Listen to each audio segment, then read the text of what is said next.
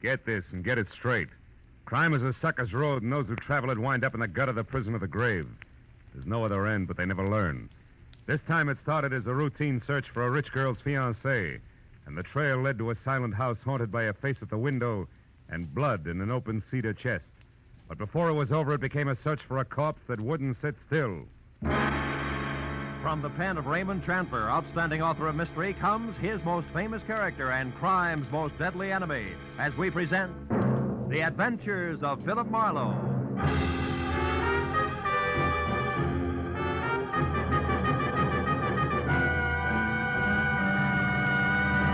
Now, with Gerald Moore, starred as Philip Marlowe, we bring you tonight's exciting story, The Busy Body.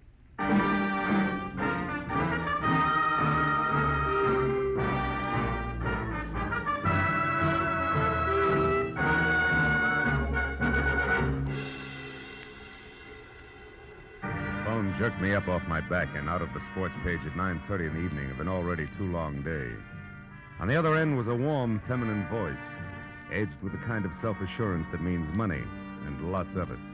But the words were both hurried and panicky, so after I hung up, I reluctantly waded through the sports section with my feet instead of my eyes and headed for the coffee shop at Franklin and Bronson, where my new client, who had identified herself as Liz Stewart, said she'd be waiting. A pair of blue eyes at a table in the corner measured me from haircut to shoelaces, so I took the cue and walked over. After we introduced ourselves, I was waved into the chair opposite her. She leaned toward me and started with a rush. Mr. Marlowe, I've got to find a man named Dean Howard as soon as possible. Not exactly a new switch. He's my fiancé. We plan to notify my Uncle Hanley of our engagement tonight. Who is Uncle Hanley? Uncle Hanley Stewart of Stewart Aluminum. Okay, go ahead. Dean Howard was to meet me at 7, but he didn't show up. Mm-hmm. And then about 7:45 he called. He started to tell me something that he referred to as a horrible mistake, but before he could get it out, we were cut off. Well, I tried to call him back. Coffee? Coffee? No. Okay. I tried to call him back, but there was no answer. So I went to his house, but it was locked and dark. And yet his car was still parked outside. Uh-huh. Well, look, Miss Stewart, why don't you save yourself $50, go home and wait for an apologetic phone call, huh? What do you mean? Well, this stacks up as being a case of cold feet or a little celebration that got out of hand. Either way, there's nothing to worry about. I've come to you for help, Marlowe, not a pat on the head. Okay. I'll assume it's my error for the moment. How long have you known this Dean Howard? I met him at a party about 3 months ago. Mm-hmm. Uncle Hanley and I both liked him tremendously right from the first. I suppose you've considered the possibility of another woman? Well, of course, I'm not a child. I can see that. Well, Dean has been deeply troubled for the past week. He wouldn't tell me why, but I'm certain that this business tonight is tied in with it. Something's wrong, and I want you to find out what it is. All right, but I'm no leg man for Cupid, so if it turns out to be nothing more than a guy's heart beating in double time, I drop it. Fair enough? Fair enough.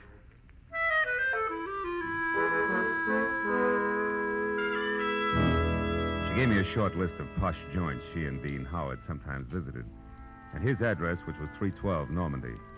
She said I could reach her at home, which was 28 Roxbury Drive in Beverly Hills.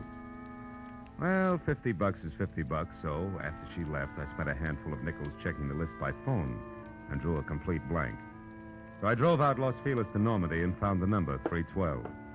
As I walked up to the door and leaned on the bell, I got the feeling that I was being watched. There was no answer, so I tried the door. It was locked. I threw a look over my shoulder as I walked around the side of the house and caught a glimpse of a face in a window next door, just before the curtain was dropped back into place. The back door of 312 was locked, too, I found out, as did the face next door, which was watching me again from one of the rear windows. There was one answer to that, so I went out in the street and up the steps of the house next door and knocked, good and loud. What do you want? My name's Marlowe, lady. I'm a detective. You may be able to help me. A detective? Mm-hmm. Well, come right in, Mr. Marlowe. It's about time's all I have to say. I'm Agatha Lambrigger. What's he been up to? Who? Well, you're investigating that bachelor next door, aren't you? Yes. Oh, how'd you know? Stands to reason. I've known all along he's a suspicious character. Yes? Lived there a year now. Comes and goes at all hours. Drives that fancy car out there. Wears fine clothes, but nobody seems to know what he does or where he gets all his money. Well, look, Mrs. And girls. Oh. Well, believe you me, they don't come to clean his house. Never gets cleaned. But they come just the same. Why, only tonight there was one. Some blonde in a white dress. I tell you, I've never Mrs. seen Lambrigger, did the girl go inside?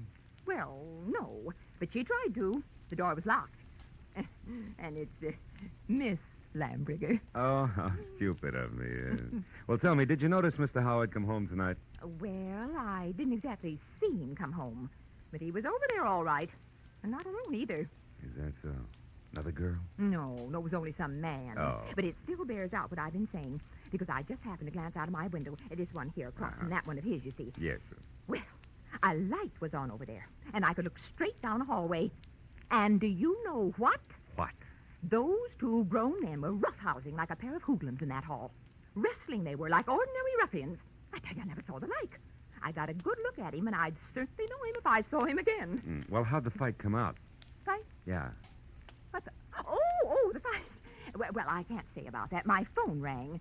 It was Lenore Crowley. She simply talks her ear off you when she gets does. started. So when I finally got back to the window, when I happened to look out again, it was dark over there. So I never did find out what actually happened. But Yes, I well, think thanks that very much for your help. I really must run. Oh, and another thing. The noise and the drinking that's gone on in that house. Why, you wouldn't believe it. Oh, you're leaving? As soon as possible, yeah. But you still haven't told me what he's up to. Well, I'm not at liberty to do that. Oh, that's a shame. Yeah. Well, I'll be here all the time, you know, and I'll certainly keep an eye on that house. Oh, I can't tell you how much I appreciate you're going to all this trouble just for me. Bonsoir, Miss Lambriger.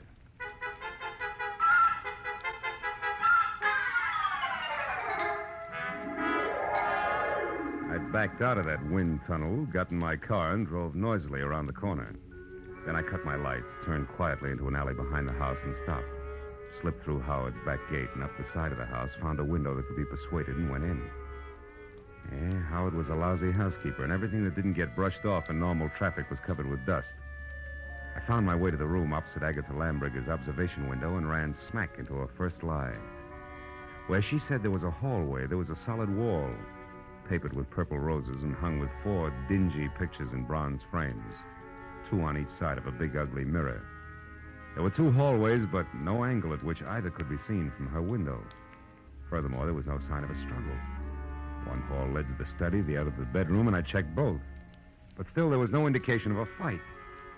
On my way out, I barked my shin on the nose of a lion carved on the corner of an oversized cedar chest, just as the abrupt sound of someone at the door brought me to a rigid halt. Whoever it was had the patience of an 8-year-old on circus day. So I set myself up as the type who might live in a joint like this and entered. What's the matter with the lights, Howard? Blow a fuse? Or could this be some new economy measure? I like it this way. I don't think I know you. You should, Howard, you should. I called you yesterday about a certain money matter. The name is Leo. Don't go for your gun, Howard. Well, since yours is pointed at my third rib, why should I? Well, like I told you on the phone, my boss is anxious. You're way overdue, Howard. I want that $50,000 the boss loaned you 3 months ago. Have it for me the day after tomorrow. All of it. Without fail. He knows I'm good for my debts. Why all the pressure? Well, maybe he figures your investments aren't so smart. Like maybe you've been blowing too much on that second-rate canary, Carol. Oh, yeah, Carol. I remember. She's your girl. Well, that's none of my business. See you day after tomorrow about the same time. And if you get a headache from worrying about paying off, just think of the one you'll have if you don't pay. It'll be like 10 times this. Oh! Good night.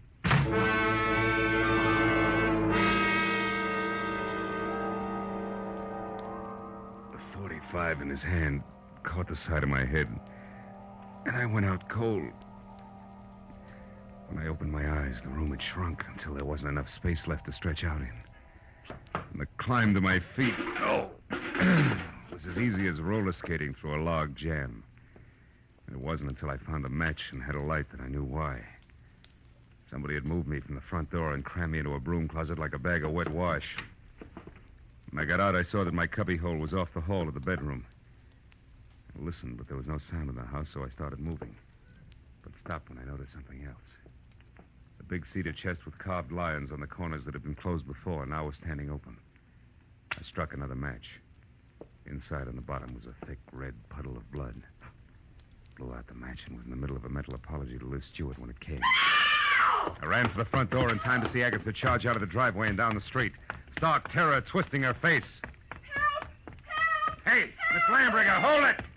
Oh, Mr. What is it? What happened? I saw him, Mr. Marlowe. I saw him. Up by the alley near the hedge. He's dead, Mr. Marlowe. Dead in my backyard. All right. Now take it easy, Agatha. Who was it? He's there now, lying on his back close to the hedge, and he's dead. What'll we do? Come on, we'll have a look. You can show me where he is. Well, all right. He's right back here. I happened to look out my rear window, and I saw something move. The dogs had been getting in my pansies lately, and I thought this was another. So I came out to chase him away. That's when I saw the body. It's right back here. It's gone. Mm-hmm. Now, look, Miss Lambriger, I've got a headache. I'm getting a little tired of this. You saw a body here just like you saw a fight in a hallway from your window. You're so anxious to be in the middle of things, you'd make up any kind of a story. No, I'm not. No, I'm not. I saw that fight, and I saw Dean Howard's body, too. It was here, I tell you. Where? Show me exactly. Well, right about there, I'd Oh, say. sure. And I suppose it... Hey, wait a minute. Yeah. My apologies, baby. There is something here. Could be blood. Here's 2 dimes and a bar receipt from the tulip room on the strip. Oh, good heavens. What'll you do now? Raid the place? You can use my phone. Thanks, but until we know where the body is, we better play it cagey. Now, let's keep this a secret between us. That'll take a lot of courage, I know, but I can trust you, can't I? I won't open my mouth to a soul, Mr. Well, Marlowe. that's great. That's splendid. Now, you better go inside and stay there until you hear from me. Who knows? You may yet be a heroine, Miss Lambriger.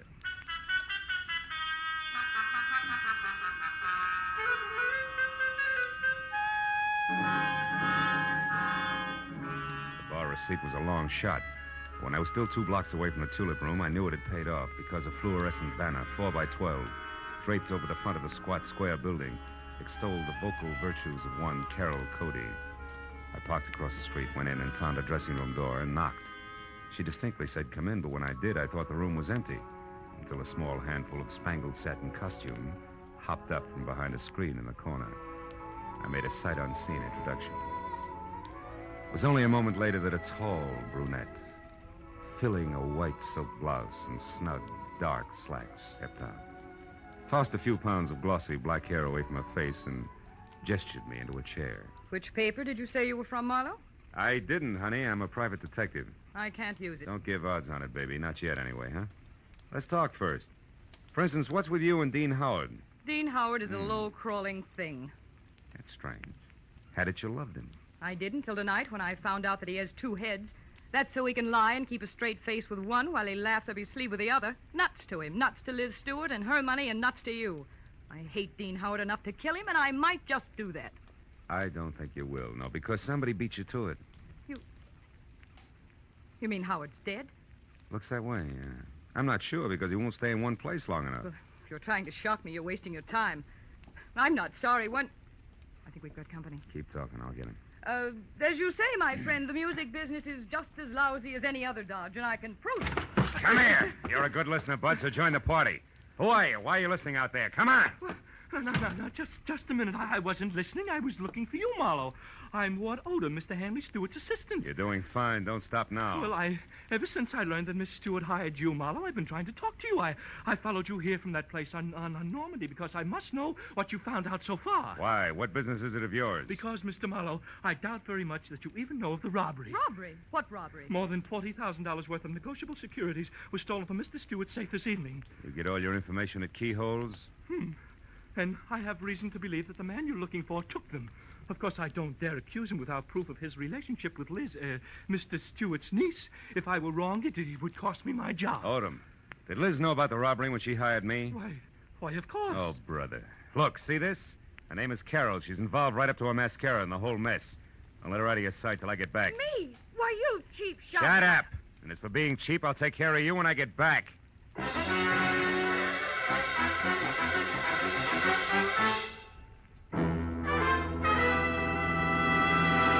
In just a moment, the second act of Philip Marlowe. But first, 3 gentlemen with highly varying but equally effective approaches to dealing with crime entertain you with their deeds of daring on CBS every Sunday. Jethro Dumont, alias the Green Llama, Police Commissioner Bill Grant of Call the Police, and Dashiell Hammett's Sam Spade. These 3 sterling gentlemen all make their appearances tomorrow on most of these same CBS network stations. And now with our star, Gerald Moore, we return to the second act of Philip Marlowe and tonight's story, The Busy Body.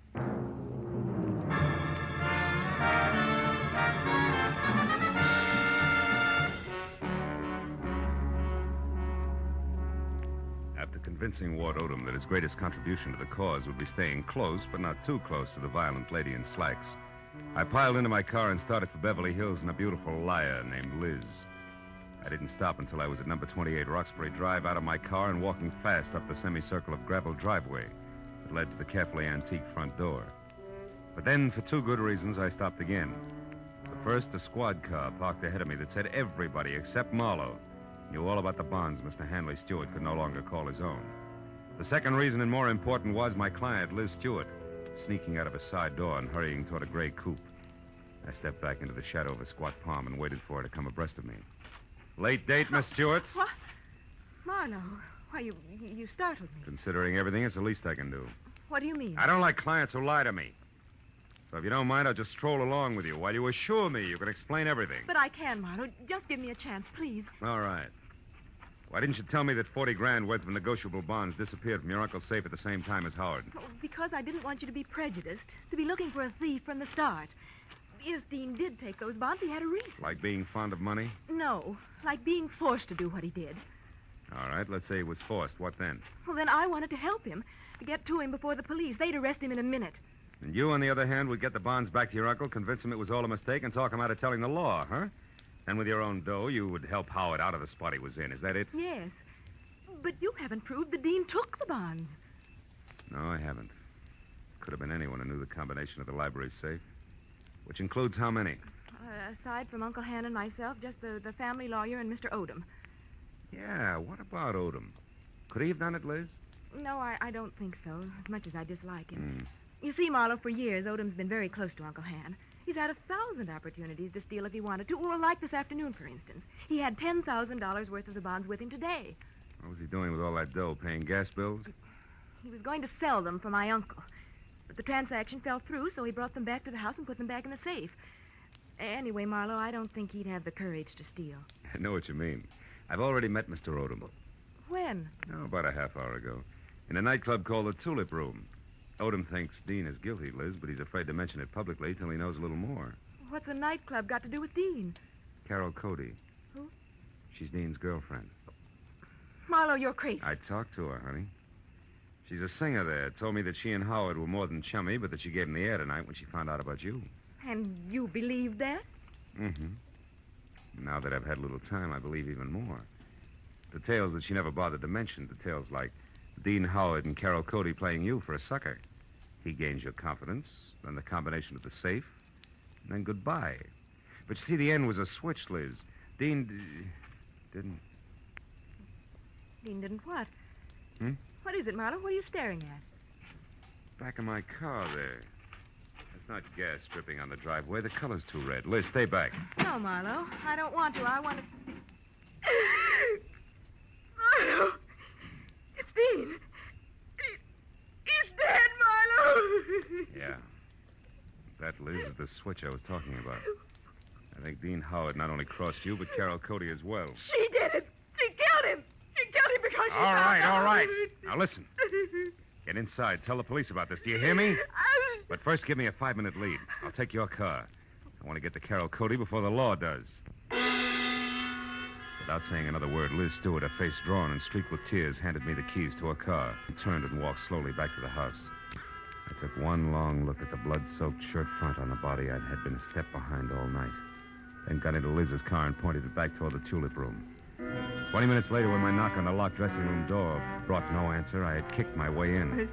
Alone and half-conscious in the middle of the floor was Ward Odom, the man I'd assigned to stand sentry over the brunette. Oh, Marlowe, she tricked me. Asked for a cigarette, and I went to light it. She swung. It adds, Odom, and you're lucky she let it go at that. It was more permanent in Howard's case. Oh, then you found his body, Marlowe. Yeah, in the trunk of my car. Oh, how awful. And she did all that, this Carol Cody? Yes and no. She must have had help, Odom, because first of all, it takes something strong. First of all, it takes something stronger than the chanteurs to keep shifting her corpse from cedar chest to garden to car, at the rate that Howard was being moved. And second, an old crow named Agatha Lambriger saw a man roughhousing with Howard over at his own place, not a woman. You mean there was a witness to the murder, Marlowe? Well, more or less. And you have no idea who the murderer is? No. That, Odom, is all the more reason why I want to catch up with Carol Cody. Happen to know where she lives? Well, yes, at the Grayfield Apartment Hotel on North Havenhurst Drive. North Havenhurst. It's a room 118. 118. And I think that it's... Marlowe, wait, my top coat is gone. What? Yes, and she was wearing slacks, remember?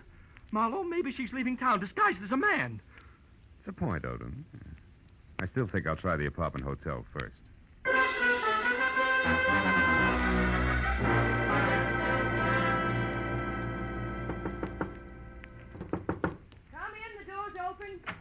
The bag's over there, boy. Did you get the Marlowe, what are you doing here? Not doubling for a bellhop, so get over there, sit down, and keep your hands in your lap, because if I have to, I'll shoot. What? I don't understand. I'll make it real plain.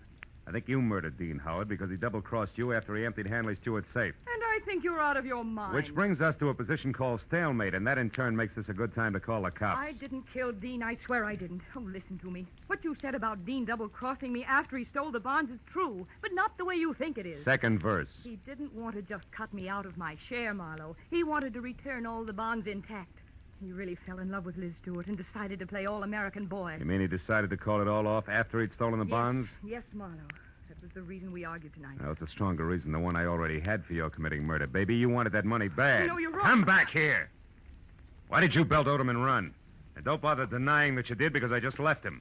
And he's minus good health and that top coat over there. So if you think I can explain that. I was scared that a confession out of Dean would get me into hot water. And when you showed and then Odom, Just a minute, Carol. But Marlowe, Just a minute, will you? I think I've got the answer. What answer? It's dust, Carol. Dust and what an old gossip swears she saw from a window.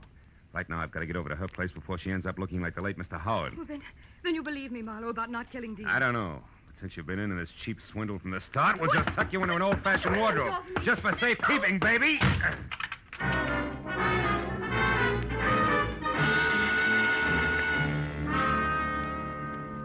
Outside in Liz's car, I slammed my foot down hard against the accelerator and didn't ease up until I screeched to a stop, away from 310 North Normandy, where I knew murder was scheduled to happen again.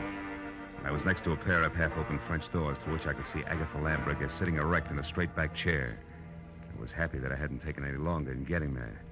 I was also happy that the man standing opposite her, gun in hand, the man who had murdered Dean Howard, had his back to me. I got a firm grip on the .38 in my hand. You've been so nosy, Miss Lambricker. And it's too bad that Marlowe had to let me know you've been a witness when I killed Dean Howard. A roughhouse, I think you called it. A roughhouse is what I thought at the time. But when I saw Dean Howard's body out in the alleyway, I knew... You knew I killed him. Everything would have been simple if you hadn't had your nose out a mile. I was going to run over him, and it would have looked like an accident. But I had to move the body after you saw it. Marlowe's car looked good until I could dispose of it. But there's no point telling you all this. You won't be able to gossip about it, Miss Lambricker. I'm sorry. Sorry, but that's the way it has to be. You or me. I vote for you, Odom. Drop your gun before I close the polls for good, real noisy like. Come on, drop it. No, don't shoot. I dropped it. Okay.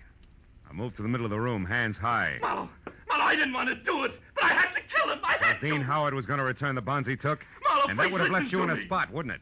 Because Howard only stole 30 grand out of that safe. You were taking 10 grand to legitimately sell for your boss. I know what And when you went to I know what return them, you happened. saw there'd been a theft.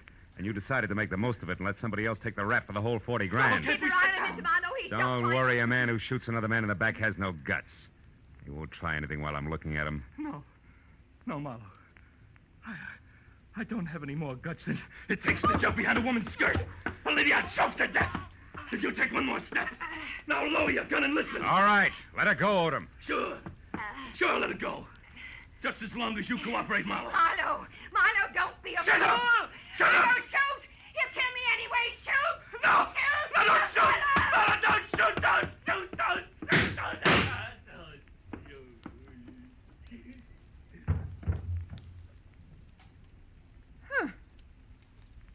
You were right, Marlowe. No guts.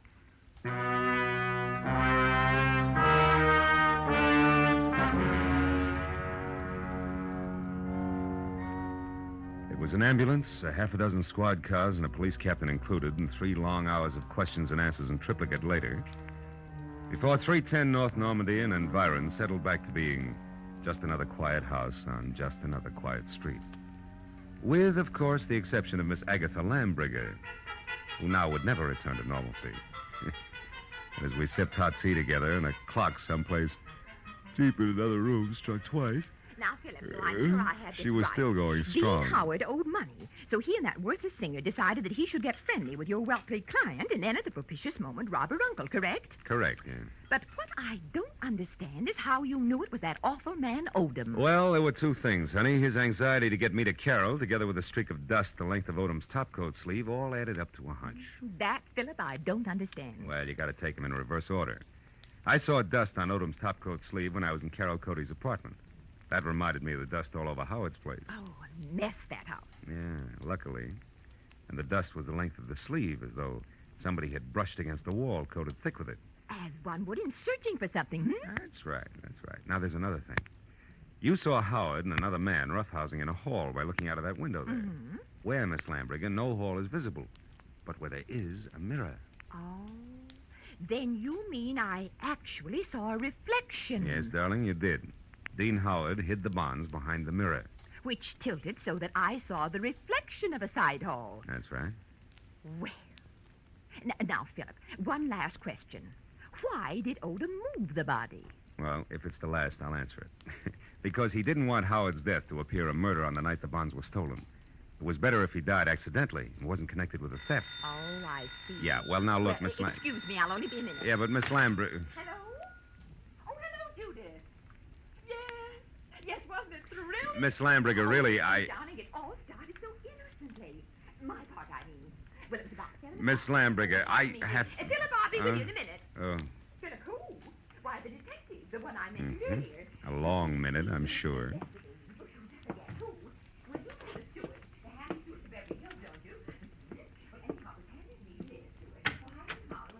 Goodbye, girl.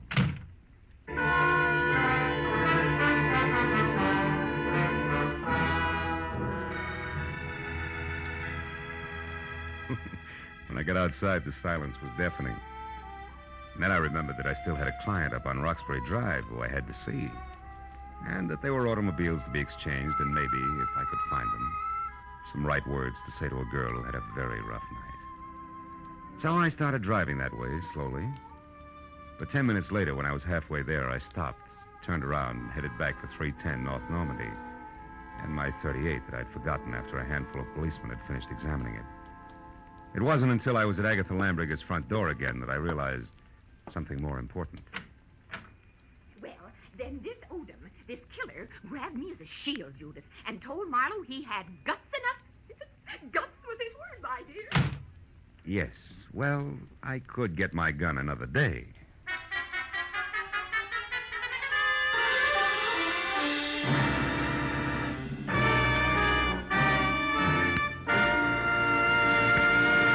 The Adventures of Philip Marlowe, bringing you Raymond Chandler's most famous character and star, Gerald Moore, and are produced and directed by Norman McDonald.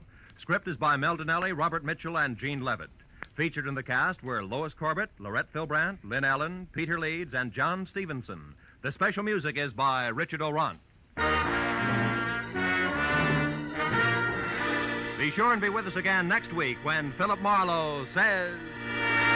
It began as the threat of a beating that turned into murder with a brown-eyed blonde, a jovial hippopotamus, and a tough ex-soldier of fortune, all complicating the problem until I got next to the key man.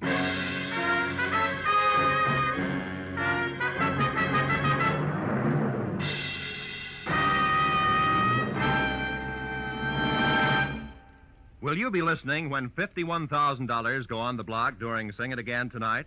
$26,000 in fabulous prizes for solving the mystery of the Phantom Voice, and additional $25,000 in cold, hard cash for answering only one more question about the Phantom. There's many another prize, too, for unriddling the smart, tuneful little riddle songs that keep Sing It Again moving at a terrific clip for the hour that it's on the air. It'll be here a little later on most of these same CBS network stations. This is Roy Rowan speaking.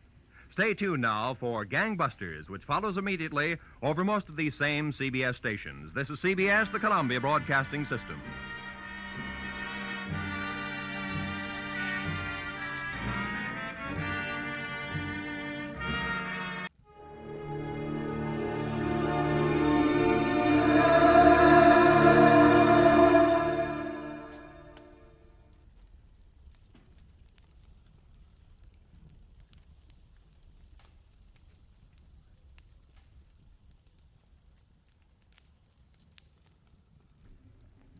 Get this and get it straight. Crime is a sucker's road, and those who travel it wind up in the gut of the prison of the grave. This time I was in the country where the night should have been nothing but peace and quiet. But a pair of angry eagles changed all that.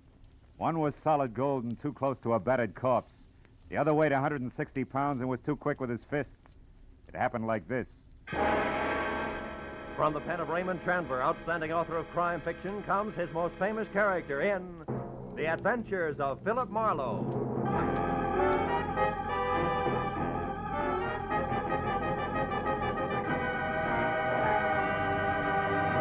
Now, with Gerald Moore, starred as Philip Marlowe, we bring you tonight's exciting story, The Angry Eagle.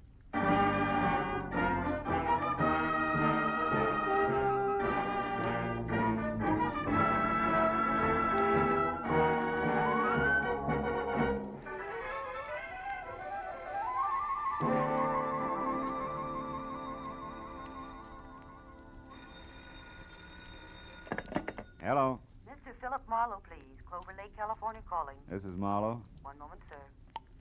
Go ahead on your call to Los Angeles, please. Hello, Marlowe. Babe Durney. Remember me, light heavy contender in 39? Oh, yeah, sure. I remember you. Good. You still have that bar in Southgate? No, I'm back in the game. Ah. Trainer this time for a welterweight that's good. His name's Danny Eagle, and he's another Barney Russ, believe me. No kidding. Yeah, but he's in trouble. Come on out, will you, Phil? Clover Lake's only 20 miles. You can be here by 6. It's just outside of Malibu, up on the hill. Well, what's your boy's trouble, babe? Plenty. And it could end up being his life. Now step on it, Phil. Oh, and listen, you're a sports writer from Detroit, not a private detective. You got it? Got it. Leaving now, babe.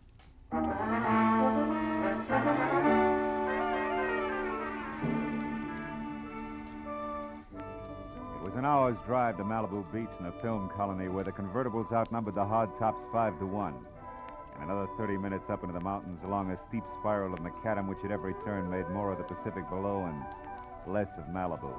Until finally I was at the top. To my right, there was a dirt road which a freshly painted sign said led to Clover Lake Training Camp, private. Raleigh Lance, owner. I drove on into what turned out to be a converted summer hotel marked office. A couple of buildings that had been stables and maybe 24 cabins spread out over a sloping green acre that led to a cliff's edge and the lake some 100 feet below.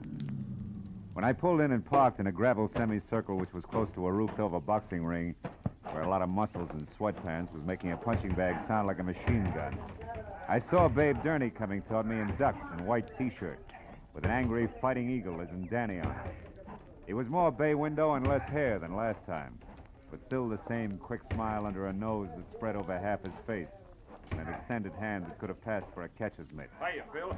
Glad you didn't take any longer. Things are worse. Oh? Danny got canned an hour ago, and he's burning up. Told Lance and his wife where they both could go, and I think he's going to personally see to it that they get there. Now, wait a minute. Who's this Lance? Oh, Raleigh Lance. He runs this place, Marlowe. Yeah. Strictly the big-time, big-shot manager. His seat at the fights has to be A1. His license plate the lowest number he can get. Yeah, half-pint in French cuffs and built-up heels. Got 10 fighters there. Danny's one. And the wife? Oh, yeah. Myra. A lot of curves, a lot of war paint, and never enough clothes on. Know what you mean. Yeah, well, also not much to keep her busy, and Lance hasn't got time to run around down in Malibu. Which means sheep's eyes at the boys, huh? Yeah, Danny Eagle included. Not that the kid ever did anything about it, mind you. Figured she was just being friendly. Come on, let's move on down by the lake like I was just showing you around. Hey, Jersey. Yeah? You can quit now. Do a mile in the shower. Okay, Big. See you later. Anyhow, Phil, this morning, Lance and the missus had a beef when the big shot got mad, read Myra off, and called Danny and tried the same thing on him. Didn't take, huh? No, so the boss canned him. Kid went back to his cabin and started kicking the fixtures around. That's when I called you. He's got a lot of temper, Phil. Yeah, but what do you want me to do? Help me get him out of here before he tangles with Lance. He said he wasn't going to get off the ground till things were squared away, and he... Oh, hold it. What now? Over there near the edge of the cliff. Friend of Lance's, just weatherwax. Well, that old man? Yeah, hayseed to look at or listen to, but he owns about every piece of land around here. Uh-huh. Rich, retired, and has just learned about prize fighters. Calls them gladiators. Also, he's got a mud fence-faced daughter he's real anxious to pass off. Yeah, also he's coming this way. Hello there, son. Yeah, don't encourage gab. It's his specialty. Well, Dave, my boy. What shape are you in tonight? Oh, well, not quite fighting trim, Mr. Weatherwax. I was just showing Mr. Marlowe here around the grounds. He's a sports writer. Sports writer? Yeah. Well, glad to make your acquaintance, Mr. Marlowe. Thank you. Yes, sir. When I think about what I've missed all these years not following the ring... Mr. Weathermarks, excuse me, but we're in a hurry. I want Mr. Marlowe to see the lake before it's dark. We'll see you at dinner or up at the lodge later, huh? Yes. I look forward to that. Goodbye. Yeah, bye, sir. The original windbag. Yeah. But, Marlowe, like I was saying, I gotta have your help. Yeah, but what can I do now? The kid's through, babe. Sure, but look, Phil, I know other managers. I also know the makings of a champ when I see him, and Danny Eagle's got the stuff. And? Okay, I like him. Phil, you gotta get next to Lance. If he thinks you're doing a feature on him, he'll be your best friend in a couple of hours. A little Napoleon. And when I'm buddy-buddy, I steer him away from ordering his muscle man to play pretzel with Danny while you're trying to get him out of here. Is that it? That's right. I already planted that you're coming up here, so all you got is... Hey, look. Huh? Up at the lodge on the porch there. That's him and Myra going in the office. My cue. Mm-hmm. Okay, but first tell me one thing, babe. Does Danny know about me? No. He'd turn against me if he did. He likes to settle his stuff his own way. That's why you gotta get to Lance. In or out of the ring, it still takes two to make a fight, Phil. Yeah. All right, babe. I'll do my best. Yeah, Philip Marlowe, Detroit Daily News. Wonder if there is such a paper. No, it doesn't sound too bad. Listen, Myra, I don't want any more trouble with you. I'm fed up. Oh, You're fine. fed up. You? Well, that's funny. You dragged me up here and expect me to... And try real hard to understand this. I dropped 10 grand, 10,000 berries last night on that punk Steve Rocker. I'm not very happy. So you want a fighter who stinks. What's that got to do with me? I don't know. But if you'd let him alone, he wouldn't have looked so tired in there. Of all the cheap cracks you've ever made, that's about the... The what? Go on, say it. You never flirted. You never played up to it. You were only being friendly. Go on, spit it out, why don't you? Don't think I won't. When we're alone. Oh. Excuse me, I didn't mean to eavesdrop. I was looking for Mr. Lance. Raleigh Lance? That's me. What do you want? My name's Philip Marlowe, Detroit Daily News, Mr. Lance. Oh. Yes. Come in, Mr. Marlowe. Oh. There was a note here on my desk. Should expect you for an interview. Glad to see you. Oh, thank you. I don't believe I've, my wife, Mr. Marlowe, Mrs. Lance. How do you do? Hello. From, Detroit, you said? Yeah. How are things at the Beaver Club? That's quite a spot, I hear. Oh, yeah, quite. I used to go with a reporter there. He told me about some wild parties at their press club. Busy Beaver Nights, they used to call them. Yes, busy Beaver night. Lots of fun. Mm-hmm. I'll bet. Myra, Mr. Marlowe and I'd like to talk a while, so... So I'll be running along. It was a pleasure, Mr. Marlowe. Thank you. Goodbye, Raleigh. I'll see you later. Yeah. Well, Mr. Marlowe, have a chair. Drink? Yeah, I will, thanks. It's quite a spot you have here, Mr. Lance. Make it Raleigh, fella. All right. Yeah, it's okay. But you're not up here to write about a training camp, are you? Of course, I know background counts, but, well, like this drink, the soda helps, too. But the scotch is the thing, huh? Health? Same. Yeah, you're right about that scotch. Mr. Lance? What is it, Kelly? I'm busy now. Well, it's about Danny Eagle. Did you give him his walking papers? No, Big Gurney stopped me, Mr. Lance. Said he'd give Danny the word himself that he could handle him. That fat pug! Who does he think he is? Well, he said he just didn't want trouble, Mr. Lance. Besides, he said Danny was taking a walk. Yeah? Well, I'm going to give him the air, too. I've got enough enemies without some lousy trainer who's on my own payroll. Pardon me, Mr. Marlowe. I'll only be a couple of minutes. Sure. Help yourself to another drink. We'll talk later after dinner, about 8. Oh, and, here, catch. Best cigar made. Let's go, Kelly. Best cigar. Seats marked A1. Yeah.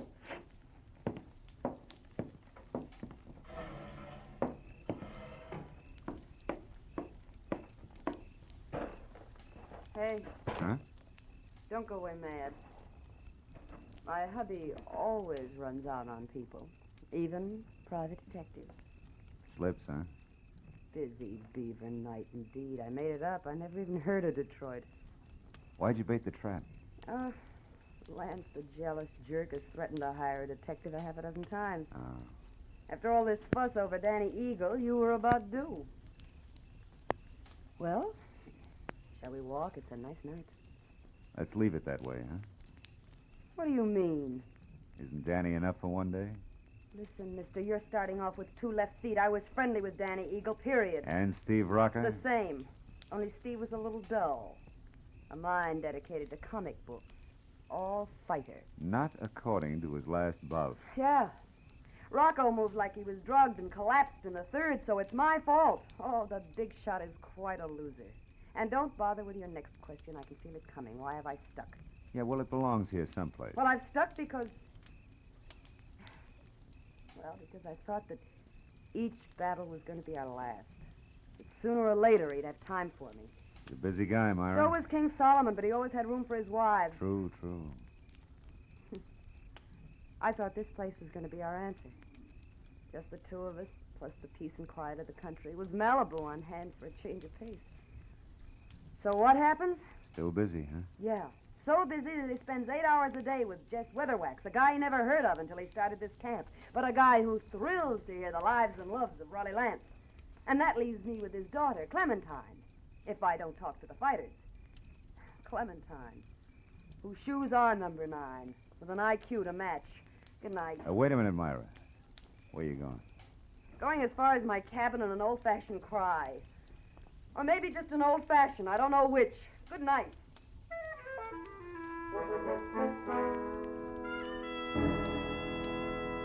When Myra pivoted on a spiked heel and stomped off into the dark, I knew that I had to move fast because when next she and hubby met, the fact that I was a private detective was going to become public domain. And from there on out, I'd be of little use to Babe Durney, and if Lance's muscle playmates caught up to me, of no use to anybody. I located Danny Eagle's cabin among half a dozen others, peeking out of a thick grove of pepper trees, showing light from a half-open door.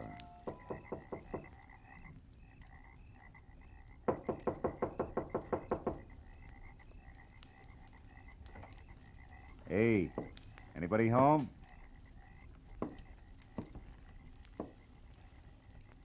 Inside, there was a closed valise on the edge of the only bed. And on the dresser, some money, a package of lemon lifesavers, and a tie clasp. A gold one with a gold angry eagle on it that said Danny was still around. Then he got to talk for himself. Think you're in the wrong cabin, mister. I haven't vacated yet. Well, don't you think it'd be easy all the way around if you did, Danny? Right now, I'm not looking for the easy way, mister. I've been walking and thinking about that. That and a pair of people I don't like. A pair I want to square myself with. Mr. and Mrs. Raleigh Lance. Oh!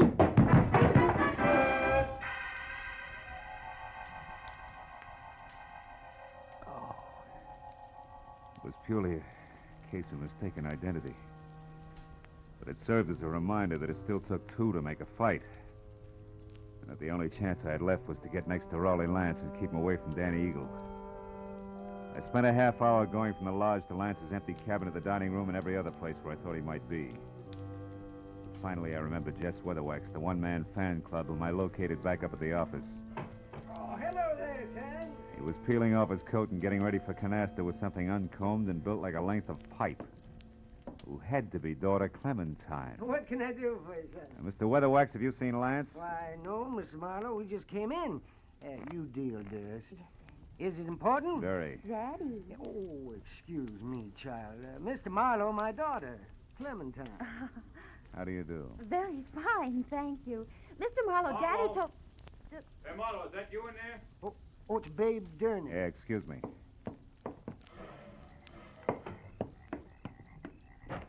Phil, come with me, quick. What's wrong? Lance is dead, Marlowe. What? At the edge of the lake on the rocks. Accident? I don't know. Come on, Phil.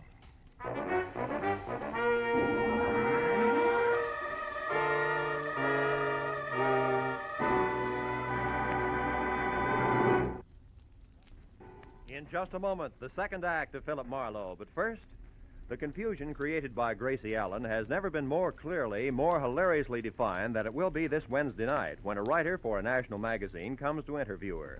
For the writer also meets some of Gracie's friends who present highly conflicting stories which Gracie does not untangle. It's another merry, mad mix-up which could come only from George Burns and Gracie Allen. So be listening this Wednesday on most of these same CBS stations. Now with our star, Gerald Moore, the second act of Philip Marlowe, and tonight's story, The Angry Eagle.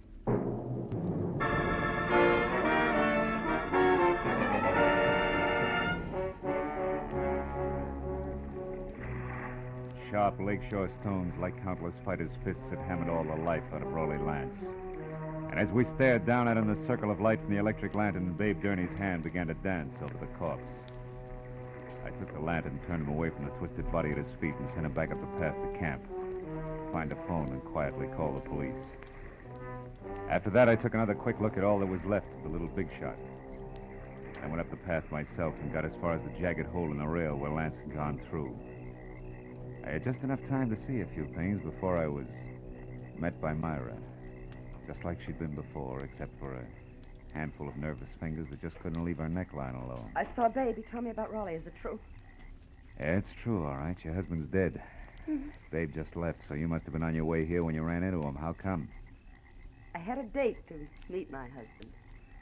For a chat. Why here? He didn't strike me as being the romantic type. He wasn't. Neither was he the type to talk where he could be overheard. Especially when he was cornered. What do you mean? I put Raleigh's back against the wall tonight. I finally got hold of a way to make that inflated ego turn loose, his favorite trinket. Meaning you? Yes. Marlowe, about an hour ago, I found out that Raleigh was crooked. Fixed fights? Yeah. When I left you, I went to our cabin for a drink. But the liquor was all gone. Lance kept spare bottles in the back of his closet, so I went to look. Found what? A briefcase. It wasn't Raleigh's, so I opened it. There was $35,000 in it. And a note congratulating him on his coaching of Steve Rocker. Rocker was drugged in that last fight, Marlowe. Raleigh sold him out, and I can prove it. Oh. That's what you two were going to hash out over here, huh? The price of your silence, which was divorce. And no strings. He told me he wanted to think, then he was going to give me his answer, but now... It's all unnecessary. You're so right. Myra, come here. I want to show you something. See? Here on the ground. What do you... No, I don't see anything. Somebody put up quite an argument right here before Lance went through the railing. Oh, yeah. Yes. And here's something else. What's that, Marlowe? The gold tie clasp, baby, with an eagle on it. Danny? Yeah, Danny Eagle. This changes things plenty, huh? Danny? I can't believe Danny would murder Raleigh. Well, you better start believing it and get back to your cabin and stay there with the doors and windows locked. You think he might go for me You next? were half the beef. Now that he's gone this far, chances are good he's got something nice thought up for you, too. Unless I'm making the king-size mistake and you and Danny turn out to be a team. Are you crazy? It could figure both ways, baby. So I'll keep it in mind until I get something more to do with it. Meanwhile, like I said, take care of yourself. I dropped the tie clasp into my pocket and then started looking for its owner, who could be number one candidate for a noose. I decided to try Danny's cabin first, but when I got there, it was dark, with everything just as I'd left it. Until I'd turned to go. Someone was framed in the doorway. It was the gentleman farmer, a novice fight fan, Jess Weatherwax. You looking for something special, are you, Mr. Marlowe? Yeah, as a matter of fact, I am. I figured you would be, what with being a reporter, because I know there's been some kind of a ruckus here tonight. How did you know there was trouble here? Well, I happened to be passing by a certain phone a few minutes ago, and I heard that trainer, Babe Gurney, calling the police. Oh. Okay, as long as you know that much, you may as well know the rest. Somebody shoved the boss of this place out through a railing into 100 feet of thin air. He's dead. Well, Lance murdered?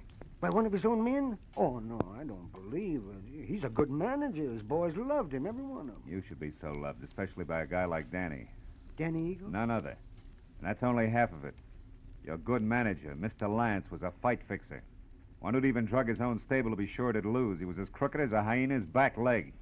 He prearranged boxing fights? That's putting it mildly. His own wife, Myra, pinned that on him just tonight.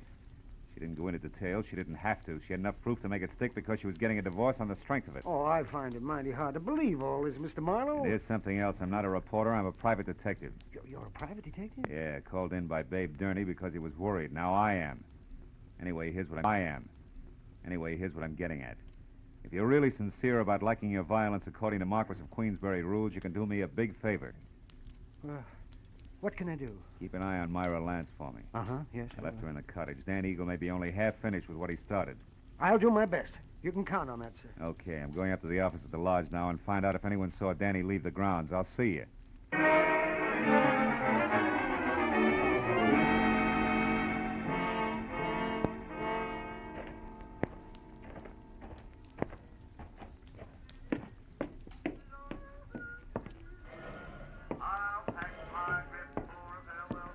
Oh, hello there, Mr. Marlowe. Did you get enough story material from the box fighters? For a couple of novels, Clementine. You alone here? Well, I am now. My daddy and I were playing canasta, but he left a while back. Went off without his coat, too, see? I know. You've been here in the office ever since, huh?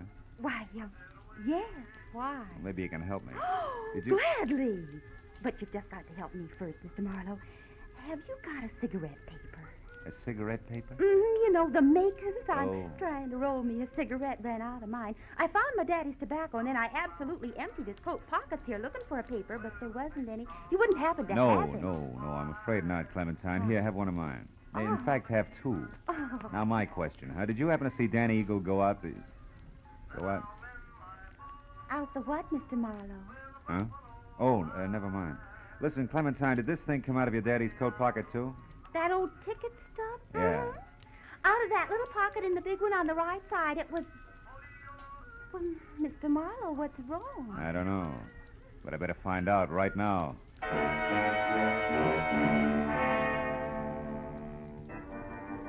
As I ran out of the office and past the empty rope ring toward where the cabin stood, I was full of the conviction that Clover Lake Training Camp was due for a second corpse any minute.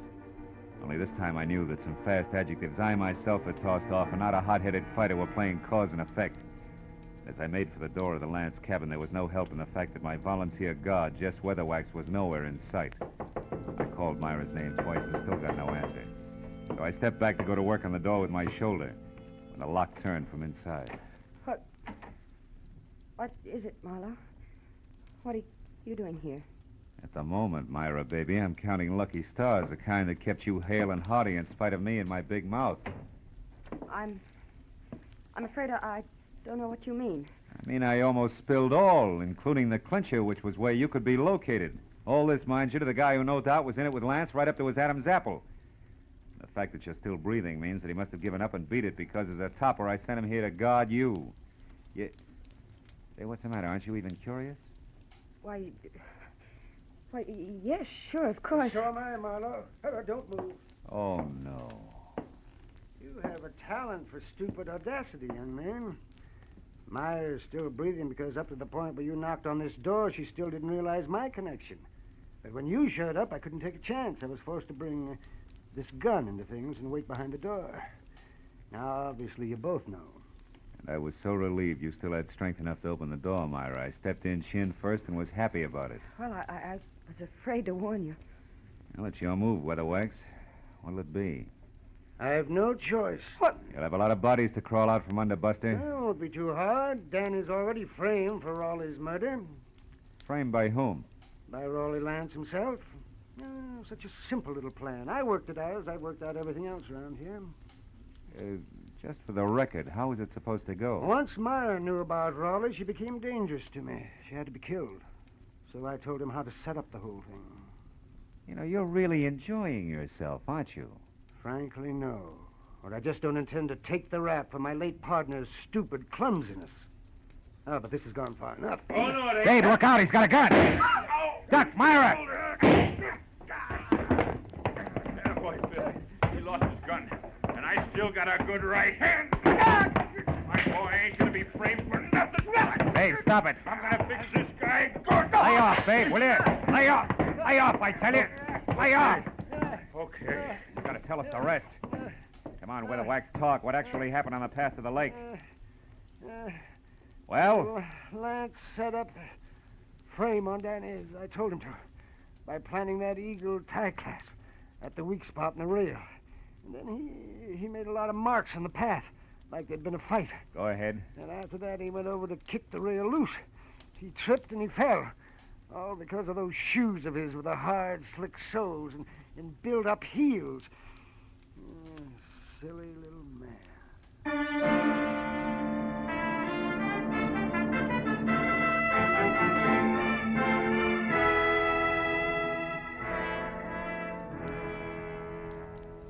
Well, it wasn't long until the boys from the sheriff's office arrived with a good doctor, a lot of open notebooks, and an endless supply of questions. But finally, all the pieces were fitted together. Very surprised Danny Eagle, who had done a lot of thinking, was back from a second long walk. And the whole thing had boiled down to me, alone at the bedside of a heavy-jawed trainer, who had a happy look on his ugly puss for the first time that night. Our boy's going to be champ now, Marlowe, thanks to you. Oh, thanks to you, babe. We were almost down for the count when you showed up. Hey, how's the shoulder? That's nothing. Hey, look, tell me something. How'd you back old Weatherwax into that corner? Oh, well, I found a ticket stub from his coat pocket with the number A2 on it. Weatherwax claimed that he'd never seen a fight or met Lance until the camp opened up here. But that stub proved that just a month ago, he sat right beside Lance. Yeah, that's right. Yeah. Lance always had seat A1 at the arena. Check. In short, Weatherwax was a liar who dropped his guard. And in this racket, you do that just once and you're out. Yeah. Hey, see that the Eagle keeps his guard up, will you, babe? I'm going to be betting on him from now on. Don't give it another thought. Good night, Phil. And I didn't give it another thought. Neither did I think about an arrogant little guy whose phony heels and twisted mind had dumped him into his own trap. Or about a fat gambler who traded in perverted victories and rotten, hopeless defeats. Instead, I thought about the sun coming up over the hills. And a nice big platter with a ham omelet on it. And then a good, solid 8 hours sleep. Nothing else. You know, sometimes I think I have no soul.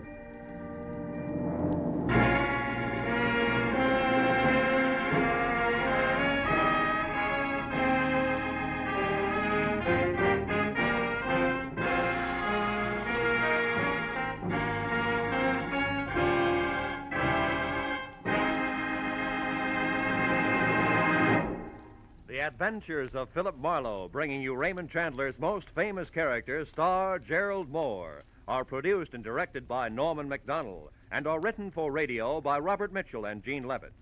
Gerald Moore can currently be seen starring in Republic's The Blonde Bandit. Featured in our cast tonight were Joan Banks, Barney Phillips, Wilms Herbert, Howard McNear, Elliott Reed, Frank Gerstle, and Ann Morrison. The special music is composed and conducted by Richard Arant.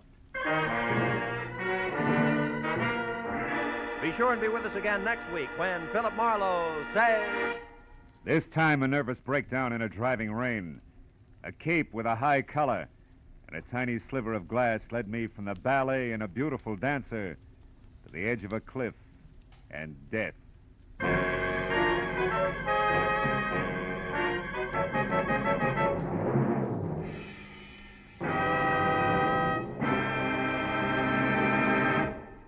A few months ago, our newspapers and magazines were full of articles and pictures showing the progress we've made during the first half of the 20th century. That progress, brought about by the American way of doing business, means that today we enjoy the highest standard of living of any nation in the world. We can keep our standards high, and we can increase the benefits for all of us by continuing to produce efficiently under a free economic system. This is Roy Rowan speaking. Now, stay tuned for Pursuit, which follows immediately over most of these same CBS stations.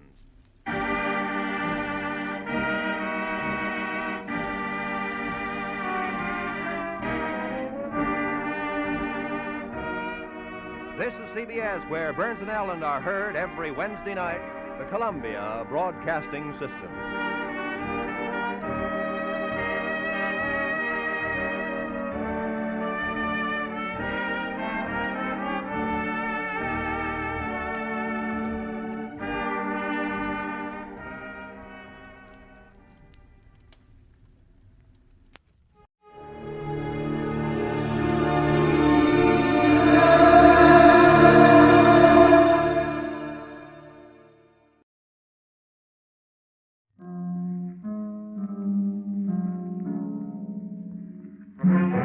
The Columbia Broadcasting System presents Yours truly, Johnny Dollar.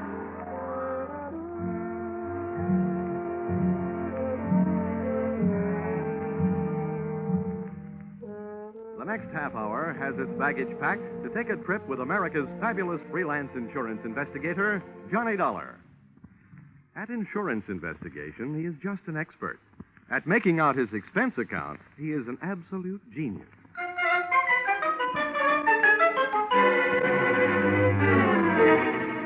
Expense account submitted by Special Investigator Johnny Dollar to Home Office, Nutmeg State Casualty and Bonding Company, Hartford, Connecticut.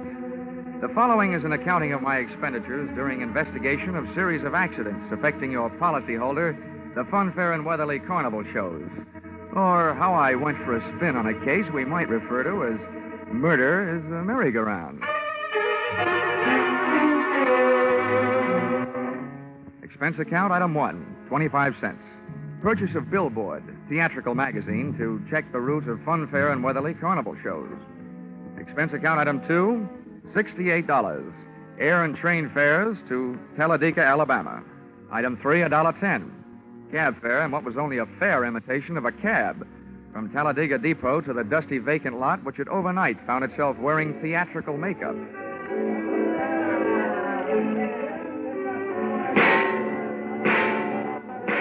Brightly as the hot sun beat down on the midway, it couldn't help the layout of canvas and slats from looking beat up. A perspiring mechanic shot sparks of profanity back at an obstinate motor as he tried to get it to roll the giant hoop of a Ferris wheel. I asked him what he knew about the accident of a week before when a car dropped off the same Ferris wheel, badly injuring 3. He was charming. Listen, pretty boy. Don't go getting nosy around here. The Joe in charge of the electric scooter concession was just as sweet. On the subject of how come one of his scooters blew up a few nights back, sending a citizen to the hospital, he just didn't feel like talking. If you ain't a cop, start moving. If you are, where's your warrant? I was just asking the pilot of the giant airplane spin who he thought might have cut the cables the night one of his wallboard gliders took off across the carnival crowd, crashing and busting up a few more customers, when I got a canvassman's version of a sharp answer. A tent stake right behind my ear.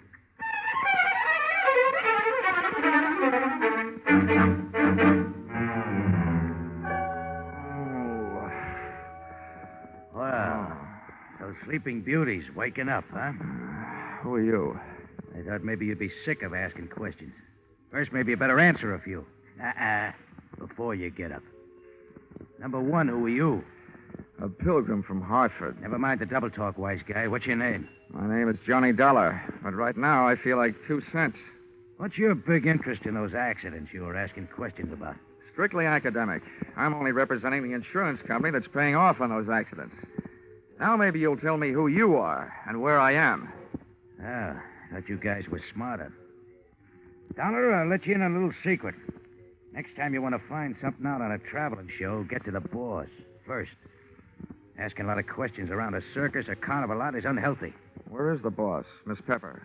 Louise is in the other end of this trailer. She'll be right out. Now, okay, you can get up on your feet. Oh, thanks. I hope you don't mind if I don't stay up on him. I feel more like sitting down. Go ahead. You still haven't told me who you are. My name's Brennan. Oh, yeah, Shanty Brennan. Yeah, you're the general manager of the show. They told me all about you. Louisa Pepper's right arm and strong arm. How long will she be? Yeah, she's getting dressed. Just finished taking a nap. We drove all night to get here. How about having a blast with me while you're waiting? No, thanks. I haven't enjoyed a noon bottle since I was 2. But don't let me stop you. Thanks. Oh. You sure you won't have one? I'm sure. Brennan, the insurance company's been checking up on your show. The police chiefs in the last 10 towns you've played say it's a clean one. We haven't got a pickpocket or a grifter on the lot. But plenty of trouble, huh, during those past 10 stops? At least once a night somebody's got hurt. But never any of us. It's always 1 or 2 of the townies, the citizens. Last night, a car on the whip cut loose. That sent 4 to the hospital.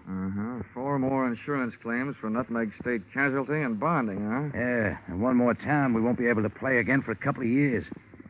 It's a wonder we didn't travel out of that town last night by rail, tarred and feathered. For 10 straight nights now, you've had at least one big accident every night. What's your guess, Brennan? Has fate taken a steady job on your show, or is somebody out to get you? Somebody's out to get us. Okay, well, do you have any idea? Oh. Why didn't you tell me we were entertaining a gentleman, Shanty? I'd have put on some more clothes. It would have taken a lot more clothes to cover all there was of Louisa Pepper.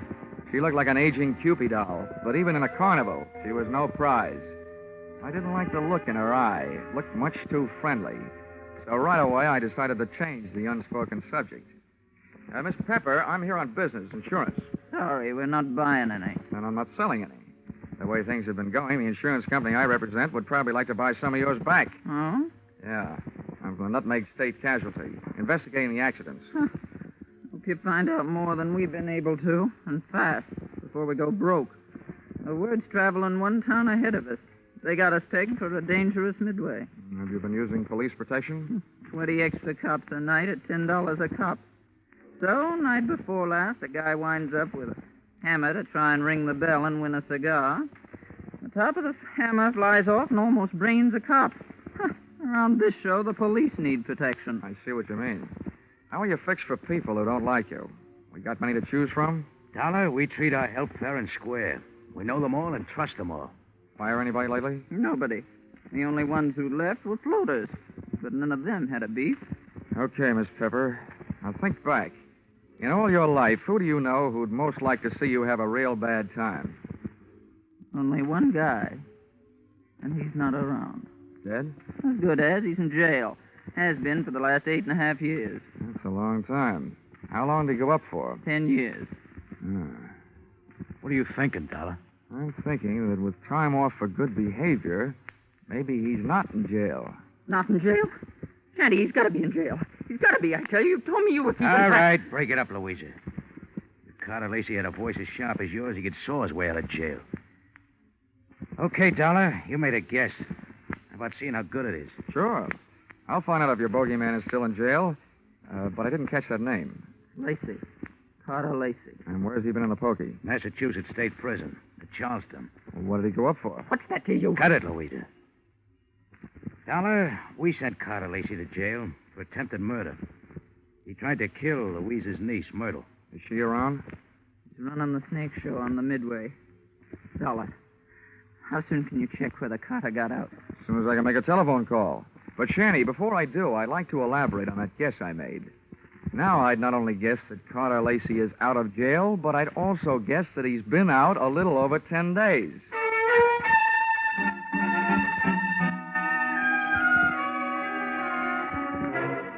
Expense account, item 4, $3. Telephone call to Massachusetts State Prison, confirming both of my guesses.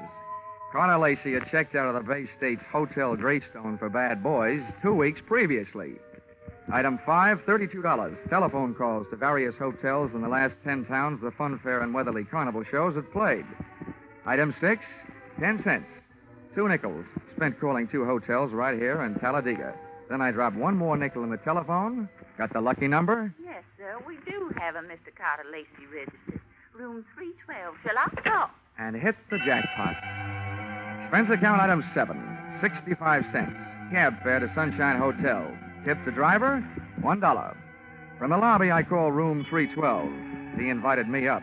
I invited him down. I knew I'd feel better talking to Carter Lacey with a lot of people around. They'd make nice witnesses if he suddenly got homesick for prison life and used me as his ticket back. I waited in the coffee shop. The waitress brought me a cup of coffee, and my palate went to work refereeing a one-sided bout between the strong Java and the weak cream. Hello. Dollar? All right. Sit down. Thanks. So you're Carter Lacey, huh? Have some coffee? No, thanks. It keeps me awake nights. How about your conscience? Having the same trouble with that? My conscience deserves an 8.5-year rest. But it can't start its vacation until I even up a few scores. Busting up carnivals. Child's play. Look, Dollar, over the phone, you told me you're an insurance investigator. You can save your company a lot of money. How? Call them up and tell them not to insure the lives of 3 people. Because any minute now, 2 of them are going to be dead. Louisa Pepper, Anise Myrtle, and Shanty Brennan. Yeah, Dollar. I'm going to kill 2 of those people. The other one's still my friend and is going to help me do it. In case you don't know your law, Dollar, don't bother calling the cops. I can't be held for making a threat unless I put it in writing. Well, Lacey, I don't know what your beef is against the people running that carnival, but those accidents have been hurting a lot of innocent bystanders. Dollar, you're talking to a guy who really knows what it means. Getting hurt as an innocent bystander.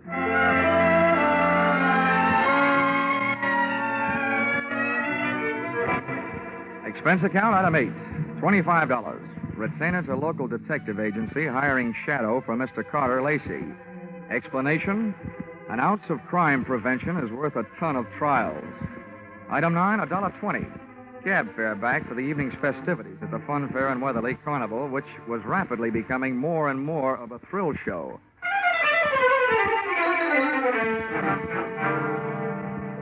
Expense account, item 10, 30 cents. Down payment on ulcer, eating supper at what the Carney people call a grease joint. I made my way among the trailers that were lined up behind the midway, and as I looked for the one housing Louisa Pepper's snake-charming niece, Myrtle, the burning sensation around my heart wasn't all caused by the hot dogs I'd just eaten. Who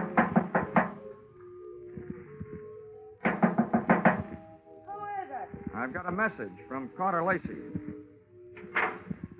What did you say? I said I've got a message from Carter Lacey. For you and your Aunt Louisa, Shanty Brennan. You're the only one I haven't met yet, so I thought I'd deliver it to you first. Where is he? In town. Got any snakes in the trailer? No, of course not. All right, then. How about inviting me? Are you the insurance guy they told me about? Yeah, that's right. Okay, come in. What did Lacey say? He said that he's going to kill 2 of the 3 of you. Which 2? Didn't he say? No, he didn't. He just said that 2 of you are going to get it. And that his one friend among you, the remaining one, is going to help him do it. He'll do it. He hates us. I know he'll kill us. You say Louisa and Shanny don't know yet? No, they don't. You're the first to know. Well, then wait here. I'll run tell him. I'll stop back here before I go into the tent to do my next show. Grab yourself a drink. I'll be right back. But she wasn't right back, and it's just as well she wasn't. She might have interrupted me while taking a sightseeing trip through the drawers in the trailer's built-in bureau.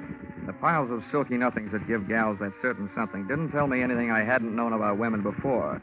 But a little black book stashed among them did. I needn't have rushed my search, though, because Myrtle Pepper was still gone after 10 minutes.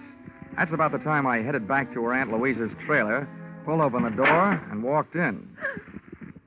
You scared me, Della, barging in like that. Mr. Dollar, I told you I'd be right back. Did Myrtle here deliver Mr. Lacey's little love letters? Yes, the fool. He always was a fool. He can't kill us. You mean it's against the law? I mean, it's impossible, that's all. Look, Miss Pepper, you and your niece here are both plenty scared.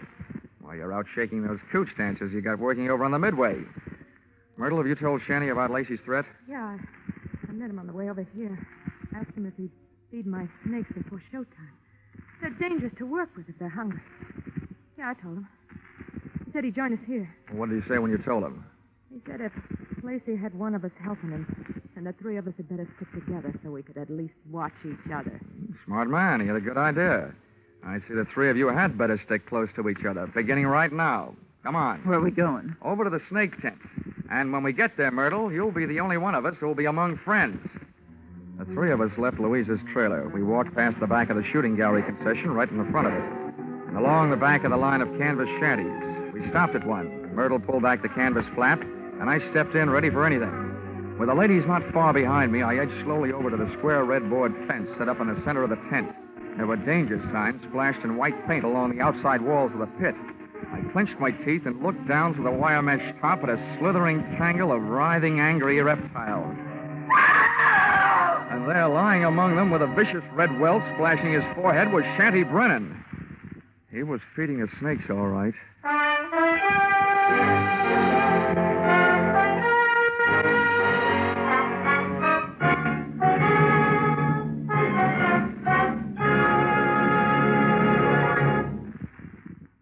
In just a moment, we'll return to the second act of yours truly, Johnny Dollar. But first, here is some news. 30 minutes of new thrills will be added to CBS 10 great Sunday night entertainments this coming Sunday. At 6:30 p.m. Eastern Standard Time, where you formerly heard Spike Jones, CBS will bring you screen star John Lund in an adventure-packed tale of a ship filled with terror and horror. This story, A Shipment of Mute Fate, starring John Lund, is the first of 3 special broadcasts from CBS' famous Escape series. It will be heard over most of these stations immediately preceding a familiar show which brings you a different kind of escape, The Jack Benny Show. And now, back to yours truly, Johnny Dollar.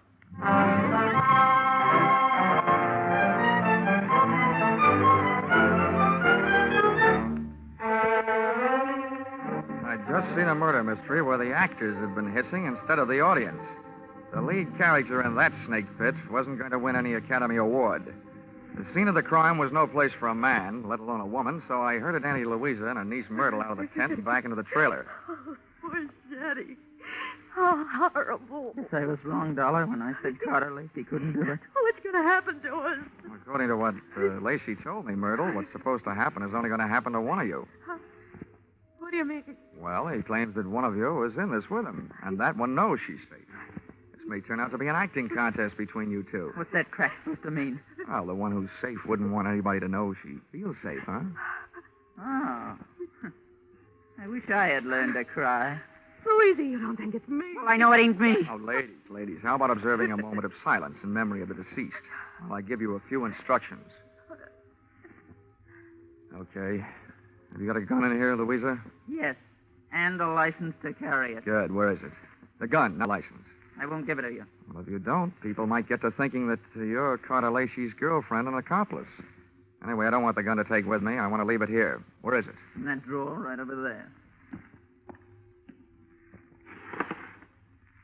Which end of the drawer? What's the matter with you, blind? You'll see it. I'm not turning my back on you. Which end? You'd make a lousy trapeze out of Dollar. You don't take any chances. This end, toward me. Thanks.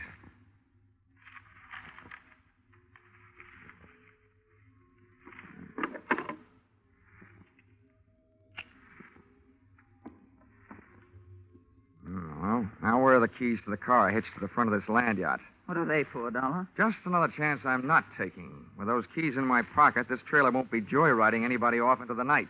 Where are they? I'll get them for you. Wait a minute, Myrtle.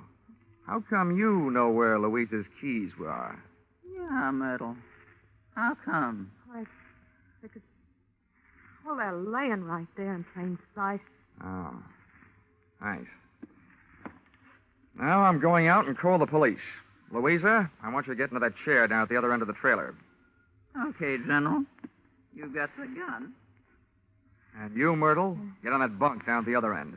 I don't understand all this. And now, ladies, while I'm gone, I don't want one of you gals to be knocking off the other. But on the other hand, I can't leave you here without protection. So I'm leaving the gun right here on this table in the middle of the trailer. And if Carter Lacey comes knocking at your door, you can have yourselves a race for the gun.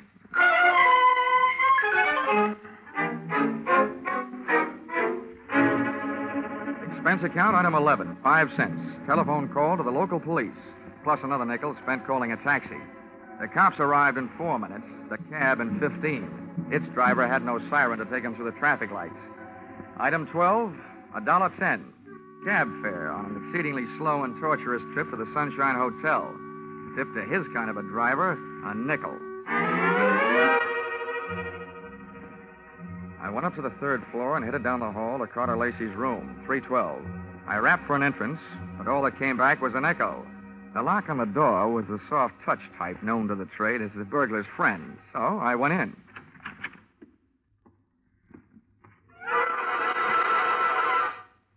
Stars fell in Alabama? Oh. Stiffs fell in Alabama tonight. Oh, Operator, this is an emergency call. Let me have the Tuskegee police, will you? Hello? Police department? This is the same guy who just called you from the carnival to report a murder.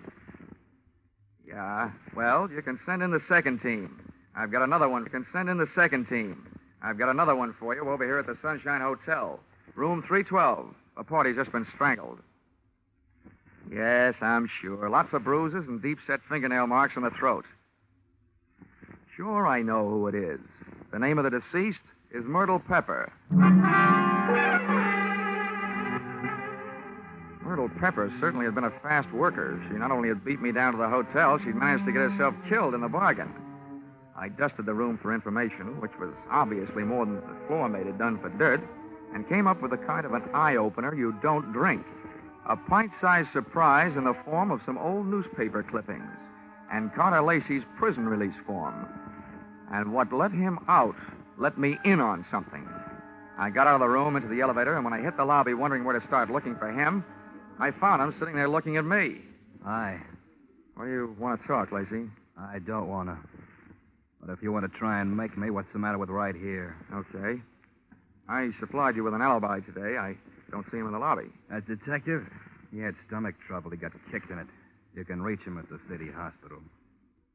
You know, in prison, I was a trustee. I get out, nobody trusts me. Oh, with that forecast you gave me this morning, what else? Forecast? Yeah. You predicted that you'll kill 2 people. Well, tonight the 2 people are dead. Shanty out at the carnival, and now Myrtle up in your room. What does that make you? A good forecaster. Or the killer, maybe? Thanks for the maybe. Look, Dollar, I came to this town to take care of something. I took care of it. You want to yell cop? Go ahead. From now on, nothing bothers me. Well, then stop chewing your nails. You told me this morning that one of those 3 people was working with you. There's only one left. And suddenly, Lacey, I don't believe your story. Suddenly, I don't care. Shanty Brennan lied to me this morning. He said that you went to prison on a charge of attempted murder. Your prison release papers say you went up for grand larceny. You see what happens to bad little boys that tell lies? I'm not through yet. I fished a bank book out of Myrtle Pepper's trailer, a 3-way joint account. Myrtle, Shanty, and Louisa. The first deposit, $60,000. The date, the same year you were thrown into the can for stealing $60,000. To me, that spells a 3-way split for them and a frame for you. Also, to you, it spells a motive for hating all 3 of them. So I lied to you. What are you going to do, wash my mouth out with soap? From now on, I don't need any answers from you, including smart ones. But look, you'd better stick around. If the cops don't pick you up for murder, maybe the hotel will want to press charges against you for having an extra unregistered person occupying your room.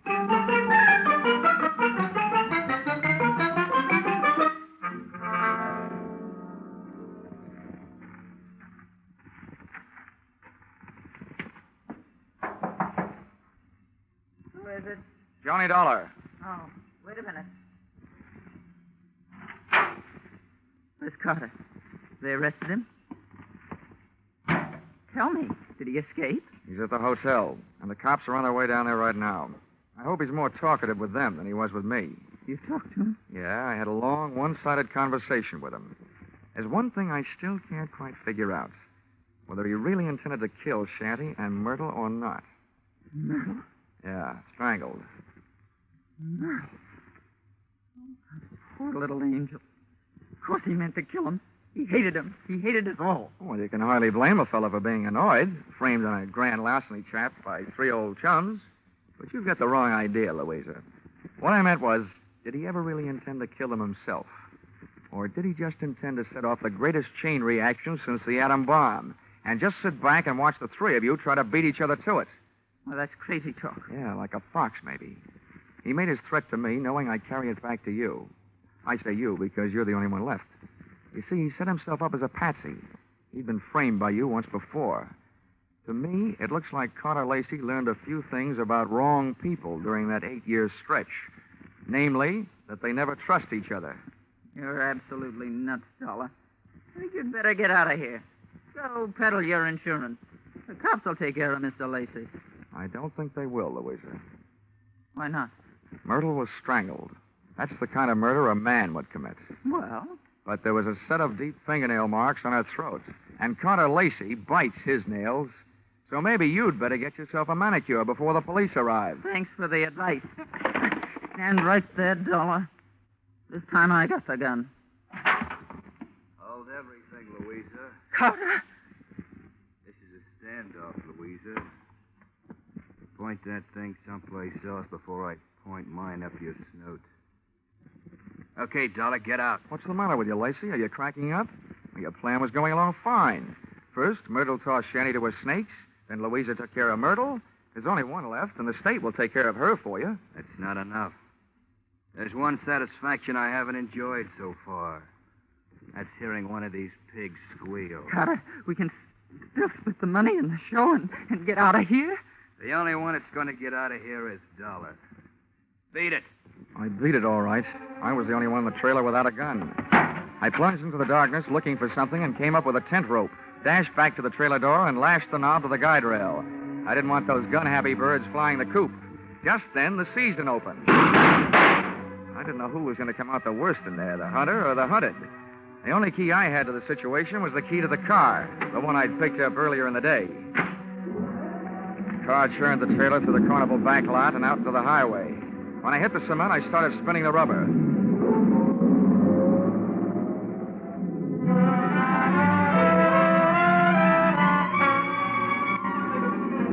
Just as we hit the streets of the sleeping city, things woke up.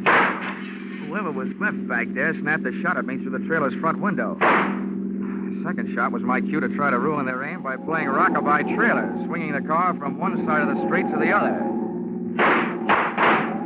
Just as the not-so-sharpshooter made another try, I picked up just what I was looking for, a game of tag with a police patrol car.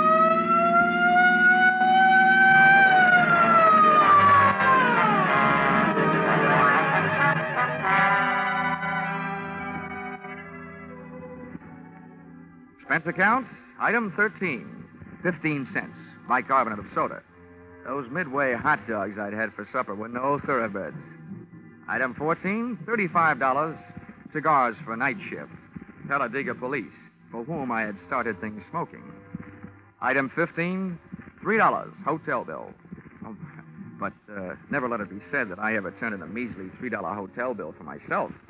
This was to check out of the Sunshine Hotel, the man who had checked out in the trailer at the hands of Louisa Pepper.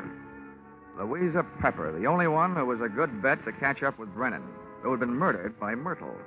And Myrtle, who had been loused up by Louisa. And Carter, whom she had also carted out of this world, proving that when you start any kind of chain reaction, you should be careful, because you're never going to be sure where it's going to stop. Expense account total? What? Only $692.18.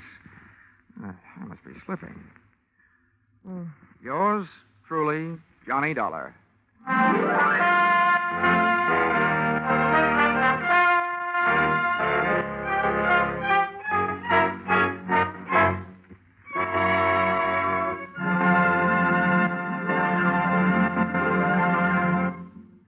The madman of music is moving.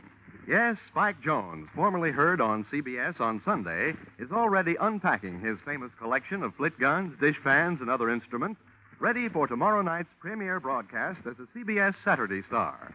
Hear the Spike Jones Show on most of these same stations tomorrow night at 7 o'clock Eastern Standard Time, when it joins Vaughn Monroe, Gene Autry, Gangbusters, and Sing It Again as a regular Saturday night CBS feature.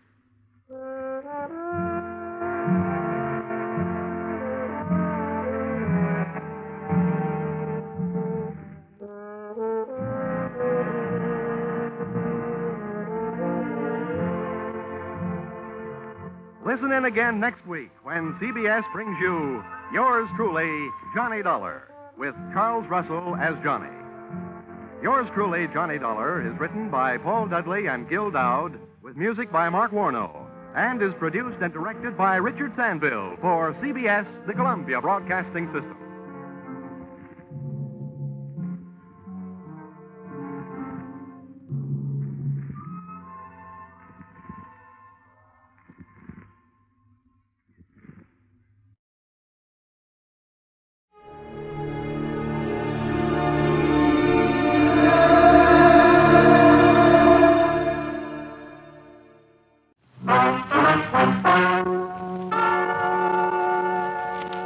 Ladies and gentlemen, the story you are about to hear is true.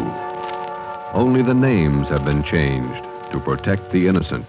NBC brings you Dragnet.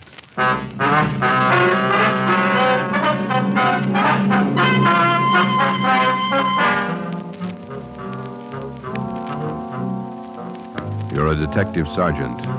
You're assigned to robbery detail. There's a potential killer on the loose in your city.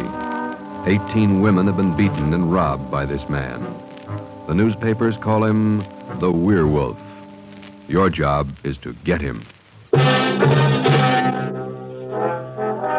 Dragnet, the documented drama of an actual crime investigated and solved by the men who unrelentingly stand watch on the security of your home, your family, and your life.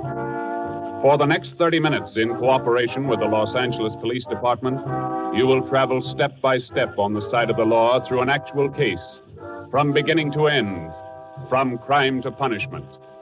Dragnet is the story of your police force in action. It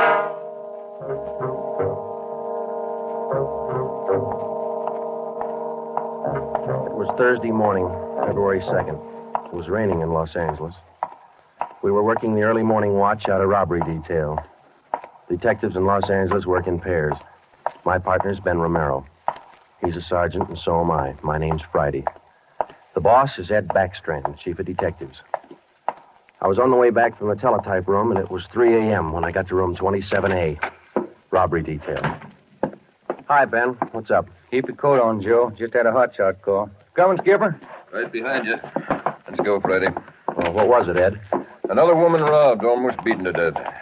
Well, how many does that make? About 18 in 6 weeks. Is that right, Skipper? Yeah, 18 too many. Come on down these stairs to the garage. Yeah. What about that suspect we had, Ed? You mean Martin? Yeah. Had to release him this morning. But I got a good tail on him, Henderson. Yeah. We got any report yet? Nothing definite to hold him for. Here's the garage. Let's hustle it. Right.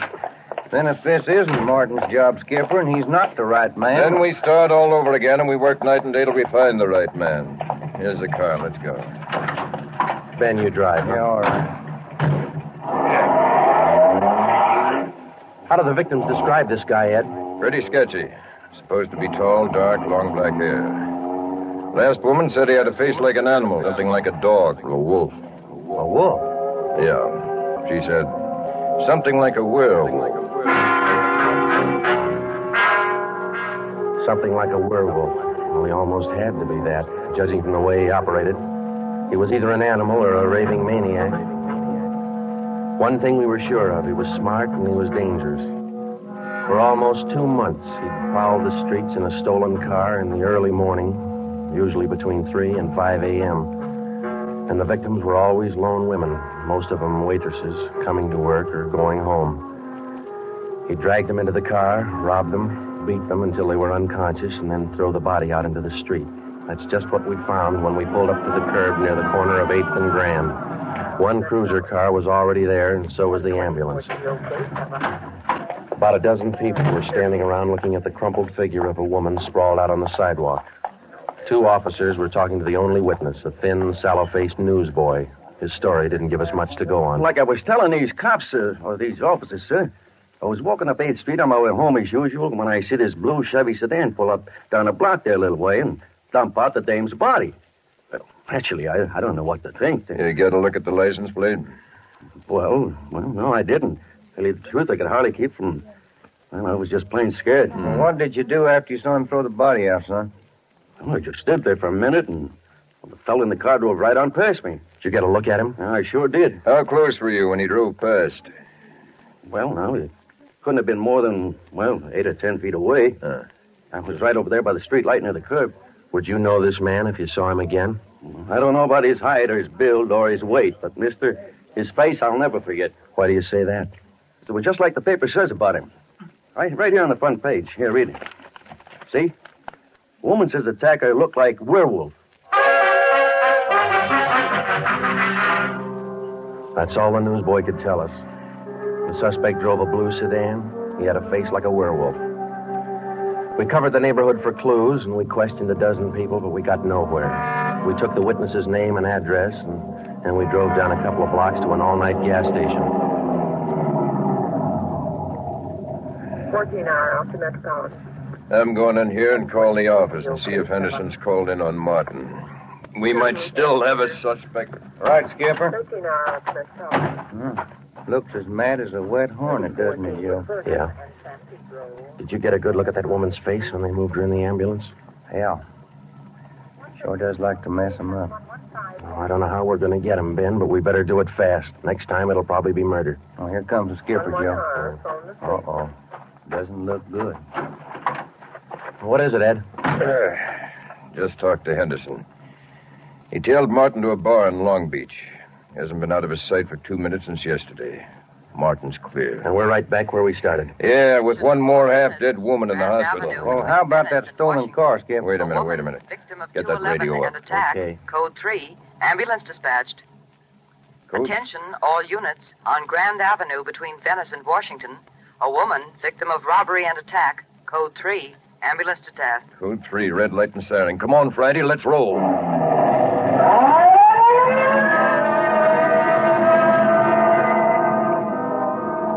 We couldn't be sure, but it sounded like another one. 6 minutes later, we were there. Same story. Werewolf. The next day, the chief ordered the number of cruiser cars doubled in the Central District. This was for the early morning watch with plainclothesmen to back them up. Then the newspapers played it big, and in 2 days, the story was on the front page of every paper in town. Maybe that should have made the werewolf lay low, but it didn't. Because at 4 o'clock that morning, while Ben and I were patrolling with the other cars, he got his 20th victim. Attention, all units. Whittier between Soto and Matthews. A woman, victim of 211, an attack. Code 3. Ambulance dispatched. Here's a report on that blue sedan he used the other night, Joe. Found it out on Anaheim Telegraph Road. Any luck with it? Not one fingerprint we can use. Anything else? Nothing. Well, how about the auto theft detail? Same old story, Joe. He steals a car, uses it once, and then drops it. Never leaves a thing behind. Well, that's great. We're sure moving fast. How about that big guy you picked out of the lineup this morning? Oh, I checked his alibi. It's perfect. Now we haven't got even half a clue. Yeah. Well, come on, let's check with Ed. He's instructing the policewomen on the plan for tonight. All right.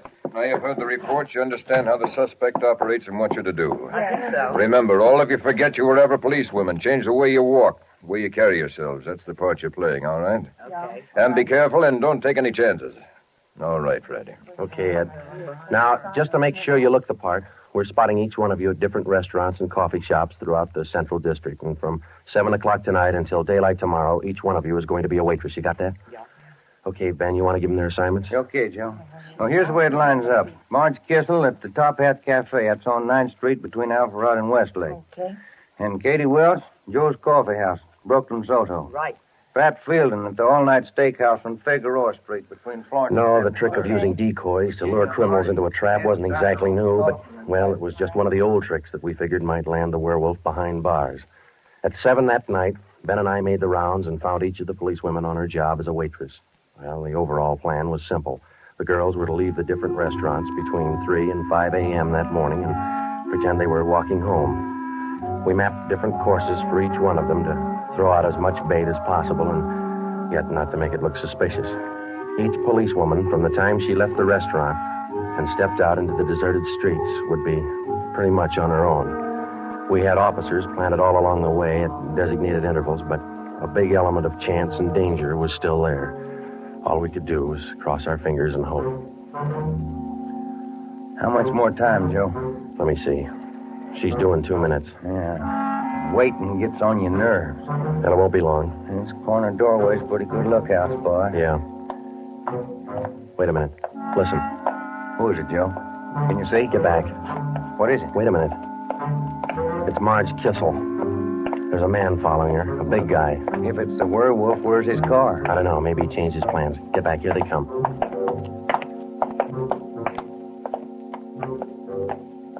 You get a look at him, Joe? Oh, pretty good. Not too suspicious. Might be coincidence. Well, I got a pretty good lead. Come on, let's go. Stay back in the shadows.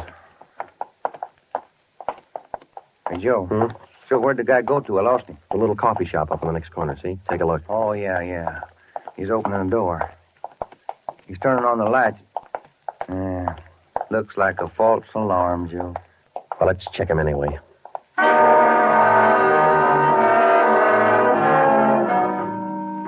Well, I didn't think we'd be that lucky on the first try, and we weren't. We asked the man a few questions, and it didn't take him long to show us he wasn't our man. He owned the coffee shop. So, Ben and I went back and took up our posts again and waited for the next decoy. We covered that 10-block course 6 times that morning, back and forth, following the bait, but it was almost as if the guy could sense a trap. Not once did we get a nibble. By the time our last decoy finished the route, it was almost daylight. Joe, I never was so glad to see that sun come up in my whole life. My feet feel like they're puffing right up out of my shoes. Yeah, me too. Come on, let's get over to the car and check on the other squad out in Boyle Heights. Huh? Oh. Hit the radio, will you, Ben? Yeah. Joe, there must be some easier job on the force than this. Yeah, you and me both. Now, let's see what happened to the others, huh? 80K to Unit 104K. Come in. 104K to Unit 80K. Go ahead. 104K, this is Friday. You do any good out there? This is Miller. I'll call Curtis. Stand by. 80K to 104K, Roger. What do you think, Joe? Maybe a bite? I don't know. Oh, this guy seems to work like a mind reader. Well, he can't win all of them. 104K to Unit 80K. This is Curtis. Go ahead. This is Friday, Al. How'd you do out there? Any luck? Just checked in the last gal, Joe. Eddie Welch, not assigned. Okay, Al. Have the men check in. 80K clear. KGPL. Okay, let's go, Ben. When we finally got back to the office that morning, both Ben and I were ready for some sleep, but it didn't look like we were going to get it. We just about finished going through the overnight reports for some kind of a lead when the phone rang. Robbery Friday. Hi, Joe. This is Wilkerson, auto theft. Hi, Wilkie. You got something for us? Not much, Joe, but it might work into something. Just got a report in on a pair of stolen license plates. Oh? Yeah. I'm not much of a hawkshaw, but I figure there's just a chance it might be your werewolf boy. How come? I don't know, maybe just a hunch. After 13 years in this business, you get to know thieves pretty well. Sometimes you got to even think like them. Okay, Wilkie, thanks. We'll check by in a couple of minutes. Right, Joe. What do you have to say? Pair of license plates stolen last night. Wilkie's got a hunch it could have been our man. Well, might be an angle, Joe. If that werewolf guy'd hang on to one car long enough, we'd have a chance at him. Well, he's too smart for that. I don't know, Joe. Sooner or later, he's going to make a mistake. Yeah. Come on, let's check with Wilkie. Well, we checked with Wilkerson. We got the best piece of news we'd had in days. On the average, 95% of stolen cars are recovered or located within 24 hours. In the remaining 5%, Wilkerson, by a simple process of elimination, narrowed down the number of cars the suspect might be driving. Wilkie figured 6 cars. There they are. Now, bet you if you picked up your man tonight, he'd be in one of these cars. Let me see, huh? 2-door black sedan, yellow convertible, another sedan, green, blue coupe, black coupe, and a gray convertible. Well, that's good work, Wilkie. At least we got something to look for now. Yeah, you're right, Joe. Wilkie, you got the numbers of those stolen plates you're talking about? Yeah, right here, Ben. They're already on the hot sheet. Good. Keep us posted, huh? As usual, Ben. See you later, Wilkie. That's a good break, Ben. Something to keep us busy tonight. Tonight? What do you mean? We're setting another trap. Same thing as last night. Same police women, same everything. Yeah, only this time let's hope he steps into it. You know, Joe, this werewolf character's getting me mad.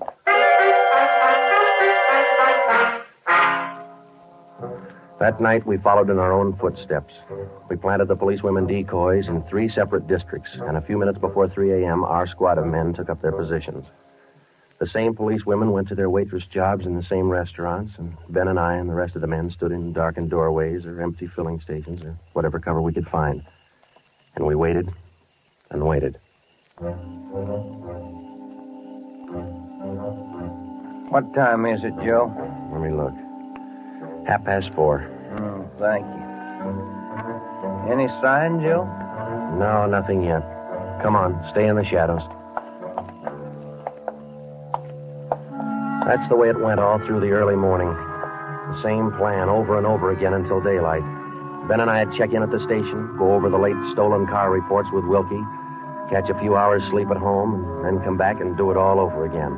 The next night, and the next morning, and the night after that, and the morning after that. 5 days later, Ben and I were ready to call it quits. I'll admit it, Joe, I can't figure it. The guy's either psychic or else he can smell a cop a mile away.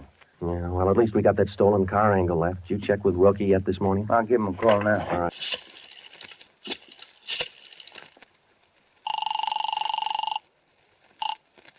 Auto theft, Wilkerson. This is Ben, Wilkie. Got anything for us this morning? Yeah, I was just going to call you. You fellas ought to let me solve your cases for you. Why? What'd you get? The boys picked up 3 of those 6 stolen cars since late yesterday. Great. Now, what does that leave us with? Oh, here are the three still missing. Yeah. 4 X-ray 763. Yeah. 5-6 Young 342. Uh-huh. 6-1 Robert 385. Yeah. Got those? Yeah, thank you, Wilkie. Check you later. Good news? Remember those 6 missing cars? Yeah. Wilkie says the boys found 3 of them since late yesterday.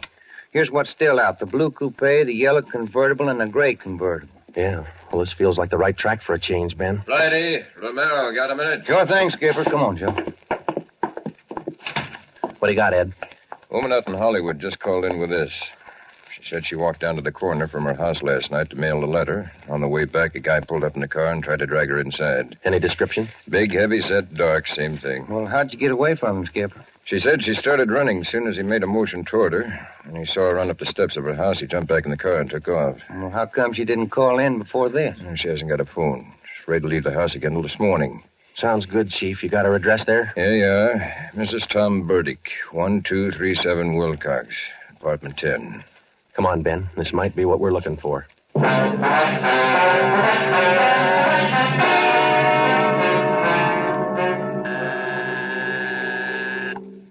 is it? Who's there? Sergeant Friday, ma'am. Police. Oh, just a moment. I'm Sergeant Romero, Miss Burdick. This is my partner, Sergeant Friday. We come out to check on your call about that little trouble last night. Oh, well, I don't know if I'm going to be much help to you. I was so frightened about all I could do was just run. Well, could you add anything to the man's description, Miss Burdick? I mean, other than what you told the chief on the phone? Well, now, honestly, I don't think I can. All I saw was this tall, dark man jumping out of his car and starting for me. He had a heavy build and seemed to me, well, a large head with lots of long black hair. Miss Burdick, would you recognize this man if you ever saw him again? Well, I think I might. He was such an unusually big man, almost frightened me to death. Well, just one more question, Miss Burdick. Could you describe the car this man was driving when he approached you? His car? Mm-hmm. Why, yes. It was a gray convertible. Miss Burdick, are you sure of that? Yes, I'm sure of it. A gray convertible. Thank you, Miss Burdick. That's all we wanted to know. Sometimes when you're on a case, you can chase yourself around in circles for weeks trying to fit together just 2 little pieces of a yard-long jigsaw puzzle. And a lot of the time, you find the answer where you least expect it. But once you get that feeling you're after the right man in the right way, there's nothing that can shake you. When Ben and I got back to headquarters, we went straight to the chief's office with the story, and we had him stake out the gray convertible. In other words, if any detective or officer spotted the car, he reported it back to us, but he stayed away from it. We figured that there probably weren't more than 2 of the victims who could take the witness stand and identify the man who robbed and beat them. Not with a smart defense lawyer, anyway. So there was only one way to catch this suspect. Red-handed. Here they are, Joe. Both sets of license numbers for that gray convertible. Here are the original, and here are the numbers on the stolen plate. Good. Everybody got a hot sheet? From the chief all the way down to the janitor. Fine. Now let's get together with Ed, huh? Hot shot, Joe. Grab it. I got it. On the corner of California and Oakwood, a woman badly beaten. On the corner of California and Oakwood, a woman badly... Come on, Ben, another one. But, Joe, it's broad daylight. Yeah, doesn't figure, does it? Come on.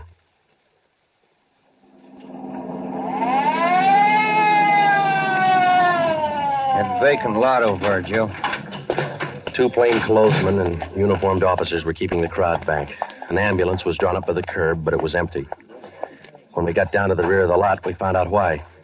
They were waiting for the coroner. The woman was young, not much more than 30. Her body was half sprawled across the muddy ground, and her face was turned upward. It had been badly beaten. They figured it happened last night, Sergeant. Have the fingerprint men been notified? Yeah. How about the crime lab? Just called them. That's good. Now let's keep everybody out of the area. How about the crime lab? Just called them. That's good. Now let's keep everybody out of the area till they get here. All right, Sergeant. Who found the body? One of the kids in the neighborhood. The woman was dead when he found her. Did she live around here? About a half mile away. I hear she's got 3 kids. Or she had 3 kids. Uh-huh. You've seen enough, Ben? Yeah. Let's get on back to headquarters.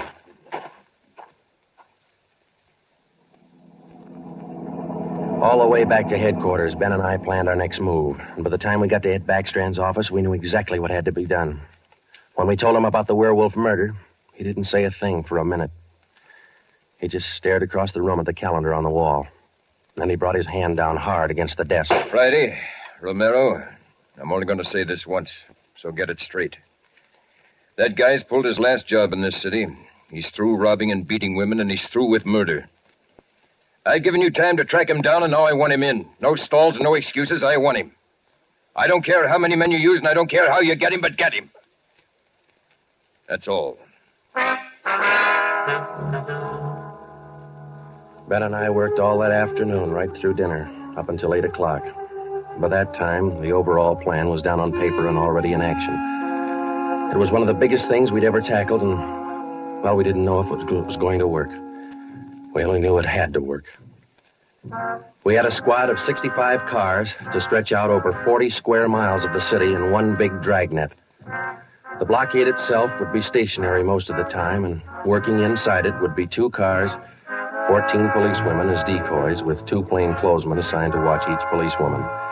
If and when the werewolf was sighted in the gray convertible, we'd automatically take over the police radio for the whole city, and Backstrand would direct the chase from headquarters.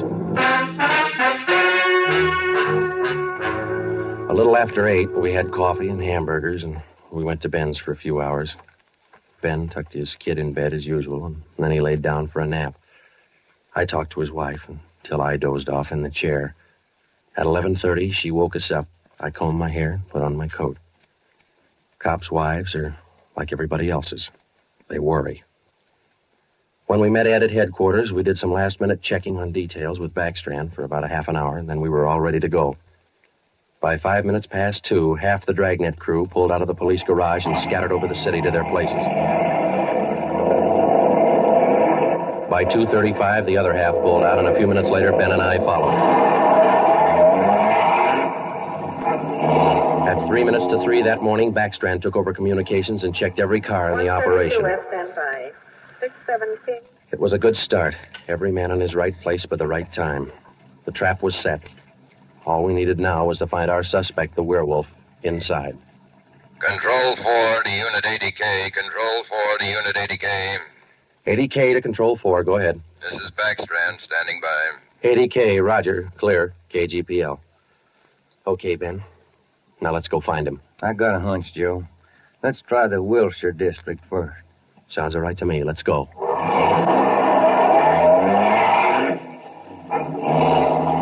For the first hour and a half, we raked the Wilshire district back and forth. Not a sign. Then about 38 minutes past 4, we headed back for the downtown area and parked in an alley where we could double-check on one of our policewomen decoys. Here comes one of the gals now, Joe. Pat Field. Bet her feet are almost as tarred as mine. Did you see anything else, Ben? Nothing. Quiet as a church. No, wait a minute. Car just turned the corner. Heading up in the same direction she is. Joe. Joe, it's slowing down. Wait a minute. It's pulling up beside her. It's a gray convertible. It's him, Joe. Come on. Ben, get out. He sees us. He's got a gun.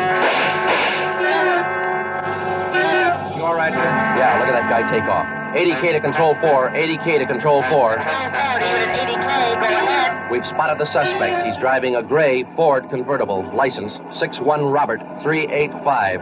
Suspect's headed east on Olympic from Alameda, driving without lights. Suspect is armed. He had a fast car and he knew how to drive it. We almost lost him twice. 2 minutes after we sighted him, Backstrand took over full radio control. Control 4 to Unit 80K. Your location? 80K to Control 4. We're traveling at a high rate of speed, headed east on Olympic, crossing Soto Street. Control 4 to all units. Stand by.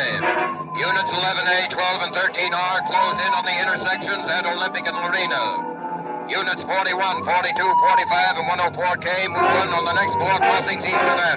To the north and south, units 105K, 14A, 17R, 43T. Block all main arteries.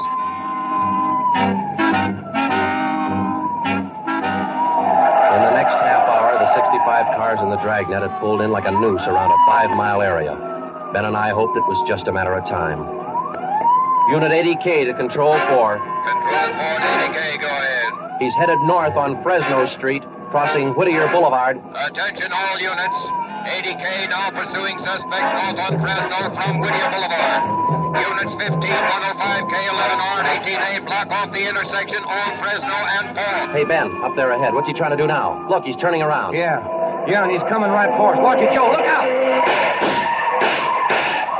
Pretty close. ADK to Control 4. Control 4 to ADK, go ahead. Exchanging shots with suspect. Watch it, Ben. Here he comes again. Sure likes to use that gun, doesn't he? Sure does. Hey, Joe, look. Look, he's turning east. He's running for Hollenbeck Park. Yeah, ADK to Control 4. Control 4, go ahead. Suspect just drove up over curb and into Hollenbeck Park. Control 4 to all units. Control 4 to all units. Converge on Hollenbeck Park. Suspect is in the park. He's armed. Use caution. Code 3.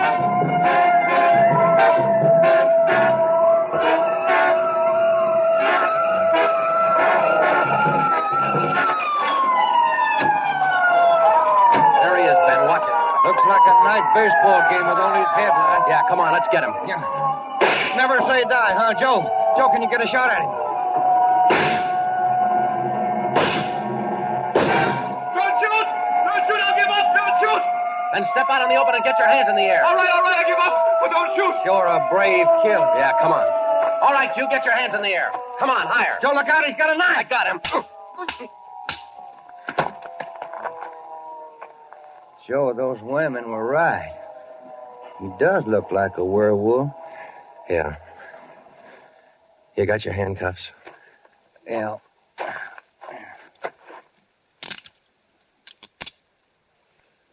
Okay. Got a cigarette? I've been out for an hour. Little place across the street. Maybe we can get some there. Okay. There's the crew from the 41R. Hey, fellas, take him into robbery, will you? Okay, Friday. I think there's a vending machine in there. Uh-huh.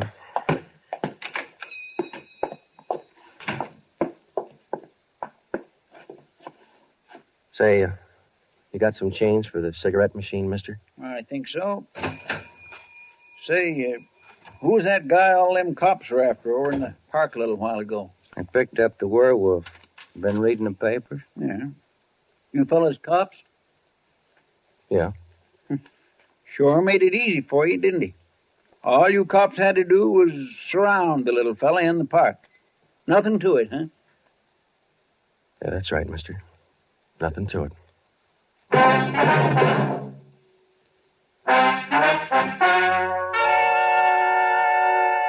The story you have just heard was true. Only the names were changed to protect the innocent. Walter Barton, known as the Werewolf, was tried and convicted and is now serving a full life sentence at the state penitentiary.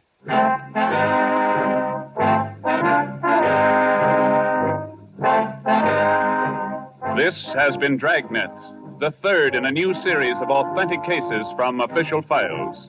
Technical advice for Dragnet comes from the office of C.B. Horrell, Chief of Police, Los Angeles Police Department. Tonight's program is dedicated to Sergeant Mario Victor Dairo of the Los Angeles Police Department, who, on the morning of January 1st, 1943, gave his life so that yours might be more secure.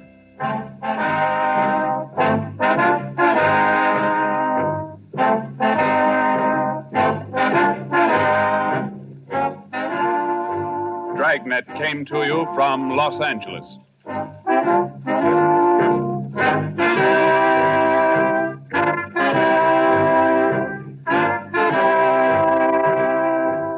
This is NBC, the national broadcasting company.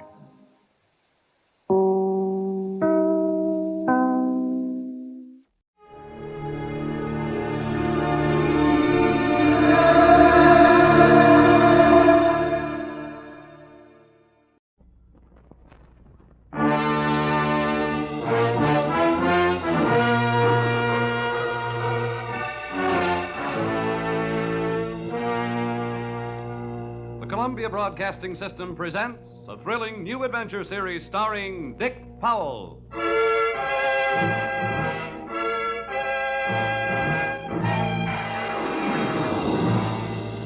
I'm an insurance investigator. My name is Johnny Dollar. What? You heard me, Johnny Dollar, and I can pad an expense account with the best of them.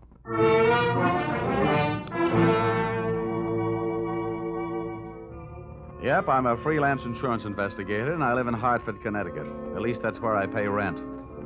My work sees to it that I really live anywhere, except at home. I'm free, white, 34, and so forth. If you're interested in buying me Christmas presents, I take a size 42 suit. Shirt's 15 and a half collar, sleeve length 33. My hat size is 7 1/8, except when I wind up a successful case. Then it runs about 7 3/8. At insurance investigation, I'm just an expert. At making out my expense account, I'm an absolute genius.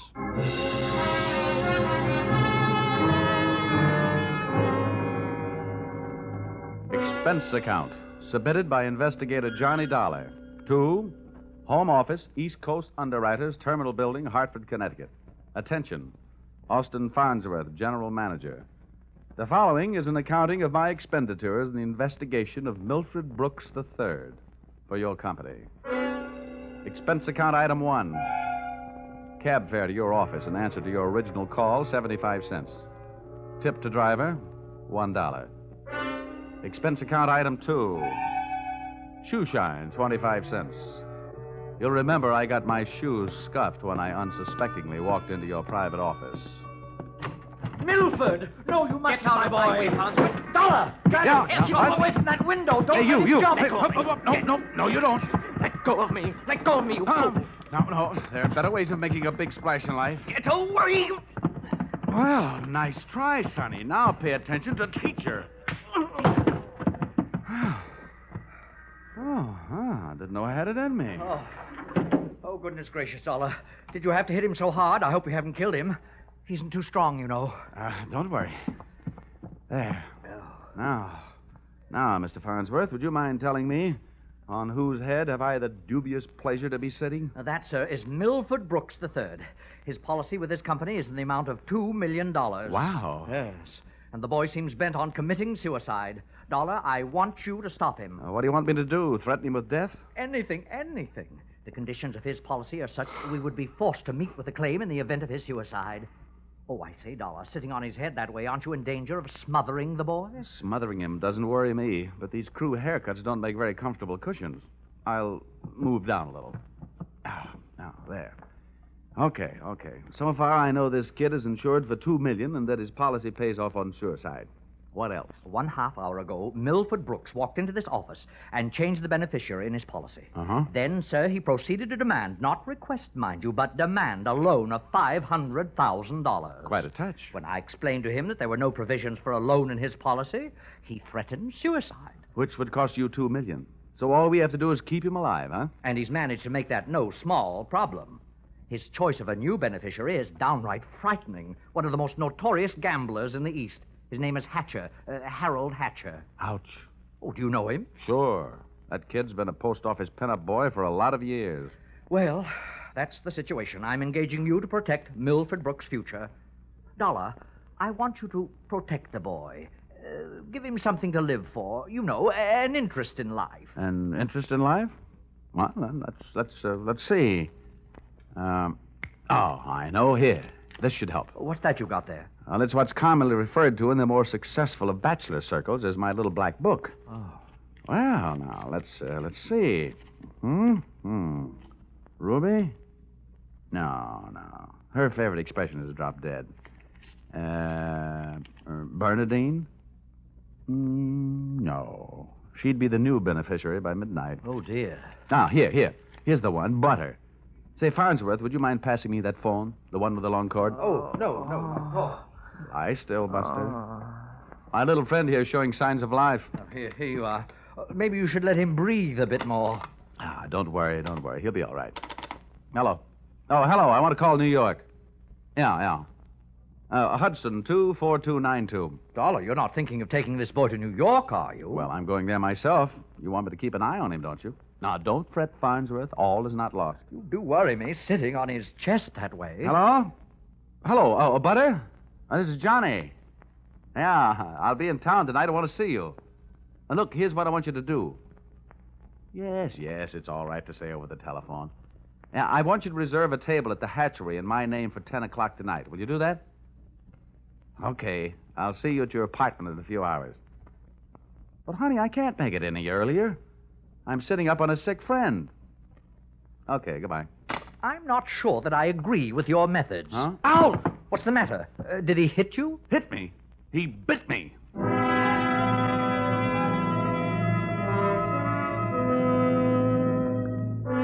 Expense account item 3.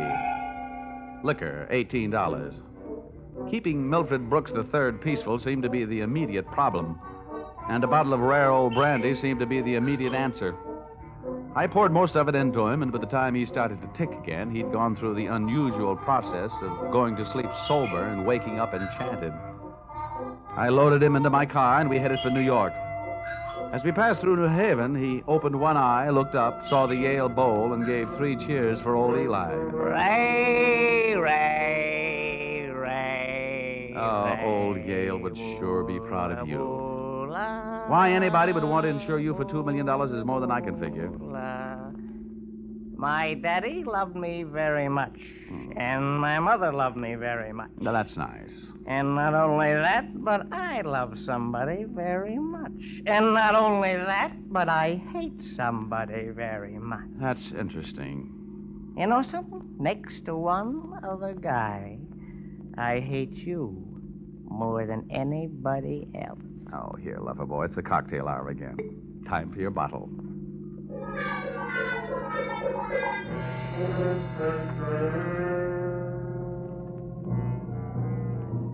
Rolling along the Merritt Parkway, I felt very much alone with my thoughts. And believe me, they weren't very pleasant company. The way it stacked up for me, Brooks had built up a fat gambling debt with Harold Hatcher and had been forced into making him his beneficiary. The suicide threat that he was holding over the insurance company was a little tougher to figure, unless he was trying to finance a trip for himself to get away from the man with a murder motive, Hatcher. My hungry little mind nibbled away on those unsavory morsels of food for thought all the way to Butter's apartment.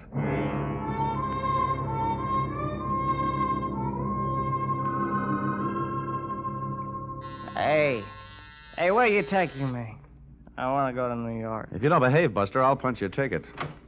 Johnny, darling, welcome to New York. Well, that's the fastest trip I ever had. Quiet.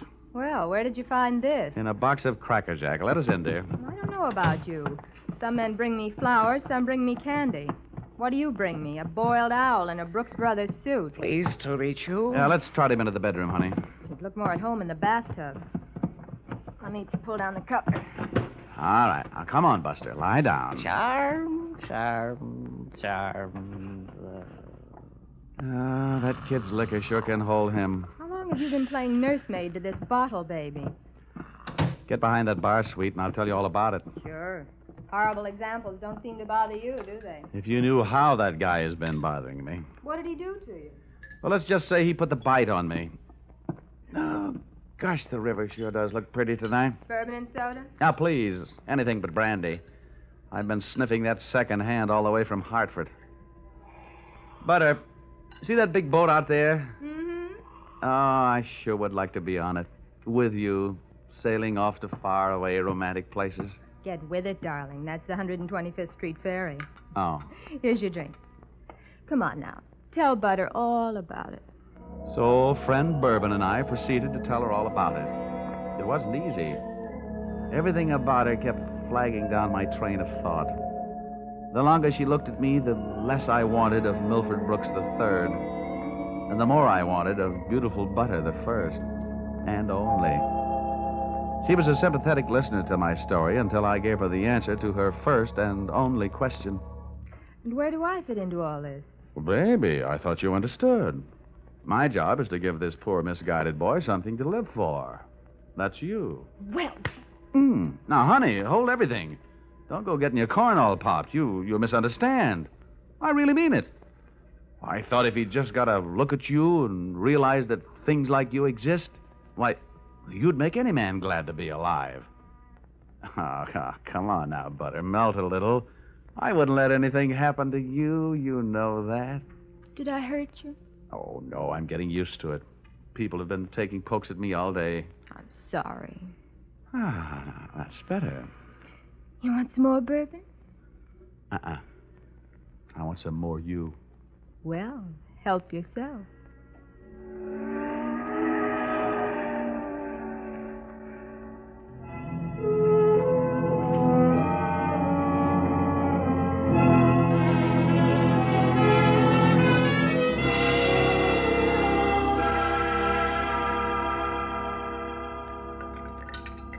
Honey, it's getting late. Let's make this the last drink. What time is it? Oh, it's 20 to 10. Oh. My reservation at the hatchery is for 10. Here. Thanks. Cigarette? Oh, empty. Some more out in the other room. I'll get 'em. I'd love to get you on a slow boat to China. Johnny! Oh, coming. He's gone. What? Well, he can't be. But he is. The window's wide open. Oh, the fire escape. What a smart guy I am. Trading 3 drinks of bourbon for $2 million on the hoof. Oh, that's the biggest bar check I ever picked up.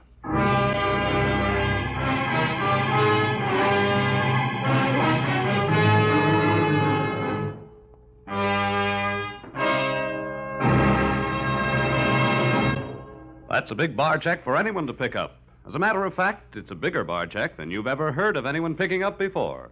And that should give you an idea of what to expect in the second act as you follow this new CBS series starring Dick Powell in the title role, yours truly, Johnny Dollar.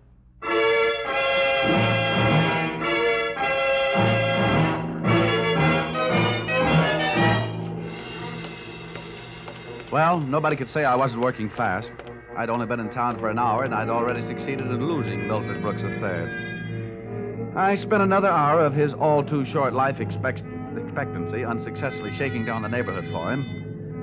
And then, feeling very much like a bloodhound that had flunked his sniffing exam, I went back to Butter's apartment.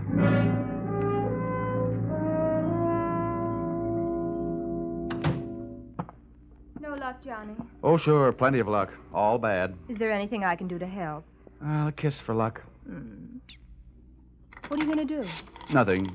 Just a little phone call.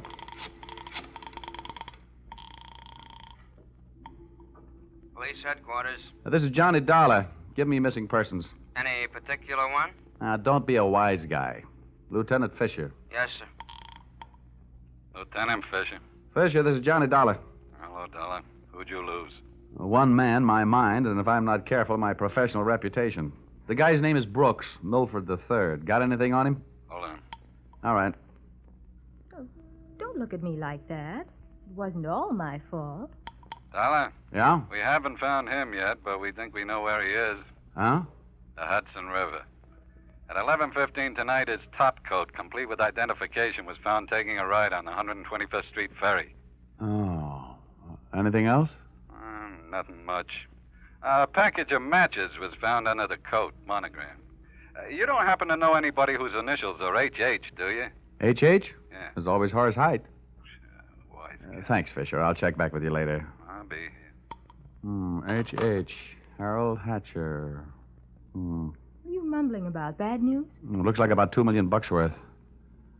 They found Milford's coat on the 125th Street ferry. You and your faraway romantic places. Very funny. I'll see you later, honey, and maybe about 11.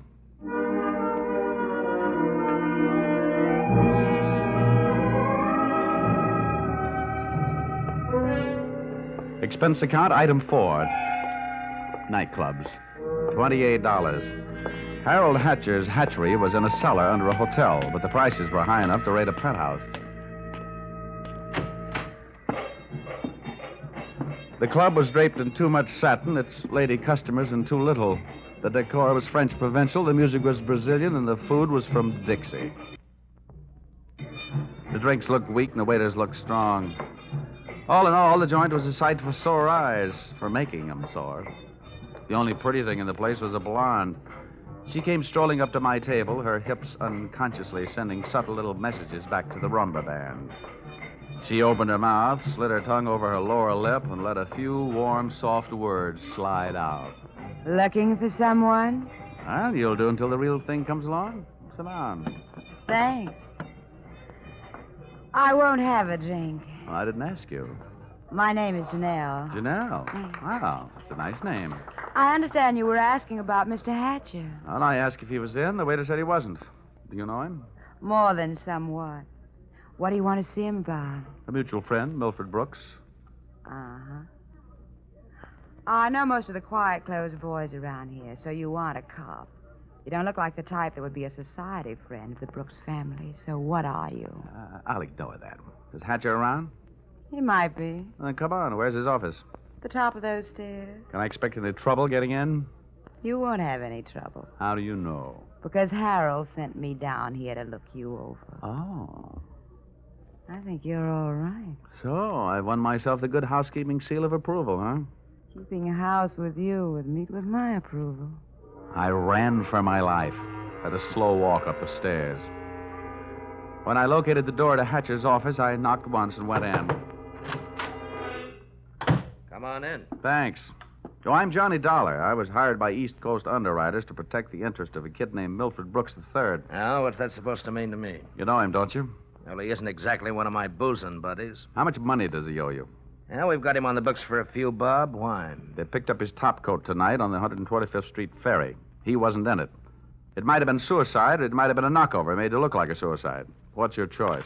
What do you get off asking me about my choice? Where were you between 11 and 11:30 tonight? What's it to you? I thought you might like to rehearse some answers. The law will be asking some questions real soon now. I don't know why I should tell you, but I was driving around in my car getting some air. Oh, now you'll have to do better than that. They found one of your match folders under Brooks' coat. You're out of your mind. Let me ask you. The kid owed me a couple of $100,000. You think I'm going around knocking off my own assets? Hatcher, I don't know whether you're stupid or bright. Don't worry about it. I know. What about that insurance policy? What insurance policy? Now, look, Hatcher, we're big boys. We both know that changing a beneficiary in an insurance policy is a legal transaction. That means witnesses.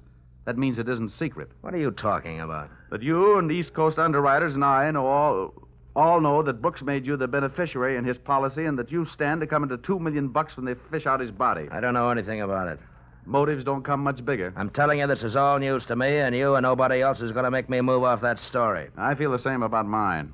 It doesn't take a genius to know that Brooks didn't love you $2 million worth. There's only one logical reason for his making you the beneficiary. You forced him into it. Who'd believe anything else? Who cares? They'd have to prove it. And, brother, that can't be done. Now, how would you... Yeah. Okay, Rocky, thanks for the news. Take the inspector into the bar and buy him a drink. I'll be right down. Dollar, did you turn me in? They're here, huh? Yeah. No, I didn't turn you in. I'm not a cop. Here, have a cigarette. Thanks. Here's a light. Well, come on. Maybe they just want to sell me some tickets to the policeman's ball. For a guy in a hot spot, Hatcher was certainly a cool customer. I followed him out of the office, down the stairs, and back into the club. Janelle was sitting there right where I'd left her. And I thought to myself, now there's a gal who should never sit down. She looks so pretty standing up. Janelle, buy Mr. Dollar a drink. I have to go play 20 questions with some fellas in the bar. Sure, baby. Anything you say. Anything. I'll see you, Dollar. Yeah. How'd you make out? Well, you can never tell about a guy like that. He's a smart boy, strong, silent type. Wouldn't talk, huh? A real close-mouth act. About what? Oh, just a little doodad. $2 million life insurance policy. Wait a minute. That young Brooks kid? That's right. I knew it. Tried to tell him he'd get into trouble, but he wouldn't listen to me. Oh, you knew about it, huh? I suppose you also know what was behind it. Sure, Milford owed him some money. A lot of money. It's in writing. What kind of writing? The personal note that Brooks was going to get back if he made Harold beneficiary. Well, where is this note? Do I look like the kind of girl who'd put the finger on her boyfriend? You look like the kind of girl who'd do anything if she wanted to. Thanks. I'll give you a slight hint. It's in his office. You'll find it in the inside pocket of one of his suits in the wardrobe. What are you waiting for? I'll watch. What are you waiting for? I'll watch the bar. Nothing, sweetheart. Nothing at all.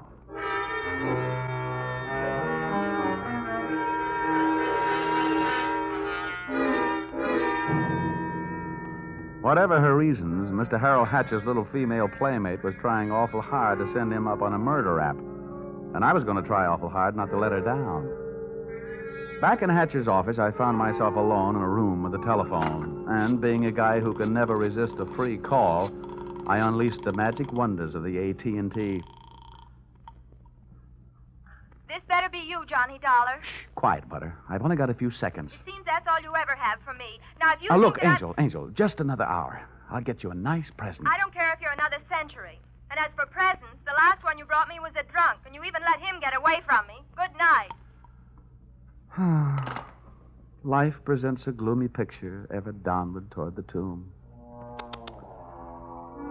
Having wasted those few precious moments of an already misspent youth, I decided I'd better get on my pony before Mr. Hatcher showed up. I found Milford Brooks' personal note in one of Hatcher's suits, all right. As a matter of fact, I found something in all his suits. A great big glimmer of light. Expense account, item 5. Taxi fare, $10. I left the office in a hurry, Janelle at her table and Hatcher at his bar. I got out of the club and into a taxi parked a half block down the street. There, I waited until my favorite suspect left the hatchery and piled into another cab, and off we went. On a chase that would have made Ben Hur look like a plowing bee.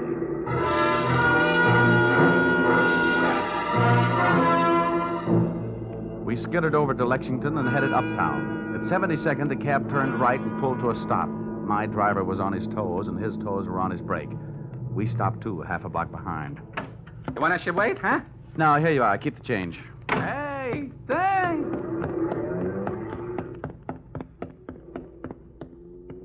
It was a garage that belonged to a residence on the parallel street a block away.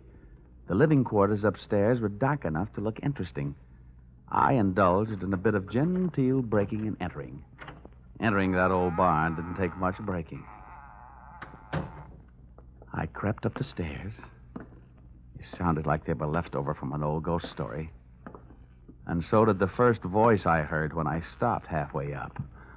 We've got to be careful, especially about that Johnny Dollar. Are you sure he didn't follow you? That voice sounded awfully dry to be coming from a guy who supposedly had spent most of the night snoozing in the bottom of the Hudson River. It was Milford Brooks III. Get up on your feet, Brooks. Well, now, wait a minute. I started this thing slugging you, and I might as well finish it the same way. Leave him alone. Now, pull in the claws, Angel. And sit on his lap. You hard-footed. I'll kill you. Get off of me. Huh? I should have known better than to get mixed up with a low-class female like you. Why, you punk. Now, hold it. We pushed the lady around enough, Brooks. Tell me to be careful, will you? Why didn't you think of that before you led him here? Wipe your nose, little boy. Now, don't you go getting fat-headed, gorgeous. Neither one of you are exactly what I'd call masterminds. When you planted that match folder on a little boy Blue Blood's topcoat on the ferry boat, you both should have been more careful. You think so? You bet I think so. If I were planning a piece of evidence to incriminate Mr. Harold Hatcher, I would have left a cigarette lighter. I found one in the pocket of every suit he owns back there in his closet in the club. It wasn't hard to figure out that guy never carries a book of matches. What do you want? I'm only interested in one thing. Saving the insurance company $2 million. And, Buster, I think you've done it for me. Dollar, This is insurance fraud. It has been ever since you put on that fake suicide attempt. Trying to extort $500,000 out of the company. Dollar, wait a minute. Ah, come on. We're leaving. You heard him, Dollar. Harold. Hatcher. He said, wait a minute. He wants to talk. Yeah, everybody wants to get in on the act. How did you get here? When the police in this town think maybe a guy's jumped off a ferry boat and nobody's seen him do it, they check the counters on the turnstiles at each end. In the case of Brooks, as many people got off that boat as got on. Well, it makes sense. They'd hardly hold a guy because somebody lost a topcoat. How did you know we were here? You know me, baby. You never go any place I don't know about. Okay, Brooks, you felt like talking. Now I feel like listening. Get it up. Well, I don't know what you mean. I know what you mean, Hatcher. One, he gave you a big fat $2 million motive for murder. And two, he did his best to make it look like you did murder him with that broken-down match cover plant on the ferry boat. It's just that simple. And you, baby? Harold, please. You put him up to it, didn't you, you cheap little muscler? Trying to get rid of me, will you? No, Harold. Now, calm down, Hatcher. You don't need any gun around here. They're tame. Well, maybe I'm not. Since so many people have gone to so much trouble to hand me a nice, easy way to make $2 million, maybe I'll just go ahead and make it. I'll show these amateurs how these things are really done. Come on, Brooks. How'd you like to go for a nice, cool, half a ferry boat ride? No, Hatcher. No. Look, it's her fault. I'll give you anything you want. You're wrong, sonny boy. You're going to give me everything. No. No. You can't. Let me out of here! Brooks bolted for the door. Hatcher snapped a shot at him. And I hit Hatcher with a do-or-die tackle from behind. The gun flew out of his hand. No, you don't. I beat him to it and swung it straight into his skull.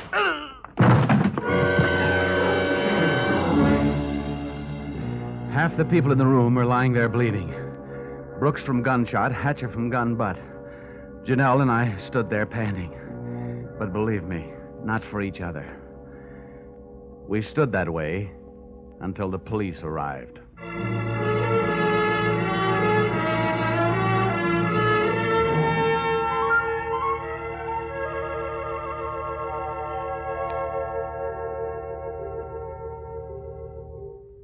Dollar, it's beyond me. I sent you out to protect the life of a very important policyholder, and now where are we? Standing in a hospital corridor, worrying about whether he's going to live or die. As far as I'm concerned, Mr. Farnsworth, you're only half right. I'm just standing in a hospital corridor. Oh, Dollar, you're heartless. Well, if you'd been bitten where he bit me, you wouldn't care if he lived or died either. I'm getting out of here. Well, where are you going? It'll be explained in my expense account under miscellaneous expense. Oh, don't fall over when you come to an item for $318. $318? For what? Not for what, Farnsworth? For whom?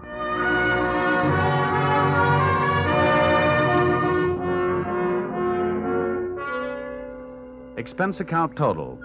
And it all adds up to a little matter of $1,182.23. Which you may say, Mr. Farnsworth, is a lot of money for one man to spend in 2 days. But you must bear in mind that the amount at stake was $2 million. And you know the price of steak these days. It might comfort you to know that I just returned from the hospital. Brooks was strong enough to make a full statement, which you will find enclosed. This in itself should prove sufficient to establish evidence of attempted fraud against your company, allowing you to immediately avoid his policy. It boils down to one sentence, to wit. Brooks and Janelle wanted to get rid of Hatcher so that they could live happily ever after. Knowing those two, they never had a chance. And oh, yes, that that miscellaneous item, the one for $318, it was a bracelet for a certain party who made this special investigation for me very special. Oh, if you want a receipt for this item, I'll send you a lock of her hair. Yours, truly, Johnny Dollar.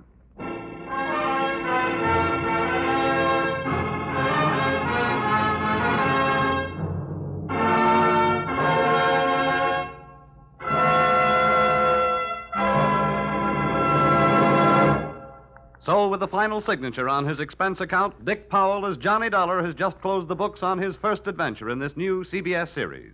The script for tonight's broadcast was written by Paul Dudley and Gil Dowd, and the music was created and conducted by Dick Arant. The entire production was under the direction of Tony Leader.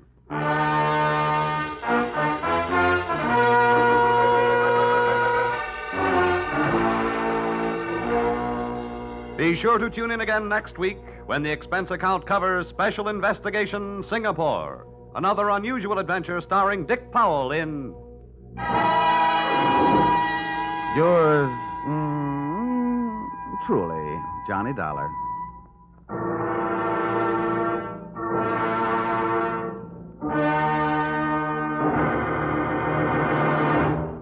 This is CBS, the Columbia Broadcasting System.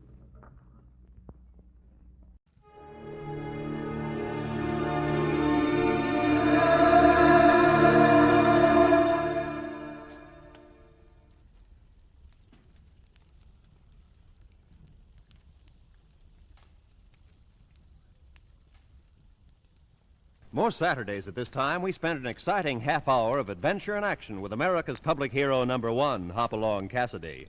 Well, even two-fisted cowboys take summer vacations when they can, and Hoppy is no exception. But Hopalong and Topper will be back with us riding the CBS air trails again 1 week from tonight, September 22nd. Get this and get it straight. Crime is a sucker's road, and those who travel it wind up in the gut of the prison of the grave. There's no other end. They never learn. From the pen of Raymond Chandler, outstanding author of crime fiction, comes his most famous character in The Adventures of Philip Marlowe.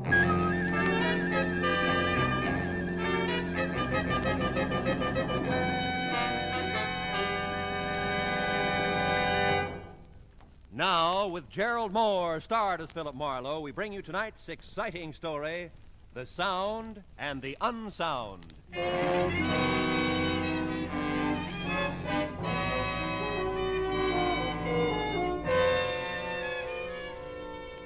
You know, in my business, you get to the point where you think you've seen everything. In fact, you get there at least twice a week. This time I was sure of it.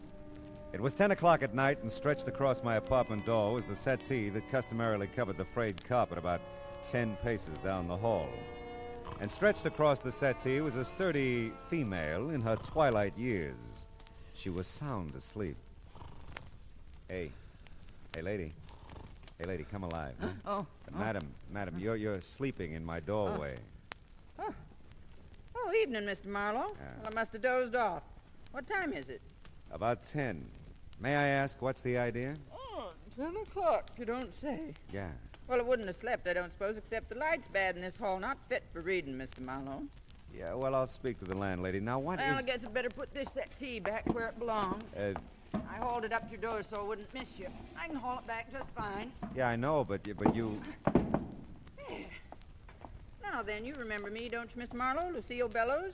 Well, Letty Parmley's friend, remember? She introduced me to you one day in the supermarket. We all began to talk. Oh, sure. We had fun, didn't we? Oh, we sure did. Yeah. Oh, by the way, before I forget it, Homer's gone now, you know. Is he really? Mm-hmm. 4 months tomorrow. Thought you'd want to know. Oh, I want to know that, sure. Don't really suppose I'd have to bother you if he was still around, but since he isn't, I just came right to you the moment I couldn't stand it any longer. Yeah, well, I'm glad you did. Might as well go into my apartment and talk about it, huh? Well, now, that's mighty nice of you, but we'd save a lot of time if we'd just drive right over to the court now. That way you'd be there when it happens. Drive over to be there when it happens. I own that nice little bungalow court just off Fountain and Franklin, you know. Won't take us no time to get there if you've got a car. I've got a car. How did you get here? Walked. Do it every evening. Take a nice, brisk constitutional. Keeps an old lady like me in fighting trim. How much do you weigh, Mr. Marlowe? About 190. Why? Bet I can lift you.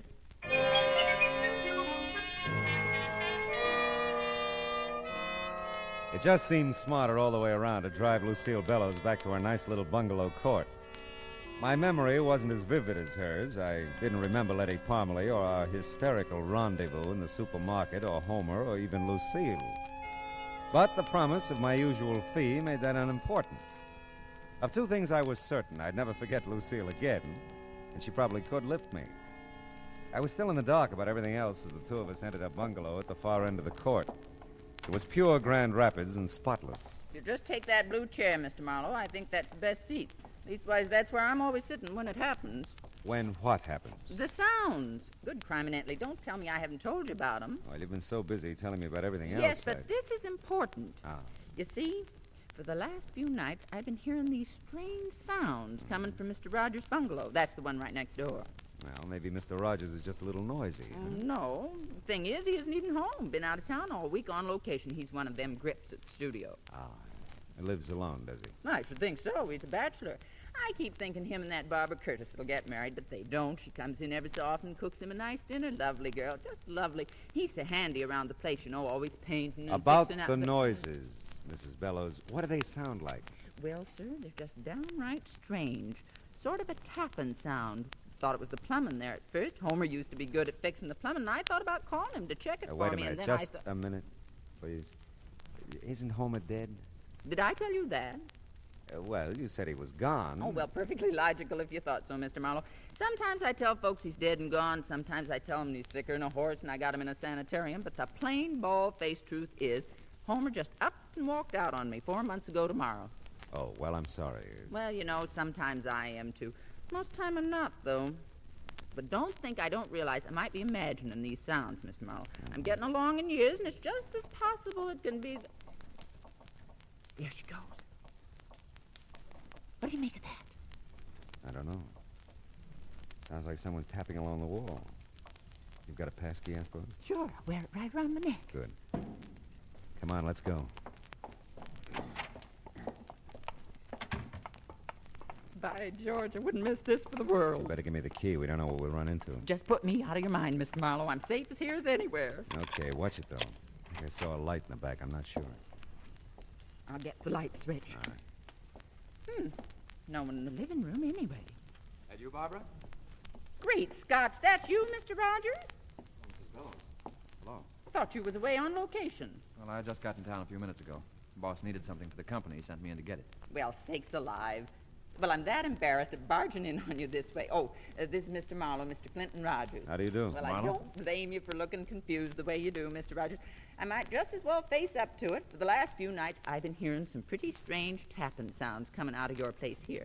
And I made up my mind I'd call my old friend Mr. Marlowe here to investigate them for me. Oh, I see. Say, you don't look too good, Mr. Rogers. Oh, I'm fine. Well, we've been working pretty hard. I'm just tired, that's all. Well, you see, we heard those tapping sounds a while ago, Mr. Rogers, and then a duller, heavier sound just before we came over. And I must say, we didn't hear you come home, Mr. Rogers. Well, I came in the back way.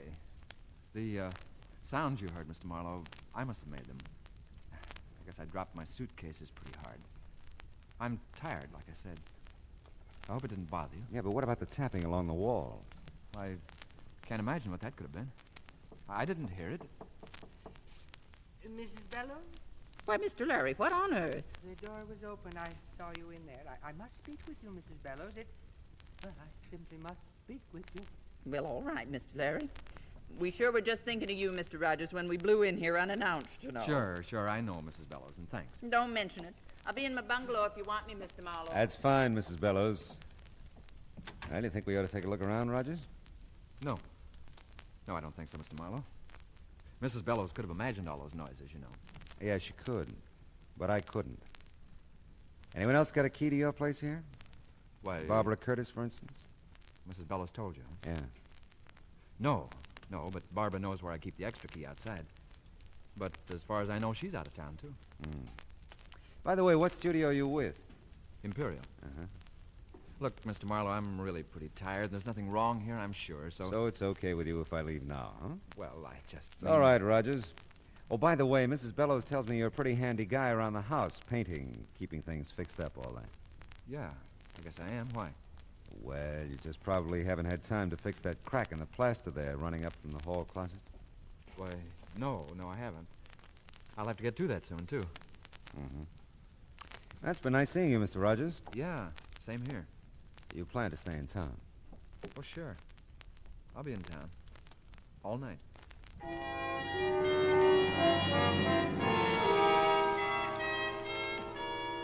There was something eating at Clinton Rogers, something pressing, but he wasn't talking about it, not to me anyway. I knew one thing, he'd never seen that crack in the plaster until I pointed it out to him. It was on the wall next to Lucille Bellows' bungalow, and it was the kind of crack that could be made if someone tapped along the wall looking for something. So much for deduction. I went back to check in and out with Lucille. I'm just real sorry, Mr. Marlowe. Maybe it's all been over nothing at all. Well, Mr. Rogers will be home all night, so if you hear anything, just pound on his wall. Well, if he's going to be here, I'll feel better. I really will. Say, how about your friend who called you out of Mr. Rogers' bungalow a while back? Mr. Larry? Yeah. Well, now, he's a nice soul. Not the protective sort a woman usually sets her cap for, but Lord Almighty, I'm strong as an ox, you know. Yes, I know. Of course, I don't think he makes a dime. Mr. Larry's in women's hats, you know. No, but I could have guessed. Just why I'd hold out for a man who could support me, I couldn't tell you. Well, you look as though you've done all right by yourself. Well, I have, matter of fact. Got myself quite a little nest egg. Want me to show it to you? No, I'll take your word for it. Hey, wait a minute. You don't keep any amount of money here in the house, do you? Sure, keep it in the cigar box right up in the storage part of that hall closet there. Oh, safest place in the world. Yeah, well, it's your money. Well, I guess I could take it to the bank, maybe tomorrow, if you'd feel better about it. Yeah, you do that. Oh, before I go, are all the bungalows alike? Just like. All have that storage space in the hall closet. Huh? That's right. A little trap door thing at the top of the closet. It's like a little attic, you know. You can stash a lot of stuff up there if you're of a mind. Yeah, I guess you can. Well, I think I'll go now, Mrs. Bellows. Give me a call tomorrow, will you? Yes, sure will. And I'll have your pay for you then, if that's all right with you. Oh, sure. It's just fine. Good night, Mrs. Bellows. Good night, Mr. Marlowe, and a million thanks. Just a million. My pleasure, Mrs. Bellows.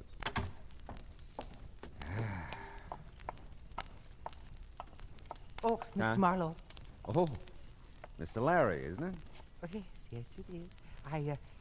I know who you are. I mean, the Philip Marlowe, all that. And all that. Well, that's good. Now we know each other, huh? I've really become quite chilled waiting for you to come, Lucille. Is that what you've waited to tell me? Certainly not. Confidentially, Mr. Marlowe, I know something that may interest you. Oh. Well, it's quite obvious to me that something's going on around here. Something odd, I mean. Are you closing in on a point? Because I wouldn't want you to get any more chills. Very well, Mr. Marlowe. I'll be brief. But it just may interest you to know that I've seen Homer round here. Quite a bit in the last few days. Now, what do you make of that? I don't know. What do you make of it? Well, I don't know. I must say, I thought it would mean something to you. Yeah, well, it might mean more to Lucille. Why don't you just trot in and tell her all about it? Well, I will. I'll just do that. And I'm sure I'll never trouble you with any of my ideas again, Mr. Marlowe. Goodness. Yeah, well, Lucille's as strong as an ox. Oh, that bed's gonna look real good. Hey!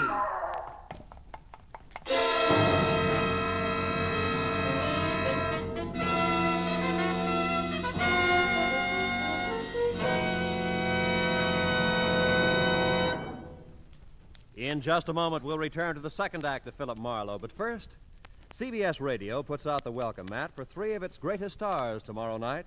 Jack Benny and his gang start the new season.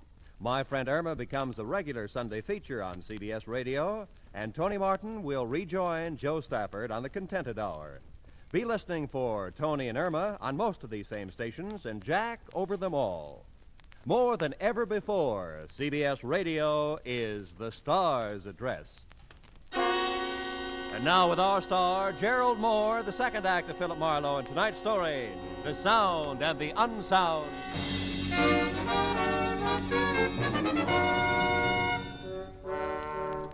The scream was Lucille's. The shots could have been anybody's. The little bungalow court came alive as I raced back up the sidewalk to Lucille's bungalow. The lights came on in every unit except one. Clinton Rogers' bungalow was dark. Lucille bolted out of her front door to meet me.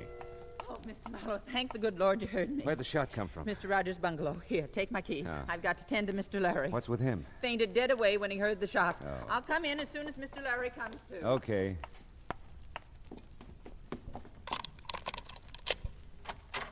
Rogers? Rogers, where are you? Hey, Rogers! Here. Huh?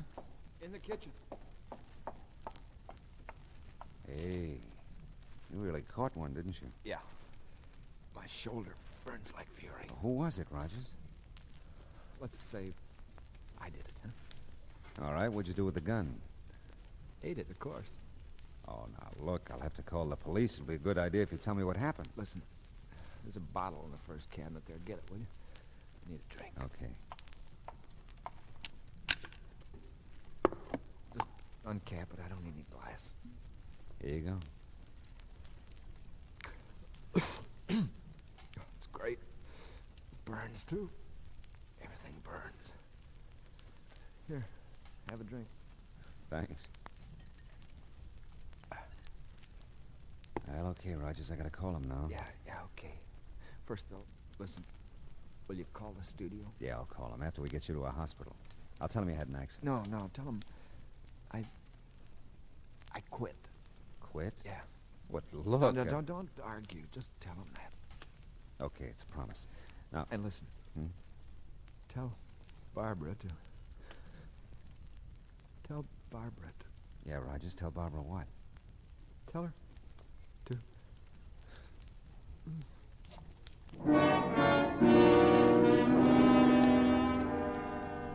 I called the emergency hospital in Hollywood, and their ambulance was there in no time. So was a squat little sergeant. Lucille followed him in. I had 2 hunches that I was keeping to myself for the time being. One, that whoever had shot Clinton Rogers was in his bungalow when he got back from location. That they were there when Lucille and I barged in on him. And 2, that they'd left by the back door after they'd plugged him. Even the sergeant could see something of interest in that back door. The screen's been cut through here, see? The way it's cut, the fella could unhook the screen door, see, and get right at the back door. Yeah, well, that's very good, Sergeant. But tell me, why do you think it was a fella who shot Rogers? Well, it could have been. You don't think it was a dame, do you? It's happened before, you know. Excuse me, gentlemen. I know you're busy finding clues and all that, but don't you think I could clean up this kitchen floor? It's a terrible mess. Don't touch nothing. Well, it seems to me that you He said don't touch nothing. Sergeant will let you tidy up things tomorrow. Yeah, tomorrow's soon enough. Well, all right. I think I'll go back to Mr. Larry now. He's just undone about this whole thing. I'll be in my place if you want me for anything. I'll say good night for now, anyway. Good night. Night. Well, I'm satisfied for the time being. I'll give you a lift back to the station, Sergeant. I'd like to check on Rogers at the emergency hospital on the way. Yeah, so would I. If he's in shape, I want to talk to him.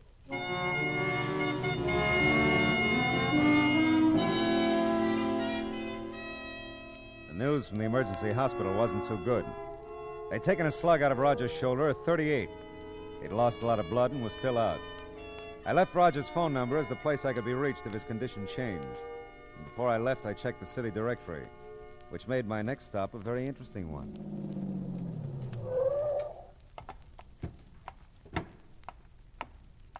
Hey, the studio's closed, mister. You can't get in at this time of night. Are you Homer Bellows? That's right, and I'm the night watchman here. Why? Well, Clinton Rogers works here at Imperial, too, doesn't he? Uh-huh. But he ain't here. He's in a company that's out on location. Leastwise, I think they're still out. You a friend of his, Homer? Well, you might say so. I know him. You used to live next door to him, didn't you? Yep, I did. Hey, who are you, anyway? Well, I'm a guy who wants to know what you've been doing around Rogers' bungalow recently. Rogers' bungalow? Yeah. Been doing nothing, except passing it on my way to my wife's. What infernal business is it of yours?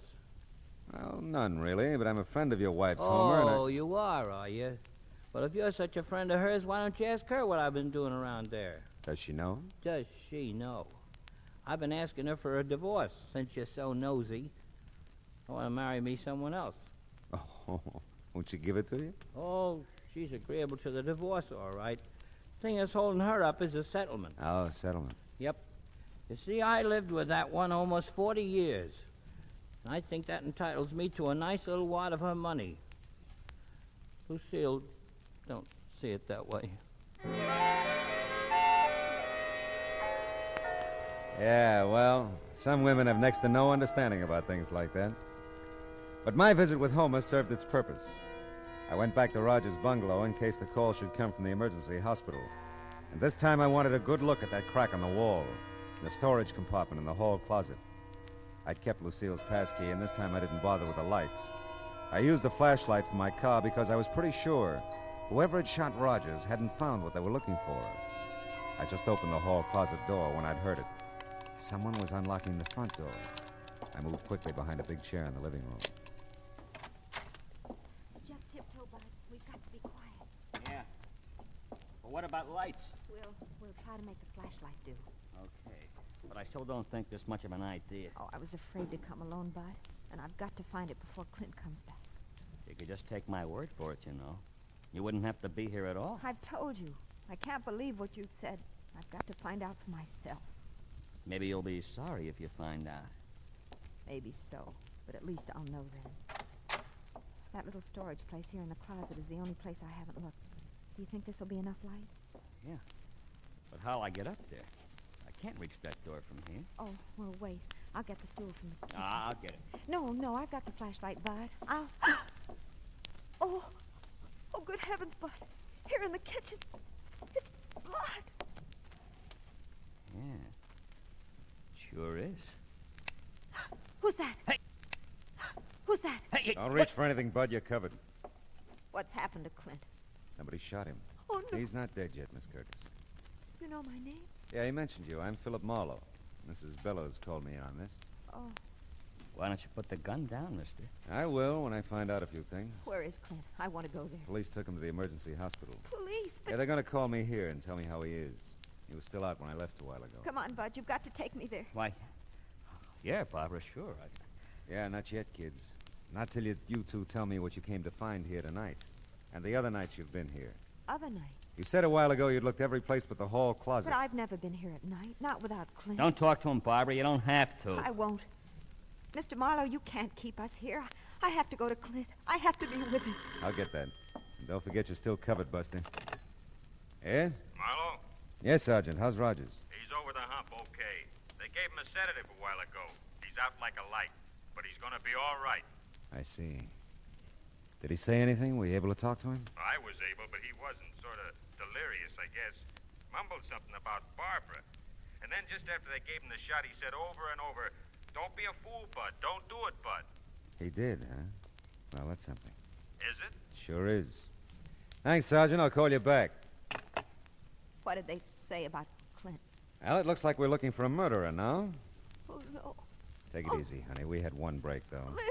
It'll interest you, Bud. Will it? The police know who shot him. Clint told them. Bud, what are you doing? Just protecting myself, Barbara. You want to use that gun now, Marlowe? I'm keeping her right here in front of me. Yeah, I see. I thought you'd have a 38, Bud. That kind of clinches it, doesn't it? Not yet, it doesn't. Bud, please, don't. Stand still and shut up.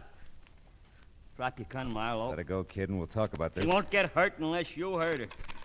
Drop your gun. Bud, someone's coming. Mr. Marlowe. Look out, you two! Mr. Marlowe. Oh, my... Thanks for the souvenir, Bud. Oh, my goodness. Good work, Mr. Marlowe. Barbara, honey, are you all right? Yes, I'm all right, Mrs. Bell. How about that, Mr. Larry? Coming in when you did, you're nothing but a bloody hero. Oh, my. I feel so. Good Lord, there he goes again.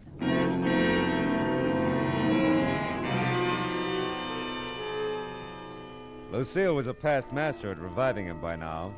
She hauled him sack-style over to the couch while I told Barbara her Clint was going to be okay. I kept Bud immobilized until the squat little sergeant arrived with a squad car. They hauled him away.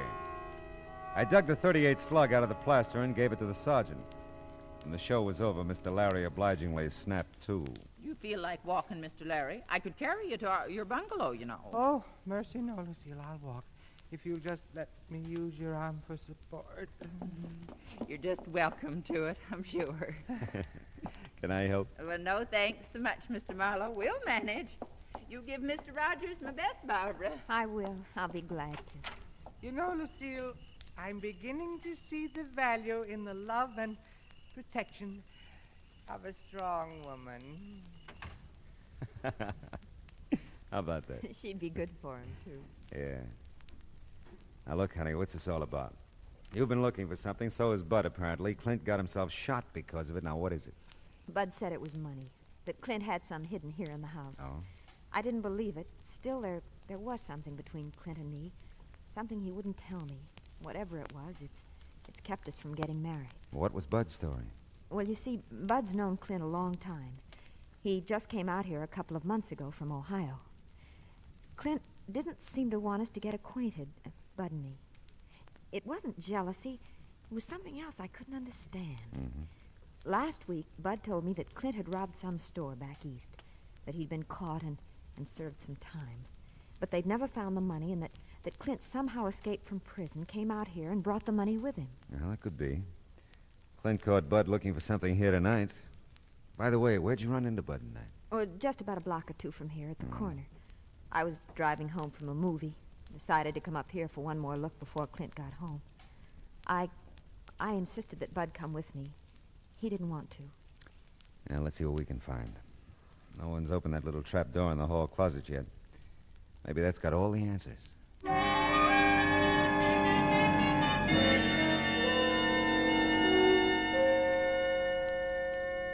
Why, it's a strong box, isn't it? Yeah, it's not very heavy, though. There. Let's see now.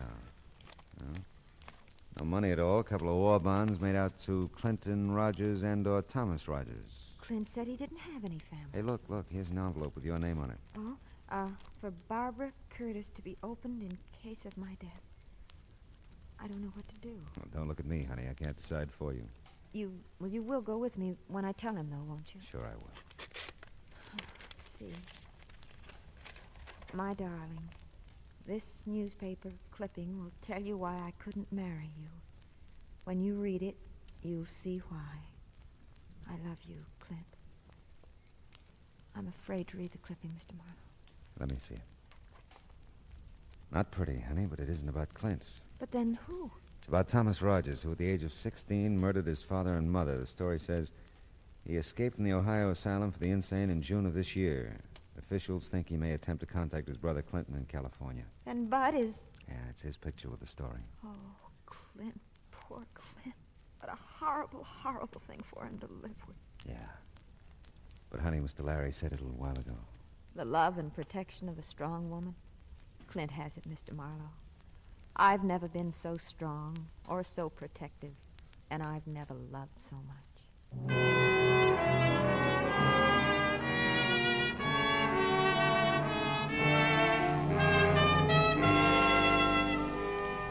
It was almost dawn now.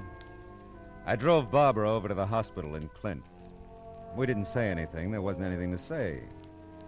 Nice girl, that Barbara. All woman. You know, I never could understand the guys who pronounce woman as woe man. What would we be without 'em, huh? Oh, they have their faults, but what would they be without 'em? Yeah, truly it's been said.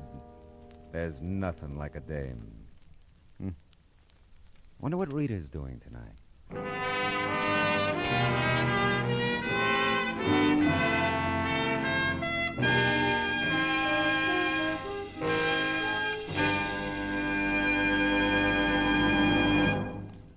The Adventures of Philip Marlowe, bringing you Raymond Chandler's most famous character, starring Gerald Moore, was produced and directed by Cliff Howell and written for radio by Kathleen Height. The cast included D.J. Thompson, Olin Soule, Ted Osborne, Frank Gerstle, Arthur Q. Bryan, Shirley Mitchell, and William Tracy. Gerald Moore may currently be seen in the Santana production Sirocco. The special music for Philip Marlowe is composed by Pierre Garrigank and conducted by Wilbur Hatch. Now, here again is the star of our show, Gerald Moore. Thanks, Roy. Ladies and gentlemen, boys and girls, tonight's broadcast concludes our current series of the adventures of Philip Marlowe.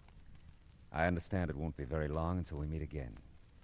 So until we do, we won't say goodbye, but just so long.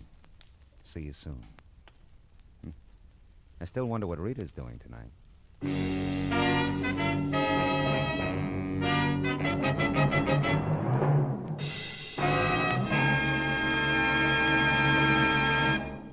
Lovable, Laughable My Friend Irma, starring blonde Marie Wilson, is back on CBS Radio Sunday evenings now.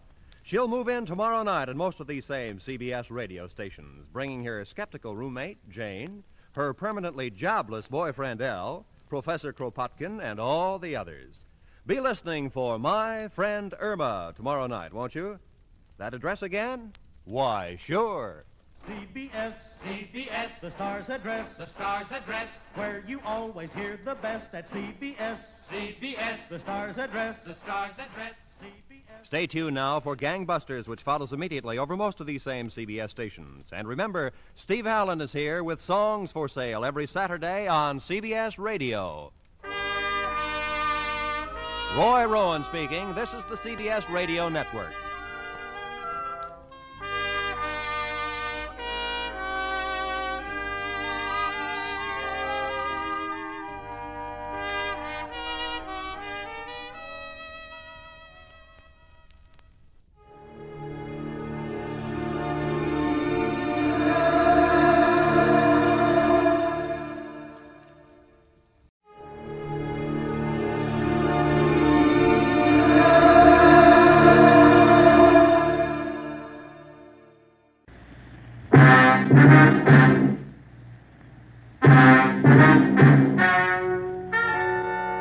Ladies and gentlemen, the story you are about to hear is true. Only the names have been changed to protect the innocent. NBC brings you Dragnet.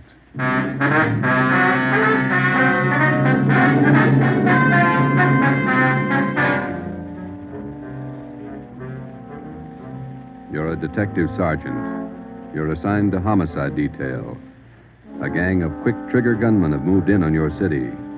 They've given public notice that they'll kill the first cop who tries to take them. You know the risks. Your job, apprehend the suspects.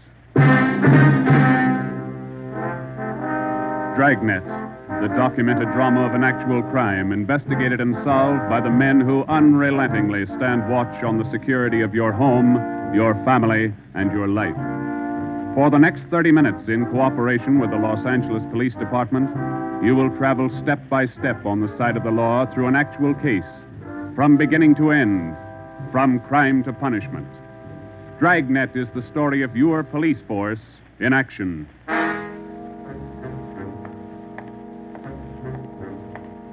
It was Wednesday, April 17th. It was warm in Los Angeles. We were working the night watch out of homicide detail. The boss is Ed Backstrand, chief of detectives. My partner's Ben Romero. My name's Friday. I was on the way back from the record bureau. It was 4 minutes to 6 when I got to room 42. Homicide.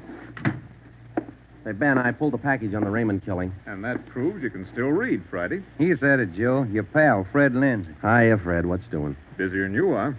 We know what we're looking for. Just having a little trouble finding them. That's the way it is with automobiles. They misplace so easy. Not normally, they don't. We got a small-size epidemic on our hands. Well, don't let us keep you, Fred. Just ducked in here for a breath of calm air and to invite you to dinner for the last time. The wife and I are still waiting for the first time. How about it, Joe? Ruth's got a new pressure cooker. Your sister-in-law visiting you again, huh? No, on the level. Not selling a thing. Come on. Who is it this time? My cousin. But she's awfully pretty, Joe. Oh, why do you guys insist on trying to marry me off? Me and Fred went down fighting, but it kind of grows on you after a while. Now, tell me, what is it about a married man? Just can't stand to see one single man left in the world. How about it, Joe? Tomorrow night at 7, okay? Okay. Tell Ruth I'll be there. It figures that he's got to run out of kinfolks pretty soon. Fine, we'll be expecting you. Got a stakeout tonight, but tomorrow I'll be clear. Anything big? Nothing definite, Ben. Just to follow up on those stolen cars. See you, men. So long, Lindsay. Joe, you'll like my cousin. Oh, never say die. What a character. You just catnipped women, Joe. Yeah. Well, here's that Raymond package. Let's check those dates that Backstrand wanted, huh? Wednesday, April 17th was just routine. A dinner date I tried to get out of, some paperwork that the chief wanted done, and a hot, sticky day. Too hot to wear a suit of clothes. Sometimes it's like that. A day starts out being routine. By the time it comes of age, it's got a personality all its own. At 10:23 that night, Ben and I were just finishing up the paperwork, and Ed Backstrand opened his office door. Friday, Romero, just got a hotshot call. What you got, Skipper? Hold up and shooting at Hooper and Esperanza, code 3. Code 3, that means red light and siren. It was 10:32 when Ben and I pulled up at the corner of Hooper and Esperanza. It was a bar in the basement of a building on the south side of the street. A radio car was there, and the two officers were holding the crowd back. A man was talking to one of the officers who turned and pointed to us. As Ben and I got out of our car, the man hurried over to us. You're the detectives? That's right, Sergeant Friday. My name's Cummings, R.L. Cummings. I own the bar. This is terrible. There was a gunfight downstairs. Uh-huh, come on. Where's the ambulance? One of the officers in the radio car said we needed the coroner. Did you see the actual shooting? No, I didn't. Here's the fellow that was shot. Oh, there's Jones from the crime lab. Hello, Friday. Romero. Hi, Lee. What do we got here? Pretty bad. Looks like a shotgun. Close range. He really got in the way of it. Ben. Yeah. It's Fred Lindsay. Motor theft. He was on a stakeout, Lee. Tell us about it, Mr. Cummings. You know this fellow, Sergeant? Yeah, we know him. What happened? We had a holdup tonight. 3 men. Yes, go on. Well, business was good, real good. We had a large crowd, and I was happy about that because I've been trying to sell out for a long time now. I've been showing the place to different parties all week long. I had a fellow coming over tonight to take a look at it. What time was that? Oh, a little less than an hour ago, about 9:30. I see. Go ahead. It was almost time for this man to show up, so I called Eddie, that's my bartender, and I told him to kind of keep a lookout for the man because I was going back to the office to get the books ready to show. You know how it is when you want to sell a business.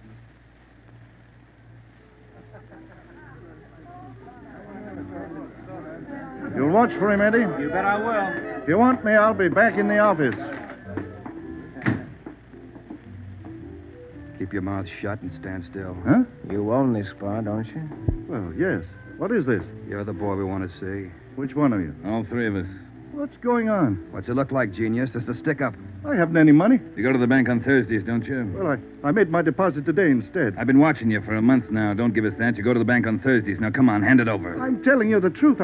I usually go on Thursdays, but I went today instead. You're lying, Ace, and we ain't got much time. Look, you can have all the money I've got on me. I think it's about 200, but that's all I have. Here. Why argue with him? Take what he's got and we'll shake the customers down. No, please don't do that. You got my money. Isn't that enough? No, it ain't. Come on, let's go out front. That's about all I remember, Sergeant. When I come around, I was lying on the floor of my office. You better have somebody take a look at that cut on your face. Yeah, I'm going to right away. There's my bartender.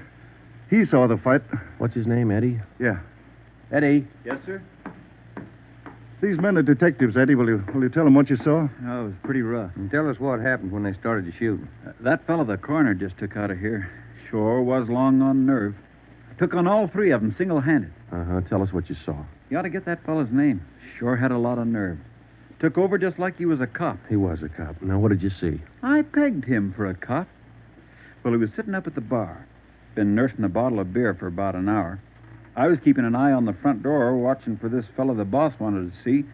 So I didn't see the three hold-up men come through from the back. But I heard them. All right, let's knock it off. You can all see this shotgun. Anybody make a move and I'll blow your head off. Bemis, cover the front door. Got it. Sickle, shake him down. Okay, gents. You guys in the band, keep that music going. The rest of you people turn around and face the bar. Put your hands on top of the bar and leave them there till we tell you to move. Come on, hurry up. Knock it off. Okay, Sickle. We'll take your money, your watches, anything else you got. Now, don't try to be cute and hold out. All right, you, take off the watch. I'll get your billfold. You, lady, let's have the ring. This man they called Sickle went right down the line. Took everything he could lay his hands on. This cop, your friend, was facing me at the far end of the bar. He was standing there just like the others. He kind of leaned toward me a little. Can you see the guy with the shotgun? Yeah, Where is he? center of the room. The other guy still at the door? Yeah, Got his gun out? holding it in his right hand. How far down the line is the other guy? About 10 people away. Hey, you two down at the end there. Knock it off. Hurry up, Sickle. Doing the best I can. Come on, let's have the purse, lady. You, next to the lady here, get the watch off. I'll take this wallet over. How far away now? Getting closer. But we better set up like he says. I'm going to take the one with the shotgun Oh, first. he'll blow you to pieces. I got a gun. How far away is that guy now? I thought Jans told you two to shut up. All right, Sickle, try to move and I'll break your back. Let me go. Go ahead and shoot, Jans. Stay away from him, Sickle. All you people at the bar, down on the floor. Okay, you with that shotgun, drop it. Bemis, can you get a shot at him? Not without hitting Sickle. Come on, you, I'm waiting. You got us all wrong, boy. We like Sickle, but not that much. The cop was holding Sickle as a shield. When the big guy let go of the shotgun, both the cop and Sickle ducked. The cop didn't get hit. But this man Sickle fell over on his face, grabbed at his arm. The man with the shotgun went down on one knee, holding his stomach. The man at the door took a shot at the cop, but he missed. Then the cop fired 3 shots at the man by the door. Looked like the first 2 missed, but the last one caught the man in the leg and he went down. Well, by this time, the big guy with the shotgun had recovered enough to hold his weapon again. I tried to warn the cop. Look out! The guy with the shotgun! I see him. The cop pointed his gun and pulled the trigger, but he was out of shells. Boy, Sergeant, my stomach knotted up when I heard that hammer fall against those empty chambers. The cop threw his gun at the guy with the shotgun and then ran right at him. You know, it was just as if that cop was trying to run right down the barrel of that shotgun. I glanced at the cop on the floor, then I tried to follow the 3 of them as they made their way out of the bar. They jumped into a car out front and drove off.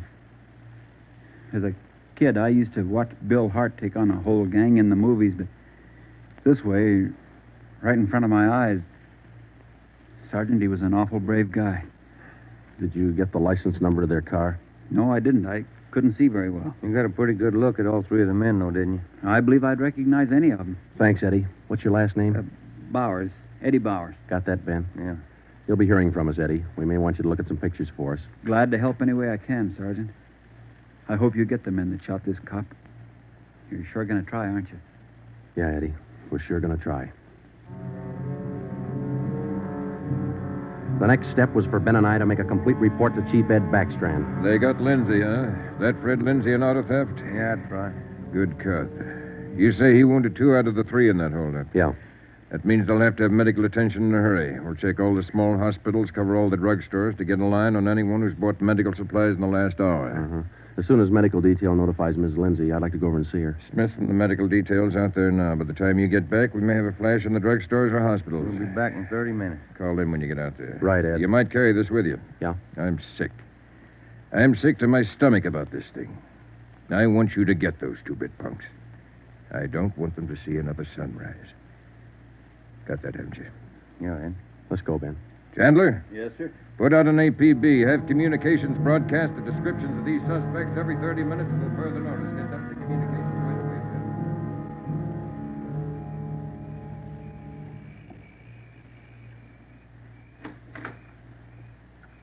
Hello, Joe. Come in. Thanks, Ruth. Sit down. Ruth, you know how we all feel. It's all right, Joe. You're married to a cop. I guess you're meant to expect things like this. He'd like that.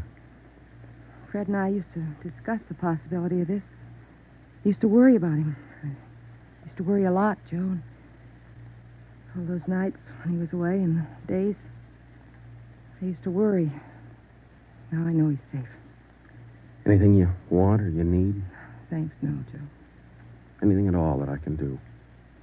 Yes, Joe. I think there's something you can do. You and Ben are assigned to this case, aren't you? That's right. Then be careful. Just thinking that you and Ben will have to face those killers. Ben's wife. Be careful, Joe. Yeah, Ruth, we will. Sure. I want to see you get the men that did this to Fred. More than anything, I want that. No more heartaches. Yeah. Thanks for coming by, Joe.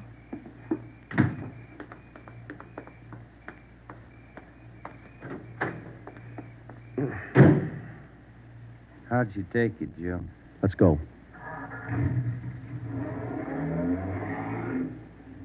Joe, how'd she take it? You're married, Ben. You figure it.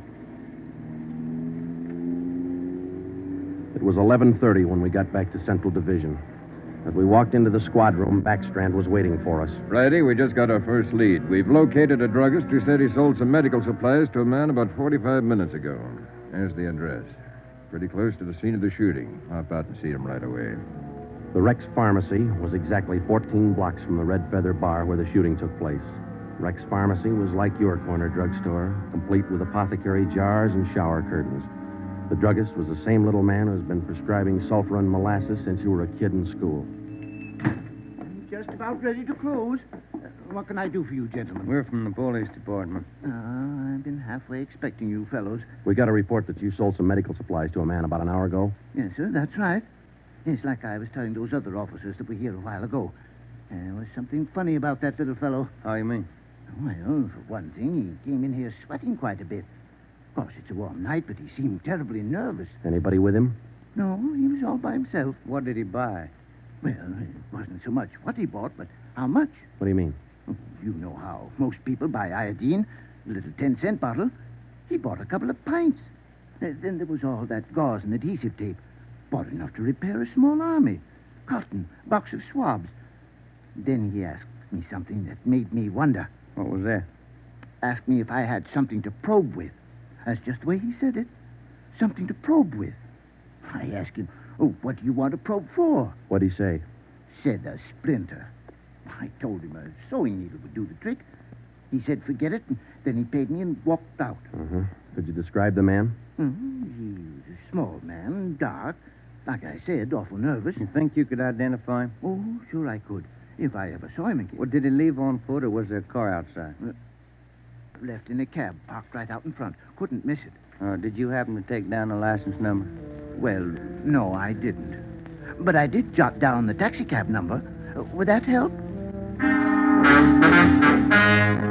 Taking down cab numbers isn't exactly in a druggist's line, but because he had the presence of mind to do that one small thing, we accomplished in 10 minutes what could have well taken as many weeks.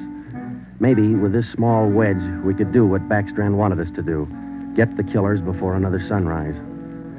Well, it was close to midnight when we stepped into the drugstore phone booth. I called the cab company, got the night supervisor. I gave him the number of the cab, and he checked his location chart. Cab 375 was operating out of a stand at Wilshire and Greenhaven. He was the right driver, and he remembered the fare. Sure, I know who you mean. A little guy. Seemed in a big hurry. It was a long fare, though. I took him out to Inglewood. Wait till I check my log sheet. I'll give you the exact address.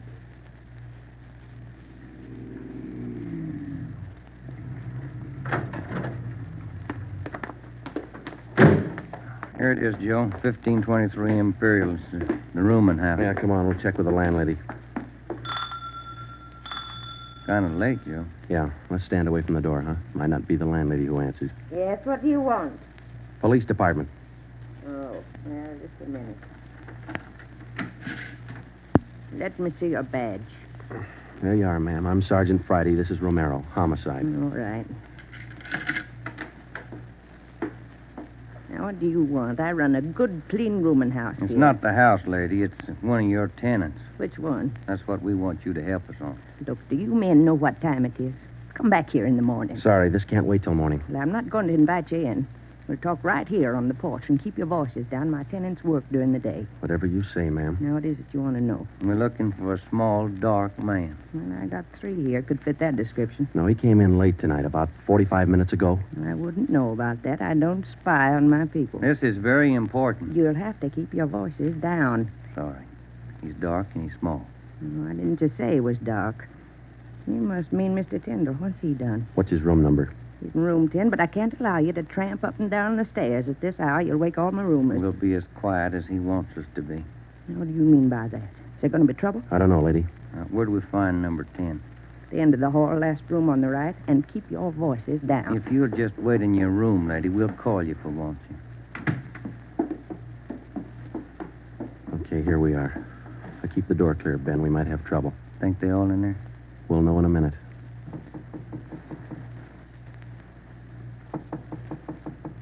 Who is it?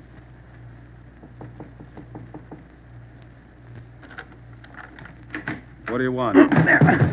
Police department. I'll try this closet, Joe. What do you want with me? What are you looking for? Closet's empty. What'd you say your name was? Tyndall, Bob Tyndall. New name, but same face, huh, Joe? Yeah, how long you been out of jail, Tenny? My name ain't Tenney, it's Tyndall. Your name's not Tyndall, it's Sam Tenney. We sent you up on a robbery charge 4 years ago. Now, isn't that right, Tenny? No, it's not right. You got the wrong man. I never been in jail. Yes, you have, because we sent you there. Now, come on. Who'd you buy the medical supplies for? I don't know what you're talking about. Look, Tenny, it's a hot night and it's late, so let's cut out the smart talk, huh? Who'd you buy those medical supplies for? Tenny, look, you're a 2-time loser right now. Who are you shielding? You got nothing on me. I ain't done a thing. We can prove that you bought those supplies tonight, and it can go kind of hard on you. So let's open up. I haven't been out of this room all night long. We got a druggist and a cab driver who will make a liar out of you. I still don't know a thing. That cab driver hauled you home here 45 minutes ago. Where were you? I was out on a date. Is that who you bought the medicine for? Ben, call the druggist and get that cab driver. We'll take Tenny downtown. All right. All I did was buy the bandages and stuff. I got nothing else to do with this. Who'd you buy the stuff for? Now, you know everything else. You figure it. Oh, now, look, punk. We know there were 3 of them. One of them killed a cop. We're going to get to him, and Tenny, you're not going to stand in our way. They killed somebody. They didn't tell me that. Who didn't tell you? I don't want any part of murder. I'm going to tell you who it was, but I'm clean. I got nothing to do with it. I was trying to help him out of a jam. Who were you trying to help? It was Roy Bemis, Charlie Sickle, and Red Jans. They didn't tell me nothing about murder. Oh, why'd you help? They offered me a pretty good piece of change to run an errand for them. You know I got paid for. That's all I had to do with it. Where did you deliver those medical supplies? I have to tell you that. I'm afraid of Jans. He's awful free with that shotgun. We'll give you protection. Now, where are they? Can I go to jail till you get them? You'll get protection. Give us the address. It's an apartment house. You'll get protection. Give us the address. It's an apartment house. Just around the corner from here. The Blue Eagle. We took Sam Tenney down to Central Division with us. On the way downtown, he told us that Red Jantz and the other 2 had their room at the Blue Eagle barricaded. Tenney said that they told him that they'd kill the first cop who tried to take them. But we knew they were wounded. He told us that Sickle had an arm wound, Bemis got it in the leg, and Jantz had a slug in his side. We figured they'd be weak from the loss of blood, and we could take them easy. You'll never take those guys easy. Sure, they lost a little blood, but they had enough fight left to stack that room. And they got enough left to kill you if you try to take them. On the way to headquarters, we stopped at an all-night drive-in and called Ed Backstrand. We told him we had a radio car watching the Blue Eagle. We gave him the whole story and told him we were on our way in. By the time we checked into homicide, Ed had the plan all mapped out. It was 2:25 a.m. Here's the map from the city engineers. It's one city block bounded on the north by Hawthorne Street, on the south Lawndale Avenue, on the east 16th Street, and to the west 17th. The Blue Eagle apartment house is right here, on 16th and Hawthorne. West of the Blue Eagle is a private residence. South of the Blue Eagle on 16th is a vacant lot. There are 12 apartments in the building. The men we want are on the second floor, number 11. And that apartment faces east on 16th. How do you want to handle it, Ed? Now, Baker and Moorheim will evacuate the private residence. Friday, you and Romero clean out the apartment building. Right, Skipper. All traffic is being diverted. The entire block is completely isolated. We'll throw up a cordon. As soon as we clear the residence, nobody goes in, nobody goes out. Will you brief us again when we get there, Ed? I'll give you all the briefing you need right now. Get this. These guys have already killed a cop. I don't want to lose any more. You know they're heavily armed and they're desperate. Have the men draw shotguns, tear gas, and Tommy guns. I'll take care of that, Skipper. All right. Now, we're not going in after these punks like tin horn heroes. We're going after them, and we're coming out alive. All of us. What time is it, Friday? 2:37. Not much time till sunup, is it? It was a code 2. That means red light and move fast. Backstrand figured we needed 6 squad cars, 4 men to a car, the police public address truck, ambulance, and floodlights. Ben checked out the weapons to the men, and by 2:46, we pulled out of the Central Division garage. We slid into the area at 3:20 a.m. The 6 squad cars and the public address truck took up their positions. The floodlights were rigged and ready to turn on at Backstrand's command. The machinery was set to roll as soon as we got the neighborhood cleared. Ben and I evacuated the Blue Eagle apartment house. How many does that make, Joe? Well, we've cleared 9. 2 to go. Here's apartment 10. The killers are right next door. Joe, I'd like to kick that door in right now. Take your time, Ben. We'll get to him. Quiet now.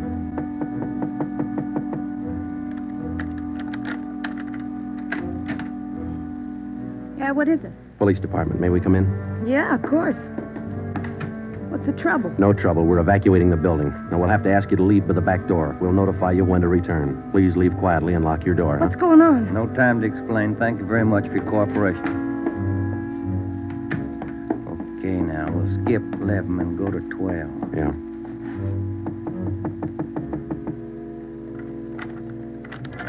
Yeah? Who are you? Police department. Can we come in? Sorry to disturb you at this hour. We're evacuating the building. Please hurry and leave quietly by the back door. You'll be notified when to return. Lock your door when you leave. Thank you. It was 4:10 a.m. Everything was set now. The neighborhood was completely cleared. The entire block was empty except for apartment 11 on the second floor of the Blue Eagle. I left Ben to watch the door of apartment 11. I went downstairs and across the street to join the rest of the men.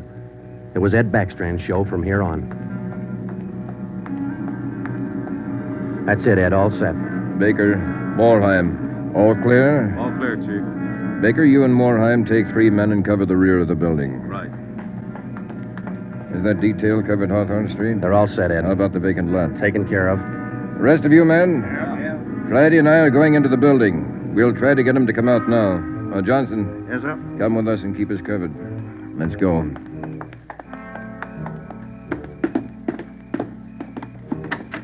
Apartment 11's up at the head of the stairs, Ed. Right. Any action, Romero? Not a thing, Skipper. Keep down, all of you. I'll try to get them out. Gents, Bemis, Sickle, you're all alone. The building's clear. Come on out with your hands behind your head. Come on out, gents, or we'll come in and get you. You hear me? I hear you, Ed. Come on, let's get out to the street. Johnson, cover that door and be careful. Keep down. Right, Chief. Friday, Romero, come with me. We left Sergeant Johnson to watch the door, and we ran out into 16th Street and ducked down behind the police sound truck. The floodlights hit the side of the building. Backstrand grabbed the microphone. Gents, Bemis, Sickle, you've got 30 seconds to come down out of that room. Walk out backwards with your hands behind your head. Stay together. Don't fan out. 30 seconds, gents. They're making it tough, Ed. Romero, lob some tear gas through that window. Right, Skipper. Come on out, Bemis. We're giving you a chance. That's more than you gave that cop in the bar. Come on out. That's Jance, Ed. He isn't coming out. They must have got Johnson because they're in another room. Shoot the gas in there. That's not going to get him out, Ed. Give it time, Friday. Burn those floodlights in up there. Friday, rake that second floor with the Tommy gun. Let's keep them in one room. Right. Hold your fire, Friday. George, give us a couple of masks. Ben and I are going in. The rest of you men concentrate your fire on those 2 rooms. Hit them down. Here's your mess, Joe. Let's go. Come on.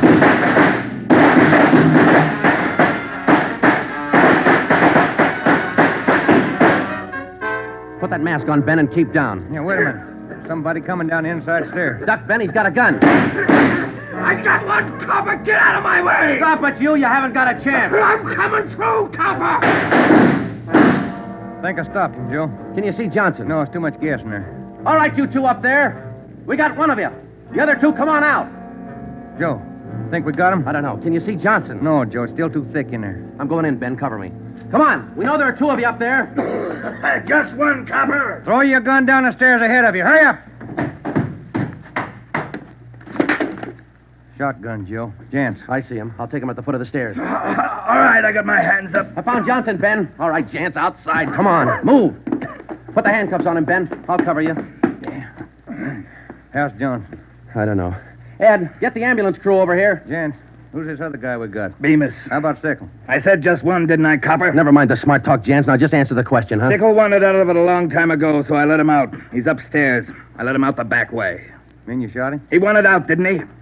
All right, we'll take him in. Johnson's in the ambulance. I'll see you in the office. Yeah. Right, Skipper.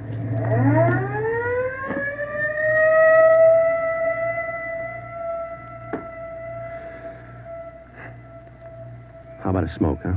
No. Yeah. Here you go.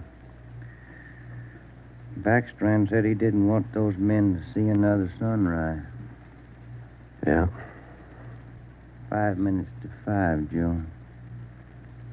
Sun ought to be up. Yeah. But look, Ben. It's cloudy. Guess we'll never know, huh?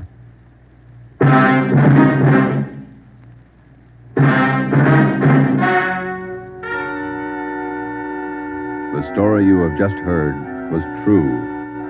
Only the names were changed to protect the innocent. Edgar Red Jans, the sole survivor, was tried and convicted and sentenced to be put to death in the state penitentiary in the manner prescribed by law.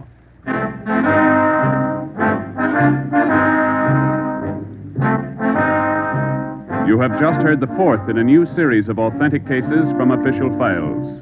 Technical advice for Dragnet comes from the office of C.B. Horrell, Chief of Police, Los Angeles Police Department.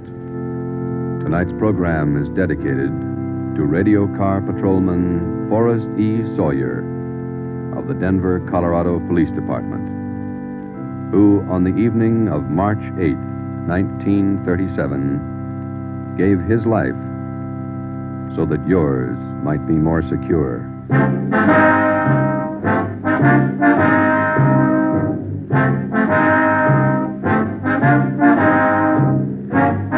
Dragnet came to you from Los Angeles.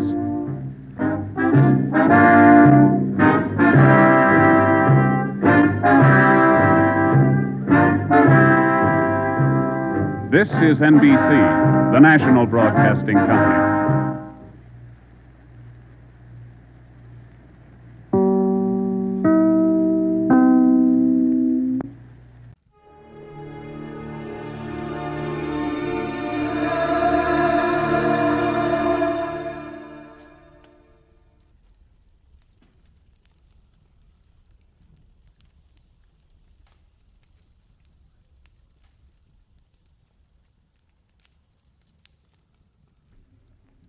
Get this and get it straight. Crime is a sucker's road, and those who travel it wind up in the gut of the prison of the grave. This time I was in the country where the night should have been nothing but peace and quiet. But a pair of angry eagles changed all that. One was solid gold and too close to a battered corpse. The other weighed 160 pounds and was too quick with his fists. It happened like this. From the pen of Raymond Chandler, outstanding author of crime fiction, comes his most famous character in The Adventures of Philip Marlowe.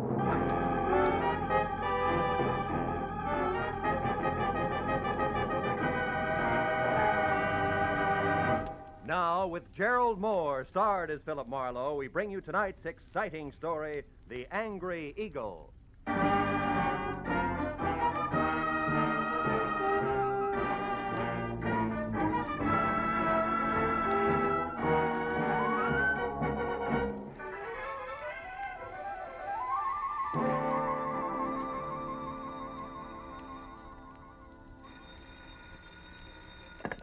Hello.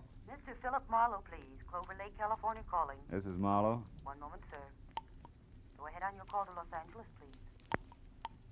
Hello, Marlowe. Babe Durney. Remember me, light heavy contender in 39? Oh, yeah, sure. I remember you. Good. You still have that bar in Southgate? No, I'm back in the game. Ah. Trainer this time for a welterweight that's good. His name's Danny Eagle, and he's another Barney Russ, believe me. No kidding. Yeah, but he's in trouble. Come on out, will you, Phil? Clover Lake's only 20 miles. You can be here by 6. It's just outside of Malibu, up on the hill. Well, what's your boy's trouble, babe? Plenty. And it could end up being his life. Now, step on it, Phil. Oh, and listen, you're a sports writer from Detroit, not a private detective. You got it? Got it. Leaving now, babe. It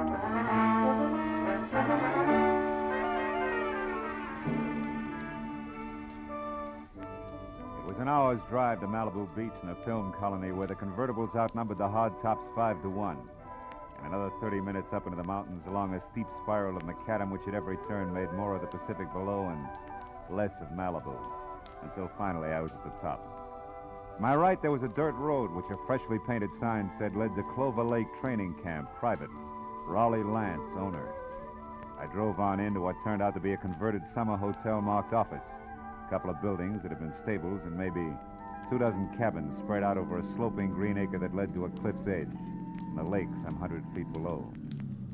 When I pulled in and parked in a gravel semicircle which was close to a roofed-over boxing ring where a lot of muscles in sweatpants was making a punching bag sound like a machine gun, I saw Babe Durney coming toward me in ducks and white T-shirt with an angry fighting eagle as in Danny on it. He was more bay window and less hair than last time, but still the same quick smile under a nose that spread over half his face and an extended hand that could have passed for a catcher's mitt. Hiya, Phil. Glad you didn't take any longer. Things are worse. Oh? Danny got canned an hour ago, and he's burning up. Told Lance and his wife where they both could go, and I think he's going to personally see to it that they get there. Now, wait a minute. Who's this Lance? Oh, Raleigh Lance. He runs this place, Marlowe. Yeah. Strictly the big-time, big-shot manager. His seat at the fights has to be A1. His license plate the lowest number he can get. Yeah, half pint in French cuffs and built-up heels. Got 10 fighters here. Danny's one. And the wife? Oh, yeah. Myra. A lot of curves, a lot of war paint, and never enough clothes on. Know what you mean. Yeah, well, also not much to keep her busy, and Lance hasn't got time to run around down in Malibu. Which means sheep's eyes at the boys, huh? Yeah, Danny Eagle included. Not that the kid ever did anything about it, mind you. Figured she was just being friendly. Come on, let's move on down by the lake like I was just showing you around. Hey, Jersey. Yeah? You can quit now. Do a mile in the shower. Okay, Big. See you later. Anyhow, Phil, this morning, Lance and the missus had a beef when the big shot got mad, read Meyer off, and called Danny and tried the same thing on him. Didn't take, huh? Nah, so the boss canned him. Kid went back to his cabin and started kicking the fixtures around. That's when I called you. He's got a lot of temper, Phil. Yeah, but what do you want me to do? Help me get him out of here before he tangles with Lance. He said he wasn't going to get off the ground till things were squared away, and he... Oh, hold it. What now? Over there near the edge of the cliff. Friend of Lance's, just weatherwax. Well, that old man? Yeah, hayseed to look at or listen to, but he owns about every piece of land around here. Uh-huh. Rich, retired, and has just learned about prize fighters. Calls them gladiators. Also, he's got a mud fence-faced daughter he's real anxious to pass off. Yeah, also he's coming this way. Hello there, son. Yeah, don't encourage gab. It's his specialty. Well, Babe, my boy. What shape are you in tonight? Oh, well, not quite fighting trim, Mr. Weatherwax. I was just showing Mr. Marlowe here around the grounds. He's a sports writer. Sports writer? Yeah. Well, glad to make your acquaintance, Mr. Marlowe. Thank you. Yes, sir. When I think about what I've missed all these years not following the ring... Mr. Weatherwax, excuse me, but we're in a hurry. I want Mr. Marlowe to see the lake before it's dark. We'll see you at dinner or up at the lodge later, huh? Yes, I look forward to that. Goodbye. Yeah, bye, son. Original windbag. Yeah. But, Marlowe, like I was saying, I gotta have your help. Yeah, but what can I do now? The kid's through, babe. Sure, but look, Phil, I know other managers. I also know the makings of a champ when I see him, and Danny Eagle's got the stuff. And? Okay, I like him. Phil, you gotta get next to Lance. If he thinks you're doing a feature on him, he'll be your best friend in a couple of hours. A little Napoleon. Uh-huh, and when I'm buddy-buddy, I steer him away from ordering his muscle man to play pretzel with Danny while you're trying to get him out of here, is that it? That's right. I already planted that you're coming up here, so all you got is... Hey, look. Huh? Up at the lodge on the porch there. That's him and Myra going in the office. My cue. Mm-hmm. Okay, but first tell me one thing, babe. Does Danny know about me? No. He'd turn against me if he did. He likes to settle his stuff his own way. That's why you got to get to Lance. In or out of the ring, it still takes two to make a fight, Phil. Yeah. All right, babe. I'll do my best. Yeah, Philip Marlowe, Detroit Daily News. Wonder if there is such a paper. No, it doesn't sound too bad. The Listen, Myra, I don't want any more trouble with you. I'm fed up. Oh, You're fine. fed up. You? Well, that's funny. You drag me up here and Shut expect up. me to... And try real hard to understand this. I dropped 10 grand, 10,000 berries last night on that punk Steve Rocker. I'm not very happy. So you want a fighter who stinks. What's that got to do with me? I don't know. But if you'd let him alone, he wouldn't have looked so tired in there. Of all the cheap cracks you've ever made, that's about the... The what? Go on, say it. You never flirted. You never played up to it. You were only being friendly. Go on, spit it out, why don't you? Don't think I won't. When we're alone. Oh. Excuse me, I didn't mean to eavesdrop. I was looking for Mr. Lance. Raleigh Lance? That's me. What do you want? My name's Philip Marlowe, Detroit Daily News, Mr. Lance. Oh. Yes. Come in, Mr. Marlowe. Oh. There was a note here on my desk. Should expect you for an interview. Glad to see you. Oh, thank you. I don't believe I've, My wife, Mr. Marlowe, Mrs. Vance. How do you do? Hello. From, Detroit, you said? Yeah. How are things at the Beaver Club? That's quite a spot, I hear. Oh, yeah, quite. I used to go with a reporter there. He told me about some wild parties at their press club. Busy Beaver Nights, they used to call them. Yes, busy beaver night. Lots of fun. Mm-hmm. I'll bet. Myra, Mr. Marlowe and I'd like to talk a while, so, So I'll be running along. It was a pleasure, Mr. Marlowe. Thank you. Goodbye, Raleigh. I'll see you later. Yeah. Well, Mr. Marlowe, have a chair. Drink? Yeah, I will, thanks. It's quite a spot you have here, Mr. Lance. Make it Raleigh, fella. All right. Yeah, it's okay. But you're not up here to write about a training camp, are you? Of course, I know background counts, but, well, like this drink, the soda helps, too. But the scotch is the thing, huh? Health? Same. Yeah, you're right about that scotch. Mr. Lance? What is it, Kelly? I'm busy now. What's about Danny Eagle? Did you give him his walking papers? No, Big Turney stopped me, Mr. Lance. Said he'd give Danny the word himself that he could handle him. That fat pug! Who does he think he is? Well, he said he just didn't want trouble, Mr. Lance. Besides, he said Danny was taking a walk. Yeah? Well, I'm going to give him the air, too. I've got enough enemies without some lousy trainer who's on my own payroll. Pardon me, Mr. Marlowe. I'll only be a couple of minutes. Sure. Help yourself to another drink. We'll talk later after dinner, about 8. Oh, and, here, catch. Best cigar made.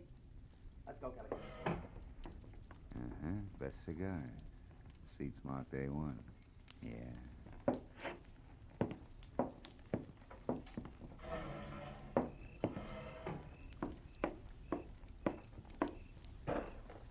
Hey. Huh? Don't go away mad. My hubby always runs out on people, even private detectives. Slips, huh? Busy Beaver Night, indeed. I made it up. I never even heard of Detroit. Why'd you bait the trap? Lance, the jealous jerk, has threatened to hire a detective a half a dozen times. Oh. After all this fuss over Danny Eagle, you were about due. Well, shall we walk? It's a nice night. Let's leave it that way, huh? What do you mean? Isn't Danny enough for one day? Listen, mister, you're starting off with 2 left feet. I was friendly with Danny Eagle, period. And Steve Rocker? The same. Only Steve was a little dull. A mind dedicated to comic books. All fighter. Not according to his last bout. Yeah. Rocco moved like he was drugged and collapsed in the third, so it's my fault. Oh, the big shot is quite a loser. And don't bother with your next question. I can feel it coming. Why have I stuck? Yeah, well, it belongs here someplace. Well, I've stuck because I thought that each battle was going to be our last. That sooner or later he'd have time for me. He's a busy guy, Myra. So was King Solomon, but he always had room for his wives. True. I thought this place was going to be our answer. Just the 2 of us, plus the peace and quiet of the country. It was Malibu on hand for a change of pace. So what happens? Still busy, huh? Yeah. So busy that he spends 8 hours a day with Jess Weatherwax, a guy he never heard of until he started this camp, but a guy who thrills to hear the lives and loves of Raleigh Lance. And that leaves me with his daughter, Clementine, if I don't talk to the fighters. Clementine. whose shoes are number 9, with an IQ to match. Good night. Wait a minute, Myra. Where you going? Going as far as my cabin and an old-fashioned cry. Or maybe just an old-fashioned. I don't know which. Good night.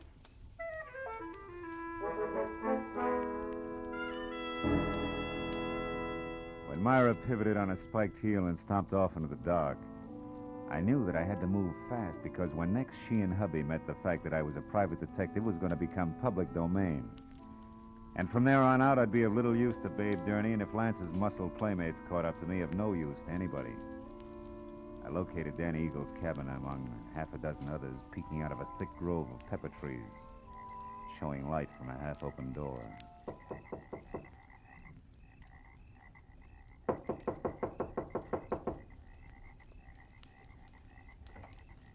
Hey, anybody home?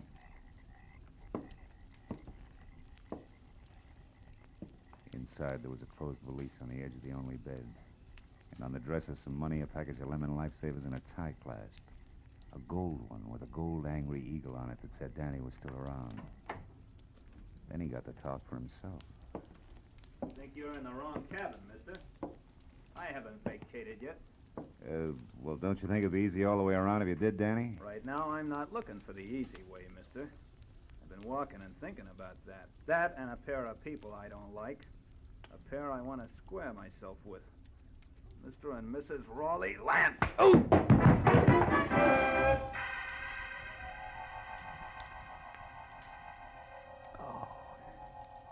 It was purely a case of mistaken identity. But it served as a reminder that it still took two to make a fight.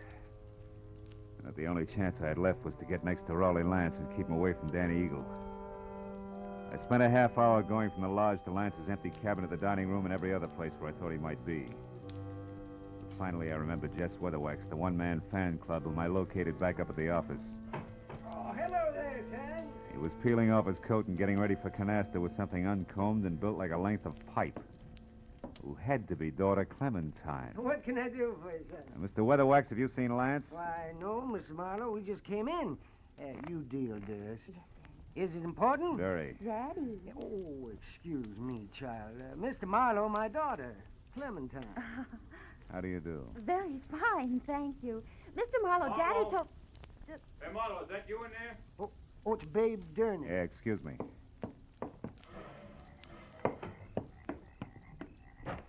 Phil, come with me, quick. What's wrong? Lance is dead, Marlowe. What? At the edge of the lake on the rocks. Accident? I don't know. Come on, Phil.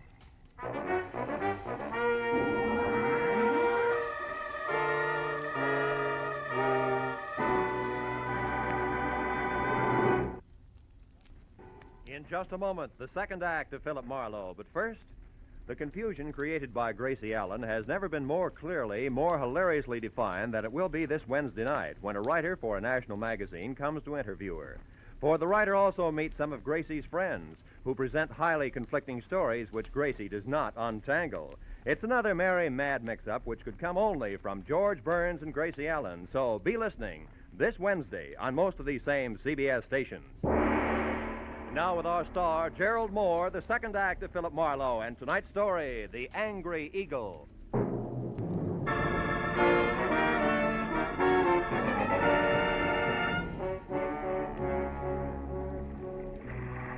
Sharp lakeshore stones, like countless fighters' fists, had hammered all the life out of Raleigh Lance.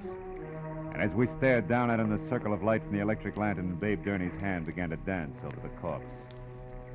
I took the lantern, turned him away from the twisted body at his feet, and sent him back up the path to camp. Find a phone and quietly call the police. After that, I took another quick look at all that was left of the little big shot. I went up the path myself and got as far as the jagged hole in the rail where Lance had gone through. I had just enough time to see a few things before I was met by Myra. Just like she'd been before, except for a handful of nervous fingers that just couldn't leave her neckline alone. I saw Babe. He told me about Raleigh. Is it true? Yeah, it's true, all right. Your husband's dead. Babe just left, so you must have been on your way here when you ran into him. How come? I had a date to meet my husband. For a chat. Why here? He didn't strike me as being the romantic type. He wasn't. Neither was he the type to talk where he could be overheard. Especially when he was cornered. What do you mean? I put Raleigh's back against the wall tonight. I finally got hold of a way to make that inflated ego turn loose, his favorite trinket. Meaning you? Yes. Marlowe, about an hour ago, I found out that Raleigh was crooked. Fixed fights? Yeah. When I left you, I went to our cabin for a drink. But the liquor was all gone. Lance kept spare bottles in the back of his closet, so I went to look. Found what? A briefcase. It wasn't Raleigh's, so I opened it. There was $35,000 in it. And a note congratulating him on his coaching of Steve Rocca. Rocca was drugged in that last fight, Marlowe. Raleigh sold him out, and I can prove it. Oh. That's what you two were going to hash out over here, huh? The price of your silence, which was divorce. And no strings. He told me he wanted to think, then he was going to give me his answer, but now... it's all unnecessary. You're so right. Myra, come here. I want to show you something. See? Here on the ground. What do you... No, I don't see anything. Somebody put up quite an argument right here before Lance went through the railing. Oh, yeah. Yes. And here's something else. Oh, what's that, Marlowe? The gold tie clasp, baby, with an eagle on it. Danny? Yeah, Danny Eagle. This changes things plenty, huh? Danny? I can't believe Danny would murder Raleigh. Well, you better start believing it and get back to your cabin and stay there with the doors and windows locked. You think he might go for me You next? were half the beef. Now that he's gone this far, chances are good he's got something nice thought up for you, too. Unless I'm making the king-size mistake and you and Danny turn out to be a team. Are you crazy? It could figure both ways, baby. So I'll keep it in mind until I get something more to do with it. Meanwhile, like I said, take care of yourself. I dropped the tie clasp into my pocket and then started looking for its owner, who could be #1 candidate for a noose. I decided to try Danny's cabin first, but when I got there, it was dark, with everything just as I'd left it. Until I turned to go. Someone was framed in the doorway. It was the gentleman farmer, a novice fight fan, Jess Weatherwax. You looking for something special, are you, Mr. Marlowe? Yeah, as a matter of fact, I am. I figured you would be, what with being a reporter, because I know there's been some kind of a ruckus here tonight. How did you know there was trouble here? Well, I happened to be passing by a certain phone a few minutes ago, and I heard that trainer, Babe Durney, calling the police. Oh. Okay, as long as you know that much, you may as well know the rest. Somebody shoved the boss of this place out through a railing into 100 feet of thin air. He's dead. Well, Lance murdered? By one of his own men? Oh, no, I don't believe it. He's a good manager. His boys loved him, every one of them. You should be so loved, especially by a guy like Danny. Danny Eagle? None other. And that's only half of it. Your good manager, Mr. Lance, was a fight fixer. One who'd even drug his own stable to be sure it'd lose. He was as crooked as a hyena's back leg. He prearranged boxing fights? That's putting it mildly. His own wife, Myra, pinned that on him just tonight. She didn't go into detail. She didn't have to. She had enough proof to make it stick because she was getting a divorce on the strength of it. Oh, I find it mighty hard to believe all this, Mr. Marlowe. And here's something else. I'm not a reporter. I'm a private detective. You're a private detective? Yeah, called in by Babe Durney because I am. Anyway, here's what I'm getting at. If you're really sincere about liking your violence according to Marquis of Queensberry rules, you can do me a big favor. What can I do? Keep an eye on Myra Lance for me. Uh-huh, yes. I left her in the cottage. Dan Eagle may be only half finished with what he started. I'll do my best. You can count on that, sir. Okay, I'm going up to the office at the lodge now and find out if anyone saw Danny leave the grounds. I'll see you.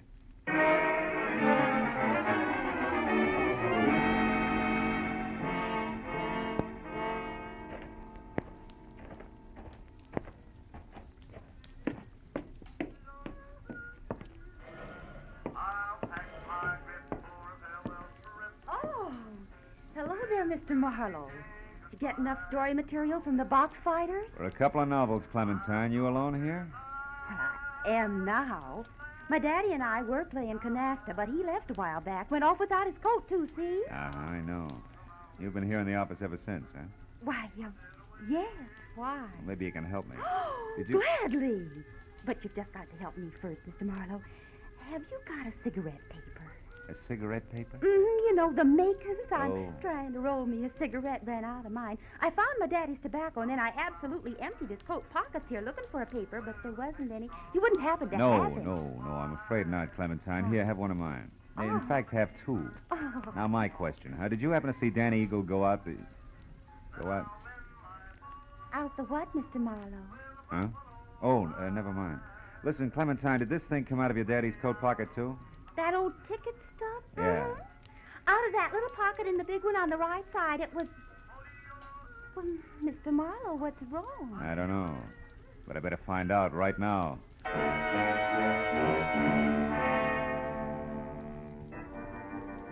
I ran out of the office and past the empty rope ring toward where the cabin stood, I was full of the conviction that Clover Lake Training Camp was due for a second corpse any minute. Only this time I knew that some fast adjectives I myself had tossed off and not a hot-headed fighter were playing cause and effect. As I made for the door of the Lance cabin, there was no help in the fact that my volunteer guard, Jess Weatherwax, was nowhere in sight. I called Myra's name twice and still got no answer. So I stepped back to go to work on the door with my shoulder when the lock turned from inside. What is it, Marlowe? What are you doing here? At the moment, Myra, baby, I'm counting lucky stars, the kind that kept you hale and hearty in spite of me and my big mouth. I'm afraid I don't know what you mean. I mean, I almost spilled all, including the clincher, which was where you could be located. All this, mind you, to the guy who no doubt was in it with Lance right up to his Adam's apple. The fact that you're still breathing means that he must have given up and beat it because as a topper, I sent him here to guard you. Say, what's the matter? Aren't you even curious? Why, yes, sure, of course. So am I, Marlowe. Don't move. Oh, no. You have a talent for stupid audacity, young man. Myra's still breathing because up to the point where you knocked on this door, she still didn't realize my connection. But when you showed up, I couldn't take a chance. I was forced to bring this gun into things and wait behind the door. Now, obviously, you both know. And I was so relieved you still had strength enough to open the door, Myra. I stepped in chin first and was happy about it. Well, I was afraid to warn you. Well, it's your move, Weatherwax. What'll it be? I have no choice. What? You'll have a lot of bodies to crawl out from under, Buster. It won't be too hard. Danny's already framed for Raleigh's murder. Framed by whom? By Raleigh Lance himself. Oh, such a simple little plan. I worked it out as I worked out everything else around here. Just for the record, how was it supposed to go? Once Myra knew about Raleigh, she became dangerous to me. She had to be killed. So I told him how to set up the whole thing. You know, you're really enjoying yourself, aren't you? Frankly, no. Or I just don't intend to take the rap for my late partner's stupid clumsiness. Oh, but this has gone far enough. Oh, no, it ain't. Dave, look out. He's got a gun. Duck, Myra. That boy, Billy. He lost his gun. And I still got a good right hand. My boy ain't gonna be framed for nothing. Dave, stop it. I'm gonna fix this guy good. Lay off, Dave, will you? Lay off. Lay off, I tell you. Lay off. Okay. You gotta tell us the rest. Come on, Weatherwax, talk. What actually happened on the path to the lake? Well? Lance set up a frame on Danny as I told him to by planting that eagle tie clasp at the weak spot in the rail. And then he made a lot of marks on the path, like there'd been a fight. Go ahead. And after that, he went over to kick the rail loose. He tripped and he fell. All because of those shoes of his with the hard, slick soles and built-up heels. Silly little man.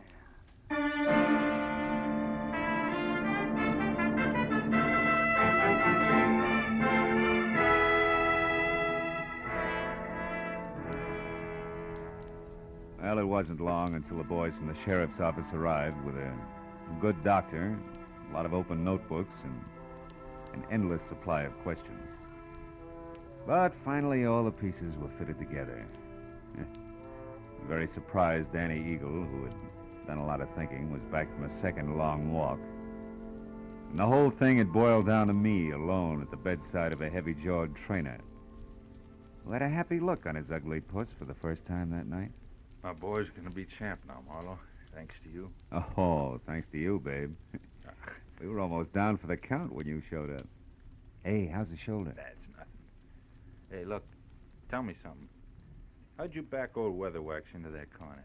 Oh, well, I found a ticket stub from his coat pocket with the number A2 on it. Weatherwax claimed that he'd never seen a fight or met Lance until the camp opened up here.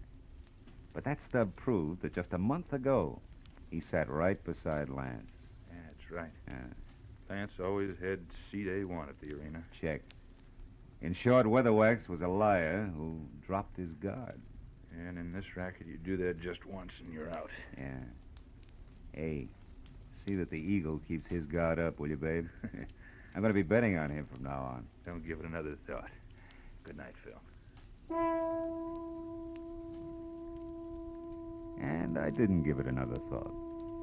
Neither did I think about an arrogant little guy whose phony heels and twisted mind had dumped him into his own trap. Or about a fat gambler who traded in perverted victories and rotten, hopeless defeats. Instead, I thought about the sun coming up over the hills. And a nice big platter with a ham omelet on it. And then a good, solid 8 hours sleep. Nothing else. You know, sometimes I think I have no soul.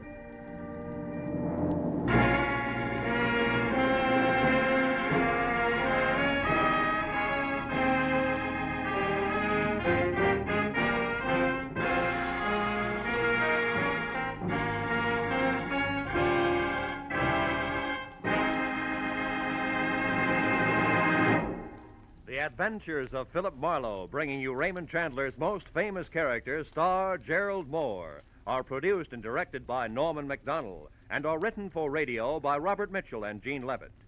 Gerald Moore can currently be seen starring in Republic's The Blonde Bandit. Featured in our cast tonight were Joan Banks, Barney Phillips, Wilms Herbert, Howard McNear, Elliott Reed, Frank Gerstle, and Ann Morrison. The special music is composed and conducted by Richard Arant. Be sure and be with us again next week when Philip Marlowe says... This time a nervous breakdown in a driving rain. A cape with a high collar and a tiny sliver of glass led me from the ballet and a beautiful dancer to the edge of a cliff and death.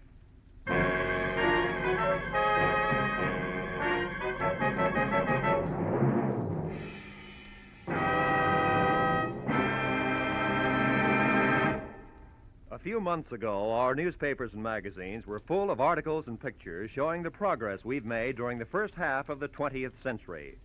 That progress, brought about by the American way of doing business, means that today we enjoy the highest standard of living of any nation in the world. We can keep our standards high, and we can increase the benefits for all of us by continuing to produce efficiently under a free economic system. This is Roy Rowan speaking. Now, stay tuned for Pursuit, which follows immediately over most of these same CBS stations.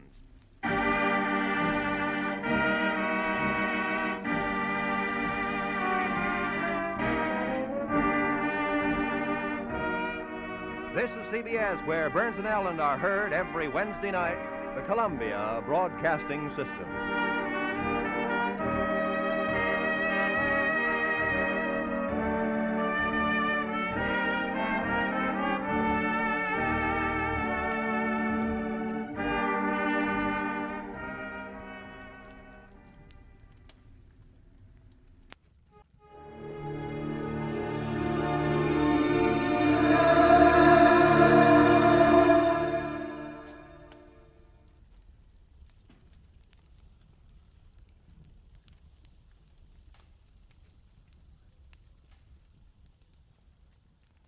When the will was read, everybody figured she'd been crazy when she wrote it.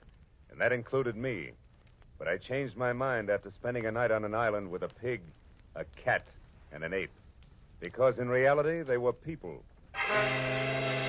From the pen of Raymond Chandler, outstanding author of crime fiction, comes his most famous character as CBS presents The Adventures of Philip Marlowe.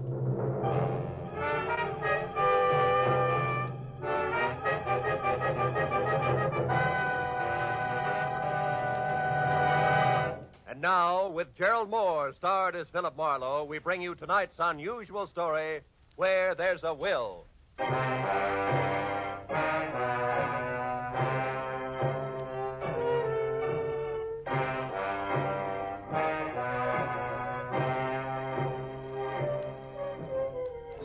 had spent the whole day on a noisy job which had concerned itself with a lot of people who talked a lot and said nothing. When I finally locked up my office for the night, I was worn out. As I drove slowly along the street, I was glad to be heading for home and a little peace and quiet. At least that's what I thought. But when I pulled up for a full stop sign, only a half a block from my apartment, something happened which brought my little dream of peace and quiet to an end. The car door opposite me flew open, and something mighty excited jumped in. I'm being followed. Drive on, please. The law? No, please drive on. Okay, lady, get a good grip on the upholstery.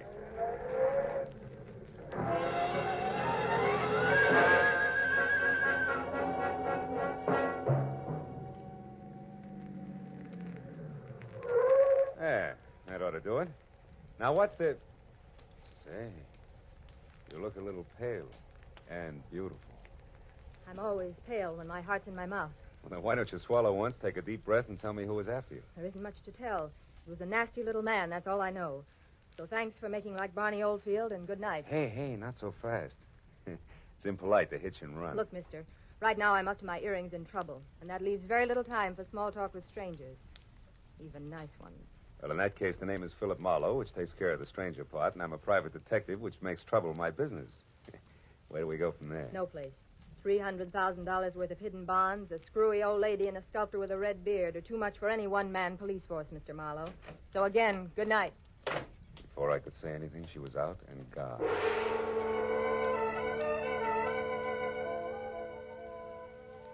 There was only the heady scent of taboo in the air, and the memory of a gorgeous profile with jet black hair and pale blue eyes. I sighed like a schoolboy and decided to put her under the heading of things that pass in the night. But I couldn't. Why, out of all the cars in Los Angeles, should she have picked on mine? Well, the next morning, as I was walking down the corridor to my office door, I was still seeing pale blue eyes. Maybe that's why I didn't notice the man who waited outside my door until I was almost on top of him. He was well-dressed and about 35. He looked like a man who had forgotten how to smile. Marlowe. Right. I want to compliment you on your behavior last night, Mr. Marlowe. Barbara told me about it. Oh? Come on in, Mr. Shields. Edward Shields. Would you be interested in aiding 3 people in a search for more than $250,000 in negotiable bonds? 1% of which will be yours if the bonds are found? Being a fairly fast man with figures, yes. Yes, I would. Splendid. I'd like a few details. Well, Mr. Marlowe, my aunt, Bernice Mayhew Shaw, died, leaving her entire fortune to charity, with the exception of the bonds I mentioned. Those are to be divided equally among 3 of us, the sole heirs, if we find them within 24 hours. That sounds like something you dream about after a midnight snack of pizza and pig's knuckles. Perhaps. But you didn't know my aunt. Beside myself, the beneficiaries are Barbara Haynes, the girl you met last night. She was Aunt Bernice's personal secretary. And another nephew, Harlan Crane, who, at the moment, happens to be a sculptor. Happens to be? 6 months ago, he was a sailor. Before that, a writer, without even a rejection slip to his name. My cousin is irresponsible, impetuous, and completely self-indulgent. The will itself, Mr. Shields, what are the exact conditions? At precisely noon today, the 3 of us are to meet with Luther Willard, my beloved aunt's lawyer, who will give us each a large sheet of tissue paper covered with specific markings. Individually, the sheets mean absolutely nothing. But combined, one over the other, the transparent sheets form a coherent map to the location of the bonds. But why all the intrigue? My dear departed aunt had a peculiar sense of humor. In addition to this, she was never particularly fond of any of us. She was sure that our individual shortcomings would make cooperation among us impossible, even for so short a period as 24 hours. And the fact that a man followed Miss Haynes last night convinced you that there was something to that, huh? Convinced me? No. He may have been nothing but a personature.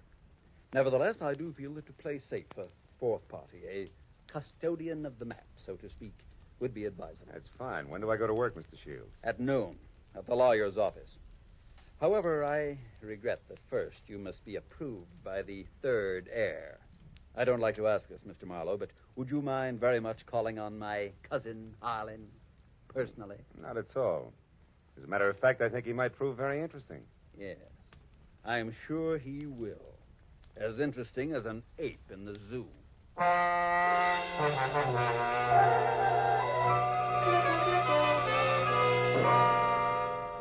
felt like saying, look, Shields, I'm not as gullible as I look.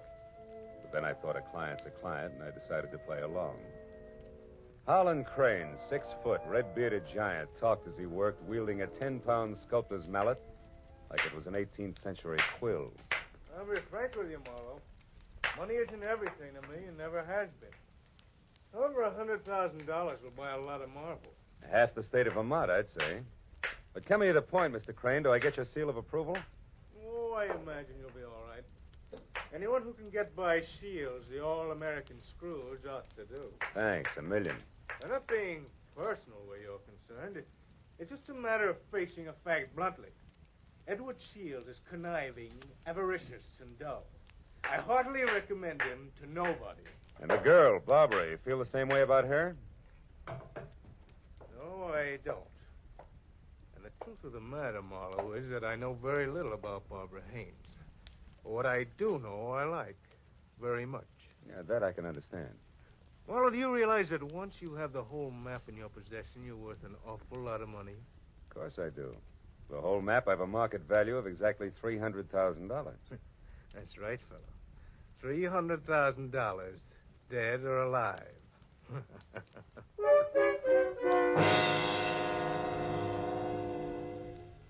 I know it was small of me, but I didn't exactly see the joke.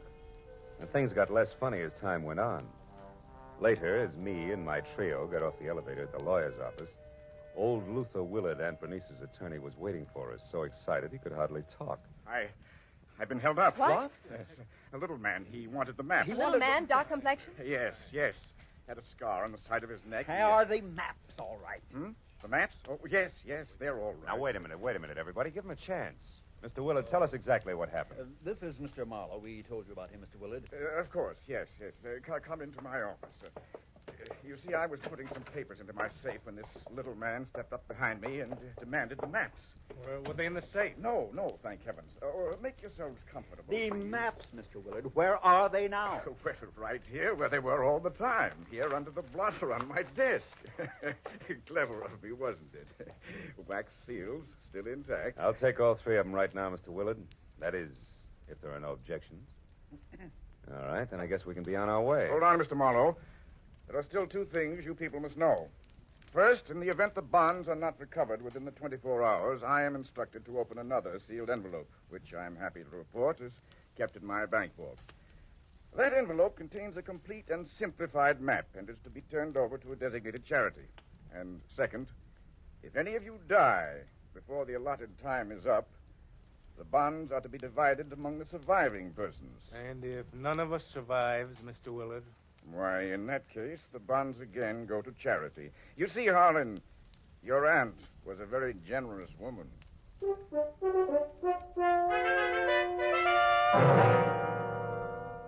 After arranging to meet with the three heirs at Shields' place later that afternoon, I headed for the nice and public library, where I figured I'd be able to examine the maps in safety. By placing the three maps exactly one over the other, I saw that the bonds were hidden on the larger of two squares of land called Twin Islands, which were the personal property of the late Bernice Mayhew Shaw, and located in Indian Lake in the San Bernardino Mountains. As I left the library with the three maps in my pocket, I felt like a well-fed mallard on the opening day of hunting season. Then I knew I was being followed. As I slipped into a doorway and turned, I saw it was the nasty little man with the scar.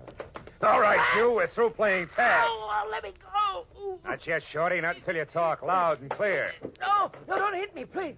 Please hit me down. I'll tell you everything. All right. If you're sure you can get it all straight the first time, there. Now, the whole story, beginning, middle, and end. Yeah, like you say, whole story. Okay.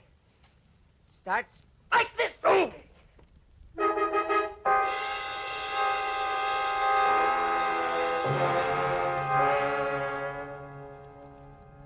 By the time I figured out that it had been the sawed-off end of a broomstick that had slammed my stomach up against my backbone, the little man was out of sight. Another 5 minutes went by before I quit calling myself sucker and I started to think straight. Nearest public locker was in the Santa Fe Trailways bus depot on Cahuenga. I went up there and deposited 2/3 of the map for safekeeping until we were ready to leave for Indian Lake. And I found a telephone, and a half a dozen calls later, I knew that a caretaker named Jumbo was the sole inhabitant of Twin Islands. And my last call was to him. I wanted some kind of a welcoming committee ready for us. When I left the phone booth, it was only 1 o'clock. So I returned to my apartment where I figured I'd rest until 3, when we were all to meet at Shields' place. But that was my second mistake.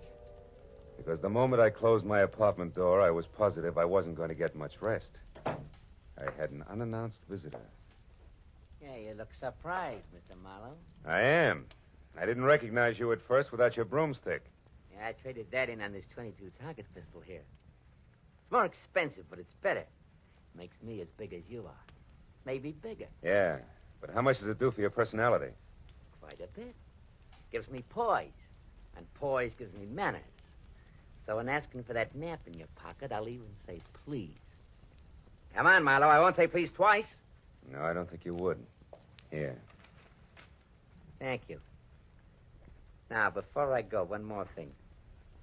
The hall outside here is straight and narrow, right to the stairs, and that makes it fine for shooting.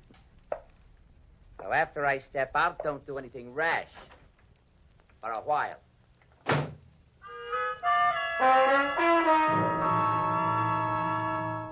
So, loving life as I do, I didn't do anything rash for a while. In fact, I could have whipped up a nice 7-minute frosting before I moved at all. And I phoned the 3 heirs to get together at my apartment. When I finally had them all seated in front of me, I related the saga of the little man, including my premonition that one of the 3 present was signing his paychecks. Of course, I got nothing but Cupid-doll innocence out of any of them. So after adding that we'd get underway just as soon as the missing 1/3 of the map was returned to me, I threw my trench coat over my arm and told them I was going for a walk. But before leaving them, I reminded them that whoever was behind the little man could fire him, because I would never have kept all 3 maps in one place anyway, unless all of the heirs were on hand to watch one another. And then I left. I hadn't walked more than a half a block up Franklin when I stopped at the sound of Barbara running after me. Phil, I'm scared. Harlan and Shields are acting like a couple of wild men, calling each other every name under the sun. What'd you expect? Chit-chat about the weather?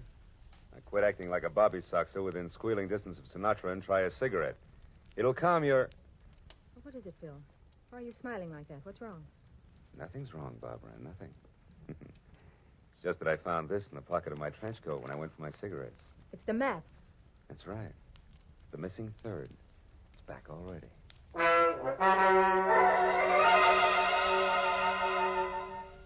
When that missing 3rd part of the map turned up so fast, I figured the heirs had decided to play ball. But I made a mental note to keep my eyes on them anyway. At 3 o'clock, I went to Edward Shields' hillside house in Laurel Canyon for the scheduled meeting. Shields wasn't home yet, but Cousin Harlan was there, admiring the view. Barbara showed up a few minutes later in a convertible, and Shields arrived last by cab. It finally began to look as though we might actually start out all together. Well, I see we all arrived, safe and sound. Yeah. Disappointed? Only by your clumsy attempts at humor, Harlan. Stop it, boys. Let's get started. Phil, have you looked at the map? Where are we going? To Indian Lake. It's a 4-hour drive, so if you're all ready, I suggest we get started. Very well. I'll go up to the garage and get the car. So Aunt Bernice hid the bonds in a roost at Twin Islands, eh? Well, well, well. Nobody seemed surprised at the location Aunt Bernice had chosen to hide her bonds. And Harlan, Barbara, and I stood on the front porch watching Shields as he climbed the very steep driveway to his garage in the car. But Barbara got more of my attention than Shields. She made a mighty dreamy picture. And she leaned casually back against the rail of the porch. She wasn't aware that I was watching her. And I suddenly saw her go tense, her eyes filled with fear, and I quickly turned to follow her stare. Shields' car was going at a rapid clip down the steep driveway. I still couldn't figure out Barbara's concern, and then she started screaming. The car's out of control. The car was headed for the edge of a cliff. His brakes are out. You go over. The tree stopped him. Shields, are you hurt? No, I'm all right. The brakes. I tried to stop You them. hadn't hit that tree. Should have gone over the edge. Let's have a look at those brakes, Shields. Well, no wonder. What is it? Brake line's broken. Every drop of fluid drained out. I might have been killed. No might about it, Shields. We stood there for a while, all looking at one another, but nothing was said. Brake lines rarely snap accidentally. And I remembered that Harlan had been at Shields' house early, and the car had been in the garage, and Barbara... Well, I had to admit that she actually had anticipated the car going out of control. Well, the 24 hours for finding the bonds were slipping by, and I knew we had to get to Indian Lake. We held a short powwow without passing the peace pipe. We decided to take Barbara's car. We picked up the rest of the map, which I'd checked at the bus station, and we shoved off. After a 4-hour drive that was about as relaxing as the thought of an overdue time bomb in a day nursery, we finally pulled up to the shores of Indian Lake. Jumbo, the caretaker, was waiting at the dock. He knew how to handle a boat, and a few minutes later we could see Twin Islands. We headed for the smaller of the two, where I could make out a rambling lodge. The other island, a quarter of a mile away, seemed deserted. Shields was the first one ashore. Here, Barbara, let me help you. Run along, boy. I'll help Barbara. Thanks, Harlan. Well, Marlowe, what now? Well, first we go up to the house. Oh, Jumbo, you got everything ready for us? Hey, Jumbo. Huh? Oh, sure. Everything's ready, Mr. Marlowe. Just like you said, I opened 4 of the upstairs rooms. Open the rooms? We're not going to sleep out here, are we? I'm going to try. But this isn't a vacation. We're here to find the bonds and get out. You realize it's almost 9 already? That leaves us just 15 hours, Marlowe. Yeah, I know. I got a good watch, and I count to 24, and I'm also giving orders to you Don't 3. get high-handed, Marlowe. You're an employee of ours, and that's all. Let's get the map together and start looking for those bonds right now. Take it easy, big man. The bonds are hidden on the other island. The map is as tangled as a second-hand spider web. We wouldn't get anything at all down in the dark. That's your opinion. Look, you people hired me to help you find those bonds. If I have to get nasty to make you take orders, I can do that, too. Now, let's play like we're smart and go up to the lodge and relax. All right, Marlowe. But remember, we'd better have those bonds by tomorrow, or someone else will be nasty. Very nasty. And I mean me. What? You too?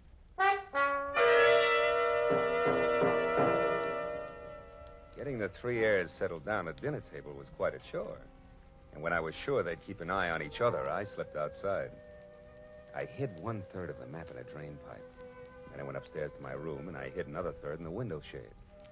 Now, the maps were settled, and I began to think about other things, like the accident to Shields' car. There were too many accidents and coincidences to suit me. So I decided to drop in on Cousin Holland's room to see what I could see. After 15 fruitless minutes, I was about to leave when something in the wastebasket caught my eye. The corner of a half-hidden handkerchief monogrammed H.C. I had just picked it up when I saw Jumbo standing in the open door. That handkerchief there in your hand. That blood on it? No, it looks more like brake fluid. And in this case, it's practically the same thing, huh? I think we'll leave it right here in the wastebasket, Jumbo. Oh, did you want something? Just wanted to say I'll be in my own place out back if you want me. Okay. You know where Mr. Shields is? He's out in the veranda. Alone? Yeah? Thanks, Jumbo. If I need anything, I'll call you. Good night.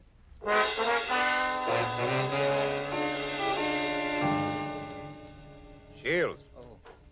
Oh, it's you, Marlowe. What's wrong? You sound like a man expecting trouble. I was nearly killed in my car this afternoon, and I don't think that was the end of it. Yeah, and don't stand too close. The end of it. Yeah, and don't stand too close to high windows. Thank you. It's comforting to know that I am not alone in my suspicions. Maybe, how are you betting? On the beauty or the beast? Don't be absurd. I hope someday to marry Barbara. Yeah? Well, a guy might be beating your time right now with a sculptor's mallet. You may be naive, Mr. Marlowe, but Barbara isn't. I saw them just a moment ago walking down to the boathouse. Harlan's galloping after her like a half-baked idiot, as usual. But if Miss Haynes prefers me, what can he do about it? There was an answer for that, but it seemed a little obvious under the circumstances. Well, a few minutes later, Shields went inside, and I made a beeline for the boathouse to water down a certain hot-headed sculptor named Harlan. When I got within earshot, I knew I'd be as welcome as whooping cough at a glassblowers convention. So I stopped and listened.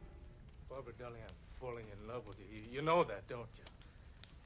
Let me hold you close. Harlan, Harlan. This is real, Barbara. For the first time in my life, I'm truly in love. I want to do things for you, make you happy. Please wait. I'm not completely free. There are still ties with Edward, you know. Shields. That fat, stingy Babbitt. He's no man for you. Why, if he so much as touches you from now on up... Wait a minute, Barbara. Marlowe, you cheap snooping eavesdropper. Eavesdropping's a minor vice compared to some of the shenanigans going on around here. Just what do you mean by that? A word to the wise is sufficient. I'll give a few more. Now, somebody's trying to cut our little triangle down to 2 sides before noon tomorrow. What I've seen so far I don't like, so I'm warning everybody. Just what are you accusing me of? Harlan, stop it. Don't be a fool. Will you cavemen control yourselves until those bonds are found? Come on, Harlan, let's go in. Good night, Marlowe. Don't get your head caught in any transoms.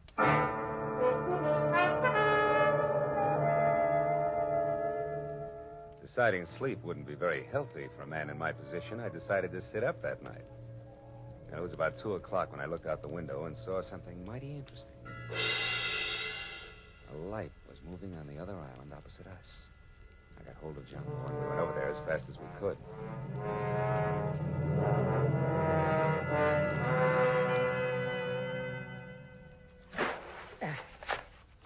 There we're beach. That light's dead ahead, Mr. Marlowe. Looks to me like it's up in the picnic shelter. Yeah, I'll see you later, Jumbo.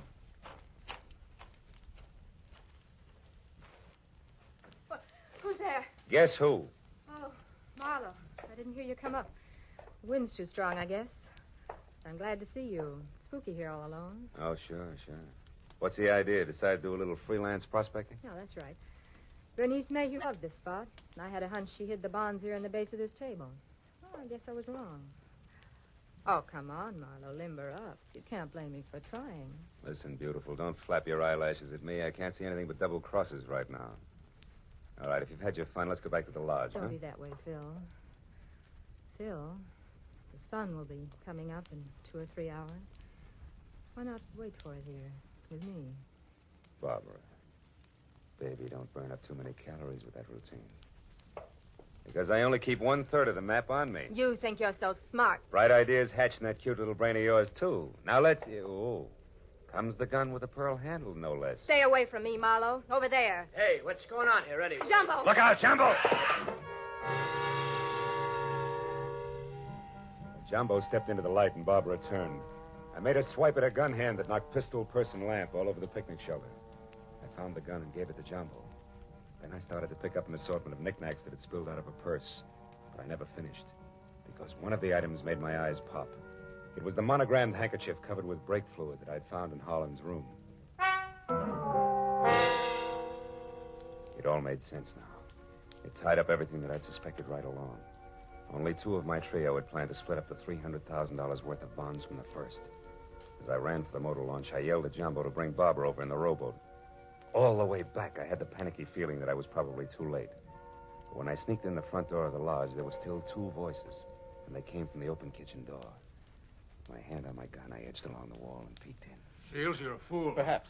But I'm going to kill you and have a perfect case of self-defense. What are you talking about? Your hopelessly framed cousin, Harlan.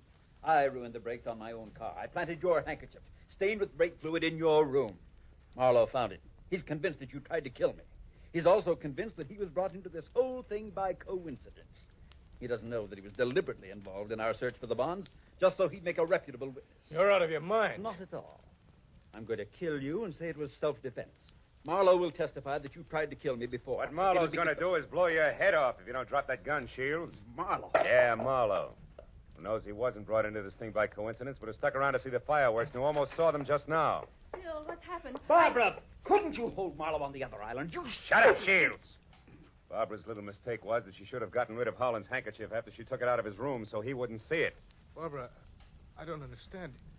You planned all this with Shields against me? Well, I did in the beginning, Harlan, but I changed my mind when I fell in love with you. I let Marlowe find the handkerchief in my purse. I wanted him to stop Edward. Oh, darling, don't you see... Come on, Miss Bankhead. Cut the dramatics. The show's over. Let's have it straight, huh? All right. We might as well if we're going to find those bonds before it's too late. Edward and I did plan it. We even hired the little man who tried to get the maps from you. And when that didn't work, you planned to get rid of Holland and split the $300,000. So we failed. So what? We're right back where we started. 100,000 apiece. Now let's go find those bonds. Not so fast, beautiful. What happened to Holland just now was a little more serious than a hot foot. It was attempted murder. He can slap you 2 in the jug this minute if he wants to. But I'll leave it up to him. Okay, Holland, what do you say? It's your move. No. I've got a better idea. Marlowe, 1/3 of that map is mine. Give it to me. Okay. There it is. Harlan, what are you going to do? Harlan, no. Don't burn it. There. Now we all lose. Now none of us will get the bonds. That's probably how Aunt Bernice wanted it anyway.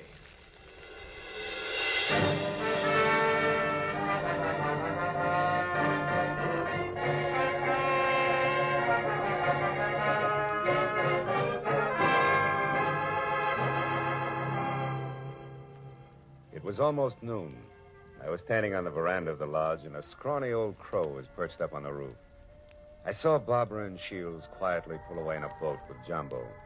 I saw Holland lumbering off to the far end of the island to sulk. And as I watched the three of them, I couldn't help thinking. A pig in a pinstripe suit, an ape with a red beard, and an alley cat in nylon. Yeah. Keep laughing, Aunt Bernice. You were right. Greed, treachery, and rashness don't mix, even for 24 hours. And the 1% of the bonds I was to get? Well, that's my contribution to charity. Who knows? Maybe I can take it off my income tax.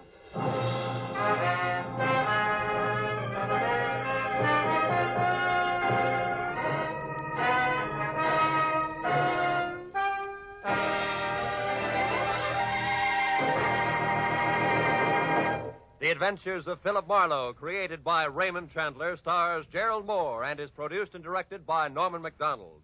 Featured in tonight's story were Mary Shipp, Parley Bear, Don Diamond, Ted Von Eltz, and Wilms Herbert. The special music was conceived and conducted by Richard Orant.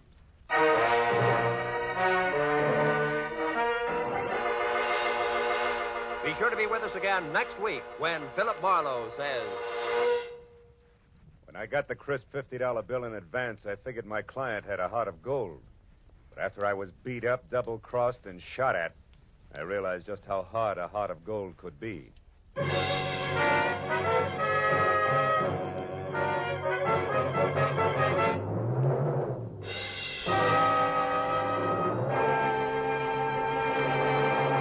Raymond Chandler, Dashiell Hammett, John Dixon Carr. 3 great names in the world of mystery and thrills. 1 down, 2 to go today on CBS. Now that you've heard Raymond Chandler's Philip Marlowe in action, CBS invites you to hear Dashiell Hammett's Sam Spade in action tonight, followed by John Dixon Carr's personally written radio series, Cabin B-13. Chandler, Hammett, Carr, today and every Sunday, over most of these CBS stations. It's a mystery if you miss them.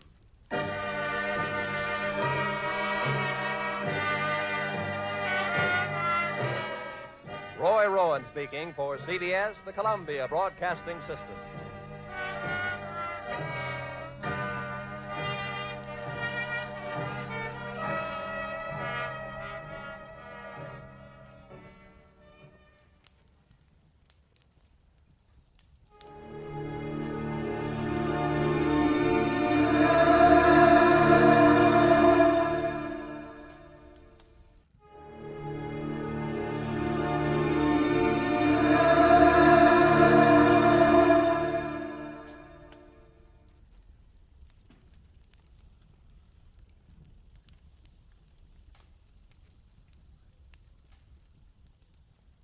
Get this and get it straight.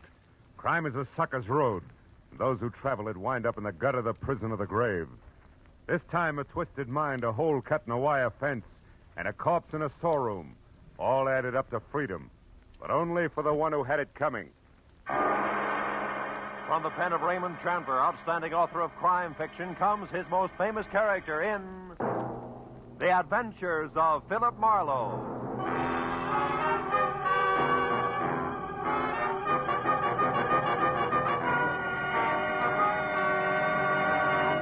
Now, with Gerald Moore, starred as Philip Marlowe, we bring you tonight's exciting story, The Bid for Freedom.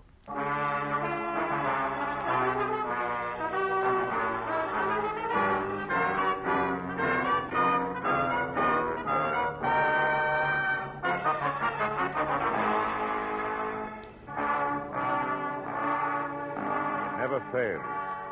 When you worry over your bank statement, then hug your office phone from 9 to 5, anxious for business, nothing happens. But the minute you decide you'll get rich another day, chuck the puny balance sheet into a bottom drawer and make plans you wanted. And that was exactly the way it played when at 3 o'clock on the kind of slate-gray afternoon that makes the beckoning Santa Fe Railroad vacation billboards look a little more so. I left a note on my office door and headed outside and across the street for some real Hungarian goulash. Very good today, too. A second after a waiter disappeared into the kitchen with my order, she was standing at my elbow. Not quite young, not quite pretty, not quite blonde. And when she spoke, not quite sure of what she was going to say next. You're Mr. Philip Marlowe, aren't you? I mean, a private detective whose office is across the street? Yeah, that's right. My name is Helen Asher. Oh? I have to find someone. You do that kind of work, don't you? Finding people, I mean. That all depends, Miss Asher. Who's the person you have to find? Leon Rodell, a friend. Uh-huh. You see, I just got into town. I had his address in my handbag, but I lost it. The handbag, that is. And I don't exactly know which way to Well, turn. just a minute, Miss Asher. Let's take it a step at a time, huh? Here, now sit down. Oh, no. No, thank you. I'm in a hurry, Mr. Marlowe. Leon Rodell isn't listed in the phone book. I've tried that, and I don't know the name of his firm, his business name. He deals in ceramics. Is that all you can tell me? Oh, no. I have something else. It's a name and an address here in Los Angeles. Fortunately, that wasn't in my handbag, but here in my coat. No. No what, Miss Asher? Outside there, on the street. What's on the street? Nothing. Nothing at all. Hey, Excuse me, Miss Asher. Wait a minute.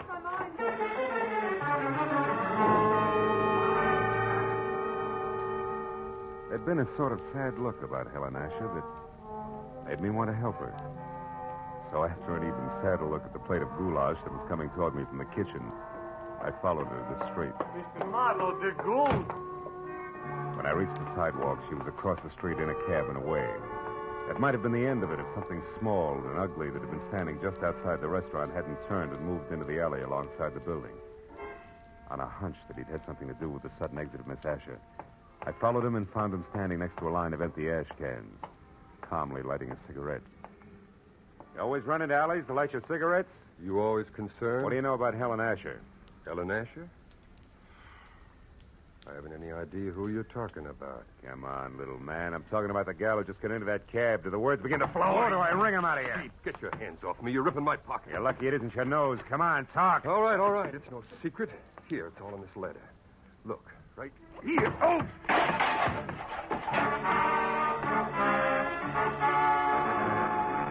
Toe of his sharp-pointed shoes and caught my shin where it really hurt. By the time I was out of the ash cans, back on my feet, I knew the damage had been more to my dignity than anything else. I knew also that the little man was gone, and I had no idea where. I was halfway out toward the street before I realized that I still had the little man's letter clenched in my hand. It was from an Omaha life insurance company and addressed to one Eldon Hook, 31 Marlboro Drive, Sunnydale, California. Sunnydale wasn't just around the corner, but the fear I'd seen in Helen Asher's face, plus a score to settle with Eldon Hook, said the 20-mile drive into the San Fernando Valley was a minor point.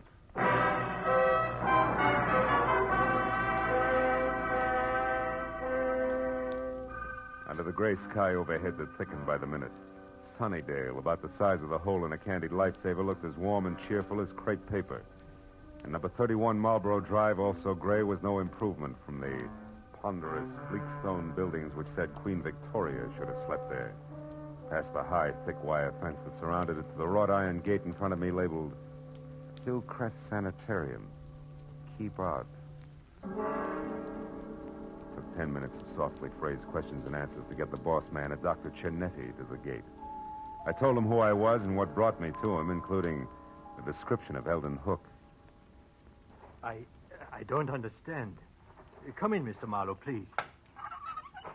Eldon Hook has been with us as an attendant for more than a year now, and his behavior has always been satisfactory. Nothing would surprise me anymore today. By the way, sir, what did you say that woman's name was? The one who approached you in the restaurant? Oh, Helen Asher. Is it possible that she was once a patient here, Doctor? No. Oh. What about Leon Rodell? Leon Rodell? How do you know that name? From Helen Asher. She was looking for him. That's why she wanted to hire me. She knew he was here in Los Angeles. Mr. Marlowe, this woman, was she young? About 30, blonde? Yeah, that's right. Why? Why? Because this morning, earlier, about 6 o'clock, one of our patients escaped. A woman you know as Helen Asher, and we know as Charlotte Rodell, Leon Rodell's wife. Oh, she's insane, huh? Temporarily, yes. Come over here, near the fence. Oh. I'll show you how she got away. But how she managed to cut through enough of this thick wire link fence to make a hole large enough to crawl through is beyond me. Here, look, behind this ivy. Uh-huh. Even with a good wire snipper, it would take hours to get through all these strands, huh? Wasn't she missed inside? Yes, but she was only gone minutes. Apparently, she had been doing a little at a time during her recreation period, at night, whenever she could. Be careful of the burrs and those bushes there, Mr. Marlowe. Yeah, I see what you mean. Tell me, Doctor, have the police been notified? Of course, at once. The law compels us to. And frankly, Mr. Marlowe, I'm terribly worried. Oh? You see, it was her husband, Leon Rodell, who had her confined here a year ago. 6 months after their marriage, she began to act strangely. He felt it would be only with our help that she could ever regain her mental equilibrium. I thought that we were accomplishing that. Apparently no, huh? Obviously no. But, Mr. Marlowe, we must call the Los Angeles police right away and tell them that Leon Rodell now lives here, not in San Francisco. He must be protected. Yeah, I see your point. Yeah, she did break out. She is trying hard to find Leo, and 3 she ran from Eldon Hook, who was very close on her trail. That's right, Mr. Marlowe. That's why I suggest that Leon Rodell discontinue seeing his wife as of last month. He always left Charlotte very upset. But now I'd better call the police. Yeah, it's a good idea. Although Charlotte didn't know where her husband was staying or what the name of his ceramics business was, she... Say, Doc. Doc, she claimed that she lost a handbag. Have you found it by any chance? Yes, we did. We found it in the brush near a hole in the fence. I've got it right here in my desk. Oh, good. There was an address on a card in it. 3840 something. Yes, here it is. 3840 Lookout Terrace. Lookout Terrace. Lookout Terrace. That's right here in the valley, up in the hills, south of Ventura Boulevard. Mr. Marlowe, if possible, I'd like to avoid having the papers get hold of this story. This is a rather exclusive nursing home. So? Well, in a sense, you're already in this case. Could you try to find Charlotte Rodell and bring her back here before the police do? Well, Dr. Chinetti, It would be doing a great service for the woman and her husband. I'll pay you your fee. All right, Dr. Chinetti, I'll try. I'll call you as soon as I have something.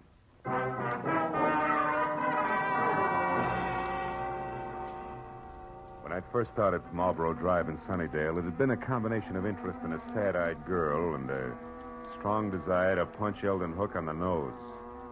Now it was business. It took 20 minutes of fast driving to get over to Lookout Terrace in the hills that separate Hollywood from the San Fernando Valley, and 3840 itself. The house was a squat chunk of overly stuccoed, archaic California architecture at the top of a steep driveway.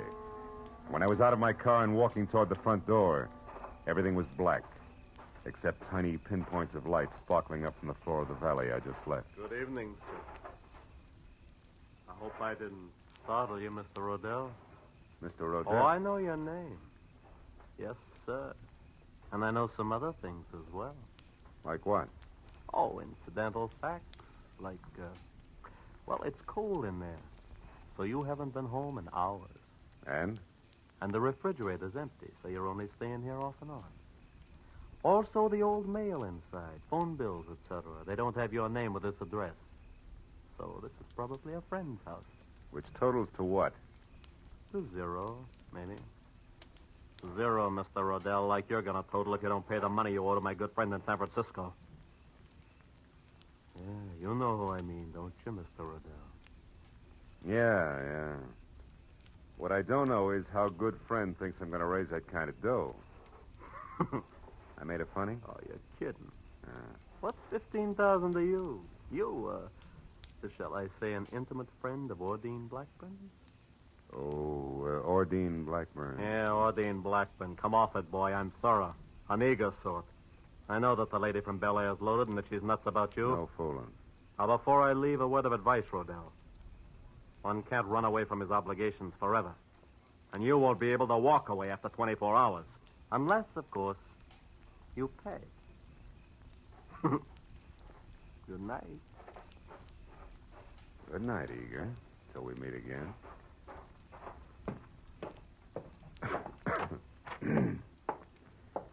Oh. There'll be some heat in here somewhere.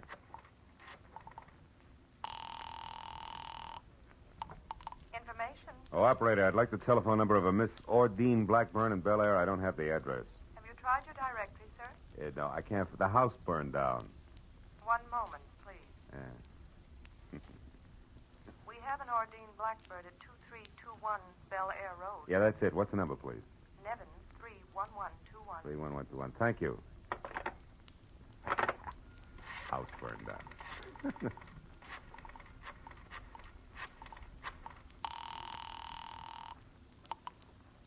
Hello? Hello, Miss Blackburn. Yes, this is she. Miss Blackburn, my name is Philip Marlowe. I'm a private detective who at the moment is anxious to get hold of Leon Rodell. You know where he is? Well, yes, I do, but I don't think... Now, please, it's important. Leon Rodell's life is in danger. I want to help him. Leon's life? What's going on, Mr. Marlowe? Well, there isn't time to explain, believe me. That's what she said, but Who said? Someone who called about 20 minutes ago. A Miss Helen Asher. Oh?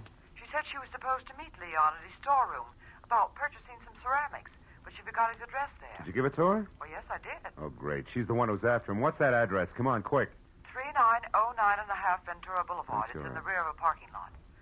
But tell me, Mr. Marlowe, what's Well, wrong? there's plenty wrong. For one thing, Talk to you again, baby, some other time. I doubt it, Mr. Rodell. Jumped to a hasty conclusion, didn't I? Yeah, you did, Eager. You see, I'm really only a bill collector, just like yourself, so why don't we... Get some makeup? Not a chance, sweetheart. I wouldn't be happy that way. I wouldn't know when you were telling the truth and when you were lying. You know what I mean? Mr. Marlowe. Now, as I said before, good night.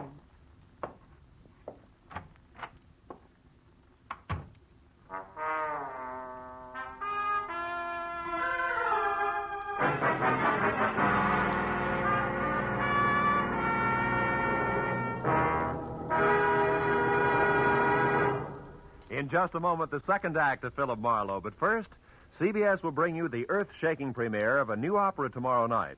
An opera written by Alec Templeton with Charlie McCarthy as a lovelorn singing Bengal lancer. Templeton himself as a Maharaja and Ursel Twing as a flying carpet salesman. You can hear it on the CBS Charlie McCarthy Edgar Bergen show tomorrow night. And don't forget, Red Skelton, Amos and Andy, Eve Arden, Horace Hyde, and all the other CBS Sunday night stars will also be on hand on most of these same CBS stations. Jack Benny, of course, is heard in them all on Sundays. Now, with our star, Gerald Moore, we return to the second act of Philip Marlowe and tonight's story, The Bid for Freedom.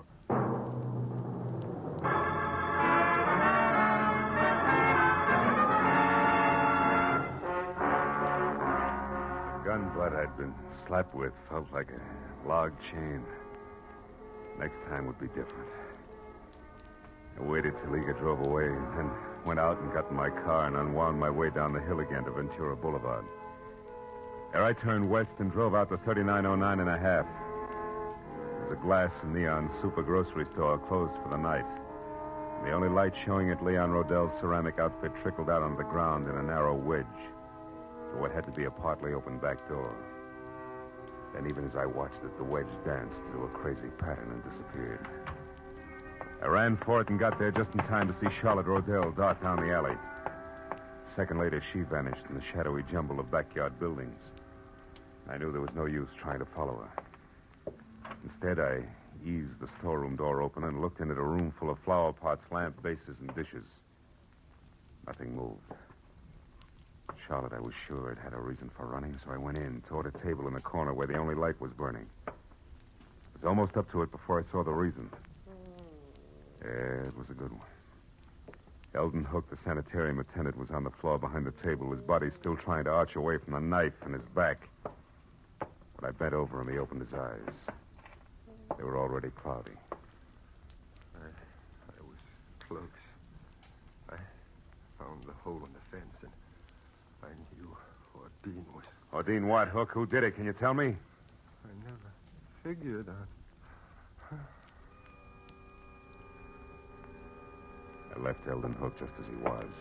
Went to the door that opened to the front of the ceramic shop. A desk was there with a phone on it. I got halfway through the Homicide Bureau number when a silhouette showed up at the curtains at the front door. I put the phone down, stepped back into the shadows, and waited.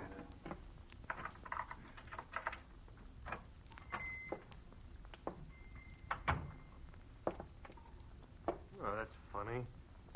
I've left the work light on. Not necessarily, Mr. Rodell. Who are you? Name's Marlowe. I'm a private detective. You are Leon Rodell, aren't you? Yes? What are you doing here in my shop?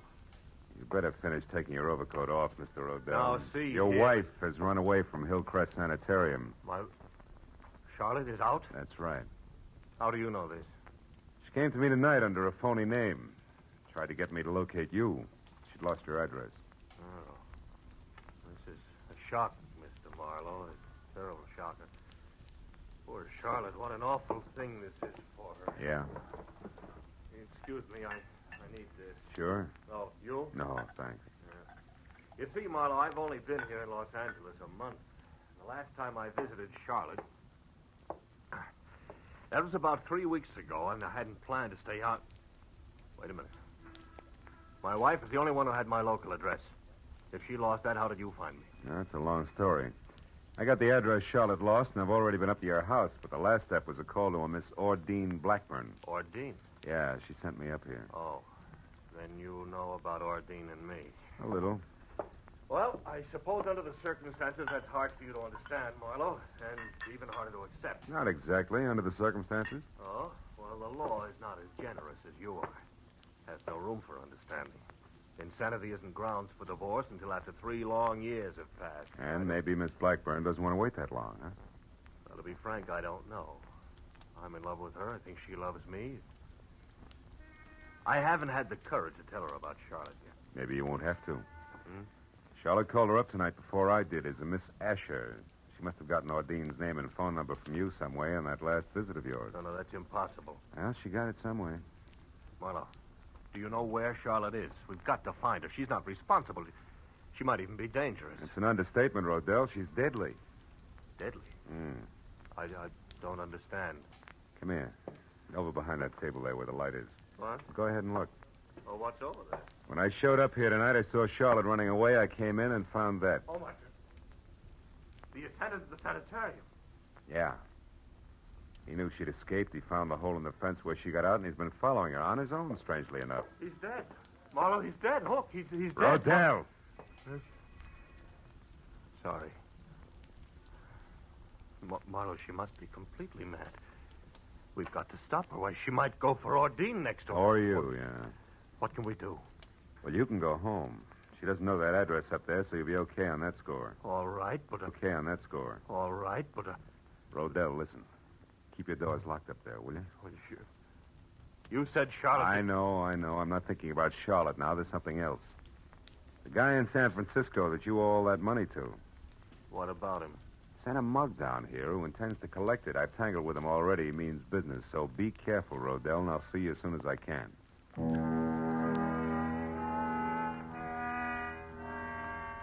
I watched him go out the door limply, his head down. He looked about as tough as a bowl of whipped cream. Then I went back to the desk again and saw that he'd left his overcoat where he dropped it on the chair. I called the police, gave him the word on Charlotte, and when that was over, I had to switch on the desk light to check the sanitarium number before I could call Dr. Chinetti. That's when I saw the letter lying on the desk, an important letter. But for one reason only. It was addressed to Leon Rodell at his house on Lookout Terrace.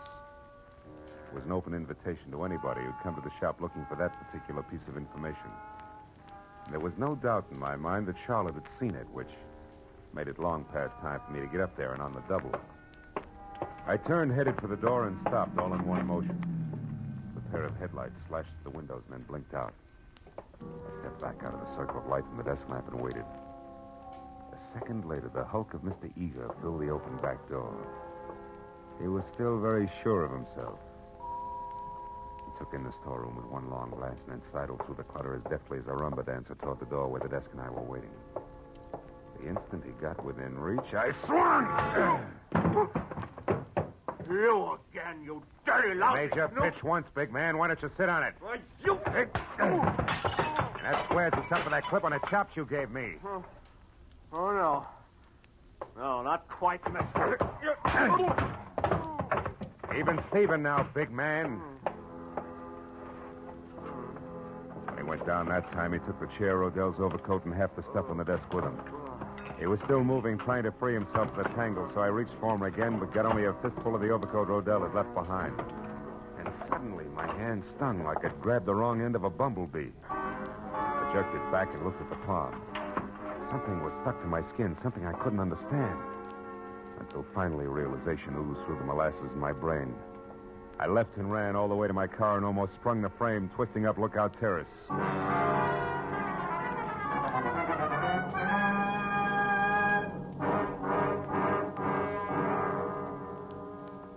I parked down the hill from 3840 and ran as far as the house next door, where I got to the back, hopped the fence, and got my gun in hand. As I expected, Leon Rodell was there, and so was Charlotte in a coupe. The door open, was poised at the top of the precipitous driveway like the lead car on a roller coaster. Why are you angry with me? I'm not angry, Charlotte. Now get in the car. We haven't much time. I did everything just like you said, Leon. I know. I lost my hand up with your address in it. The car, I Charlotte. had to find you, didn't I? You did I fine. tried everything. And then I learned about your shop, and I went But there. you shouldn't have done that, Leon. Charlotte. Now get in the car. Leon, I saw what you'd done to that Mr. Hook from the car, Charlotte. sanitarium. We're rushed. You killed him with a knife. I had to, Charlotte. He'd been spying on us all the time. He knew all our plans, and he wanted lots of money to keep quiet. Now, It the frightens car, me, Charlotte. Leon. I wish you had. Stop it, Charlotte. It doesn't matter anymore. It doesn't Don't matter. kid yourself, Rodell. Mr. Marlowe. Oh, I found Leon by myself, so I really don't need you after all. I only wish you were right, baby. Don't move, Rodell. Oh, but you don't understand, Mr. Marlowe. Leon and I are going away together on a I trip. understand, and all right, more than you do now, Charlotte, and I think you better go in the house and wait for us, Oh, no. huh? No, don't Please, you see please, we... do as I ask.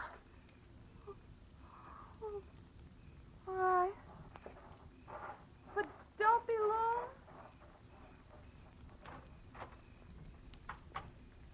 Some trip you had in mind, Rodell. Your wife in this coupe and straight down over the bank, strictly solo. She didn't even suspect. Keep your hands off me. Sure, I'd never get him clean again. It'll give me great satisfaction to drop you with a bullet. And I'll do just that if you take one step before the police get here. So stand still, Rodell. Real still.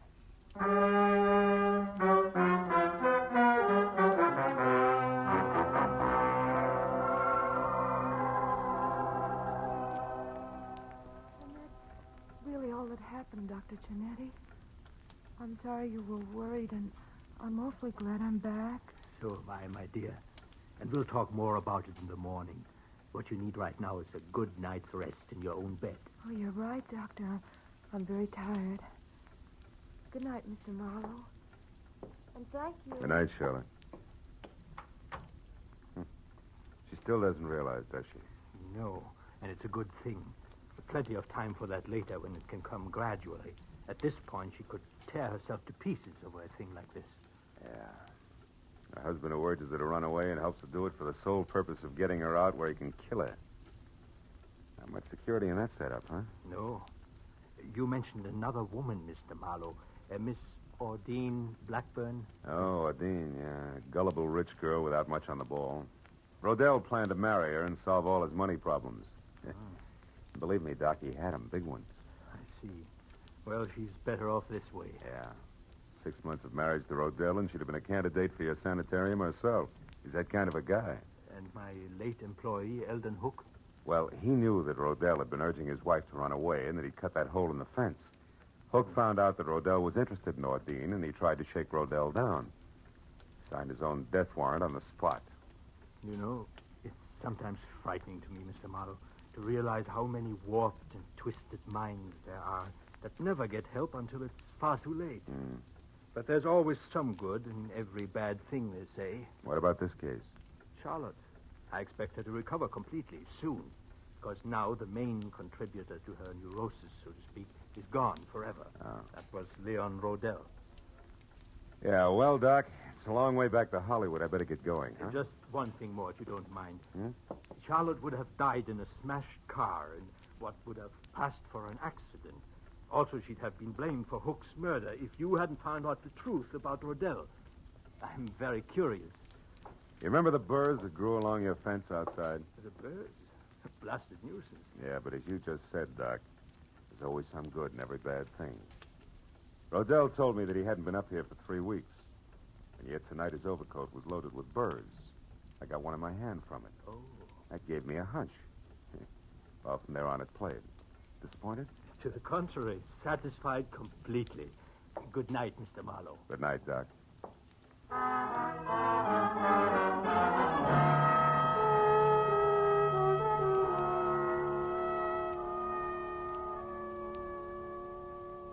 As I left Hillcrest Sanitarium and drove back across the wide, flat San Fernando Valley, dark and quiet in the hour just before dawn, I found myself being grateful for a lot of little, orderly things. Things like the clear white line down the middle of the road, the rhythm of the motor in my car, and the prospect of going home to my own secure apartment. Then I wondered about Charlotte and the sort of nightmare jungle the world must be to a mind twisted suddenly, out of focus, where there is no symmetry or logic.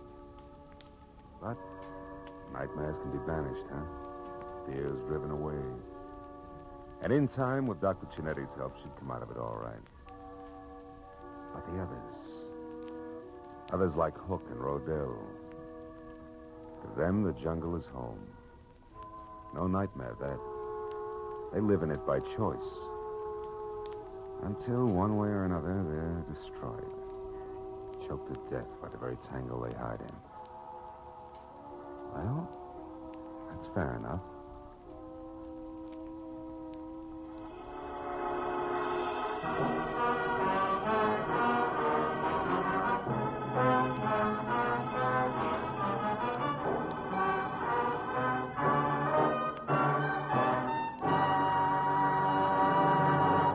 Adventures of Philip Marlowe, bringing you Raymond Chandler's most famous character, star Gerald Moore, are produced and directed by Norman MacDonald and are written for radio by Robert Mitchell and Gene Levitt.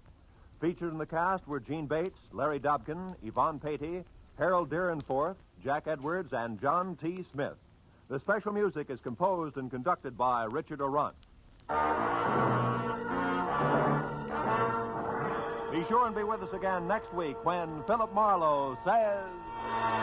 This time a fireball, too handy with a target pistol, led me down a rocky road past a sleazy money grubber to a curly-headed corpse. And it might have gotten worse if I hadn't slowed down at the hairpin turn.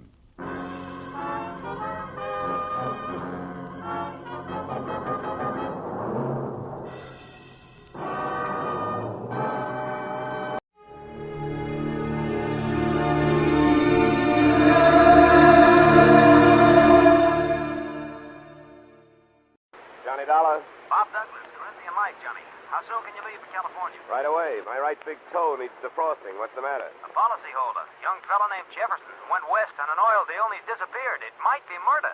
Well, I guess I'd better pack 2 shirts. Looking for one man in a big state like California can be murder.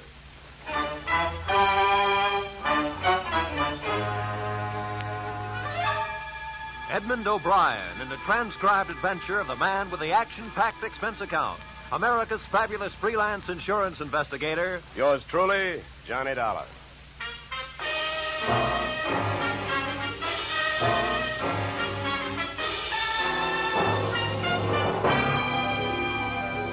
Expense account submitted by Special Investigator Johnny Dollar to Great Corinthian Life Insurance Company, Hartford, Connecticut. The following is an accounting of my expenditures during process of search for your missing policyholder, youthful millionaire Alec Jefferson, or how they were drilling for oil, or what they struck was me. Expense account item 1, $186.13. Airfare, Hartford to Los Angeles. Item 2, $15. Hire car, airport to office of Rebel Wildcatters Incorporated on potential oil land in the New Hall Saugus district. I arrived at 9:30 a.m. A handful of dirt dentists were hard at it, drilling at a rig not 30 feet from the shack-type office. Pull it over, will you? Better stand by, driver. My man may not be here.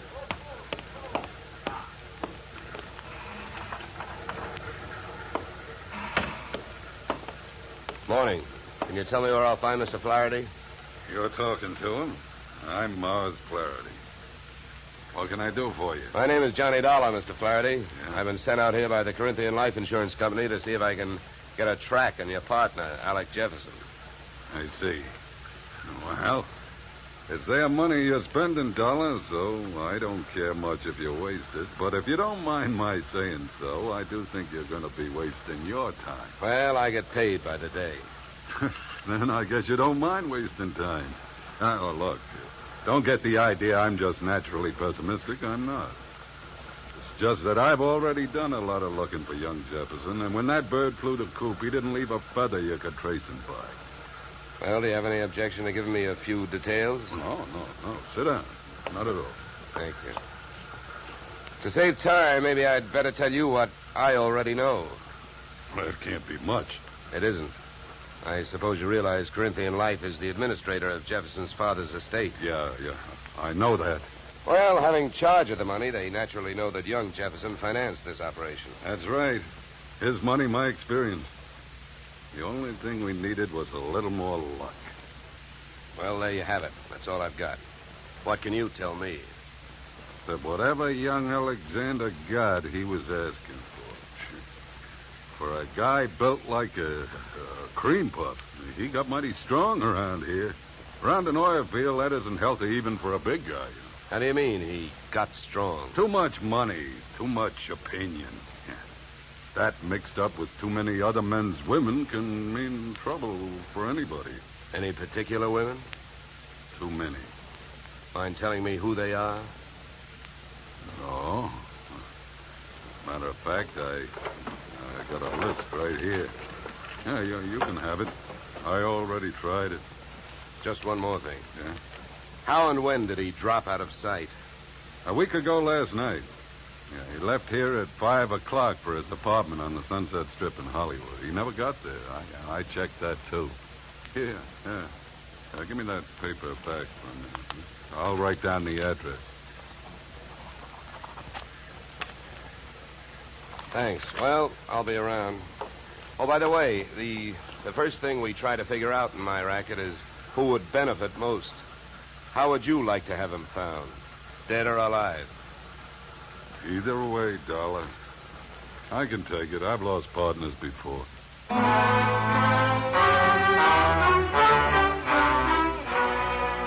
spent the next 20 minutes on a long shot, thinking I could pick up some information from the drillers.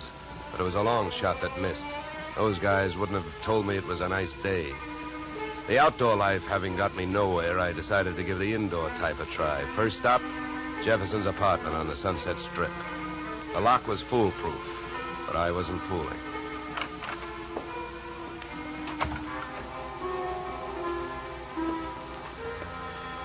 The joint was decorated in a lovely shade of hangover green. A series of alcohol rings from the bottoms of glasses carrying out the motif on all flat surfaces. In the living room, I found several pieces of loosely strewn feminine attire. In the bedroom, I found one piece of loosely strewn female. Hey, who are you? What do you want? Oh, sorry. I understood this was Alec Jefferson's apartment. It is? Oh. You can drop your eyebrows, mister. I'm his wife. I beg your pardon? You heard me. I'm Mrs. Alec Jefferson. Pass me that robe, will you? Now to make coffee? Yeah, why? Well, how about making me some while I go put on a face? I guess so. You'll probably have to wash the percolator. To me, the best grounds for divorce would be coffee grounds and an unwashed percolator. Oh, I washed it. I also made the coffee, wondering the while how she had made the matrimonial grade. Right then and there, I'd have given her the bad housekeeping award. She looked like the kind of a girl who could get into a beauty contest, but like she'd never win it. Any way you looked at her, she was a new complication. Your coffee's ready. Yeah, thanks.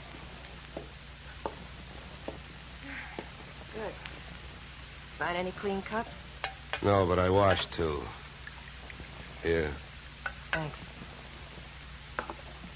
Now, would you mind telling me who you are? I'm an insurance investigator. I'm looking for your husband. Well, we should find him. I could use some money. How long have you two been married? Few weeks. Why? Routine question. Tell me, when was the last time you saw him? I was waiting here for him the night he disappeared. Any witnesses? If I need him. Okay. Tell me this. Do you have any idea why he disappeared or where he is? At the slightest. Do you know a man named Morris Flaherty? Yeah. Yeah, I sure do. How well? I was his girl. So? By the way, have the police come to you yet? No, I went to them. You see, I'm the one who reported Alec missing. Do you know whether they've come up with anything? Nothing much. Up until now, he's just a missing person. They put Alec's picture on a television every night. I don't know that they're doing much else. They keep calling him a Caucasian. Look, please don't get so hysterical about this. It makes you so hard to question. Huh? Oh, nothing. Oh, I get it. Excuse me if I seem dense this morning. Morning. It's 3 in the p.m. All right, so everything about me's wrong. That's right. Look, you can think that I married him for his money if you want to. Suppose you're used to suspecting everybody of everything. But have you heard? There are 2 sides to every marriage. Do I look strong enough to have carried him to the altar? I never weighed him. But answer me this. If he swept you off your feet, why did he pull a fade out in the middle of the honeymoon? What should I know? Maybe he'd never seen a dame without makeup on before and had to go someplace to think it out. I wonder if there's anything to eat. I'm hungry. Look, I think I'd better be going. I'm not much of a cook.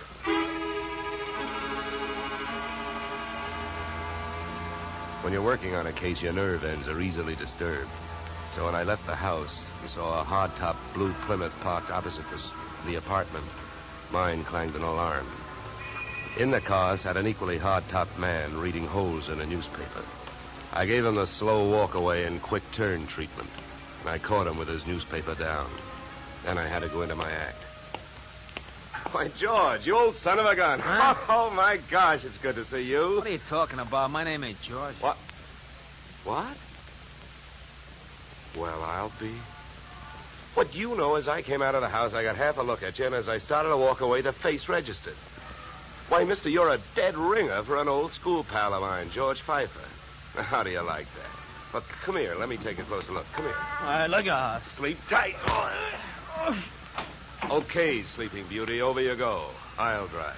I turned the car up into the Hollywood Hills, found an empty house with a for sale sign out front and a garage out back, and drove in. His wallet was bulging with everything but money and information. An ID card gave his name as Philip Wilkins, his occupation as private detective. The next fact I came up with was that Mr. Wilkins was a light sleeper. He came to find me still fishing through his wallet. Hey, give me that.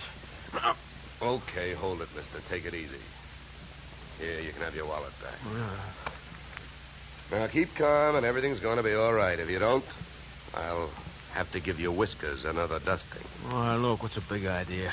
What'd you slug me for? You know why, Mr. Wilkins, because you had a plant on me, and I figured if you were that curious about me, I wanted to know more about you. You're nuts. I wasn't watching you. I was watching that house you come out of. There's a dame in there that I'm getting paid to tail. I can't afford to be convinced of that. Who hired you? I'm not telling. You or anybody else, Mr. Dollar. Oh, word travels fast. First you tell me you're not watching me, then you also tell me you know who I am. So what? Is that illegal? You went to see the dame that I'm watching. I was told you'd probably be around, and you was. You'll be in my report. If you're healthy enough to make it. What were you really doing with that stakeout? Were you watching the apartment, waiting for somebody to show up? Do you really have a tail on Mrs. Jefferson? Or did you follow me in from the oil fields? Why should I follow you?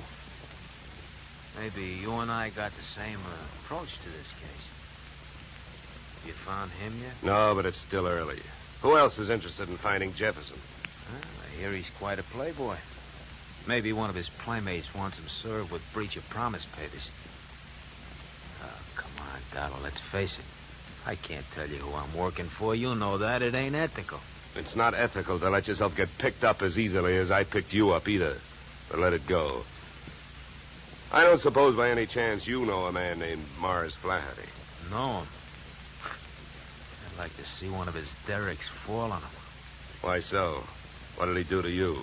A couple of days ago, I went out there to try and sell him some information. He had 3 of his men beat me up and throw me off the oil field. Yeah? What's with that look?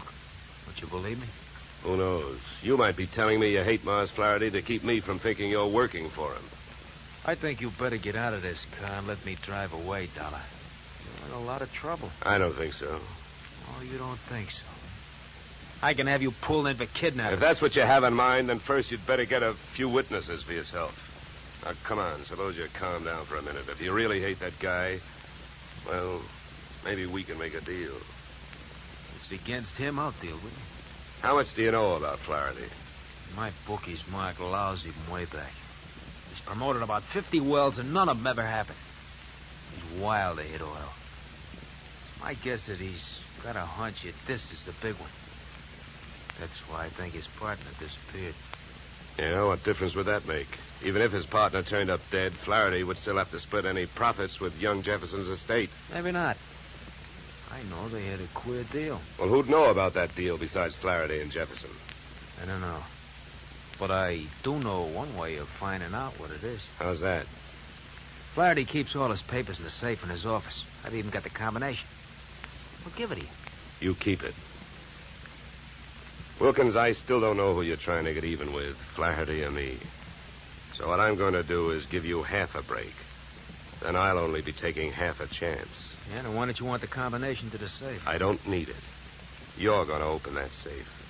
Because you're going out there with me. Tonight.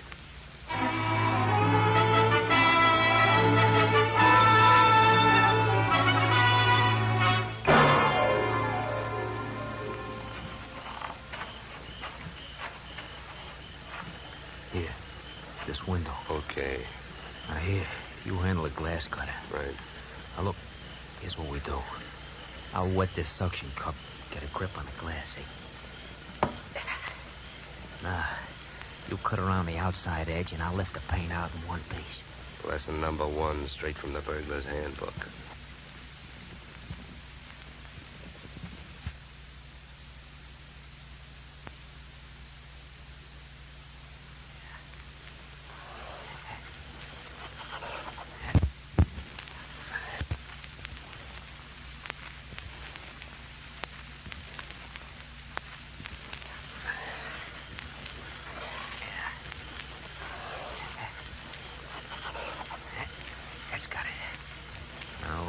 There's a little tap with the knuckle. That's it. Okay.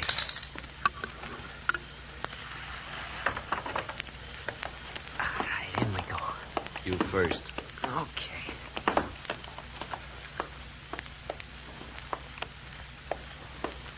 Now, the safe is over here. Get your fingers over that flashlight. For all I know, you might still turn out to be the local Paul Revere. Yeah, that's right. I might. Here. You hold the light. Thanks, I will. Go on, get to work. All right. I'm as anxious to get this over with as you are. All right. Give me a little more light, will you? Okay.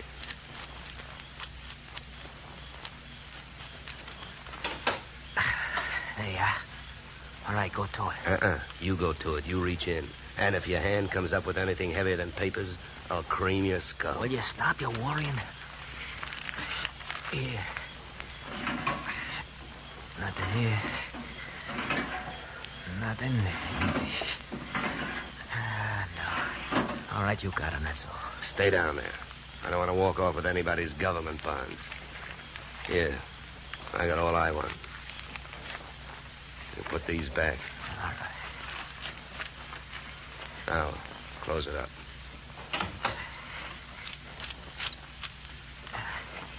All right, now, come on. Let's get out of here. Just a minute, Wilkins. I can have a good look at these papers. You can look at them later. Come on, let's go. Look, this I'll give you for free. And it's the difference between being a $4 a day private detective and a $10 one. What you've got printed in your memory, nobody can take away from you. So hold your horses while I take a look at this partnership agreement. All right. But hurry up, will you? Got a couple of watchmen around here. Yeah, here it is. Okay, let's go. You first.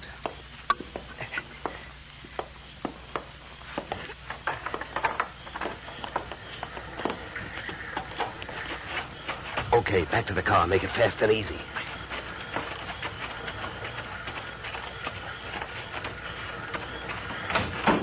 Get in. Over here. You drive.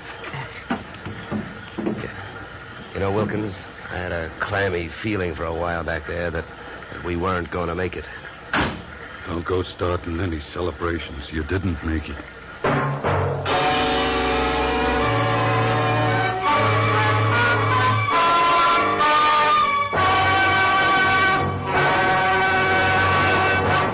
In just a moment, we will return to the second act of Yours Truly, Johnny Dollar. But first, and Young Truly, Johnny Dollar to Bing, Gary Cooper, and Young Gary this Wednesday.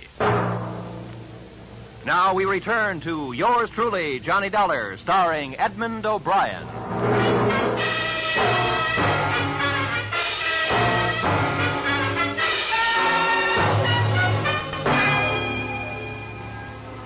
There I was, wearing a gun muzzle for a back collar button. My left leg picked up the nervous vibrations of my front seatmate, Philip Wilkins. Mars Flaherty in the back seat was so close I could almost identify the brand of the bourbon he'd been drinking. I suppose you got what you went into the office after, huh? I not only got it, I memorized it. And it makes you look bad. Yeah, then I don't have to explain to you why I don't want you two guys or the paper running around town on the loose. Well, it's a corporate paper. That means it's on file somewhere. So what difference does it make?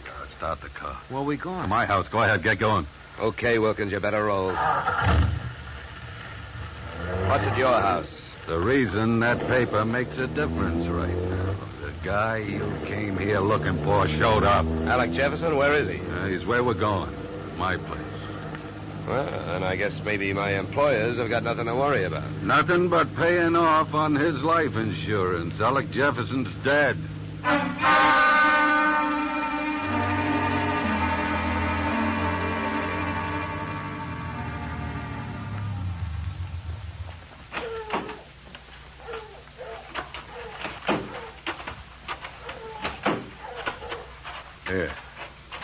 Here, Dollar, here's the key. To open the door. Stand next to him, Wilkins. Close.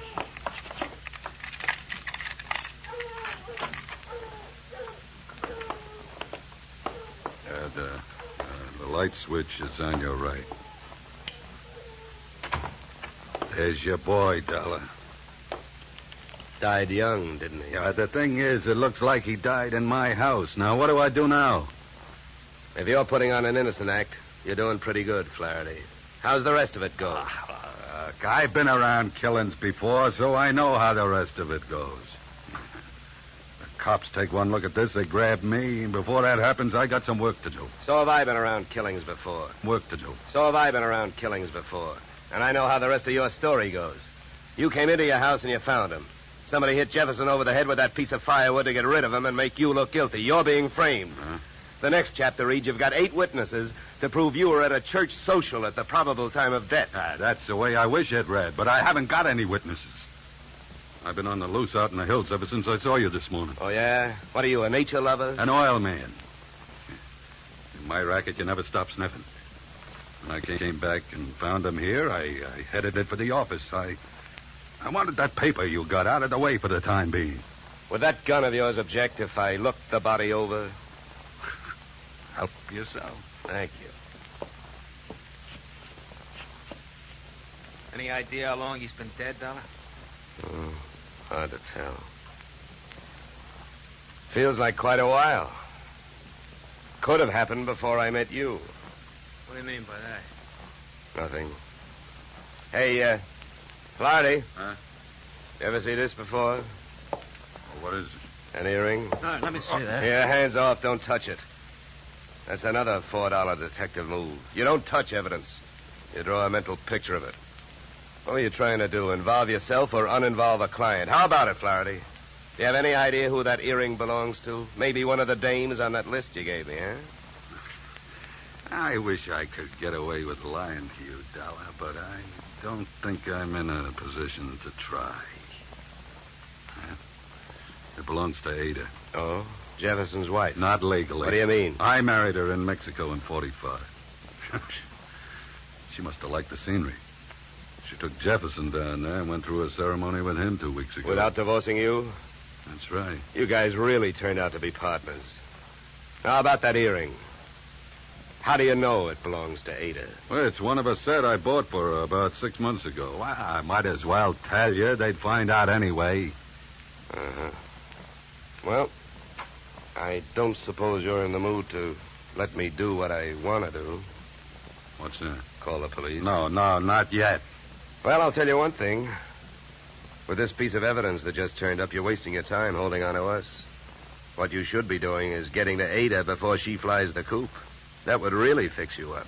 Sure would. I don't want to see her get loose any more than you do. Then I guess we better go pay Ada a visit.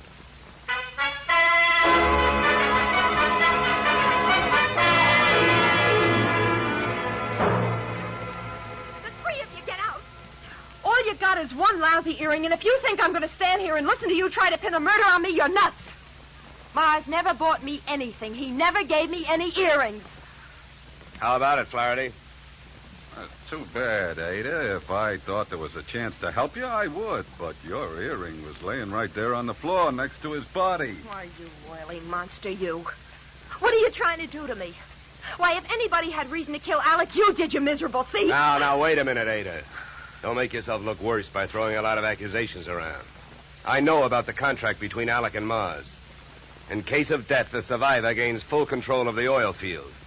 But a good piece of evidence will beat out a good piece of motive in any court in the country, and you've got both working against you. Get out of here. You don't know what you're talking about. I think I do. Knowing about that agreement, you married both these guys. Those Mexican marriages are just weak enough to help you beat a bigamy rap if it came to that, and just strong enough to help you collect if either of your husbands died. Your next move would be to divorce the one that was still living and take advantage of the California community property laws. Oh, you've got it all figured out, haven't you? Well, not quite. I haven't figured out why young Jefferson went to all the trouble of dropping out of sight and then showed up to get himself murdered. I think I can tell you. It was about time you told us something. I was working for Alec Jefferson. That's why I couldn't tell you, Dollar. I was getting paid to help him stay out of sight and keep my eye on these two. The contract had him worried. But when I uncovered the bigamy and told him about it, he decided to go to Flaherty and try and straighten it out, man-to-man basis. You know that, Ada? No. I don't know anything about anything. That's a lie. I was with him this morning when he called you. He told you he was going out there. You had plenty of time to get out there and wait for him. You can't get away with it. You can't prove anything. Now get out of here! Not before I don't mind the gun, Flaherty. I got her. No, let me go. Hey, none of that. Around you go. That's better. Yeah, much better. Now, come on, Angel, across the room. Well, Flaherty, don't you think I'd better call the police now? I'm afraid there's nothing else to do. Okay, then you hold her. You get your hands off me, you dirty puppy! No! Get me police, operator. My name is Dollar. I'm calling from apartment 3C, Horizon View Apartment, Sunset Strip. I've got a murderer here for you. It's out in Newhall, but that can wait. Well, dead bodies usually do, but you never can tell about a killer. Well, that's it. You got a good tight hold on her, Flaherty? Yeah, I can handle it. Good. Then handle this. Are you nuts? What'd you do that for? I wanted to keep him on ice till the police get here. Mars Flaherty is our boy. What? Come here, Ada. What is it? Wilkins, take a look at her ears. What? I don't see nothing wrong with them. Well, that's just it. That earring we found near the body, it was made for a pierced ear. Ada's aren't. She never could have worn it.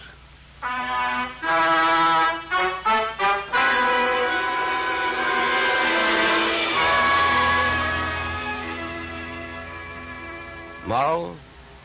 If Flaherty had been a nice enough guy to buy jewelry for his wife when he had her, he wouldn't have bought the wrong kind of earring when he wanted to set her up as a patsy.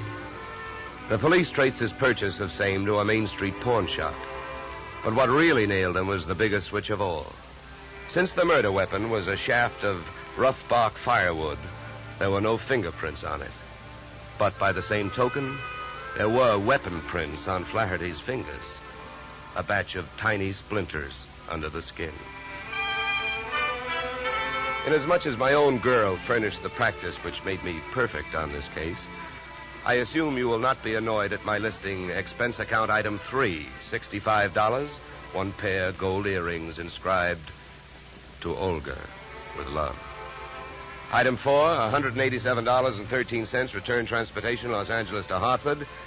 Expense account total, $711 signed yours, truly, Johnny Dollar.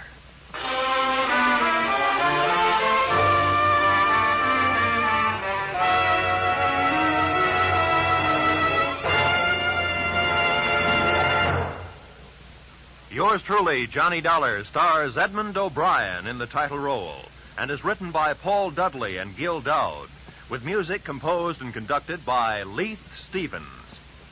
Edmund O'Brien can currently be seen starring in the Harry M. Popkin United Artists production, DOA. Featured in our cast were Michael Ann Barrett, Ed Max, and Tony Barrett. Yours truly, Johnny Dollar, is produced and directed by Jaime Del Valle.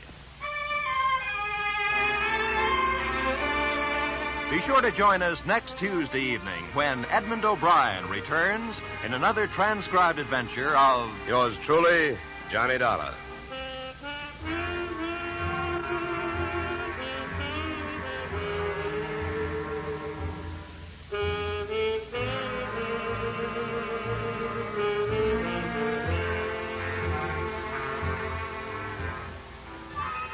Blizzards in the western states, floods in Texas, hurricanes in Florida, tornadoes in Louisiana. Wherever disaster strikes, the American Red Cross stands ready to lend assistance. The Red Cross helps victims not only at the terrifying moment when disaster strikes, but also in rehabilitation. This is just one of the many nationwide activities of the Red Cross. Give generously to its latest drive. Now stay tuned for the adventures of Philip Marlowe, which follows immediately on most of these stations.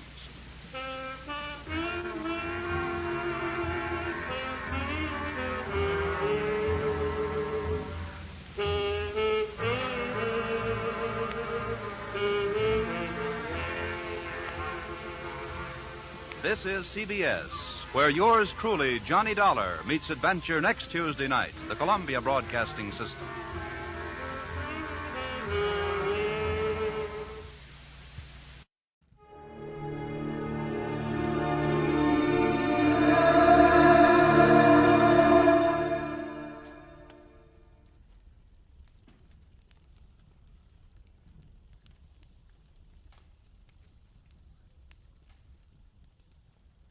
Get this and get it straight. Crime is a sucker's road, and those who travel it wind up in the gut of the prison or the grave. The lady tourist was a school teacher out after glamour, and she got it. But only after she learned that in Hollywood the 3 R's could be reading done in a dark room, writing found in a dead man's pocket, and arithmetic that added up to murder times 2. From the pen of Raymond Chandler, outstanding author of crime fiction, comes his most famous character in The Adventures of Philip Marlowe.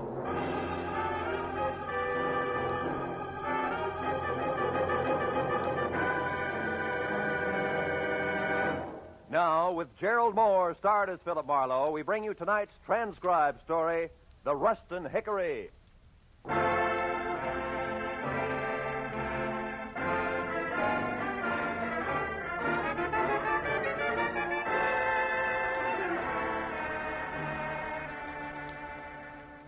was hot in my apartment, even at 10 o'clock at night. The sultry wind blowing through curtains at the far side of the room didn't help a bit. It was the kind of night that made me wish I was something else, a butcher, baker, candlestick maker, anything. After a long, hot day spent in the downtown courts of law, listening to the petty arguments of a petty larceny case, I was tired of petty people. The paper I had picked up on my way home wasn't helping any. 10 killed in an air crash. Mental cruelty, says local songbird. I made myself another highball, lots of ice, easy with water, and picked up the paper again. It was still more of the same. Cy Nestor killed in office on Sunset Strip. Cy Nestor. He'd hit the papers before. Bookie, B-minus picture producer, general racketeer. Somehow I wasn't too surprised he was on the receiving end for a change. My drink was good for 10 more pages of equally dull reading, and I was set for the next in line when the phone rang. Mr. Philip Marlowe? It was the first attractive voice I'd heard all day. Mr. Marlowe? And you know, I thought she might be fun. My name is Joan Rustin, and I'm only here in Hollywood from Ferndale, Nebraska on a vacation, and I wanted to have some fun. You know, see the nightclubs and the stars hey. and that sort of thing. Hey, wait a minute. I Joan. don't want trouble, Mr. Marlowe, hold at it. least of all. Teacher. Hey. Yes? Let's back up a little, huh? Now, your name is Joan Rustin. You're from Ferndale, Nebraska, which you're right, I've never heard of. Also, you're a school teacher. That much I got. But the rest about the sights, the last part, the trouble But with... don't you see? They're the one and the same. Oh? I wanted to step out. Nightclubs, movie stars, glamour. But it didn't end up like that because he was shot, and then I didn't know what to do. And his name's Aubrey Nichol. He's the man who took me out to show me the club. Anyhow, after it happened, I ran. Why? Why? The publicity, of course. Mr. Marlowe, I'd lose my job. You see, I'm a school teacher. Yeah, you said that, honey. Now, look, where are you, Joan? The Tulip Room. It's a bar on Sunset and La Cienega Boulevard. You'll come right over, huh? Huh? Yeah, I'll come right over, huh? Goodbye, Joan. Hey,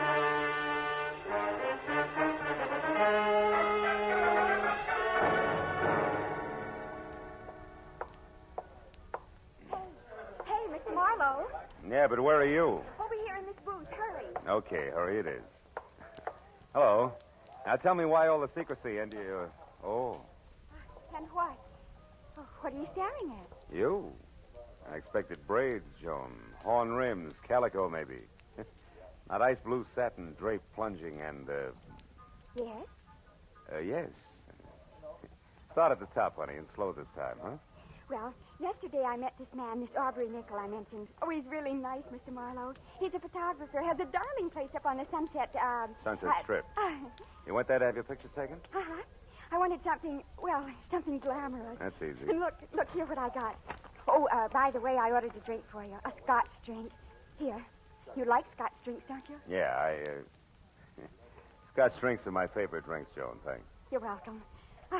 Now, isn't it wonderful? The picture, I mean. I'll say it is. I'd never say school teacher. No, that's the idea. Just like a model in a fashion magazine, isn't it? Aubrey took it from inside his photo shop while I was outside on the street looking in his window. You know, like a smart career girl just strolling along the avenue. Mm-hmm. And see how he faded out the background?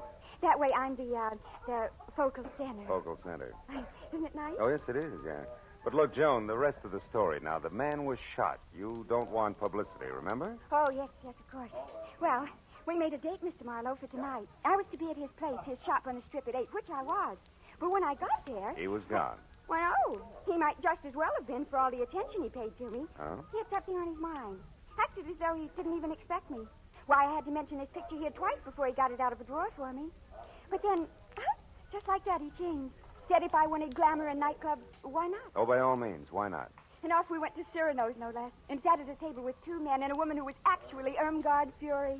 Actually, who? Irmgard Fury, the starlet. Oh. Don't you read the papers? Oh, golly, her picture's been in every theater section and magazine for the last 6 months. Of course, she hasn't made a movie yet, but she probably will. Wait a minute. Irmgard Fury. She has red hair, a figure, lots of each, huh? That's right. Oh, and so sweet to talk to. Well, believe it or not, when we were in the powder room and she couldn't find her lipstick, she used mine. Now, that's really democratic. Look, Joan, there was a shooting. You remember that. Now, you were sitting at a table with 3 men, and this Irmgard Fury? That's right. Well, go on. What happened next? Well, when Miss Fury and I got back to the table, Mr. Lacey and his friend were gone. And then a minute later, Aubrey excused himself to make a phone call. And then? And then a waiter brought me a note from Aubrey which said I should go back to my hotel and wait there till I heard from him. Then it happened. Look, Joan, if I'm going to help you on this, you got to tell the whole coherent story. Well, suddenly there were some shots, maybe from outside, and people were yelling. It was terrible. I was scared to death. And I ran outside. People were crowded around someone. It was Aubrey. He was dead. What'd you do then? I took the first taxi I could get to my hotel, the Beverly Crest. I started for my bungalow, but didn't go inside because there was a man hanging around. I'd seen him before someplace, and I didn't like his looks and turned away, and he called to me. Oh, he was awful, Mr. Marlowe. Awful looking like a frog, maybe? Sloping shoulders, bulging eyes? Yes, and when... Mr. Marlowe, how do you know what he looked like? Promise not to tell. Promise not to... Oh, Mr. Marlowe, he's here, isn't he? Mm-hmm. Been watching us for quite a while. Oh, holy smokes, and I didn't get away from him. Oh, Mr. Marlowe, I had nothing to do with this shooting. What can I do?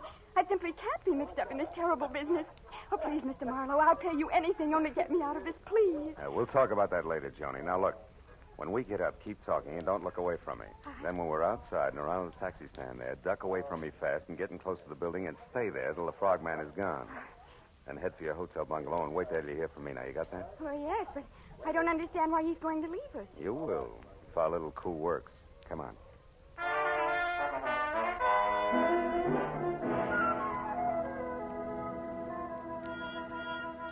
It played easier than I'd expected because, like a good shadow, the frogman gave us a small head start, which was all I needed.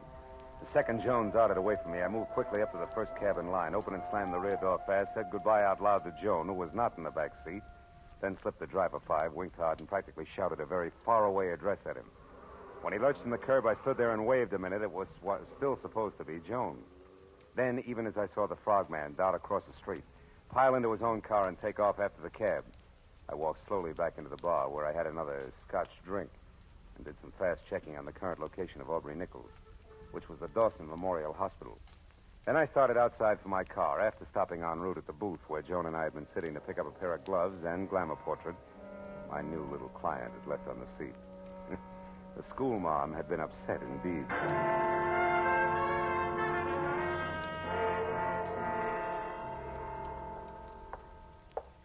Dawson Memorial Hospital, Dr. Chambers? Yes, one moment, please. Go ahead. Yes, sir. Oh, I want to know the condition of a patient who was brought in here a little while ago, Mr. Aubrey Nichols. Oh, I'm sorry, sir. We're not allowed to give out such information. You'll have to inquire at the superintendent's office. Sir, Joe, I wouldn't bother, Phil. Well, Detective Lieutenant Matthews, good evening. Good evening. Nickel is dead, Marlowe. We did not get a statement from him. That's too bad. Any idea who did it? No. Have you? I didn't even know him. A client of mine. Yeah, Mr. Smith? That's right. That's remarkable. Mr. Smith, he asked me to inquire about his condition. Uh-huh. Well, it happened about an hour ago in an alley behind Cyrano's. Aubrey Nichols was a photographer up on the strip, but pretty much of a phony. A big front boy, strictly. That's all there was to it, huh? Walk down here with me a little. Oh, sure. We figure there may be some connection between this shooting and Cy Nestor's death this afternoon. Nestor also had an office on the strip. What do you figure the tie-in is, Matthew? A man named Ham Lacey. You ever hear of him? Yeah, he was one of Nestor's #1 boys in the racket, right? Yeah, something like that. Of course, officially, Ham Lacey is known as the vice president of Nestor Enterprises Incorporated. Also production manager of that second-rate movie studio Nestor owns. Well, anyway, Lacey, another man, and Aubrey Nichols were at Cyrano's tonight with a starlet named Irmgard Fury, and another gal we haven't been able to tag yet. Now, tell me, wait a minute, Phil, Lieutenant. When Nestor was killed, did it look like the usual mob tactics? No. Nestor was beat up by fists. Not sapped, not cut up with brass knuckles. His death was caused by a blow to the temple from a poker that was standing next to a phony fireplace in which he could have hit his head when he fell. Well, probably not Lacey and Associates, huh? Probably not. He's got an alibi. Yeah? Besides, we already got a fair line on who did it and why. We found a note in Nestor's pocket signed D. Tobin, which threatened Nestor with a beating if he didn't stay away from the undersigned's wife and send her back home at once. Nestor, you may or may not happen to know, had this Irmgard Fury or something under contract to him, saw lots of her. So, again, the two deaths more or less tie together. Yeah, you've already talked to, by the way, her name is Irmgard Fury. No, I ain't talked to her. I figured I'd wait till I knew a little more. Also, I didn't figure Nickel would die without saying anything. No. Oh. Well, now it's your turn. We found this negative in the alley near Nickel's body. This is a night shot of the Sunset Strip and nothing more. Means anything to you? No, why should it? Now, look, I told you before, Lieutenant, I never even met Nickel. Yeah, and I listened, didn't I? I noticed. Yeah, but now let's level a bit, huh, Phil? Who your client is and what he or she has to do with this is one thing as long as we're both on the same side. But playing dumb when it might count is quite another. Now, once more, Phil, huh? The picture? Still 0, Lieutenant.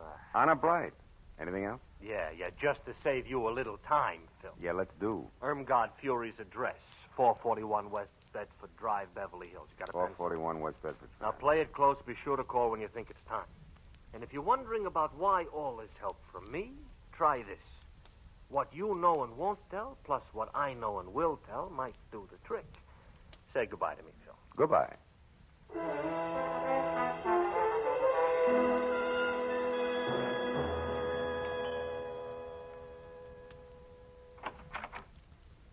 Yes? Miss Fury, my name's Philip Marlowe. I must talk to you at once. About what? Your husband, I'm a friend of his, and he asked me to get in touch with you. It's because of what happened this afternoon up on the strip. Oh. Well, what's wrong? Is Dave here in town? Yeah, he is, and he's in trouble. You see, the police are after him. All right, hold it, mister. You've said enough. Huh? What are you, cop or reporter? Oh, now, wait a minute, Miss Fury. I've already told you I'm a friend of Dave's. Whose name happens to be Douglas. Mr. Douglas Tobin. Keep that in mind when you try this next time. Good night. Not so fast, baby. The mistake was mine, but I still want to talk to you. So do a lot of men. I'll bet. Now beat it before... Ramgard? Before I forget myself. What's the trouble, Ramgard? Oh, no trouble, Hamilton, darling. This gentleman was just leaving. He had the wrong address. He made a mistake. Didn't you, Mr. Marlowe? Yes, a blunder. 1,000 apologies, and good night, Mrs. Tobin. For what it was worth, it worked. At the mention of the name Tobin, Ham Lacey spun around like he was built on a pivot, and his eyes that were narrow slits with all the come-hither look of a cobra's never left me. As I slowly walked away from him and past the yellow convertible he'd just driven up in. License number 6969X, California. And on out to the street. All of which only meant that Lieutenant Matthews was probably right about there being some connection between Cy Nestor's murder and the death of Aubrey Nickel. When I opened the door of my car and started to climb in under the wheel, the voice in the night helped not at all. If you don't do as I say, I'll kill you. Okay. Knock it out. Take it easy. All right. Now close the door and turn around. You're back to me. Now, look, if this is a stick-up, Busty, you can save us both a lot of time. Shut up. I'm not a hold-up man. Now, move over there, close to those trees. Go on. I want to ask you a question. All right, that's far enough. Now, what have you got to do with Helen? Helen who? Helen Irmgard Fury. That's what she's known as now. What have you got to do with her? Tell me. Very little, Mr. Tobin. Tobin? You know who I am? And so do the police. Why don't you call it quits while you're still in one piece? No, not quits. That's what you want, what all of you want. Me arrested and out of the way in jail and maybe out of the way for good. No. So that won't be. Helen's mine and you're not going to harm her. Careful, Tobin. You're getting excited. Yes, excited enough for this. Go!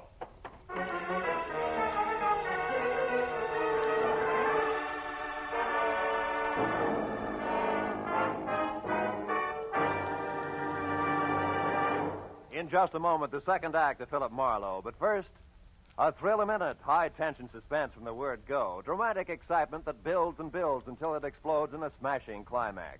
That's Inner Sanctum, the great mystery show that's another of CBS's top-notch Monday night programs. You'll find Inner Sanctum one of the most entertaining spots in your Monday night listening schedule.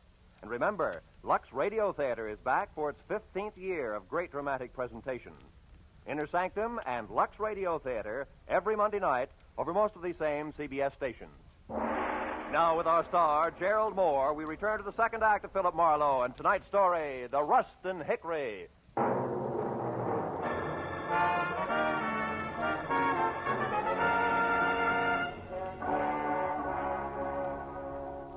When the whirling pinwheels of light slowed down to being street lamps again, Douglas Tobin had pounded shoe leather on enough sidewalk to be safely out of sight. But it took a full minute of rubbing the bruise where his pistol had glanced off my head before I finally remembered that it was a good time to call Joan. I looked back at Irmgard Fury's house first and saw the lights still on, the cream-colored convertible still parked in front, and all apparently quiet inside. So I limped as far as the phone booth on the corner. To warn my client that the trick we pulled on the frog wouldn't hold up forever. But instead, I found out just how far this side of forever it had collapsed. Yeah, hello. Hello? Hey, what number is this? Well, Shamus, you got the right number, Shamus. What are you doing there? Where's Joan Rustin? Oh, the babe's here, but she ain't in much of a mood to talk. Incidentally, thanks for giving me this free time, Dippy. What are you talking about? That fast shuffle you tossed me, Dippy. That now you see her, now you don't gag with the taxi. For an old shell game operator like me, that one was as tough to see through as a glass-bottom boat. All right. You get your diploma in the morning. But listen, you, if anything happens to Miss Rustin, I'll break you. Skip it. Dippy, you're wasting your breath. It's already happened. I'll see you around. So long.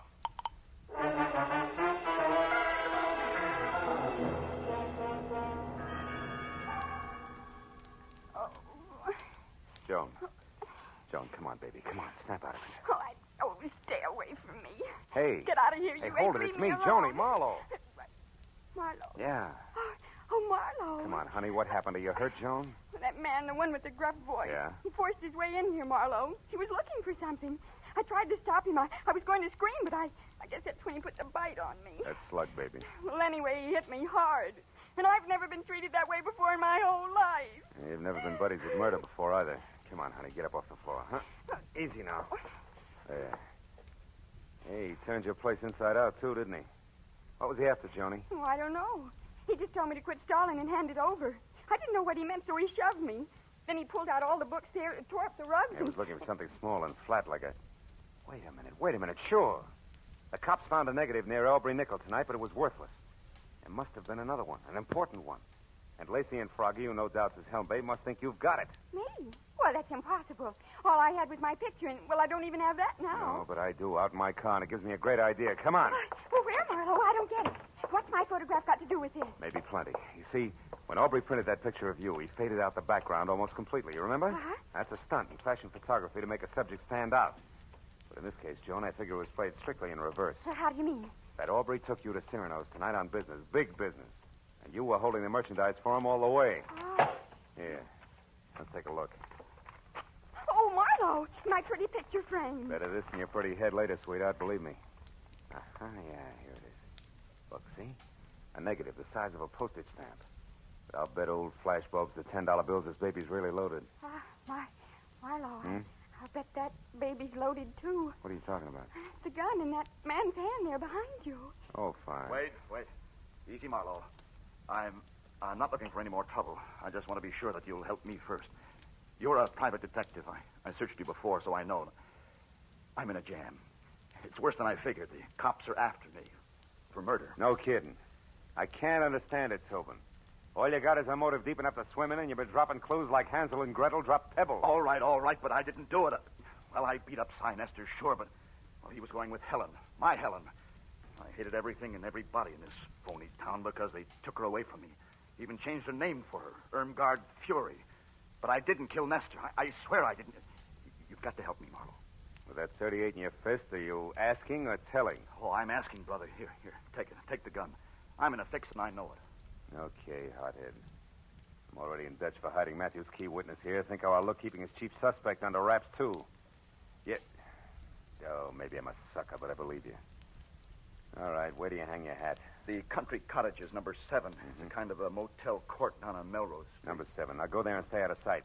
And I mean stay out of sight. Yeah. Oh, okay. Thanks, Marlowe.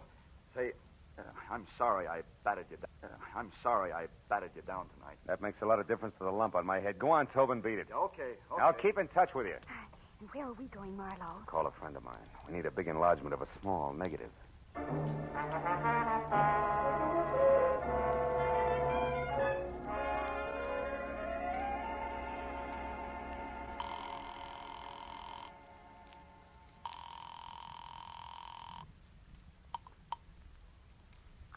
Chronicle Photo Lab, Sherman speaking. Hiya, Shermy. This is Phil Marlowe. No kidding. Gee, how's business, Phil? Long time no see. Yeah, I know. Now, look, are you busy? I got a job that's right down your alley, Sherman. It's important. What is it, Marlowe? Well, it's a 35-millimeter negative. I want it blown up to about half as big as a house. Okay, bring it in. I can't. I've got to check a couple of other things at the same time. Now, look, Shermy, can you meet me at the Aubrey Nickel studio on the Strip in about 10 minutes, back door? Wait a minute, back door? Yeah. How come the back door, Phil? So we can kick it in without attracting too much attention. Shermy, I'll see you in 10 minutes. I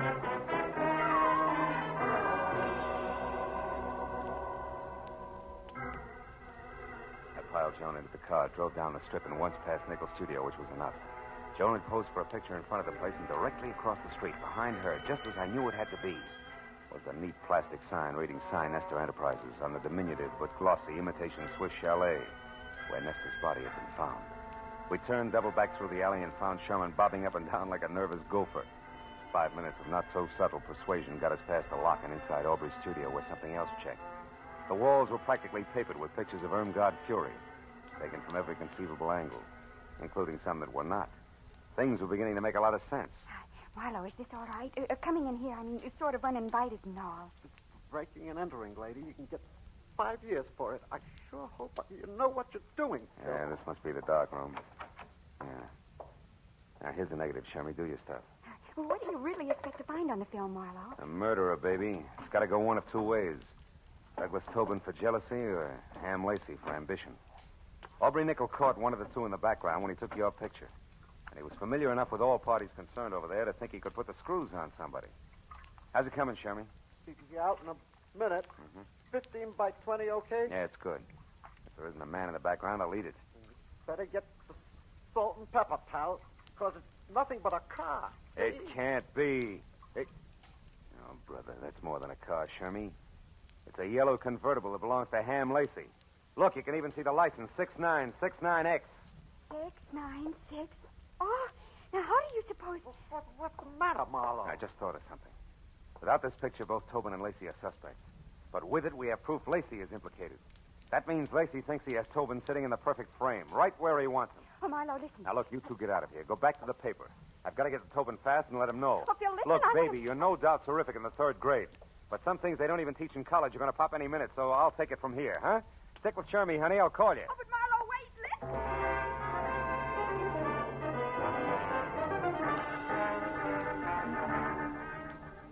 I made it from the strip down to Melrose and then east to the cluster of dusty lean-tos with baths known as country cottages in something under 10 minutes. Parked down the street and cut back through the alley on foot. I got to the door of cottage number 7 with about 30 seconds to spare. No. Wait a minute, mister. You got me wrong. Oh, no, I haven't, pal. You can tell me you didn't knock off Sinester, and I'll believe you. Nobody else will. I've got you right where I want you. Now, wait a minute. Because of your note found in Nestor's pocket. You're the jilted boyfriend, the hick from back home, who came to Hollywood with murder in your heart and knocked off the guy who stole your wife. Now, look, Yeah, and then you went after the cheap photographer who gave her scarf. Oh, yeah? And after that, you knew you couldn't escape, so you blew your brains out. And all by right. the time I leave here, that's the way it's going to look. Not tonight, Ham. Marlowe. Stand still, Lacey. Toss the gun over on the bed. Go on. That's better. So you figured Aubrey was lying about having a picture that pegged you as Sinester's killer, didn't you? You figured Aubrey saw something but had no proof, so you shot him. But you were wrong, Ham. He had all the proof we need. What's Joan, who's out there? Oh, Phil. Joan. Phil. Joan, are you all right? Jerry, I hit her. She's the one who killed Sinester. I tried to tell you that. I followed you here to tell you, but instead I saw her with a gun pointed at you. I grabbed the first thing I saw, this broken rake handle, and I hit her with it. I hit her awfully hard, Phil. But she's moving. You don't think she's... Dead? No. She's probably thinking over the big lesson you just taught her with that stick there. What? Oh, what's the matter? Hey, Teach. You know what that rake handle's made of? What? It's hickory, isn't it? Yeah. What else could it possibly be but a hickory stick?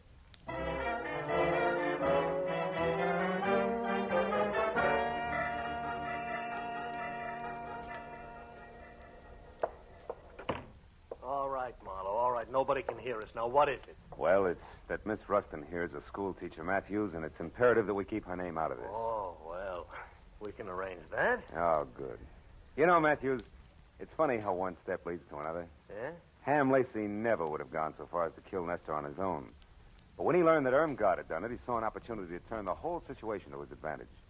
He and the girl agreed to frame Tobin and then go along as a team. You know, of course, that that's just your theory.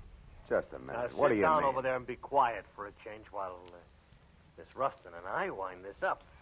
Matthews, listen. Now, quiet, please. Pulling rank, huh? Phil. Now, Miss Rustin, in solving this case... Just a you, minute. She didn't solve the case. Miss Rustin, if you hadn't solved it, and right when you did, you'd be talking to this guy exclusively via Ouija board from now on, let's face it. Oh, what a corny pitch. Now, tell me, Miss Rustin, how did you peg Irmgard Fury? Well, when we got the picture of the yellow convertible, I remembered that I'd gone to the powder room at Cyrano's with Miss Fury to freshen our makeup. But she couldn't find her lipstick. She emptied her purse looking for it, and she finally had to borrow mine, you know. Oh, how democratic. I said that. So now you own it? Now tell me, Miss Rustin, how do you figure the lipstick figures? Oh, it wasn't a lipstick. I happened to notice among the things from her purse a keychain chain with car keys on it and an identification tag in the form of a little license plate. Oh, and the numbers were... 6969X. That's right. And since Ham Lacey had an alibi and those keys were in Miss Fury's bag, you figured it was her who'd been driving. It was she who'd been driving, yes. Isn't this revolting? Yeah, she. She wanted to kill Nestor because he wouldn't turn loose of her so she could claw her way on up to the bitter top. And when she found him unconscious, it was easy. How literary. Well, that's that, I guess. Thank you very much, Miss Rustin. I hope your stay in our town has been... Oh, what's the matter? Tony, baby, don't cry. I just thought of the most dreadful thing. I've had a wonderful time. I went to Cyrano's. I hit a movie star on the head, and I helped solve a murder. But I'll never, ever be able to say one single word about it to anybody in Ferndale, Nebraska. Darn it all.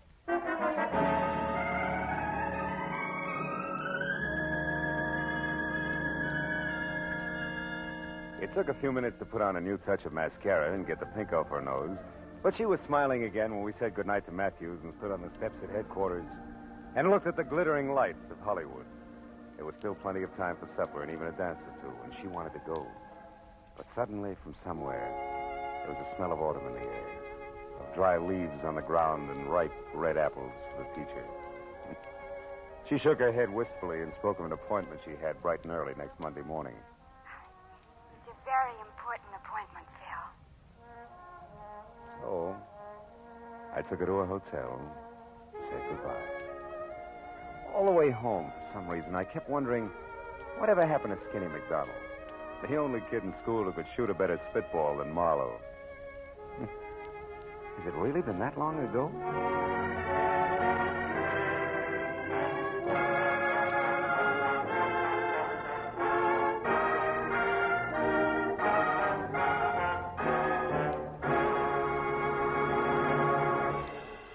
The Adventures of Philip Marlowe star Gerald Moore and are transcribed and directed by Norman MacDonald.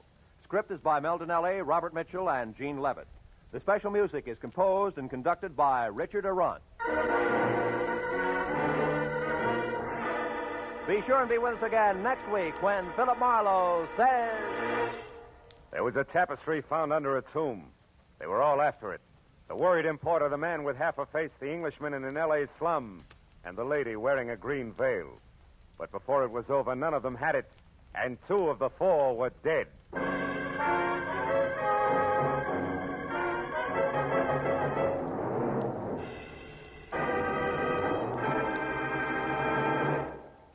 Now, stay tuned for Gangbusters, which follows immediately over most of these same CBS stations. This is Roy Rowan speaking.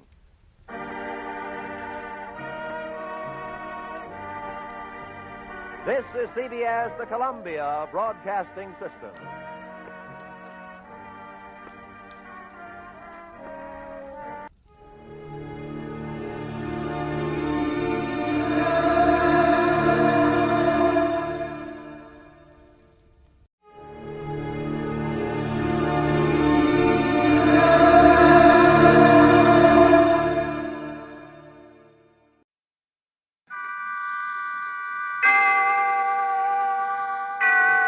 Autolite and its 96,000 dealers bring you Miss Linda Darnell in tonight's presentation of Suspense.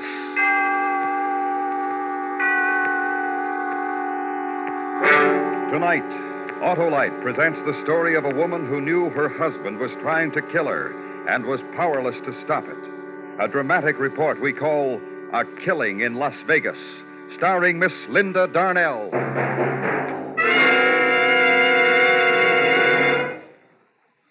Hi, Hap. Huh? Oh, hello, Harlow. Boy, you really gave me a powerful start. Just like the powerful starts you can be sure of getting from your Autolite Stay Full battery, Hap. And an Autolite Stay Full needs water only 3 times a year in normal car use. I know, Harlow. And, Hap, do you also know that the Autolite Stay Full gives longer life, as proved by tests conducted according to accepted life cycle standards? I do, Harlow. Well, okay, then. Visit your nearest Autolite battery dealer. He services all makes of batteries, and he has an Autolite Stay Full for your car in case a replacement is needed. To quickly learn his location, just phone Western Union by number. And ask for me, Operator 25. I'll gladly tell you the name of your nearest Autolite battery dealer. Where you can get an Autolite Stay Full, the battery that needs water only 3 times a year in normal car use. And remember, from bumper to tail light, you're always right with Autolite. And now, with A Killing in Las Vegas and the performance of Miss Linda Darnell, Autolite hopes once again to keep you in suspense.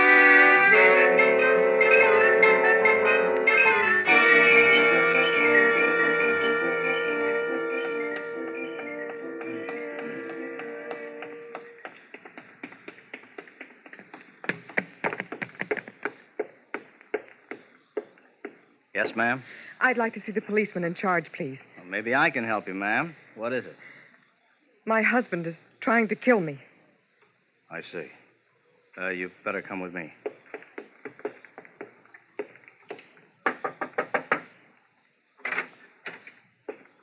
Oh, Hank, I think you better talk with this lady. Oh, yes, ma'am. Come in. Now, have a seat. Thank you. Now, what is it you wanted to see me about, Miss... Mrs. Evans. Dixie Evans. I'm a dancer over at the Oasis Club. Oh, yeah, the Oasis. You must be one of the new acts. I don't believe I've seen you. Well, I just started my run this week. Well, what's your trouble, Mrs. Evans? My husband is trying to kill me. Your husband? Yes, twice in the last 24 hours. Well, maybe you better start at the beginning. Well, my husband, Charlie, and I arrived here in Las Vegas about a week ago. Frankie Paris, a booking agent in Los Angeles, had gotten me a 6-week run at the Oasis Club over on the main highway. Yeah, I know the place. Well, Charlie doesn't usually bother to travel with me when I go out on road bookings, but this time he did. Charlie likes to gamble. I guess that's why he came with me. Well, last night, Charlie didn't show up at the club at 1:30 to pick me up like he usually does, so I waited for him.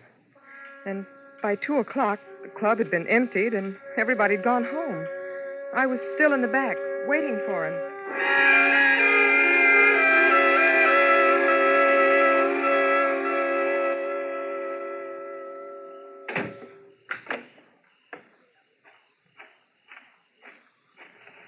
Who is... Oh, it's you, Dixie. Hi, Barney. And what are you doing out here all alone? Well, I'm waiting for my husband. He's late. It sure is. It's almost 2:30. You know where he is? No. Getting lucky, I hope. That's what I call wishful thinking. Did the house get much play tonight? About usual. Hey, would you like me to give you a lift downtown to your hotel? Oh, no, thanks, Barney. I better wait for him. He'd have called me if he wasn't coming. He'll be along any minute. Yeah, if nothing happened to him. Oh, I know him like a book. After living with him for 7 years, I should know. He'd have called. You've been married that long, huh? Yep. Well, look, Dixie, I don't like to leave you out here all alone like this. Don't be silly. Well, if I can't offer you a lift to town... No, thanks just the same, Barney. Tell you what I'll do. I'll wait around till he gets here. I don't want you to get lonesome. Oh, no. You go on home and get some sleep. I won't be lonesome. I've got all those wide open spaces of Nevada just to keep me company. Okay, Dixie. And besides that, I got a strong pair of lungs. I can always scream for help. Sure, but who'd hear you?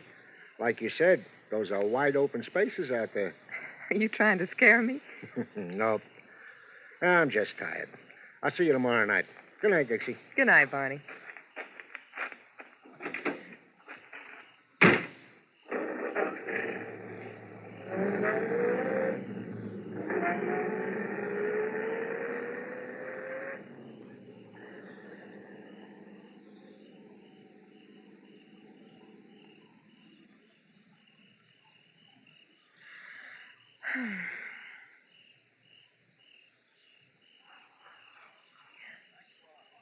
Who?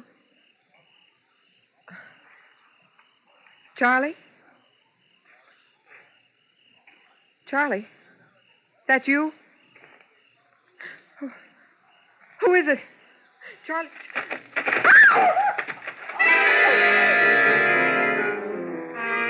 Then, before I could move, I felt someone grab me from behind. It was a man. He twisted my arms and yanked me back in the shadows. I kicked and spit and tried to fight myself loose, but there was no use. His hands were like steel. I tried to scream, but his hands closed around my throat.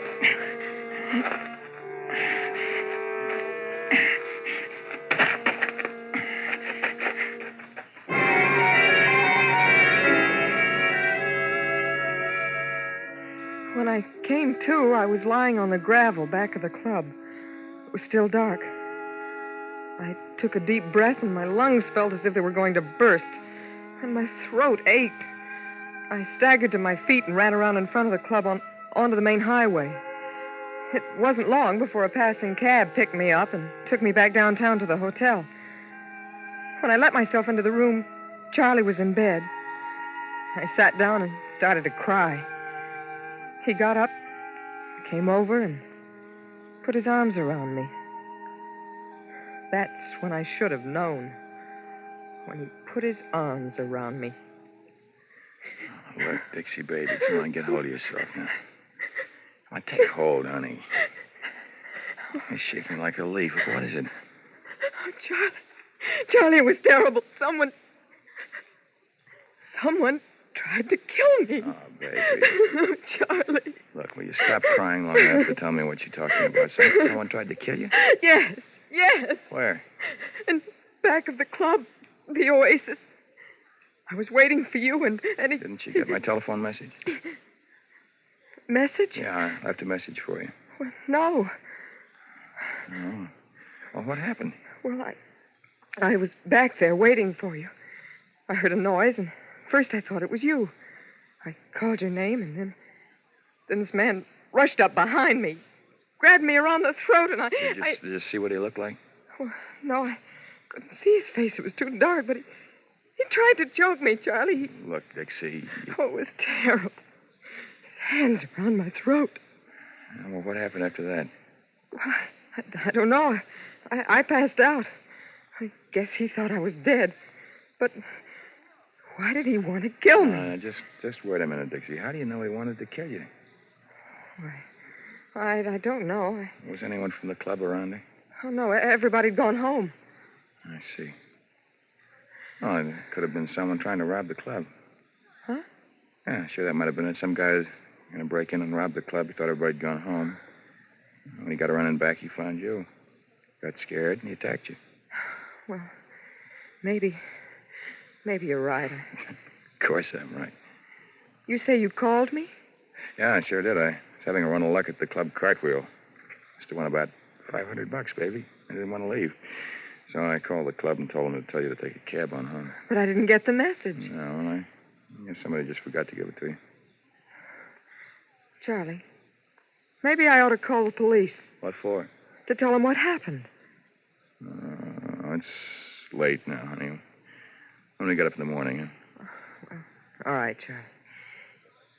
You won $500, Charlie? Yeah. Isn't that great? Can I see it? Didn't want to carry a lot of money with me. I told him to make it out to me in a check and pick it up tomorrow. Oh. Now, you get to sleep, Dixie. Get a good night's rest, huh? You need it.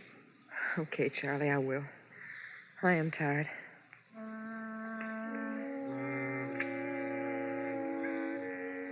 I had a very restless night. I didn't get much sleep. But the next morning, the more I thought about what Charlie had said, the more I began to believe that maybe he was right. Maybe it had been somebody just wanting to rob the club.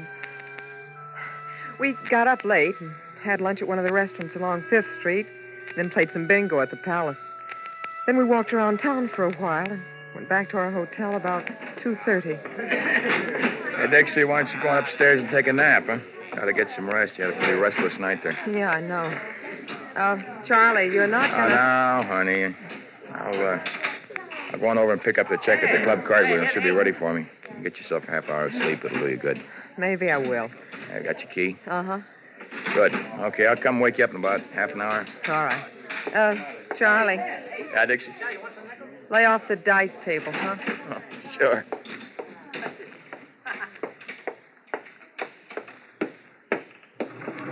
Yes, ma'am? 3, please. Yes, ma'am.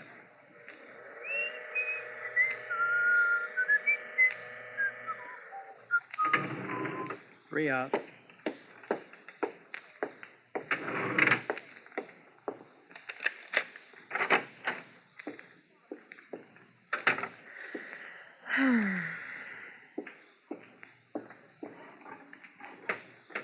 Oh, brother, this feels good.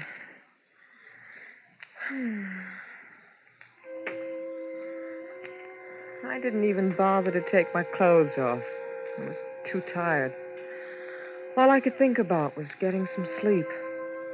And the bed felt soft and good. I started to drift off into a dream. It was a terrible dream. I saw the man in the back of the club in my dream. He was chasing me now. I tried to run away, but he caught me and tied me up. Then he picked me up in his arms and carried me over to where a train engine stood and laid me down in front of it. The train in my dream hadn't started to move yet, but I could hear the hissing of the engine. And it seemed that the louder the hissing got, the harder it was for me to breathe. I tried to wake up, but it was hard, and then finally I did. But the hissing of the train didn't disappear with the rest of my dream. The hissing became the gas jet in the corner of the room. Oh, the window. The window. Gotta break it. Break my shoe off.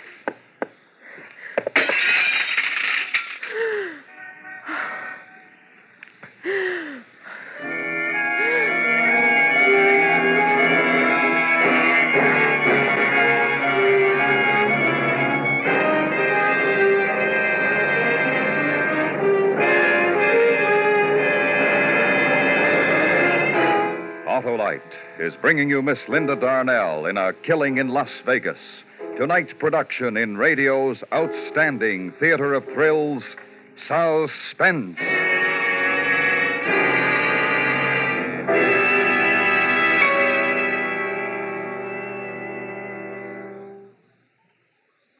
Harlow, I've told you before that I have an Autolite Stay Full battery. What do you think of it, Hap? Oh, it's great. It's grand. It's magnificent. And it's protected, too. Protected? Yep. Every positive plate in the Autolite Stay Full is protected by fiberglass retaining mats to reduce shedding and flaking and give the Autolite Stay Full longer life, as proved by tests conducted according to accepted life cycle standards. And the Autolite Stay Full needs water only 3 times a year in normal car use. So, friends, visit your Autolite battery dealer, the man who services all makes of batteries. To quickly learn his location, just call Western Union by number. And as for me, Operator 25, I'll gladly tell you the name and address of your nearest Autolite battery dealer, where you can get an Autolite Stay Full, the battery that needs water only 3 times a year in normal car use. And remember, from bumper to tail light, you're always right with Autolite. And now, Autolite brings back to our Hollywood soundstage Miss Linda Darnell in Elliot Lewis's production of A Killing in Las Vegas, a dramatic report well calculated to keep you in suspense.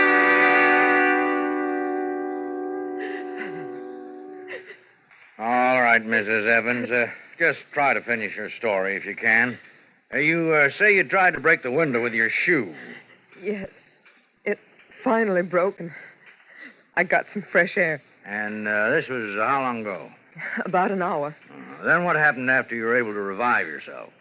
Well, I was scared. I asked myself, what have I done so bad that someone wants to kill me for it? Because now I believe that someone was trying to kill me. I tried to get hold of Charlie, my husband, to tell him to come back to the hotel right away.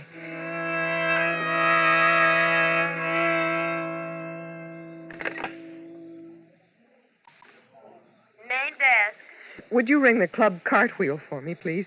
Just a moment.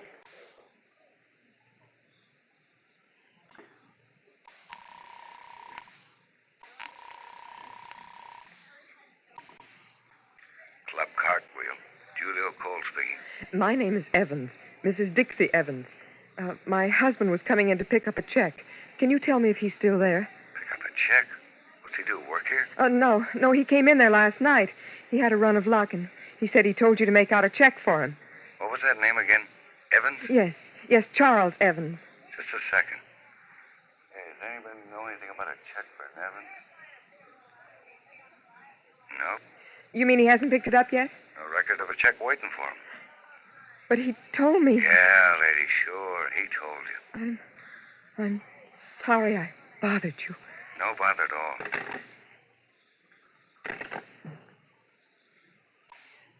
Main desk. Would you get me the Oasis Club, please? The number is 4062. One moment.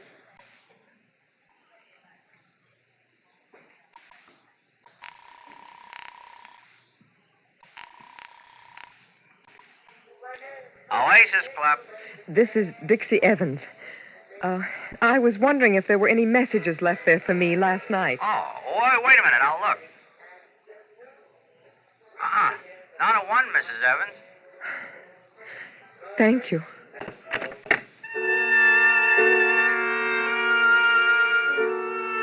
And just like that, I find out that my husband, Charlie, is the person who's been trying to kill me. My own sweet, loving husband. He didn't win a pile at the club cartwheel. And he didn't leave a message for me at the Oasis Club.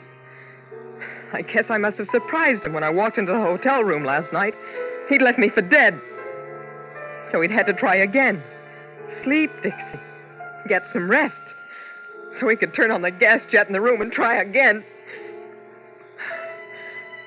What does a woman do when she finds out that her husband is trying to murder her? What does she do? What would any other woman do? She'd go to the police. So I came to talk to you. Is that all of it, Mrs. Evans? Yes. Isn't it enough? Oh, Mrs. Evans, tell me something. A man who tried to choke you back at the club, did you see his face? Well, I didn't see his face, but you didn't see his face? Well, no, well, but... then how do you know it was your husband, Mrs. Evans? Because I told you he tried it again. Only a little while ago up in our hotel room. I found the gas jet in the room turned on. You don't believe me, do you? Does your husband own a gun? Yes. Has he ever threatened you with it? Well, no. Has he ever threatened you at all? No. No, but don't you understand... Why are you so certain that the man who tried to choke you in back of the Oasis Club was your husband? Huh? You didn't see his face. I know, but... Well, then you can't be sure. But up in the hotel room... You'd be quite surprised at the number of people who die every year by accidentally bumping against a gas jet and turning it on and never knew they did it. I tell you, my husband is trying to kill me. Why? Why? Can you tell me why your husband wants to kill you? Well, I don't know why. I don't know. I haven't the slightest idea. There, you see, you can't tell me why. Now, look, Mrs. Evans, why don't you go back to your hotel now and get some rest? We'll look into it for you. Look into it? But, well, aren't you going to arrest him or something? Well, I don't see how we can. You haven't given us any kind of substantial evidence that'd prove your husband is trying to kill you. In fact, you can't even tell me why he wants to kill you. I can't tell you why. I don't know myself. Well, you'd better get back to your hotel, Mrs. Evans. Get some rest. We'll get on this right away. Yes. Maybe you're right. I'll go back to my hotel. Sure. Thank you, Lieutenant. Not at all. You get taken care of, lady? Huh? Oh, yes. Yes, thank you.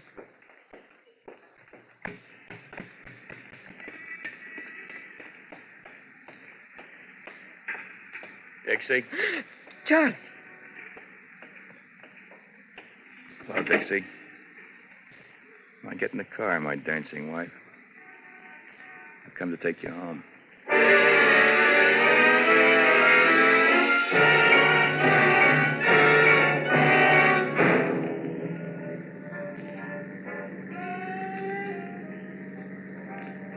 Charlie, I thought we were going back to the hotel.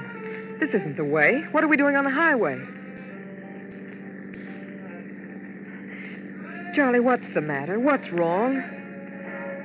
Oh, don't turn the radio louder, Charlie. I want to talk to you. Charlie, you're mad at me, aren't you? What have I done that's made you mad?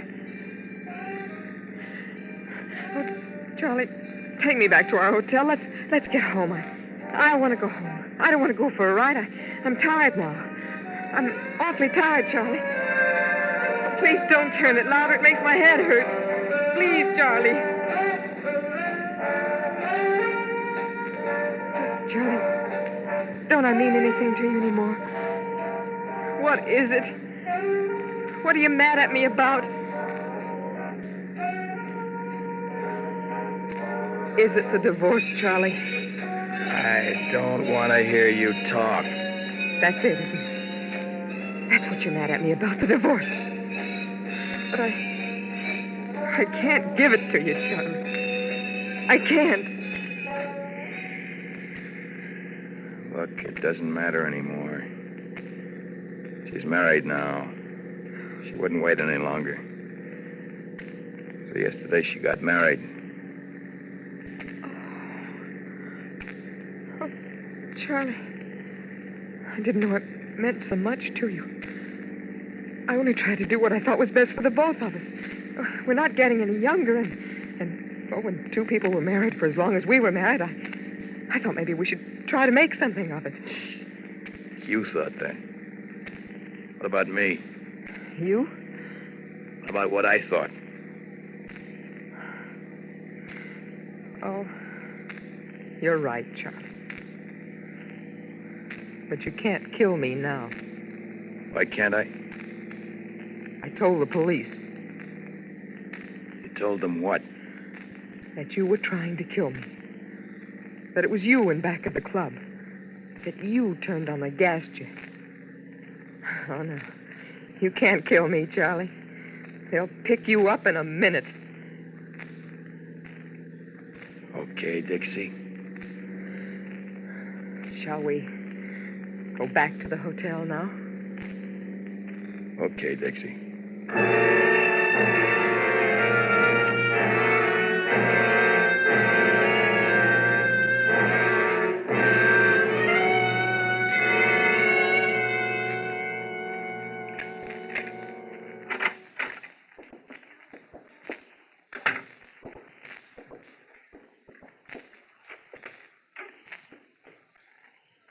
What do we do now? There's nothing to do, Charlie. We just go on, I guess, like we have. You'd do that? You stay with me, married to me, knowing I want you dead? I have to, Charlie. Because I won't give you a divorce. Well, like chess, Dixie, we're stalemated, aren't we? Looks that way. You know how much I hate you. Now I know. Up to now, it's been a game of cat and mouse. You were the mouse, and I was the cat, ready for the kill. But you tricked me, my pretty wife. You must feel pretty proud. But look, the game's going to change, Dixie. Work hard. You make lots of money because I'm going to spend it all. Charlie. Have I been a good husband to you, Dixie? And think back. Remember all the soft, sweet things that we ever held between us. Think about them, because those soft, sweet things will become just a memory. From now on, I'm going to make life hard for you, Dixie, and I'm going to make it so hard for you, you'll wish that I had killed you. I'm tired, Charlie. I'm going to try to get some rest. Yeah, get some rest.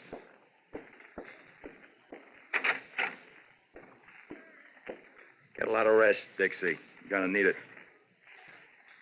You tell the police why I wanted to kill you, Dixie? Did you tell them how I asked you in a civilized manner for a divorce? You tell them that? Goodbye, Charlie. Dixie? Dixie, what did you do? Dixie! Don't die. The police, Dixie, they'll think I did it. Dixie. Please, Dixie, don't die. Dixie, don't die.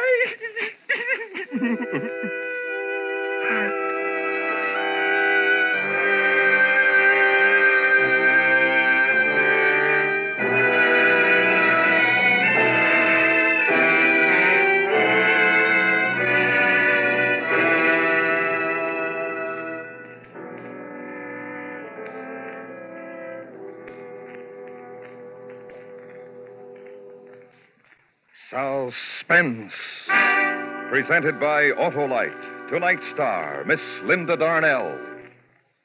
This is Harlow Wilcox speaking for Autolite, world's largest independent manufacturer of automotive electrical equipment.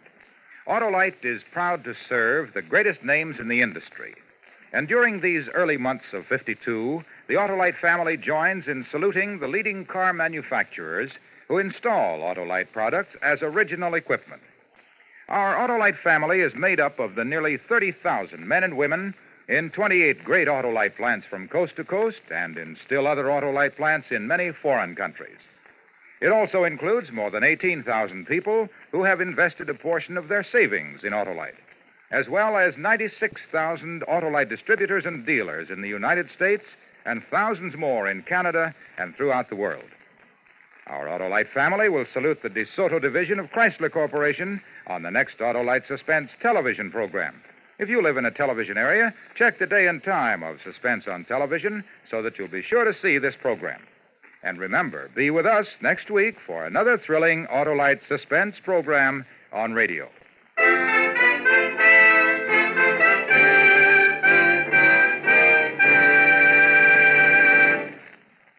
Next week on Suspense, our star will be Mr. Herbert Marshall in a radio dramatization of the true story of the 39 Steps. In weeks to come, we shall also present Ray Milland and Frank Lovejoy, all on Suspense.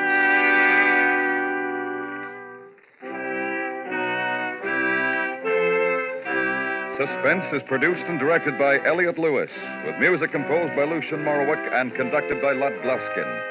A Killing in Las Vegas was written for Suspense by Richard George Pedicini. In tonight's story, Lamont Johnson was heard as Charlie and Joseph Kearns as the lieutenant. Featured in the cast were Jerry Hausner, Charles Calvert, Eve McVeigh, and Jim Nusser. Linda Darnell will soon be seen in David E. Rose's production of Saturday Island. And remember, next week on Suspense, Mr. Herbert Marshall in The 39 Steps. Did you know that more than 7 million American men, women, and children are victims of crippling arthritis? Help prevent this waste of human happiness and power. Give today to the Arthritis and Rheumatism Foundation, care of your local postmaster. This is the CBS Radio Network.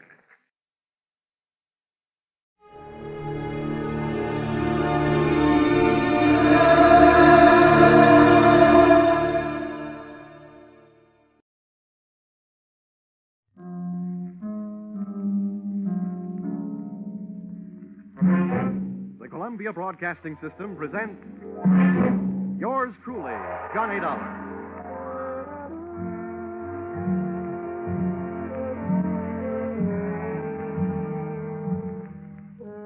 The next half hour has its baggage packed to take a trip with America's fabulous freelance insurance investigator, Johnny Dollar.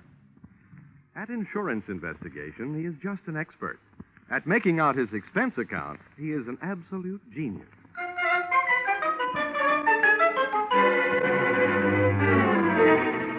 Expense account submitted by Special Investigator Johnny Dollar to Home Office, Nutmeg State Casualty and Bonding Company, Hartford, Connecticut. The following is an accounting of my expenditures during investigation of series of accidents affecting your policyholder, the Funfair and Weatherly Carnival shows, or how I went for a spin on a case we might refer to as murder is a merry-go-round. Expense account item 1, 25 cents. Purchase of Billboard, theatrical magazine, to check the route of Funfair and Weatherly Carnival shows. Expense account item 2, $68. air and train fares to Talladega, Alabama. Item 3, $1.10. Cab fare in what was only a fair imitation of a cab from Talladega Depot to the dusty vacant lot, which had overnight found itself wearing theatrical makeup.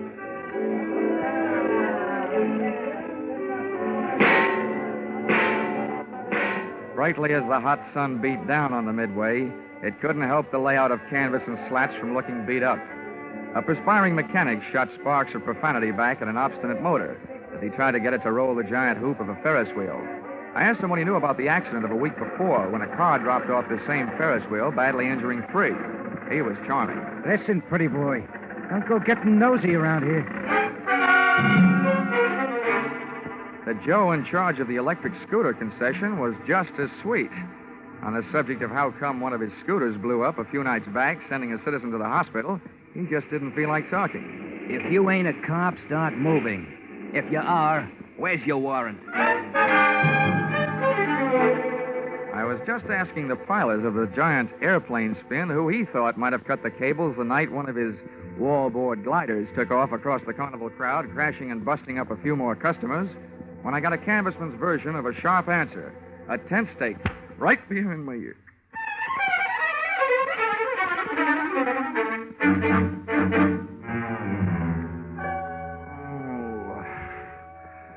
Well, those sleeping beauties waking up, huh? Who are you? I thought maybe you'd be sick of asking questions. First, maybe you better answer a few. Before you get up. Number 1, who are you? A pilgrim from Hartford. Never mind the double talk, wise guy. What's your name? My name is Johnny Dollar, but right now I feel like 2 cents. What's your big interest in those accidents you were asking questions about? Strictly academic. I'm only representing the insurance company that's paying off on those accidents. Now maybe you'll tell me who you are and where I am. I thought you guys were smarter. Dollar, I'll let you in on a little secret. Next time you want to find something out on a traveling show, get to the boss first. Asking a lot of questions around a circus or carnival lot is unhealthy. Where is the boss, Miss Pepper? Louise is in the other end of this trailer. She'll be right out. Okay, you can get up on your feet. Oh, thanks.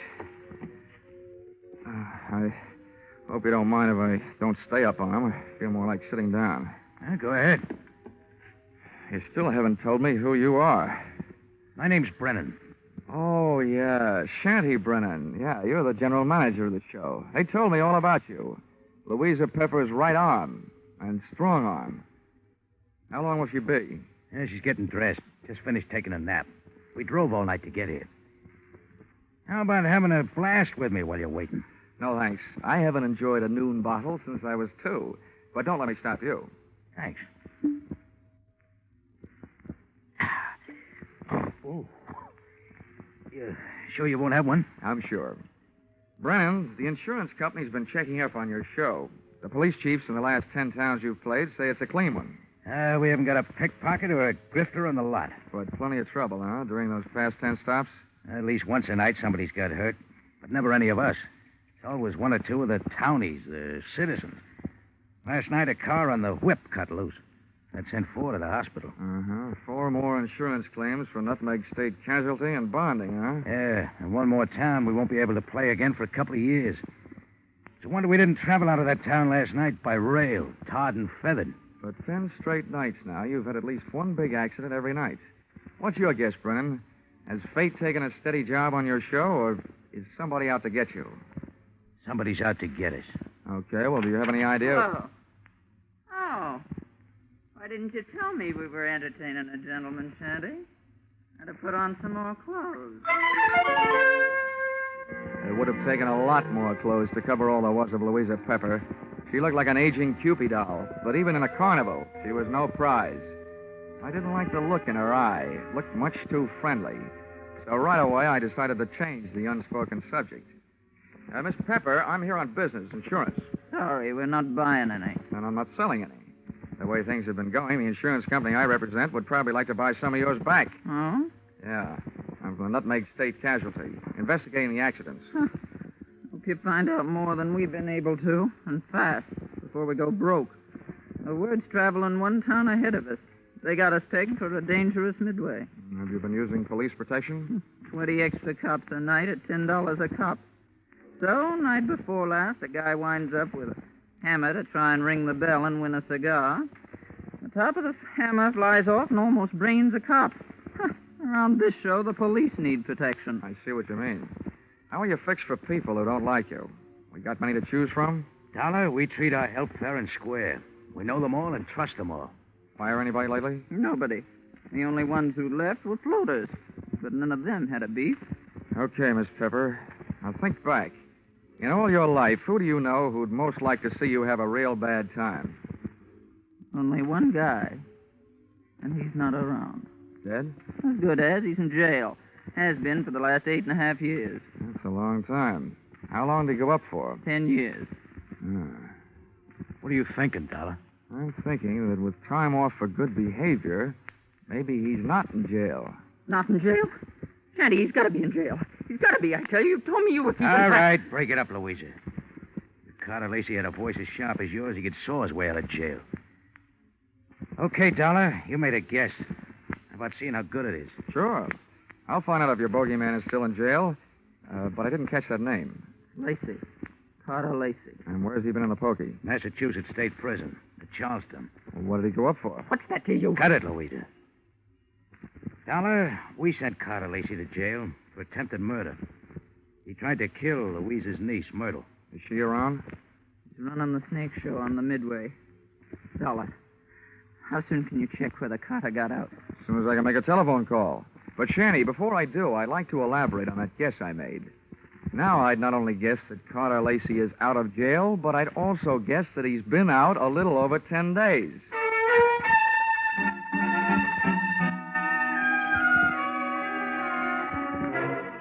Expense account, item 4, $3. Telephone call to Massachusetts State Prison, confirming both of my guesses.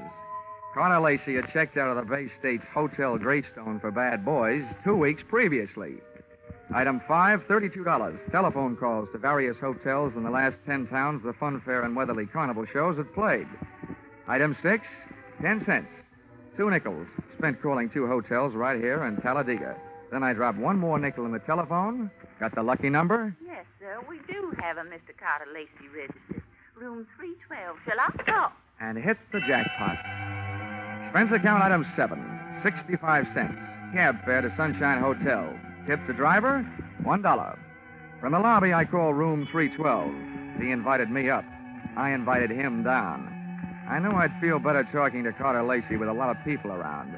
They'd make nice witnesses if he suddenly got homesick for prison life and used me as his ticket back. I waited in the coffee shop. The waitress brought me a cup of coffee, and my palate went to work refereeing a one-sided bout between the strong Java and the weak cream. Hello. Dollar? All right. Sit down. Thanks. So you're Carter Lacey, huh? Have some coffee? No, thanks. It keeps me awake nights. How about your conscience? Having the same trouble with that? My conscience deserves an 8.5-year rest. But it can't start its vacation until I even up a few scores. Busting up carnivals. Child's play. Look, Dollar, over the phone, you told me you're an insurance investigator. You can save your company a lot of money. How? Call them up and tell them not to insure the lives of 3 people. Because any minute now, 2 of them are going to be dead. Louisa Pepper, Anise Myrtle, and Shanty Brennan. Yeah, Dollar. I'm going to kill 2 of those people. The other one's still my friend is going to help me do it. In case you don't know your law, Dollar, don't bother calling the cops. I can't be held for making a threat unless I put it in writing. Well, Lacey, I don't know what your beef is against the people running that carnival, but those accidents have been hurting a lot of innocent bystanders. Dollar, you're talking to a guy who really knows what it means. Getting hurt as an innocent bystander.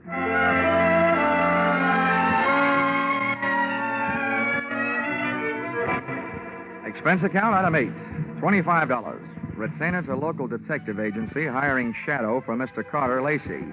Explanation, an ounce of crime prevention is worth a ton of trials. Item 9, $1.20. Cab fare back for the evening's festivities at the Fun Fair and Weatherly Carnival, which was rapidly becoming more and more of a thrill show.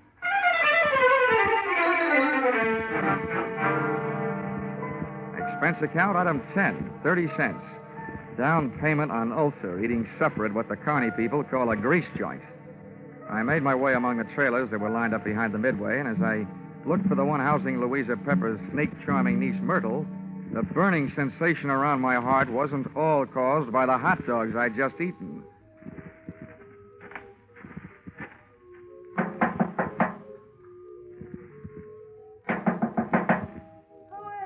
I've got a message from Carter Lacey. What did you say? I said I've got a message from Carter Lacey. For you and your Aunt Louisa, Shanty Brennan. You're the only one I haven't met yet, so I thought I'd deliver it to you first. Where is he? In town. Got any snakes in the trailer? No, of course not. All right, then. How about inviting me? You're the insurance guy they told me about? Yeah, that's right. Okay, come in. What did Lacey say? He said that he's going to kill 2 of the 3 of you. Which 2? Didn't he say? No, he didn't. He just said that 2 of you are going to get it. And that his one friend among you, the remaining one, is going to help him do it. He'll do it. He hates us. I know he'll kill it. You say Louisa and Shanny don't know yet? No, they don't. You're the first to know. Well, then wait here. I'll run tell him. I'll stop back here before I go into the tent to do my next show. Grab yourself a drink. I'll be right back. But she wasn't right back, and it's just as well she wasn't. She might have interrupted me while taking a sightseeing trip through the drawers in the trailer's built-in bureau. The piles of silky nothings that give gals that certain something didn't tell me anything I hadn't known about women before. But a little black book stashed among them did. I needn't have rushed my search, though, because Myrtle Pepper was still gone after 10 minutes. That's about the time I headed back to her Aunt Louisa's trailer, pulled open the door, and walked in. You scared me, Della, barging in like that. Mr. Dollar, I told you I'd be right back. Did Myrtle here deliver Mr. Lacey's little love letters? Yes, the fool. He always was a fool. He can't kill us. You mean it's against the law? I mean, it's impossible, that's all. Look, Miss Pepper, you and your niece here are both plenty scared. While you're out shaking those cooch dancers you got working over on the Midway. Myrtle, have you told Shanny about Lacey's threat? Yeah, I met him on the way over here.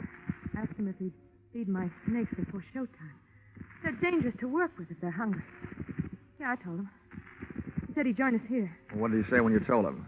He said if Lacey had one of us helping him, then the 3 of us had better stick together so we could at least watch each other. Smart man. He had a good idea. I see the 3 of you had better stick close to each other, beginning right now. Come on. Where are we going? Over to the snake tent.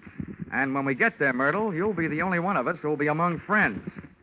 The 3 of us left Louisa's trailer. We walked past the back of the shooting gallery concession right in the front of it. And along the back of the line of canvas shanties. We stopped at one. Myrtle pulled back the canvas flap, and I stepped in ready for anything. With the ladies not far behind me, I edged slowly over to the square red board fence set up in the center of the tent. There were danger signs splashed in white paint along the outside walls of the pit. I clenched my teeth and looked down through the wire mesh top at a slithering tangle of writhing, angry reptiles. And there, lying among them with a vicious red welt splashing his forehead, was Shanty Brennan. He was feeding the snakes, all right.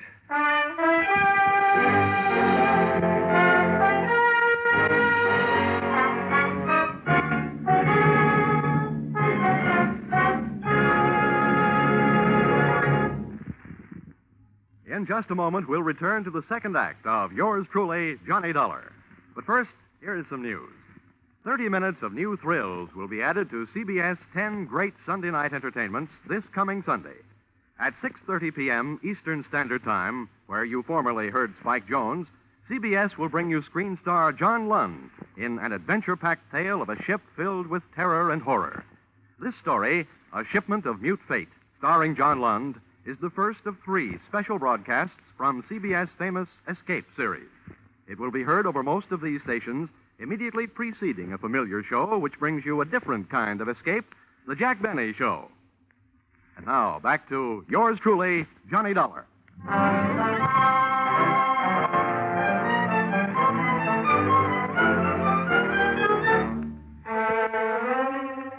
I'd just seen a murder mystery where the actors had been hissing instead of the audience.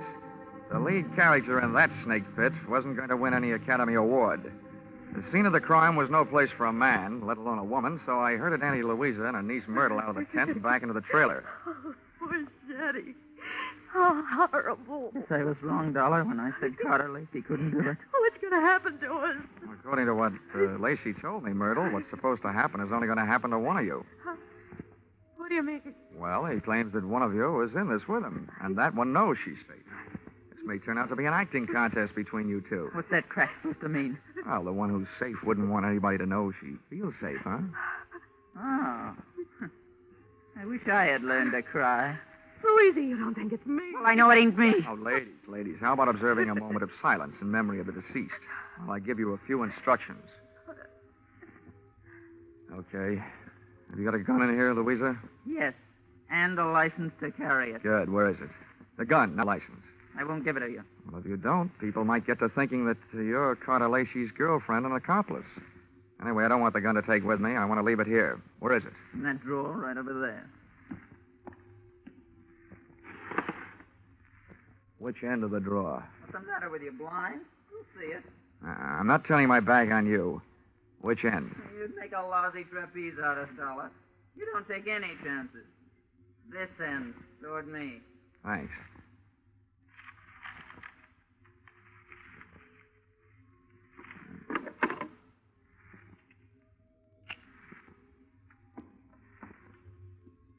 Well, now where are the keys to the car hitched to the front of this land yacht? What are they for, Dollar? Just another chance I'm not taking. With those keys in my pocket, this trailer won't be joyriding anybody off into the night. Where are they? I'll get them for you. Wait a minute, Myrtle. How come you know where Louisa's keys were? Yeah, Myrtle. How come? Because, well, they're laying right there in plain sight. Oh. Thanks. Now I'm going out and call the police. Louisa, I want you to get into that chair down at the other end of the trailer. Okay, General. You got the gun. And you, Myrtle, get on that bunk down at the other end. I don't understand all this. And now, ladies, while I'm gone, I don't want one of you gals to be knocking off the other. But on the other hand, I can't leave you here without protection. So I'm leaving the gun right here on this table in the middle of the trailer. And if Carter Lacey comes knocking at your door, you can have yourselves a race for the gun.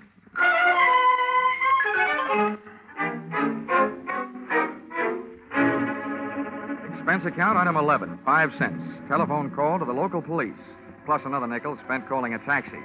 The cops arrived in 4 minutes, the cab in 15. Its driver had no siren to take him through the traffic lights.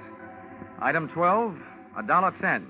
Cab fare on an exceedingly slow and torturous trip to the Sunshine Hotel. Tip to his kind of a driver, a nickel.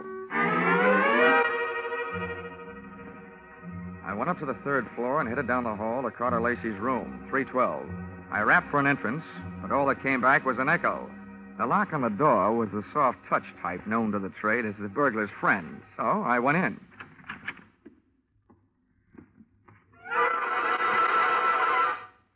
Stars fell in Alabama? Oh. Stiffs fell in Alabama tonight. Oh, Operator, this is an emergency call. Let me have the Telegiga police, will you? Hello? Police department? This is the same guy who just called you from the carnival to report a murder. Yeah, well, you can send in the second team. I've got another one. You can send in the second team. I've got another one for you over here at the Sunshine Hotel. Room 312. A party's just been strangled. Yes, I'm sure. Lots of bruises and deep-set fingernail marks on the throat. Sure, I know who it is. The name of the deceased is Myrtle Pepper. Myrtle Pepper certainly had been a fast worker. She not only had beat me down to the hotel, she'd managed to get herself killed in the bargain. I dusted the room for information, which was obviously more than the floor mate had done for dirt, and came up with a kind of an eye-opener you don't drink. A pint-sized surprise in the form of some old newspaper clippings and Carter Lacey's prison release form. And what let him out let me in on something. I got out of the room into the elevator, and when I hit the lobby wondering where to start looking for him, I found him sitting there looking at me. Hi. What do you want to talk, Lacey? I don't want to. But if you want to try and make me, what's the matter with right here? Okay. I supplied you with an alibi today. I don't see him in the lobby. That detective? He had stomach trouble. He got kicked in it. You can reach him at the city hospital. You know, in prison, I was a trustee. I get out, nobody trusts me. Oh, with that forecast you gave me this morning, what else? Forecast? Yeah. You predicted that you'll kill 2 people. Well, Tonight, the two people are dead. Shanty out at the carnival, and now Myrtle up in your room. What does that make you? A good forecaster. Or the killer, maybe? Thanks for the maybe. Look, Dollar, I came to this town to take care of something. I took care of it. You want to yell cop? Go ahead. From now on, nothing bothers me. Well, then stop chewing your nails. You told me this morning that one of those three people was working with you. There's only one left. And suddenly, Lacey, I don't believe your story. Suddenly, I don't care. Shanty Brennan lied to me this morning. He said that you went to prison on a charge of attempted murder. Your prison release papers say you went up for grand larceny. You see what happens to bad little boys that tell lies? I'm not through yet. I fished a bank book out of Myrtle Pepper's trailer, a three-way joint account. Myrtle, Shanty, and Louisa. The first deposit, $60,000. The date, the same year you were thrown into the can for stealing $60,000. To me, that spells a three-way split for them and a frame for you. Also, to you, it spells a motive for hating all three of them. So I lied to you. What are you going to do, wash my mouth out with soap? From now on, I don't need any answers from you, including smart ones. But look, you'd better stick around. If the cops don't pick you up for murder, maybe the hotel will want to press charges against you for having an extra unregistered person occupying your room.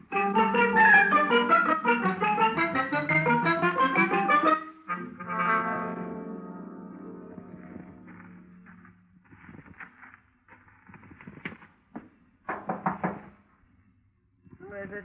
Johnny Dollar. Oh, wait a minute. Miss Carter, they arrested him? Tell me, did he escape? He's at the hotel, and the cops are on their way down there right now. I hope he's more talkative with them than he was with me. You talked to him? Yeah, I had a long, one-sided conversation with him.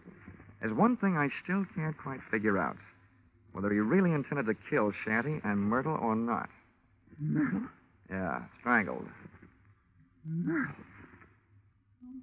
Poor little angel. Of course he meant to kill him. He hated him. He hated us all. Well, you can hardly blame a fellow for being annoyed, framed on a grand larceny trap by three old chums. But you've got the wrong idea, Louisa. What I meant was, did he ever really intend to kill them himself? Or did he just intend to set off the greatest chain reaction since the atom bomb and just sit back and watch the three of you try to beat each other to it? Well, that's crazy talk. Yeah, like a fox, maybe. He made his threat to me knowing I'd carry it back to you. I say you because you're the only one left. You see, he set himself up as a patsy. He'd been framed by you once before. To me, it looks like Carter Lacey learned a few things about wrong people during that 8-year stretch. Namely, that they never trust each other. You're absolutely nuts, Dollar. I think you'd better get out of here. Go peddle your insurance. The cops will take care of Mr. Lacey. I don't think they will, Louisa. Why not? Myrtle was strangled. That's the kind of murder a man would commit. Well? But there was a set of deep fingernail marks on her throat. And Carter Lacey bites his nails. So maybe you'd better get yourself a manicure before the police arrive. Thanks for the advice. Stand right there, Dollar. This time I got the gun. Hold everything, Louisa. Carter! This is a standoff, Louisa. Point that thing someplace else before I point mine up your snoot. Okay, Dollar, get out. What's the matter with you, Lacey? Are you cracking up? Well, your plan was going along fine. First, Myrtle tossed Shanty to her snakes. Then Louisa took care of Myrtle. There's only one left, and the state will take care of her for you. That's not enough. There's one satisfaction I haven't enjoyed so far. That's hearing one of these pigs squeal. Carter, we can still split the money in the show and get out of here? The only one that's going to get out of here is Dollar. Beat it. I beat it, all right. I was the only one in the trailer without a gun. I plunged into the darkness looking for something and came up with a tent rope, dashed back to the trailer door, and lashed the knob to the guide rail. I didn't want those gun-happy birds flying the coop. Just then, the season opened. I didn't know who was going to come out the worst in there, the hunter or the hunted. The only key I had to the situation was the key to the car, the one I'd picked up earlier in the day. The car churned the trailer through the carnival back lot and out into the highway. When I hit the cement, I started spinning the rubber.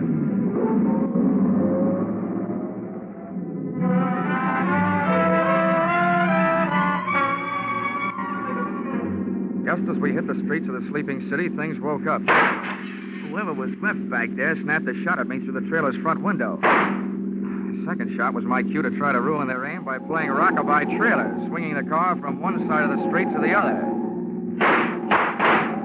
Just as the not-so-sharp shooter made another try, I picked up just what I was looking for, a game of tag with a police patrol car.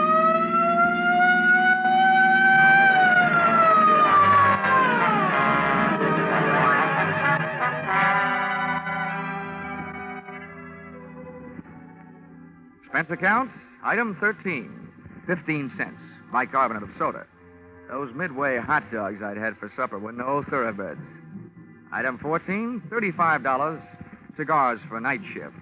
Talladega police, for whom I had started things smoking. Item 15, $3, hotel bill. Oh, but never let it be said that I ever turned in a measly $3 hotel bill for myself.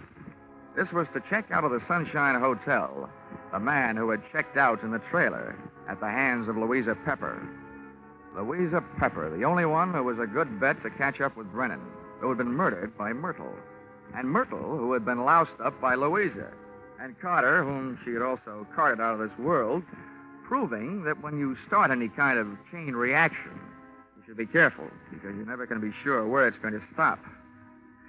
Expense account total? What? Only $692.18. I must be slipping. Yours truly, Johnny Dollar.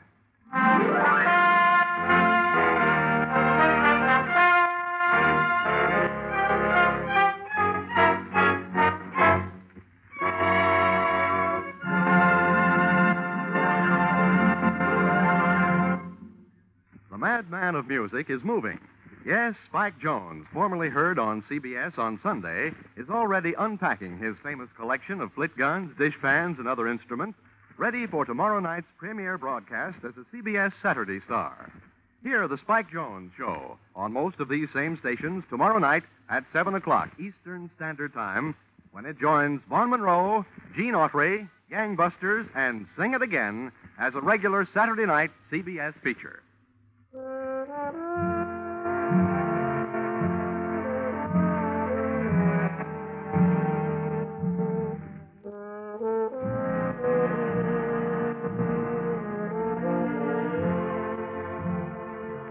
Listen in again next week when CBS brings you Yours Truly, Johnny Dollar, with Charles Russell as Johnny.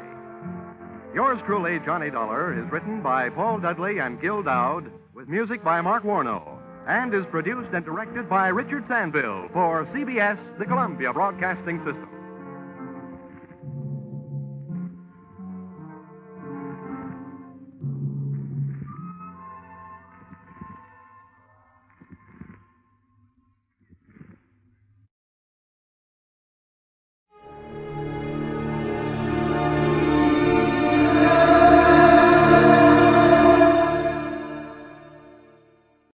This case looked refreshing at first. It took me to Milwaukee, the brewing capital of the USA. But it occurred to me later, for a guy who appreciates a good head on a glass of beer, I take lousy care of my own.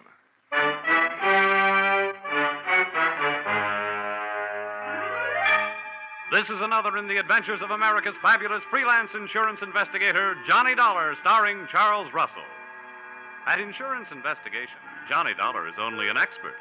At making out his expense account, he's an absolute genius.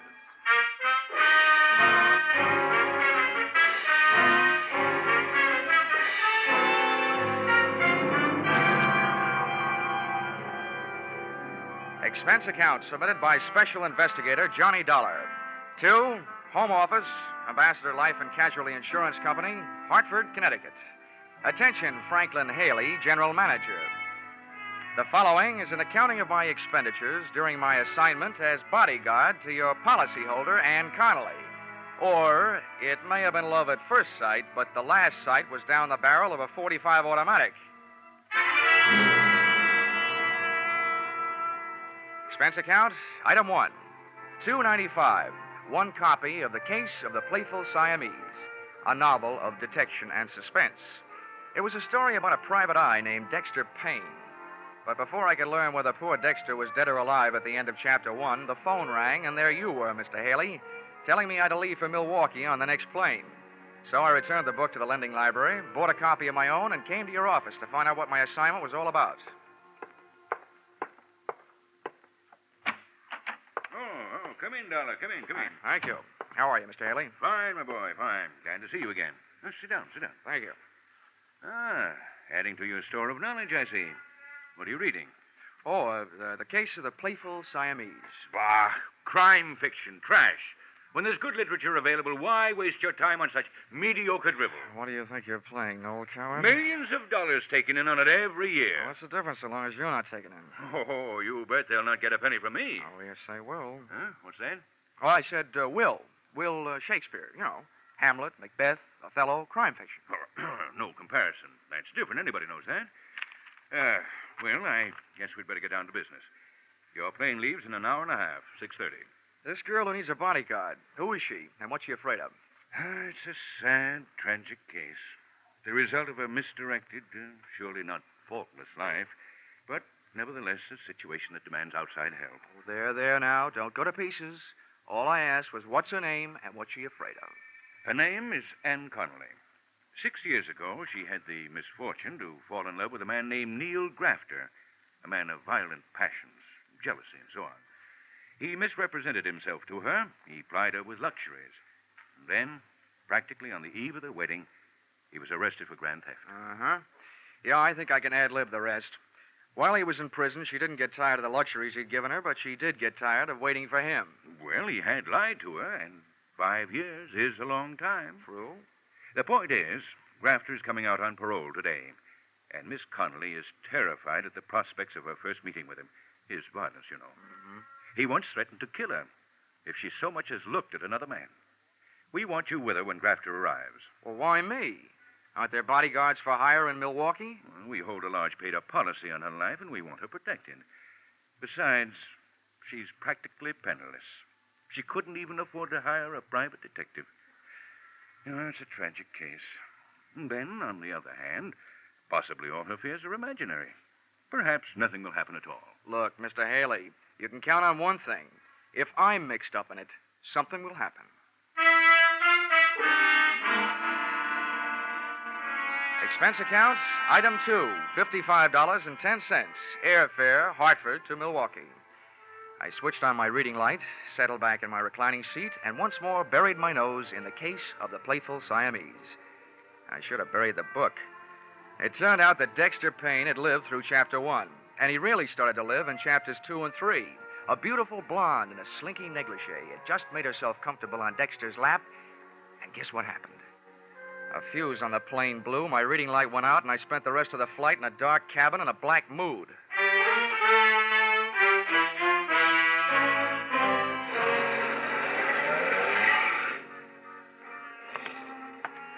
Expense account, item 3, $2.50. Cab fare, airport to the address of Anne Connolly, which, for a girl who couldn't afford a detective, was quite a hunk of a dress. Unless she was living on Friends.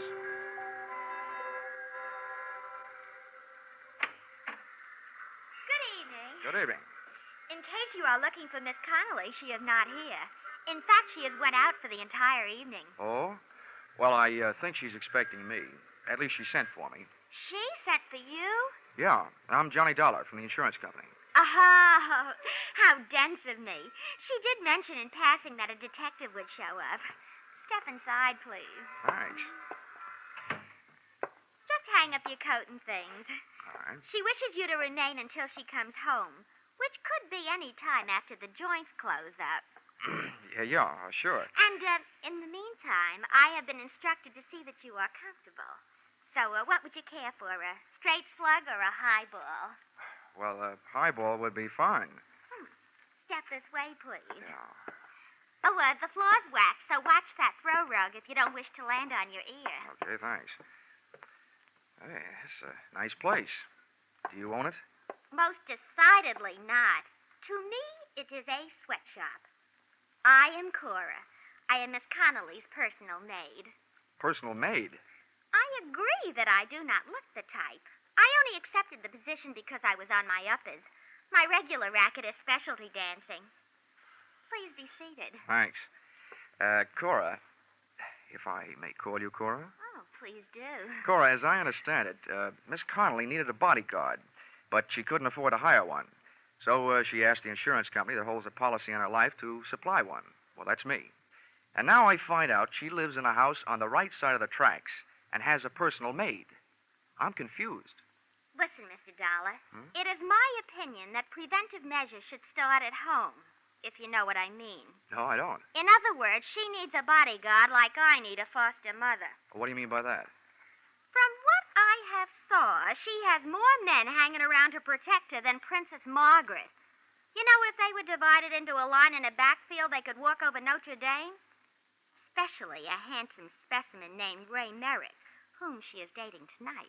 Well, what about this guy who's coming out on parole? Pardon me? Neil Grafter. While he was cooling his heels in prison, she was cooling her love for him. And she's afraid of what will happen when she tells him. This is news to me. Of course, I have been in Miss Connolly's employ only a few days, but I have not heard mentioned any kind of a grifter or a stir-bum in her past. Now, as regards to your highball, would you care for scotch, bourbon, brandy, soda, or plain water? Make it scotch, soda, and no ice.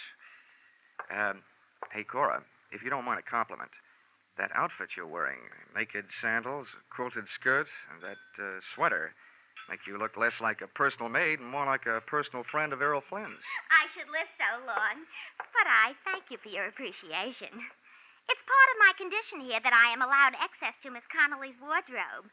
Except for, here, we're the same size. Here's your scotch end. Thanks. And, if there's anything else that would add to your comfort while you wait, name it. All I need now is an easy chair and a lamp. I'll get back to the case of the playful Siamese. Pardon me?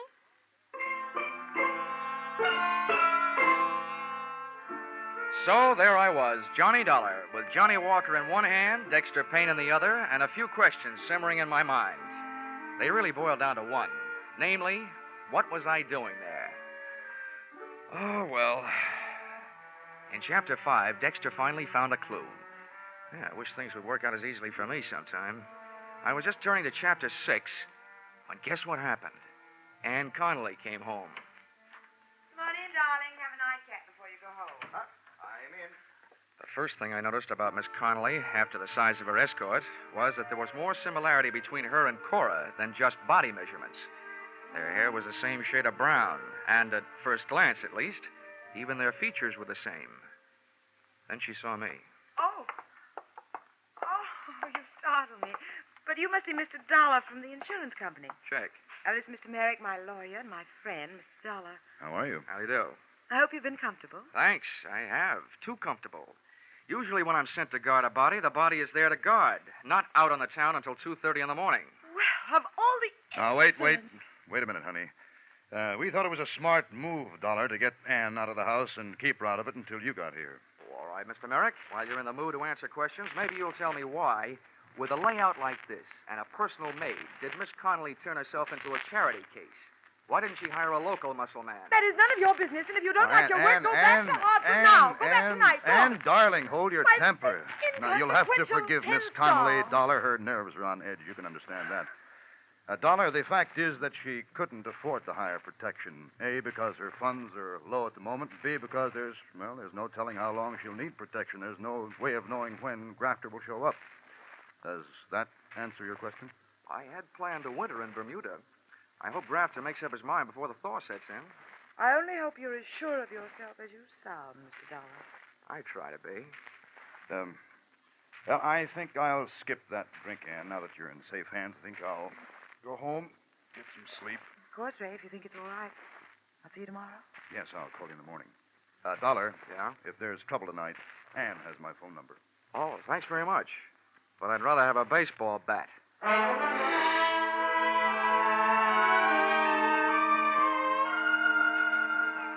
I learned early in my career that an excellent way to court disaster is to wait for trouble because it usually sneaks up behind you. But it was too late then to go looking for it, so I made the rounds of the house, checking the locks on doors and windows. Then I turned off the lights and hunched myself up on a couch that would have tested the stoicism of a bed of nails type Indian faker and tried to stay awake. I wondered about Dexter Payne. I wondered if the playful Siamese was a cat or somebody from Siam. And I just about made up my mind to duck into the closet with my trusty Ronson and read until the fluid ran out. And guess what happened? A door closed quietly, and a white-robed figure floated toward me. Dollar. Pardon the intrusion of your privacy, but there are certain things I'd like to hash over with you in secret. Oh, wait till I see if I can straighten my back, Cora, and I'll make room for you on the couch. Many thanks. All right. I hope you don't mind my state of attire, but I didn't bother with the robe in case the noise of the closet door might waken Miss Connolly. That double-talking nail. Oh, here, I'll put my jacket around your shoulders. Thanks, but I can only stay a minute. Listen, Johnny. You may think me meddlesome, since it's none of my affair, but I couldn't help but overhear. And them two were feeding you a line of downright untruths earlier in the PM. Well, this is the best news I've had since I got here. Give me more. It was in regard to Miss Connolly's financial standing.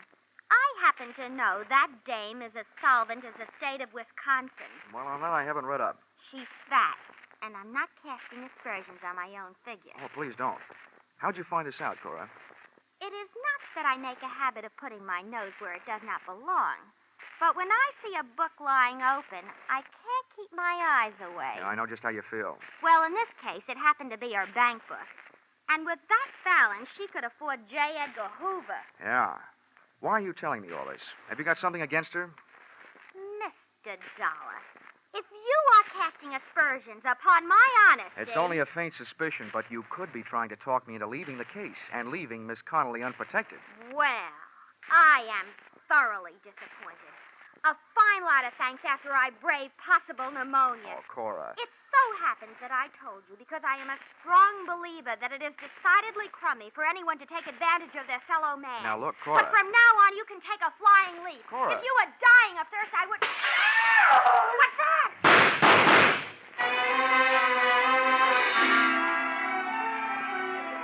As I stumbled across the room and into the pitch-black hallway leading to the bedrooms in the rear of the house, I wondered what Dexter Payne would do in a similar situation.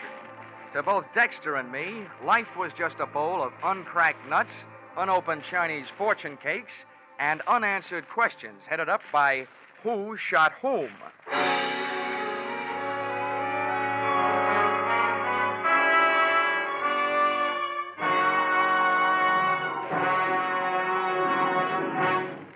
In just a moment, we will return to the second act of Johnny Dollar. But first, The Case of the Paper Stars, a thrilling true story from the police file, starts a 3-week serialization on CBS's Gangbusters tonight. Don't miss the first episode of this story of police on the trail of a gang that terrorized 3 states. Also on CBS tonight, you'll hear the latest adventures of that famous private eye, Philip Marlowe. The Adventures of Philip Marlowe and Gangbusters are regular Saturday night features on most of these same CBS stations. Tune in this fall for the shows that you love best of all. Listen carefully, here's the address. It's CBS. Now, with our star, Charles Russell, we return to the second act of Yours Truly, Johnny Dollar.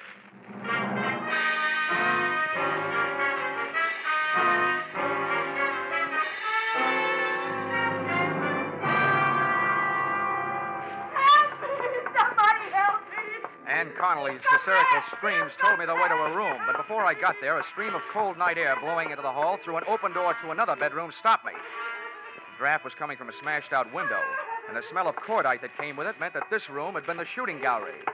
The corner of my eye picked up the corner of a white garage just as a king-size shadow of a man crossed it, and I went out after him. I made the garage in a dozen heartbeats. Believe me, the way my heart was going, that was record time. And as I skidded around the corner, an arm about the size of a fire hose came out of the darkness, crooked around my neck, and pulled.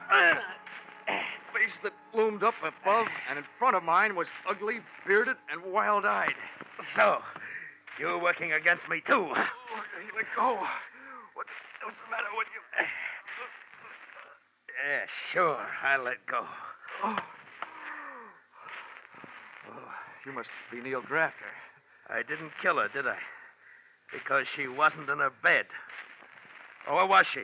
With you? No, she wasn't with me. What's the matter with you, anyway? So she went sour on you. Happens every day. They even write songs like Don't Cry Joe about it. Look, you spent enough time in prison to learn not to like it. Why set yourself up to go back for the rest of your life? You were smart enough to get out on parole. Why don't you get smart enough to pull yourself together? Prison? I don't remember any prison. I forget things sometimes. Oh, but I could ask the doctor. No, not anymore. Who are you? Another one of her men? Look, Neil, why don't we go someplace where it's more comfortable than this, huh? What? Someplace nice and warm, and we'll talk. Oh, no. No. Everybody tries to play tricks on me. Nice and warm, with bars on the windows, and people making noise all over the place. Well, you're not going to stop me. Nobody is. Why don't you let me help you then? Come on. That's what the doctor kept saying. You're a doctor. Well, I don't need any help. I can do it myself. Now, calm down, Grafter. With my own hands. Here, I'll show you, doctor.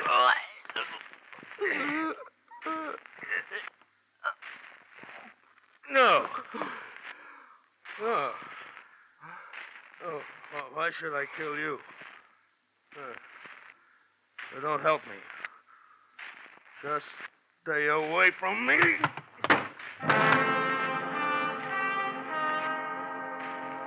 He went. And what's more, I watched him go. One, I didn't have enough strength to get off the ground. Two, if I'd had the strength, my extreme dislike of being choked to death would have argued me out of going after him. Three, the guy was obviously nuts. When I finally could make it, I staggered back to the house.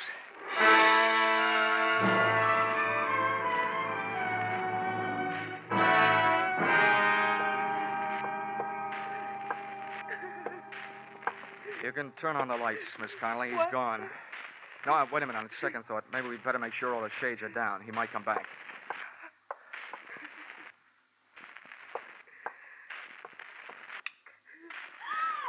Johnny! Your throat. What did the lug do to you? You might say he saved my life. At least when he got halfway through the job, he changed his mind about killing me. You talked to Neil? I tried to, but he didn't understand anything I said. And Miss Connolly, he didn't talk about wardens and paroles, as in prisons. He talked about doctors and barred windows and noisy people, as in mental hospitals. Do I translate that to mean that he's off his rocker? Oh, Cora, please, go over there and sit down, will you? I'll get to you later. Well, palm me. Just pretend I'm elsewhere someplace. After all, it was only my bed that he blasted. Did you hear that, Miss Connolly? Yes. Yes, I know it was a horrible thing to do, having Cora sleep in my room. I was half crazy with fear. Why doesn't Ray get here? He promised to hurry. Maybe we can air some of the linen before he arrives. Instead of being in prison, which was a story I got, Grafter was in a hospital for the criminally insane, nursing a big yen to ventilate your head. Is that right? Please. Yen to ventilate your head. Is that right? Please, Yes. Yes, that's the truth. He escaped a month ago. A month ago? Yes. The doctors notified the police here that I was in danger, and they supplied a 24-hour guard for the house. But after a month, they decided Neil had gone someplace else, so they withdrew the guard. Oh, great. So the only people left who cared more about your fate than they did about mine was your insurance company. Well, we had to do something, but I didn't have any insurance. What? So Ray bought a policy for me, and then we contacted the company. Aha. Legal blackmail, huh? Which brings to mind a meaty little question. Did you lie to the general manager, Franklin Haley, about where and what Grafter really was? Or did that misplaced con man hoodwink me into this mess? We told him the truth. I swear we did. Okay. I hope he lives through my expense account, because that little trick is going to cost him.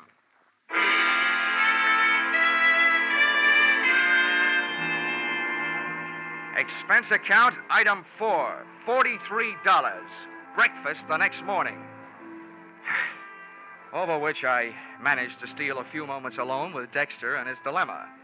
In Chapter 7, Dexter finally came upon the corpus delicti. The only sign of life in the place was a Siamese cat playing with a ball of string. But before I could find out how the cat figured into things, the phone rang. Hello? Mr. Dollar, please. Yeah, this is Dollar. Your Your call to Melville State Hospital is ready. Oh, fine. Go ahead, please. Hello? Dr. Downer here. Who is there, please? I am so busy. Oh, well, this is Johnny Dollar, Doctor. I'm an insurance investigator. But I don't want any. I am so busy, please. Oh, no, Doctor, investigator. I want to talk to you about a patient of yours, Neil Grafter. Grafter? Mm-hmm. Oh, yeah, the paranoid schizophrenic. Oh, a very interesting case. Complete fragmentation of the mind, total loss of synthesis. But he is no longer here for a while. Yeah, I know. He was here last night. What? Oh, what was his condition? Perhaps a state of passive negativism? All I know about his condition is that it's dangerous. He tried to kill his ex-girlfriend. Oh, yeah. I remember. Extremely strong obsession. An extremely strong man. Look, I've been hired to protect this woman. Now, what I want to know is, will he try again? There is no doubt. Well, when? Tonight? I would say tonight. The degree of hallucinatory enmity towards this woman and everybody about her, the depths of his obsession. Whoa, wait a minute, Doctor, wait a minute. You're way over my head. But you do think he'll be back tonight? I am positive. Thank you, Dr. Kildare. And all Dexter has to worry about is a playful Siamese.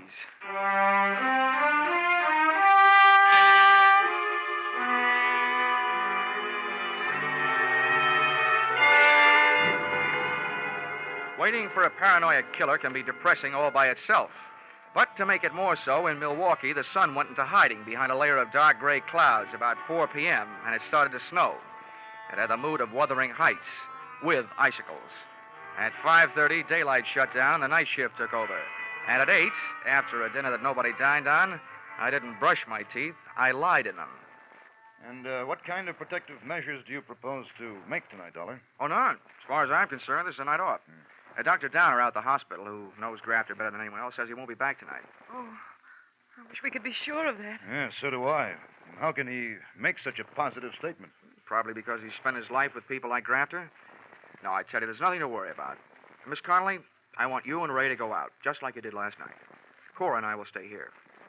All right, if you think it's the thing to do. But I'm worried about Cora after what happened to her bed last night. How can we protect her? It's a little late to worry about that after you set her up. But forget it. Just to make it safe, she won't be in that room. I will.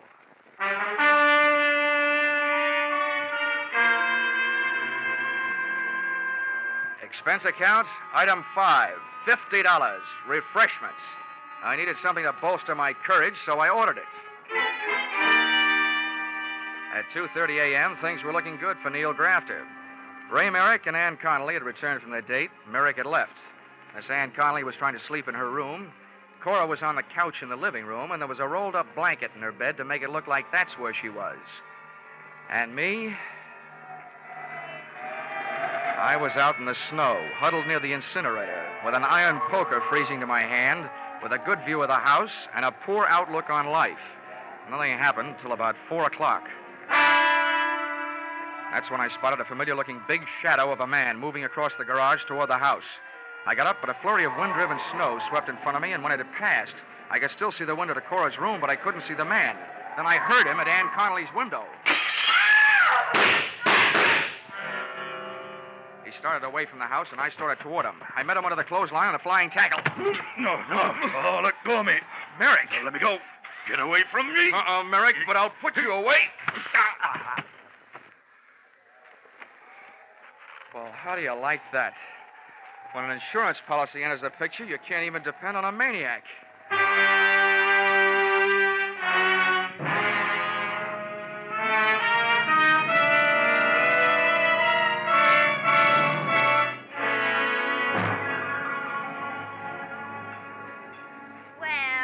just one more then, to pacify my nerves. They're jumping. Now, take it easy, Cora. This is a fine time to start falling to pieces. Oh, why doesn't the doctor get here? Now, don't worry. He's coming. I've called for an ambulance. If Miss Connolly kicks off, I will hold him personally responsible. Now, look, Cora, I appreciate your feeling toward your fellow man, but Miss Connolly made a pigeon out of you.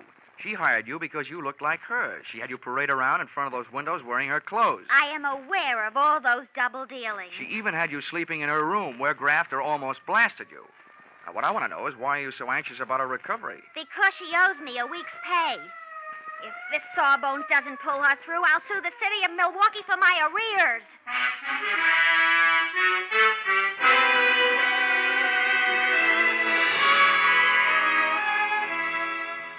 Expense account, item 6, $150 for services rendered while I was on the giving end of a blood transfusion, which Ann Connolly needed before she could be moved. One item, at least, that you shouldn't balk at since she is your policyholder. The doctors give her a 50-50 chance to live, but even if the scales tip the other way, I think your money is safe. Because her beneficiary, Ray Merrick, is guilty, among other things, of attempted fraud, since he planned on having Neil Grafter blamed for the shooting he did. Expense account, item 7, 5 cents, newspaper, which reported that the police had returned Grafter to the hospital from which he had escaped. He did come back, as Dr. Kildare said he would, but he was a little late and missed the party. Item 8, $55.10, airfare, Milwaukee to Hartford. Expense account total, oh yeah, Dexter Payne. You know, I never did finish that book. After those cats I'd been jiving with, I couldn't care less about a playful Siamese. Expense account total, $845.30.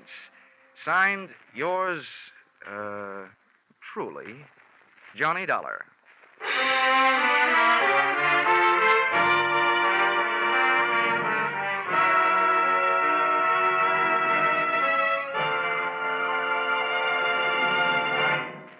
Yours truly, Johnny Dollar, is produced and directed by Gordon T. Hughes and stars Charles Russell. Script by Paul Dudley and Gil Dowd. Featured in the cast were Betty Lou Gerson, Sandra Gould, Bill Johnstone, John Daner, Bill Conrad.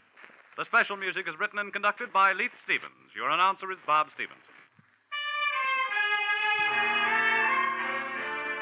Be sure to be with us at the same time next week when another unusual expense account is handed in by... Yours truly, Johnny Dollar.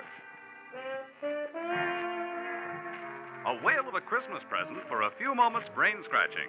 Could be there's $54,000 in the Sing It Again jackpot now, 25,000 of it in cold, hard cash, and the rest in wonderful prizes. By just listening in to Sing It Again tonight, you get a fine pre-Christmas present. Lots of amusing riddles, plenty of good music. And maybe you'll get that $54,000 call from Danny Seymour. Sing It Again is heard for a full hour every Saturday night on most of these same CBS stations. Stay tuned now for the Vaughn Monroe Caravan, which follows immediately over most of these same stations. This is CBS, where yours truly, Johnny Dollar, meets adventure every Saturday night, the Columbia Broadcasting System.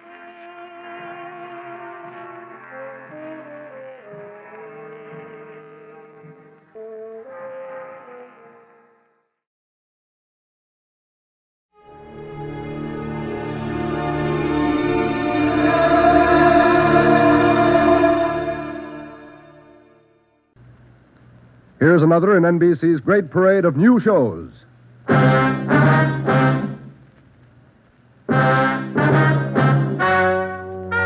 Ladies and gentlemen, the story you are about to hear is true.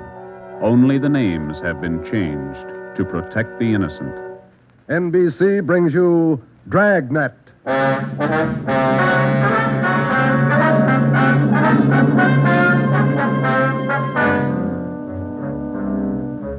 You're a detective sergeant. You're assigned to narcotics detail. For more than 2 months, doctors' offices have been burglarized, hospital pharmacies pillaged, drugstores robbed, medical supply firms ransacked, with one purpose in mind: the theft of narcotics. The criminals are expert, cunning, vicious. Your job, get them. Dragnet, the documented drama of an actual crime, investigated and solved by the men who unrelentingly stand watch on the security of your home, your family, and your life. For the next 30 minutes, transcribed in cooperation with the Los Angeles Police Department, you will travel step by step on the side of the law through an actual case from official police files. From beginning to end, from crime to punishment, Dragnet is the story of your police force in action.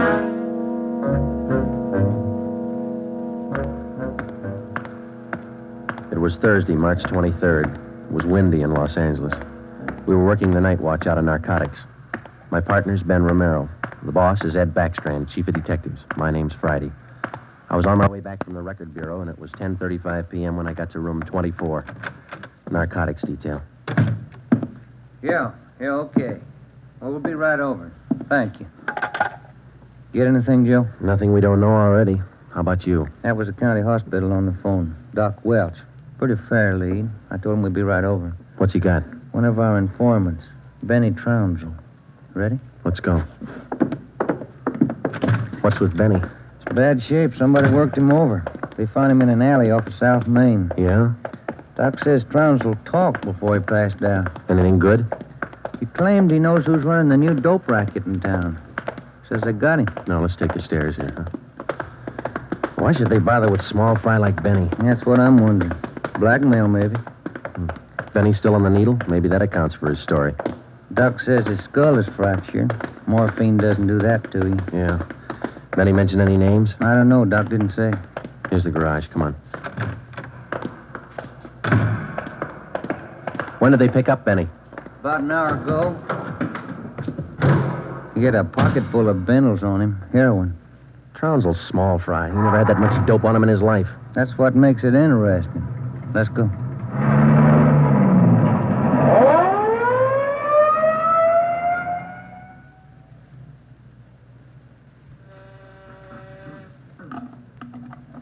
County Hospital?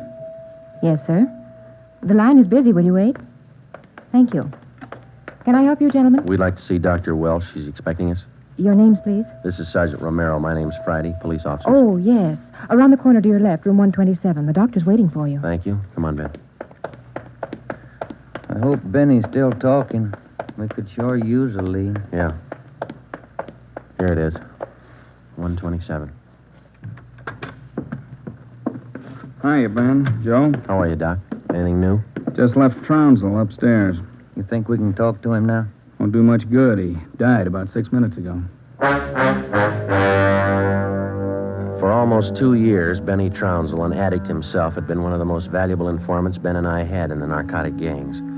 More than once, he had helped us solve a case, but this time, if Benny Trounsel had any direct leads to the nerve center of the newest narcotic ring, he took them with him. Besides his dying accusation that the ring had gotten to him, he left behind only 2 small scraps of information. First, when he arrived at the county hospital, Dr. Welch reported that Trounsel repeatedly muttered the name Patterson. Secondly, among the few personal effects found in his pockets was a good amount of heroin and a small piece of white paper with 2 words scrawled on it, Tucker Building. Benny Trounsel's body was taken to the county morgue, and the next morning it was posted.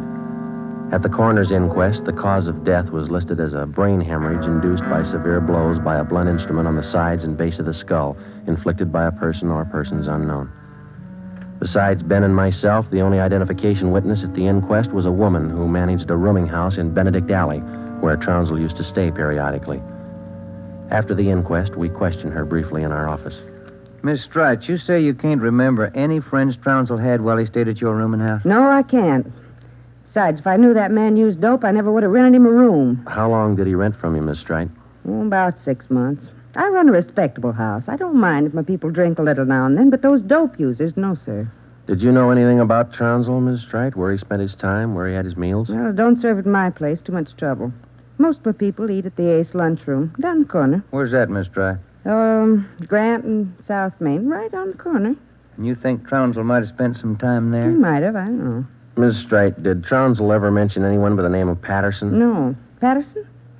No. And you can't recall any friends he might have had? He had any friends and never set foot in my house. That's all I know. All right, Miss Strite, thank you.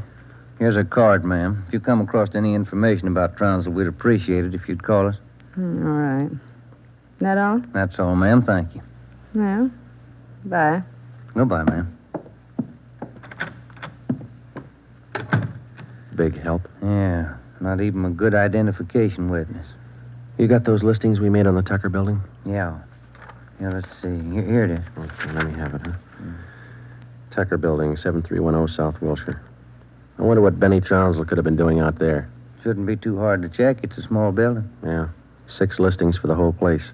A couple of law offices, real estate guy, dentists, architect, and a doctor. 1 dentist, 1 doctor could be a lead. Maybe. Pretty thin. Friday, Romero. Got a minute? Yeah, Skipper. Come on, Joe. Yeah.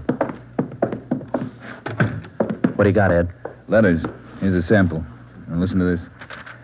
Chief of Detectives, Ed Backstrand, City Hall, Los Angeles. In view of mounting wave of narcotic robberies, strongly recommend that your efforts to curb this lawlessness be redoubled. They all like that? All of them. They're mad. Can you blame them? Not a bit. We haven't got much to go on, Chief. The gang's pretty smart. All right, then let's be smarter. There's no law against it. Doing our best, Skipper. Then make it better. I'm sick of that bunch, and I'm tired of these letters. And look at that record. In 2 months, 15 drugstore robs, 8 medical offices, 2 supply houses, 2 hospital pharmacies. Narcotics missing every time. Now, who's behind it? None of the old-timers. We've checked them out. Gone over every hype and mainliner we know of. All right, then get on the transients. New faces. Climb on every one of them that shoots the stuff until you get to that gang and break it. If you need help, holler. But get to that gang and break it. You understand? Okay, Skipper, we'll try. You dig up anything on that Trounsel case yet? Still checking out one lead. What? Slip of paper we found in Trounsel's pocket, Ed. Said Tucker Building on it, that's all. Just going to check it out when you called. All right, hop on it, fast. We got a lot of pressure on us. Keep in touch with the office. It was almost noon when Ben and I got out to the Tucker Building. It was a 2-story affair, comparatively small, very modern. We checked with the dentist in the building first, but he'd never heard of anyone by the name of Benny Trounsel. His records and appointment books proved it out. Well, that's one down, Joe. Yeah. Let's try that doctor's office now. What's his name? Let me see. Springer. Dr. Fred Springer. He's on the 2nd floor. Okay. There's a stairway down there. Come on. Pretty close to lunchtime. Might not be in. Maybe. Somebody should be there. We haven't got much time to play with. Yeah. Chief sure was up in there this morning. Here's the office. Fred Springer, M.D. Good morning. May I help you, gentlemen? We'd like to see Dr. Springer, please. Do you have an appointment? No, we don't. Well, the doctor's not in at present. Would you like to make an appointment for later in the day? No, ma'am. We're police officers. This is Sergeant Friday. I'm Sergeant Romero. How do you do? I'm Miss Turner. I'm the doctor's nurse.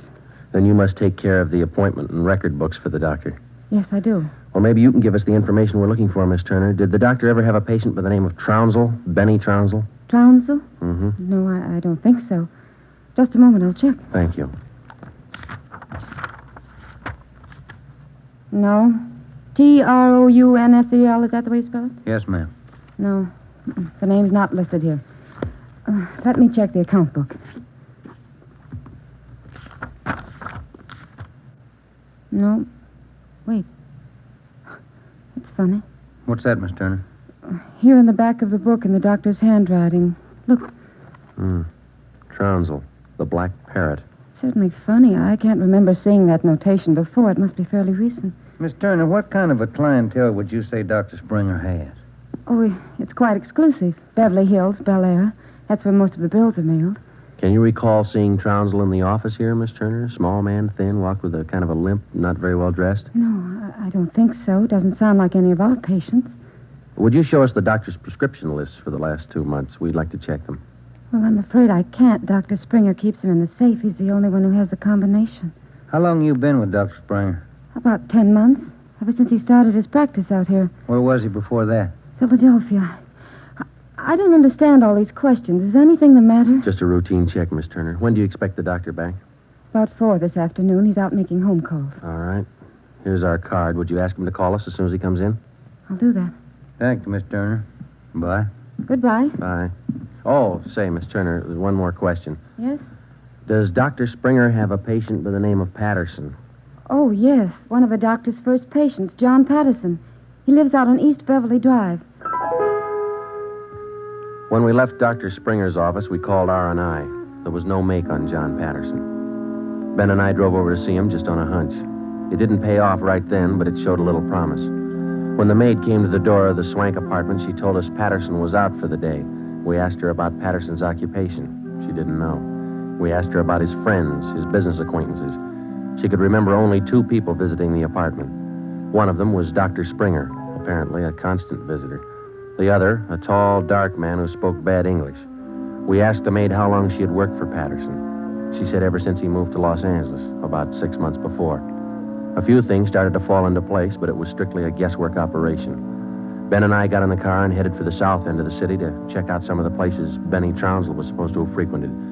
We met a stone wall. From the Ace lunchroom near Benny's former rooming house to the Black Parrot, no one was willing to talk. Threats didn't work, and neither did promises. Ben and I gave up for the moment and headed back to the office.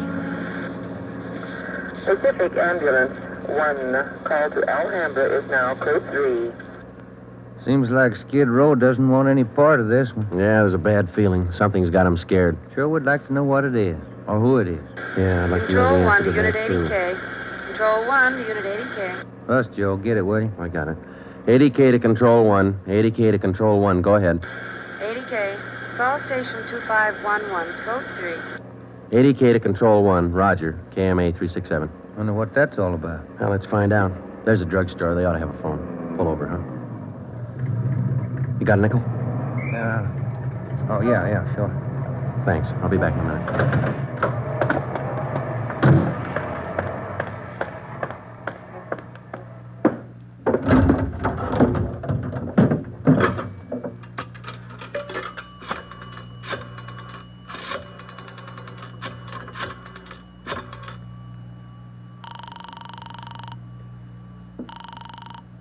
City Hall. 2511. Thank you. Chief of Detective's Office, Hannon. This is Friday, Mike. The chief there? Oh, yeah, just a minute. Backstrand talking. This is Friday, Ed. What do you got? You tied up? Nothing big. Then check in as soon as you can. Got something good. What? You remember the stick-up at St. Agnes Hospital about a month ago? Pharmacy there? What about it?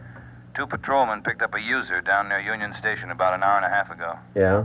Guy was way back on his heels. He had 2 vials of morphine on him. Vials had serial numbers. Good. Did they match out? Perfectly. Thanks, Ed. We'll be right in.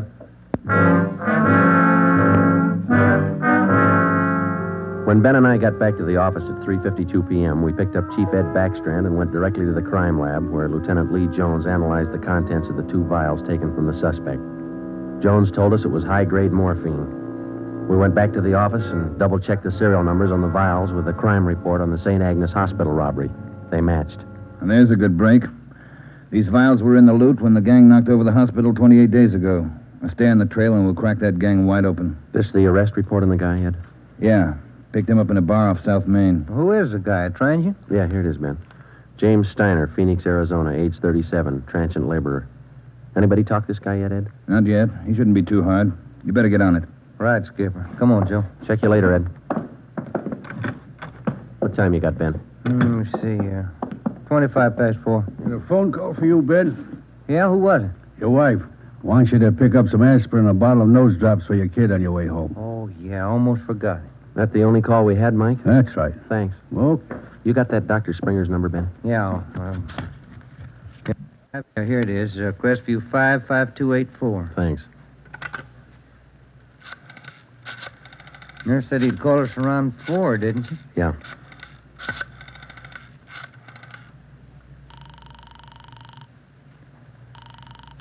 Dr. Springer's office? This is Sergeant Friday down at the police department. Dr. Springer there? Well, no, he isn't, Sergeant. He called in about 20 minutes ago, and I gave him your message. He said he'd call you. All right, Miss Turner. When he comes in, tell him to call us. Impress on him. It's urgent. All right, Sergeant, I'll do that. Goodbye. Goodbye. No luck? I don't know. Just a hunch. He may be ducking us. Who are you calling now? State Medical Board. Maybe they can check us out on Dr. Springer. I put the call through to the State Medical Board and asked for a check on Dr. Fred Springer. They said they'd call back within the hour. In the meantime, we had James Steiner brought to one of the interrogation rooms for questioning. It was all talk. Oh, look, it's like I told the sergeant when they booked me. I don't know anything about this hospital job. Sit down, Steiner. Oh, all right, thanks. How long you been in the city, Steiner? L.A.? Oh, about a month. I came from Phoenix, looking for work. Things are pretty slow in Phoenix. Where'd you get the morphine? Huh? I said, where'd you get the morphine? The stuff? Oh, I bought it. Just for a pop now and then. I just play around with it. Just for kicks. Who'd you buy the vials from? Who? I don't know. A guy in a bar gave me a price. Which bar was that? Which bar? The Black Parrot. I'm not hooked. I just play around with it just for kicks. What'd the guy look like, Steiner? What did he look like? I don't know. Tall, I guess. Would you remember him if you saw him again? Remember? Sure. I talked to him a couple of nights at the bar. Was he on the stuff? Was he a hype? Hype? Yeah, maybe. Tall fella, dark. You shooting the stuff? Shooting the stuff? No. No, I'm no mainliner. I never took in the veins of my life. I told you I'd do it just for kicks, just to pop now and then. Take off your shirt. Let's see your arms. Huh? My arms? Come on, take it off. Well, Who are you kidding, Steiner? Your arm looks like a pincushion. I told you just once in a while, just for the kicks. I'm not hooked on it. They found 2 vials of stolen morphine on you, Steiner. You can go 2 ways, hard or easy. Hard or easy? I told you I ain't done nothing. I bought the stuff. I use a cap or a bindle once in a while for kicks, but I'm not hooked. I bought the stuff, I tell you. Who was he, Steiner? Who sold it to you? Who? I told you I met him in a bar, the Black Parrot. Who was he? He was tall. Dark. He gave me a good price. Come on, let's have it, Steiner. His name. I'm feeling sick. You got something for me? I'm sick. All right. Mike. Yeah, Joe. Get some milk. A couple of quarts right away. Okay, Joe. You ready to tell us, Steiner? Who was he? I'm sick. I'm sick. We're getting some milk for you now. Come on, you better talk. Max. That's all he said. Name was Max. He gave me a good price. I only take a pop now and then just for kicks. You think you could point him out for us? Yeah, maybe. I'm sick. I'm sick. Narcotics from Merrill. Hello. This is Dr. Springer calling. You wanted to talk to me. Yes, we did, Doctor. And we've got a few questions we'd like to ask you. Oh, hold on just a minute, will you? It's Dr. Springer, Joe. All right, tell him we got to see him tonight. We'll call him back later.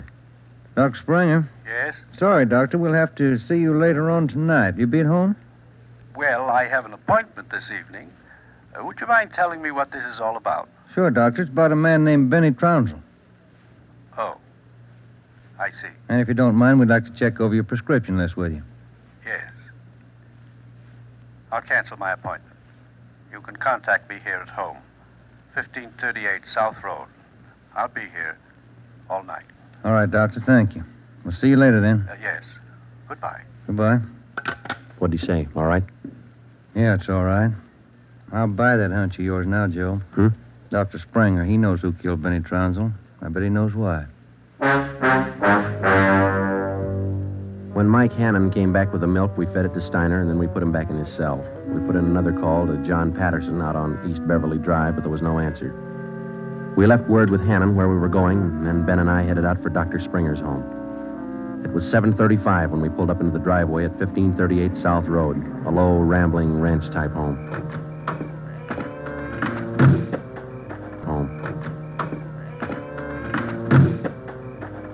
We got out of the car and made our way down the path to the front door. A gray Persian cat followed us. The door was half open. We knocked, but there was no answer. Through the window, we could see the living room was dimly lighted. We went in. We found Dr. Springer sitting in a large carved mahogany chair in the dining room. The room was hung with draperies. He was slumped forward, face down on the dining table. There was a bullet hole in his right temple. On the floor near his right hand was a .32 automatic pistol. In the center of the dining table was a piece of white paper. Looks like he beat us. Yeah. Any names on that confession? One says he killed Trounsel. No, wait a minute. It says, John Patterson. He forced me to this. What? I don't know. What's it look like to you? Here's another one. Norberg. That's all it says. Then he signed his name, Dr. Fred Springer. Ben, come over here. Look at these. Hypodermic needle. It works. Is this morphine? White powder. Could be. Then he was on it himself. Looks like it. We'll find out when they post him. I'll get it. Yeah. Sergeant Friday there, please. This is Joe, Mike. What do you got? Can you talk all right there? Yeah, go ahead. Just got a kickback on your call to the state medical board on this Dr. Fred Springer. Mm-hmm. He's not a registered physician in the state of California. Besides that, his license was revoked in Pennsylvania 2 years ago. Illegal operations. That explains it. Notify homicide. Get the crime lab in the corner out here, will you? Looks like Springer shot himself. Okay, Joe, right away. We'll wait for him, but hurry him up, Mike. We got a couple more places to check out tonight. Okay, Joe, see you later. Right. What's next? Patterson place? I don't know. Maybe we ought to try Steiner first. Sounds good to me. Feels like we're getting close. Yeah, Ben. Real close. 12 minutes later, homicide and the crime lab men checked in at the Springer house, and Ben and I checked out. We went back to the office and found Ed Backstrand waiting for us. We told him our story, and he sent 2 men out to keep an eye on the Patterson place. 2 other men went to work to try and track down the other name in Springer's confession note, Norberg. Ben and I went up to the county jail and picked up Steiner. The 3 of us started out to look for the man who sold Steiner the 2 vials of morphine stolen from the hospital pharmacy a month before. The man's name was Max. He was tall and dark. That was all we knew. The rest of it was up to Steiner. 2 other men from the detail, Davis and Emerson, came along with us to take care of Steiner if anything went wrong. Our first stop was the Black Parrot Tavern. Davis parked the car in an alley down the street. Steiner, Ben, and I got out and walked the rest of the way. You understand what you're supposed to do, Steiner? Me? Yeah. I go in first and sit at the bar. You 2 will follow me. I sit at the bar, and if I see Max, I give you the sign. That's okay, huh? That's right. And you don't try to break for it. Break for it? Me? I told you, I'm squaring with you guys. All right, Steiner. Go ahead. Let's hope it works, Joe. Yeah. There he goes inside. Come on. Now, look, try to grab one of the booths along the wall if you can, huh? Right. Here we are.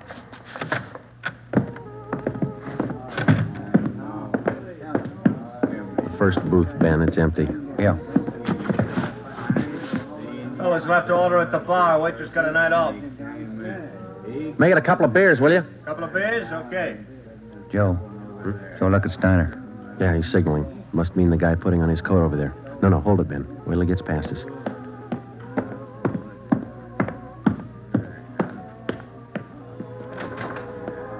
All right, get Steiner back to the car. I'll tail the guy. You come after me.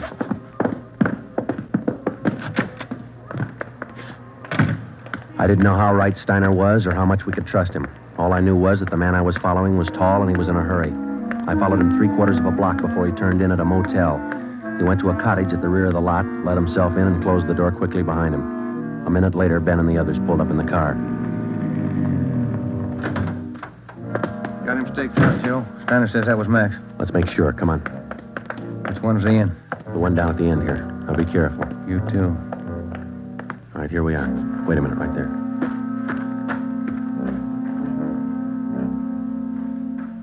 All right, look, there's no rear door. He's got to come out the front. Keep the door clear. You ready? All set. Cover me.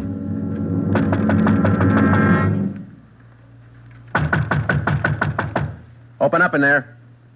Who is it? Police officers, open up. Just a minute. All right, Ben, give it back to him. Don't shoot! We'll come out! All right, throw your guns out first, then come out with your hands behind your head and make it fast. Watch it, Ben. He's making a break. All right, mister. That's far enough. Get out of my way. Get out of Get him, Ben. That's good, Ben. You all right? Yeah. He didn't mean it, Copper. He didn't mean it. He didn't know what he was doing. Well, that must be a good excuse, lady. A lot of people use it. Come on, Ben. Let's take him in.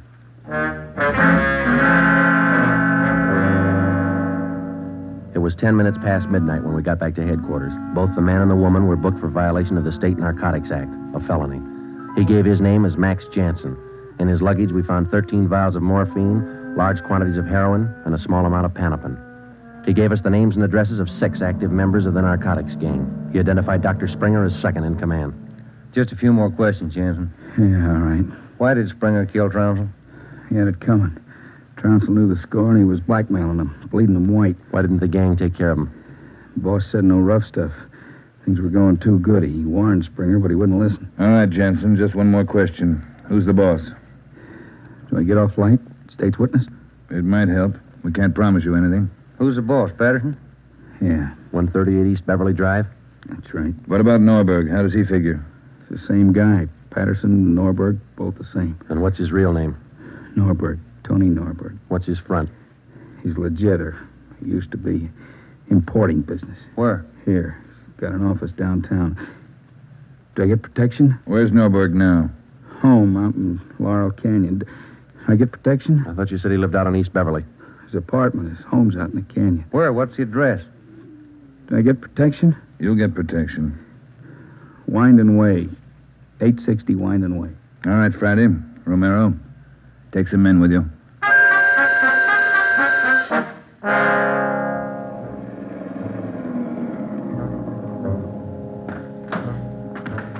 All right, Davis, cover the back of the house. Levine, you cover the front. Come on, Ben.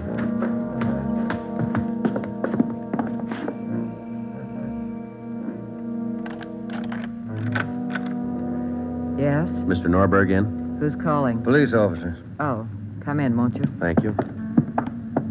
Now get your hands up. Face the wall. You'll never make it, lady. The house is surrounded. Tony, get the stuff. It's our only chance. They'll cut you down, Norberg. All right, Jeannie, give him the gun. Don't be a fool. They're going to march out the door in front of us, right to the car. I'm not going, Jeannie. Try it if you want. I'm not going. All right, Tony, stay. Come on, coppers. You'll never make it, lady. I said move. Fast. All right, Ben, hit the dirt. She's going for the car. See if you can get those tires.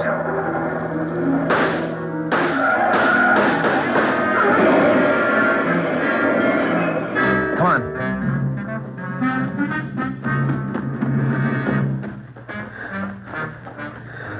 Dan? Yeah. Norberg was smart. Must be the girlfriend. Guess so. Wonder why they start. Hmm? Why do they get on the stuff, Joe? For kicks, Ben. None of them ever get hooked. Just for kicks. The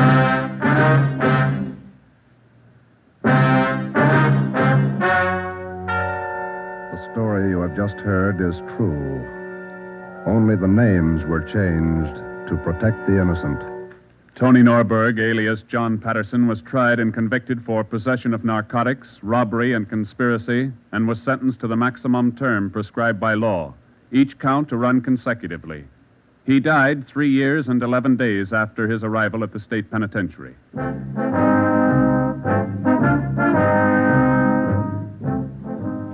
You have just heard the 9th in a new series of authentic cases transcribed from official files.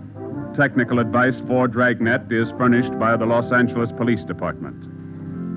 Tonight's program is dedicated to Chief Erskine Fish of the North Sacramento Police Department, who on the night of August 11th, 1935, gave his life so that yours might be more secure.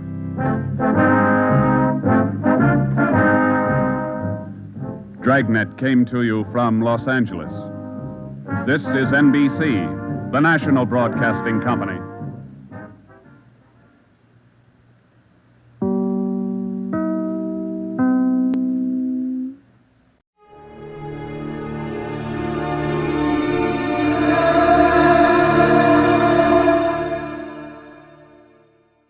Time now for Edmund O'Brien as Johnny Dollar.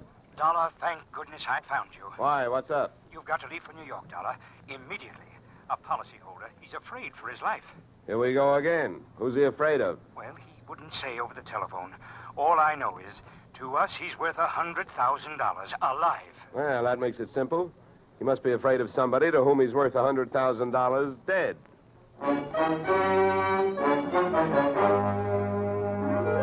Edmund O'Brien in a transcribed adventure of the man with the action-packed expense account. America's fabulous freelance insurance investigator, yours truly, Johnny Dollar.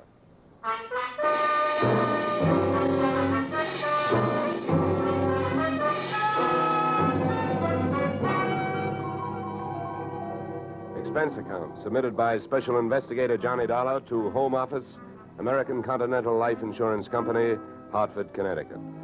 The following is an accounting of my expenditures fulfilling your assignment as a bodyguard. The body being that of your late policyholder, Robert W. Perry.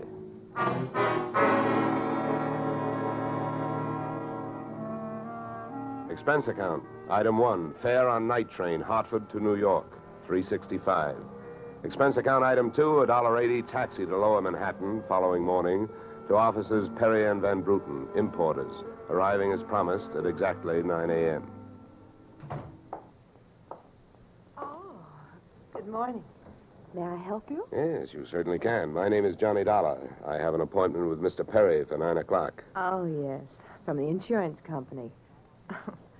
Well, you're right on time. Yes, they told me I'd better be, and I'm glad that I am. Mr. Perry just came in. He's alone and waiting for you. I'll buzz him that you're here. Thanks. Come on, Dad!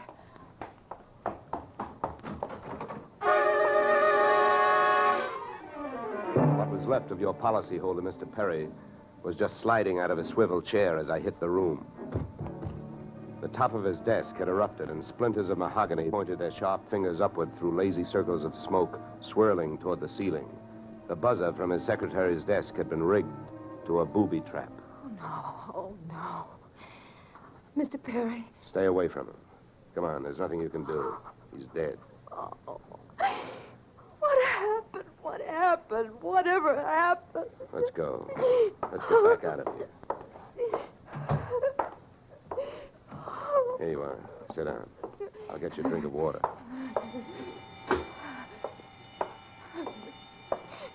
Come on, drink this.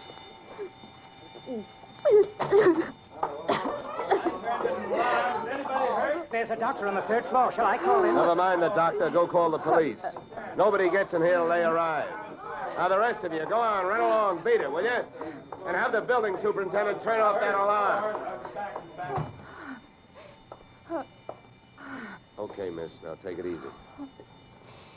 It was all so sudden.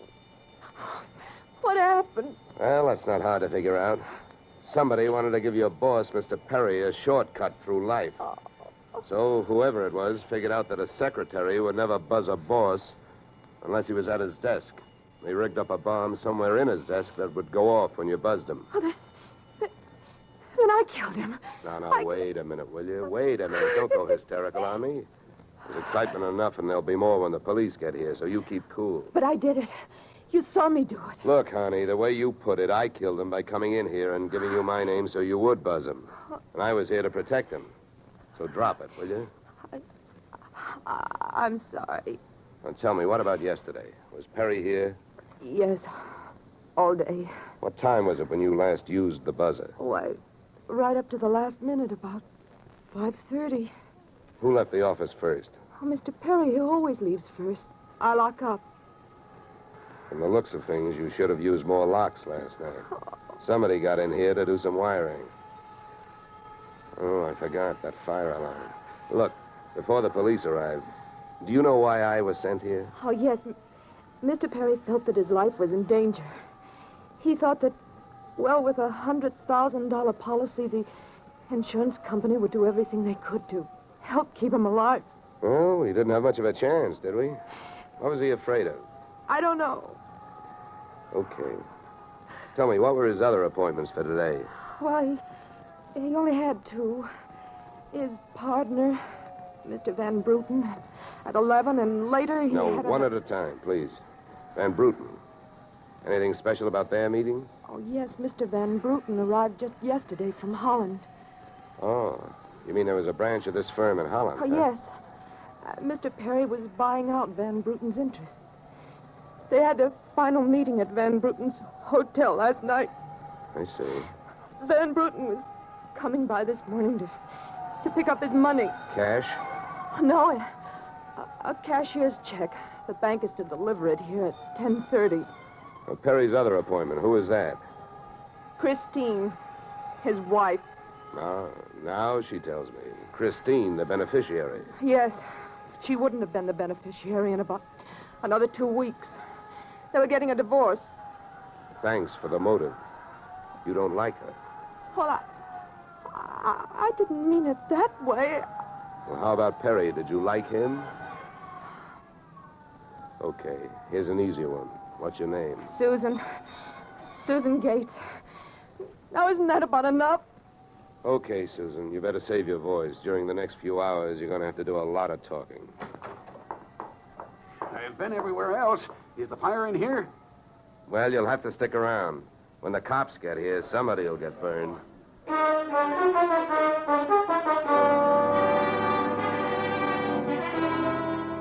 The firemen should have stuck around because the cops arrived in a blaze of glory. It was a very high-class investigation, 2 lieutenants. Finally, after about an hour, the police photographer ran out of flash bulbs, the office of the deceased ran out of fingerprints, and the lieutenants ran out of questions. So the on-the-scene phase of the investigation was closed. At about 5 minutes of 11, I left the police packing up their notebooks, their clues, and the body, and went into the outer office. Susan looked like she could use a big, broad shoulder to weep on, but unfortunately, I was wearing my light gray suit. About then, a dark blue suit and a deep green voice entered the room from the corridor. There. There's a fellow out here says he belongs here. His name is Van Bruten. What do you think? His name is on the door you just opened. Oh. Well, now, my name happens to be Murphy, and it's on bids all over the country. But that don't mean I'm stuffed with feathers, does it? Well, never cross tongues with an Irishman. All right, send him in, officer. All right, you can go in. There's a policeman out there. There's trouble here? I am Brian Van Bruten. Where is Mr. Perry? What? He is waiting for me, no? No. But my appointment... He's not keeping any. He's dead. Dead? Oh, this is not possible.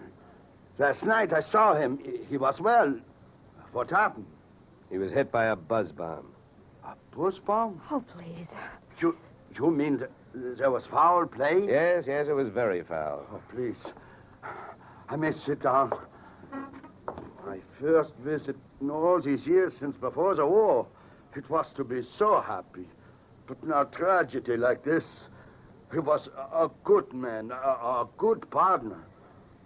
I understand that as of last night, you were no longer partners. Yeah. I am glad you mentioned that. I realize, of course, that it is indelicate to speak of such things as money at a time like this, but that is why I am here, to receive my payment. Just because Perry got his, there's no reason for you not getting yours, huh? Oh, but you misunderstand me. I am deeply grieved, but, well, since the transaction was consummated, what is there to do? A delay would be a needless waste of money. I have already paid for passage back to Antwerp tomorrow. Your check is here, Mr. Van Bruten. Oh.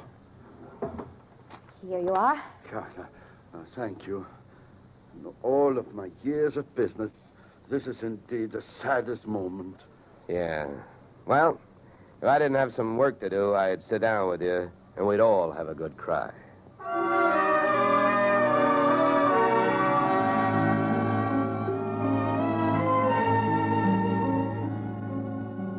Expense account item 3, 90 cents. Phone call to the home office. Mr. Gordon's office. Look, honey, this is Johnny Dollar. I want to speak to Mr. Gordon. While I'm telling him what I've got to tell him, maybe you'd better sit there in his lap with some smelling salts. I'm not that type of a secretary. Besides, he doesn't have a lap. Hello, Dollar. How are you making out? Out? About $100,000. What's that? Yeah. You know, you should have sent me earlier. Somebody turned Mr. Perry into a firecracker just after I got here. He's dead. Oh, that's bad news. Big policy. Yeah, what I want to know is, shall I stay on the case? Well, certainly, Dollar, by all means. Is there a chance of proving suicide? There's a non-payment clause. Yeah, to make this one a suicide, there'd have to be a Santa Claus. Nobody could hate himself enough to do it this way. What are the fraud possibilities? Fair, there's an estranged wife. She's the beneficiary, but she wouldn't have been in a couple of weeks. Divorce coming up. I'll start with her. All right, Dollar. Good luck. But watch those expenses. Why, Gordon, I'm surprised. I think an insurance man would be the first to want to see a fellow live a little.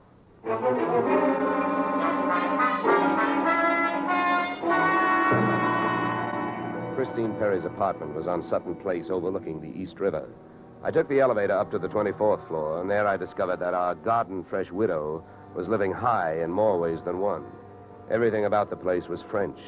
The maid who led me into the living room through a long foyer, the decor, and the perfume which reminded you that breathing can be fun. I looked up from enjoying my nose to see Mrs. Perry looking down hers. Mr. Dollar? Mrs. Perry. I believe we can dispense with the social amenities. You're an insurance investigator, interested in the death of my husband. So naturally, you're here because you've jumped to the conclusion that I killed him. You're the one that's jumping to conclusions, lady. And careful you don't break your leg. What do you want? The policy's in order? Premiums are fully paid. You know, I'm not quite sure what I want. I know that you've got a great motive. So far, the only motive I've found. You haven't had much time to look, have you? Check.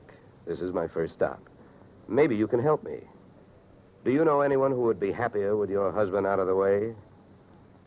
I know very little about my husband's friends. For that matter, his activities for the past 6 months. That's when I left him. Well, that's not much help for either of us. You know, without someone else to suspect, I may just have to concentrate on you. Mr. Dollar, I picked the men I want to concentrate on me. I hope you're as long on alibis as you are short on temper. Where were you last night? With a friend, Al Donovan. For a while, the same place my husband was. And I have witnesses to prove who was with him. Anybody at the Clover Club can tell you. Save me a trip. I can't afford the prices they get over there. Certainly. A pleasure. My husband was with his beautiful little secretary, Susan Gates. Well, I wouldn't be more surprised if your late husband walked through that door and said... All right, mister, that's enough. Al! Yeah. How much did you hear? I'm a big guy, baby, 6'4". I've got big ears to match. Al, please. Would this be Mr. Donovan, your companion of last evening? I'm getting you out of here, Christine. Al, you don't know what you're saying. You lie to me. How can I help you if you lie to me? You call me stupid. The way you're playing this, you'll alibi yourself right into a cell. Now, I'm getting you out of here. What are you doing to me, Al? You're crazy. Come on. She's right. You are stupid, Donovan. She was doing just fine till you dropped in. Mister, you've been asking a lot of questions. Now I'm going to give you one answer. All right, Christine. So much for the wise guy. Now, about you and your alibi. You wasn't with me at the Clover Club last night. And if it's so easy to prove that your husband was there with his secretary, who were you there with? Remember, baby, you told me you were going to be with your husband. When Al measured me for that swing, I measured my chances with him. To me, he looked like one of those corporate assets of Murder Incorporated. So I rolled with the punch and kept my eyes closed and ears open. What I heard was Christine's alibi flying out the window, Mr. Donovan giving her a few loving cuffs, and finally, the pair of them flying out the door. Just then, the noon whistle blew somewhere in New York, and I decided to allow myself the luxury of 1 full minute for lunch.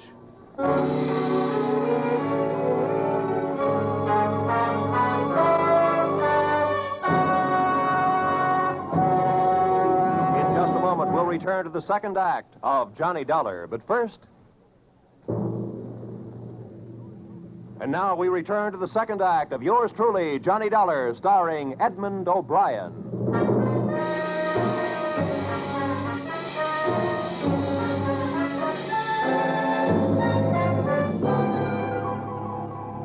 I spent the minute I took out for lunch eating a handful of Mrs. Perry's bonbons on the run.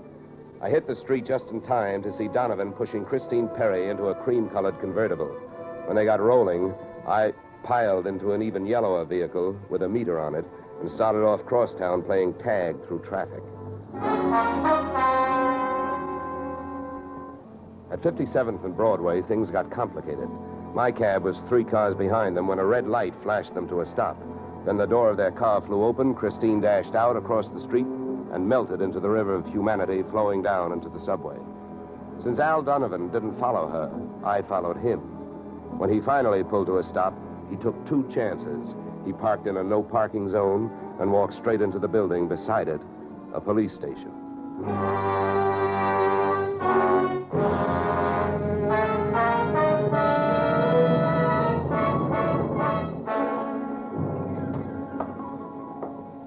Mrs. Mr. Dollar, Lieutenant. He's been waiting for you. Well? My name is Johnny Dollar, Lieutenant. Here are my credentials. Insurance, huh? Yeah, the Perry murder in particular. You've come to the right place, Dollar. A man named Donovan just walked in here and made a full confession. He what? That's right. My clerk's just typing it up. In the meantime, the gentleman is down in the tank having a bite of lunch on the city. He confessed. Well, does his story add up? As far as I know, I haven't heard too much about the case myself. It's not in my precinct. Yeah, but what did he use for a motive? Jealousy. Says he's in love, wanted to marry Perry's wife. Did he say how he managed it? Yeah, he stole a key to the office from the wife's apartment, entered the building last night, and wired the bomb to the buzzer system. Well, I guess guys do a lot of strange things in the name of love. It looks like Donovan did. Yeah, he either killed the man or he's trying to cover up for someone who did. Say, Lieutenant, don't execute him for a couple of days, will you? I spent the rest of the afternoon downtown in the offices of Perry and Van Bruten, importers. The partners' correspondents told me two things. They had been extremely friendly, and Van Bruten was extremely bald. Perry had been sending him toupees from a famous Hollywood makeup firm. At 4:30, I got to the employment files, which rocked me with two minor explosions of their own. First, I learned that Al Donovan had been employed over a period of years as Perry's bodyguard, and that he had been canned the day before the murder. That confession of his, which had been a little hard to swallow, was suddenly more digestible. On top of this came blast number 2. The employment application of Perry's secretary, Miss Susan Gates, informed me that during the war, she had worked in a munitions plant, her specialty, wiring bomb fuses. When Miss Susan Gates reached home at 8:30, she found a visitor, me.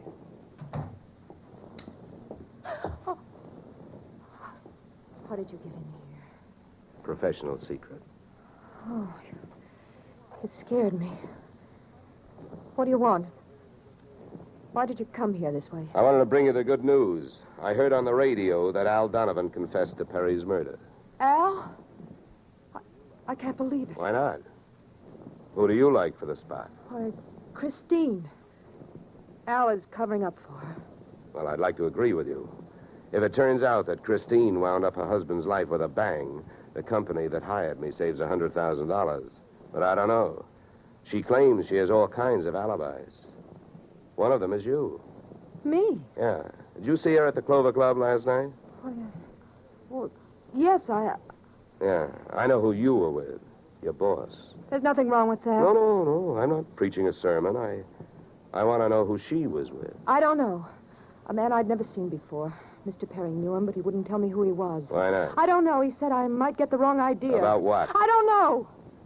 We didn't sit there and talk about it all night, so why should we sit here and talk about it all night? All right. Good heavens, when a census taker shows up and asks a lot of questions, people answer them. When an investigator tries to do his job, they make the proverbial clam look like a blabbermouth. Look, Mr. Dollar, believe me.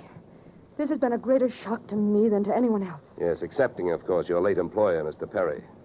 How long did you work for him? 4 years. Where'd you work before then? Well, I worked... Let me help you. Bombs, huh? Wiring fuses. Remember? All right. I remember. Good. Maybe you'll remember a little more. Let's go back to last night. The guy with Christine Perry, who was he? I tell you, I don't know. Was it Van Bruten? I don't know. You don't know? No. I'll get that. No, I'll go. Just make sure you don't keep going.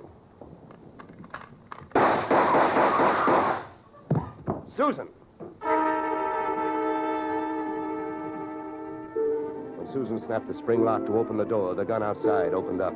The first slug caught her in the left shoulder, spinning her out of the way of the rest of them. It was getting monotonous. Every time a buzzer went off, things started booming. Susan was sprawled out on the floor in front of the door, and to open it, I had to move her. By the time I did, the hallway outside was empty.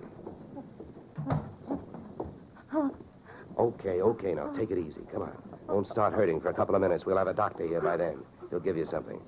Please, try to keep calm. Here, what? I'll throw my coat over here. Now, try not to move. You're going to ruin this rug. Never mind the rug. What we want to worry about is who tried to ruin you. What'll they do to me? What'll who do to you? They'll arrest me. They don't arrest people for getting shot. You have any idea who it was? That man in the office this morning. The one who picked up the check. Van Bruten? No, he wasn't Van Bruten. He was a phony? Yeah. And you still gave him that check? Yes. Well, I won't ask you why. You gave him that check and then tried to blackmail him. Is that right? They'll arrest me. I wouldn't be surprised. Who is this guy? Where can I find him? Come on, don't pass out on me now. His name, quick, come on. Then Sam. Where's he live? Marsden Hotel. Under his own name? No, I don't... I don't blame you. I could use a few moments of unconsciousness myself. The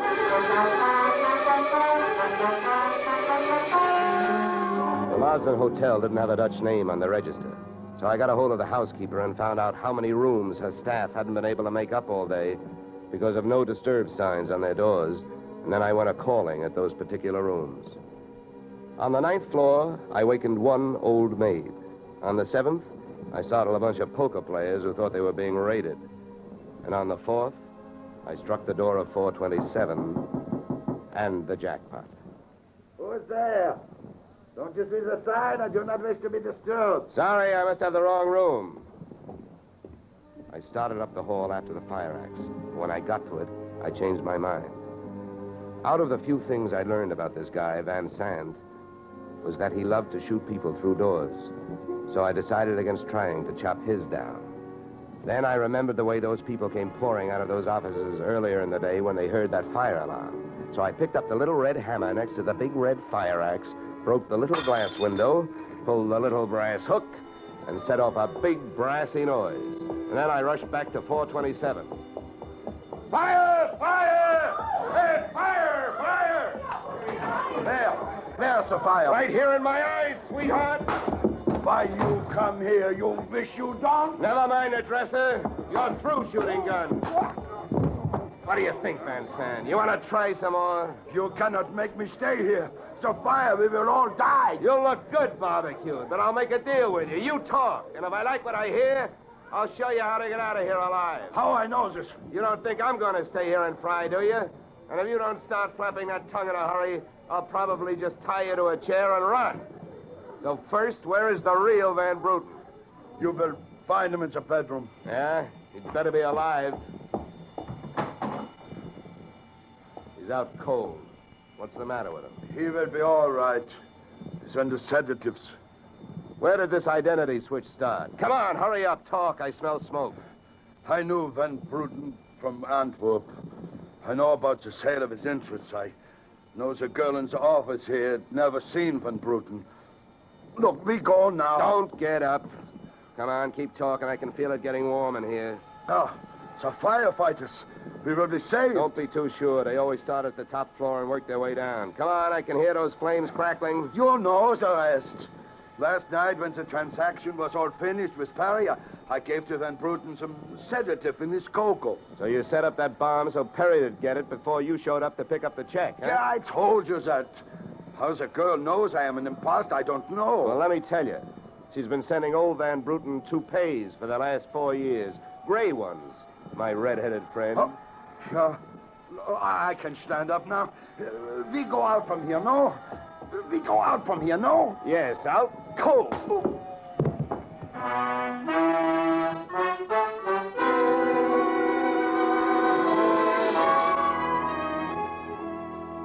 Expense account, item 4, $1.40. Night letter informing you that American Continental would have to meet payment of claim to Mrs. Christine Perry, innocent widow of the insured. The only thing she was guilty of was trying to stay on the right side of a hot-tempered boyfriend. She lied about who she was with at the Clover Club, not to fix herself an alibi, but to keep Al Donovan from learning that she'd been out with another man. That man being the real Mr. Van Bruten, who had only taken her out to try to talk her into reconciling with his friend, her husband. Expense account item 5, $100. fine for turning in a false alarm, which, since you're paying it with me, is just fine. Expense account total, $463. Yours, truly, Johnny Dollar.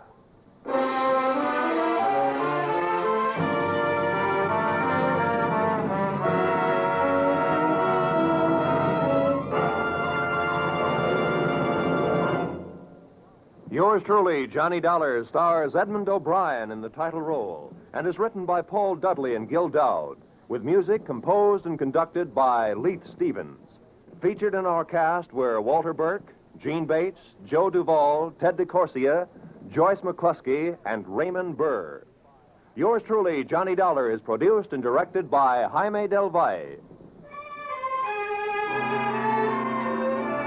Beginning next week, we are moving to a new time and day, and we hope you'll join us on Tuesday evenings when Edmund O'Brien returns in another transcribed adventure of Yours truly, Johnny Dollar.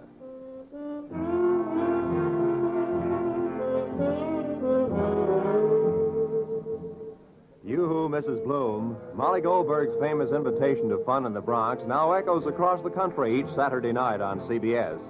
It's the same fine brand of comedy mixed with a tear now and then that's made Molly and her whole family, Jake, Sammy, Rosalie, and the others, favorites for many years. CBS invites you to hear the Goldbergs on most of these same CBS stations this Saturday and every Saturday. This is Roy Rowan speaking.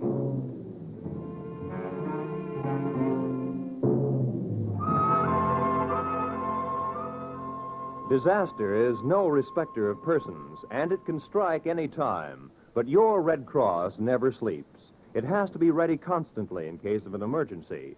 This is your protection. Keep it strong. Now is the time to support Red Cross for your sake. Remember, for every dollar you gave before, this year add a quarter more. If you gave Red Cross $10 last year, this year give it $12.50. Give gladly. Join Red Cross.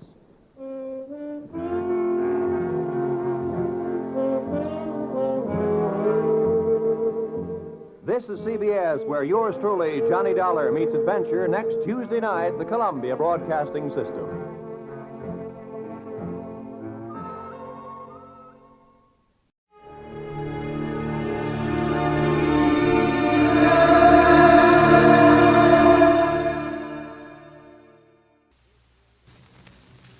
Here's another in NBC's great parade of new shows.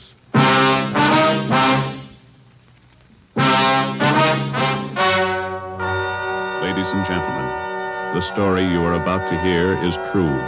Only the names have been changed to protect the innocent.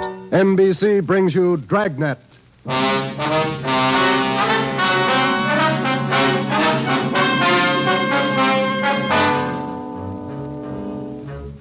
You're a detective sergeant. You're assigned to homicide. A mad killer is loose in the city. In every instance, he leaves the murder weapon behind. There are no fingerprints, no clues to the killer's identity. Your job, get him. Dragnet, the documented drama of an actual crime, investigated and solved by the men who unrelentingly stand watch on the security of your home, your family, and your life. For the next 30 minutes, in cooperation with the Los Angeles Police Department, you will travel step by step on the side of the law through an actual case from official police files. From beginning to end, from crime to punishment, Dragnet is the story of your police force in action. It was Tuesday, June 3rd. It was warm in Los Angeles. We were working the day watch out of homicide. My partner's Ben Romero. The boss is Ed Backstrand, chief of detectives. My name's Friday. I was off duty reporting back in on an emergency call. It was 3:57 a.m. when I got to the basement of the city hall, the carpool. Let's go, Friday.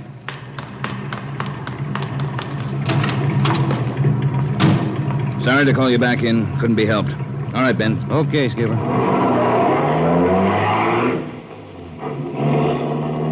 What's up, Ed? Double murder. When? I don't know. Found out about it 40 minutes ago. You got any ideas? Roughly same M.O. Was that 6413 Norwich, Skipper? No, 6430. What do you mean, the same M.O.? The same guy. Brickbat killer. How many does this make? Counting tonight, 4. We got anything at all? Smudged fingerprint we can't even classify. Sounds like a smart operator. We gotta get him. If we have to shake down the city from one end to the other. Big job, Skipper. Big killer.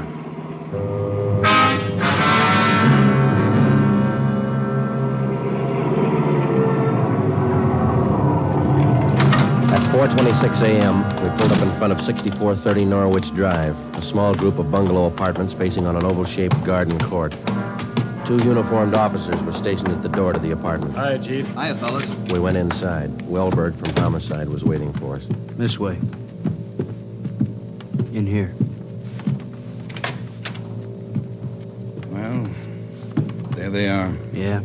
Mother, daughter. Joe, on the floor beside the bed. Yeah, a red brick.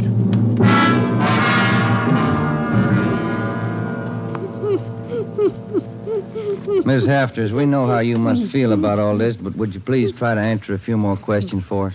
Yes. All right. Poor Margaret. Ms. Hafters, how long had you known Mrs. Diaz and her daughter? 9 years. This November they moved next door. I remember it so well. We got along right from the start. And as far as you know, the only close friends the mother and daughter had live right here in the apartment court? Yes. Margaret was a pretty girl, but she was no chaser, no boyfriends. Very close to her mother. The 2 of them very close. Did they keep any amount of valuables in the apartment? Money, jewelry, things like that? Oh, no. Mrs. Diaz and Margaret didn't have much, you know. Very modest income. They both worked. And you can think of no good reason. Oh, no. Oh, poor Margaret, poor Mrs. Diaz, lying in there. Shock. It's a terrible shock. Wellberg, Yes, Sergeant. would you show Ms. Hafters back to her apartment? Sure, Sergeant. Thank you, Miss Hafters. We appreciate it. Yes, thank you. Poor Margaret. Poor Mrs. Diaz. Well, Joe? Let's check with Ed. He's back in the bedroom. Just that over there, will you? You get anything from the neighbors? The usual, Ed. No jealous boyfriends, ex-husbands, nothing like that. Boys find any evidence yet, Skipper? Well, still working on it. You got any theories? Well, we know the killings were all done by the same guy. Mm-hmm. Cuts the same pattern out of the window screen. Cuts the same pattern with a glass cutter out of the window. Reaches in and flips the locks. All right, where's that leave us? And before he gets inside, he makes sure there are only women in the house. That means he probably watches the house for a few days. Yeah. Once he gets inside, he wants only one thing, to kill. He's never taken any valuables. As far as we can tell, he's never searched for any. What kind of a man works like that? I think the guy's kill crazy. Hey, fellas. Yes, Donner? Here's a break. 2 fair prints. 1 thumb, 1 forefinger. What'd you get, Pete? Only got 9 points. Not enough to go into court, but enough to make him. We'll know him when we get him. Yeah. Found the prints on the lens of the old lady's eyeglasses. Probably knocked him off the night table when he went after her. And when he was done, he put him back on the table. Yeah. Had blood on his hands, see? Yeah. That's funny, isn't it? Why would he go to the trouble of picking up the woman's glasses after he killed her? We'll ask him when we find him. All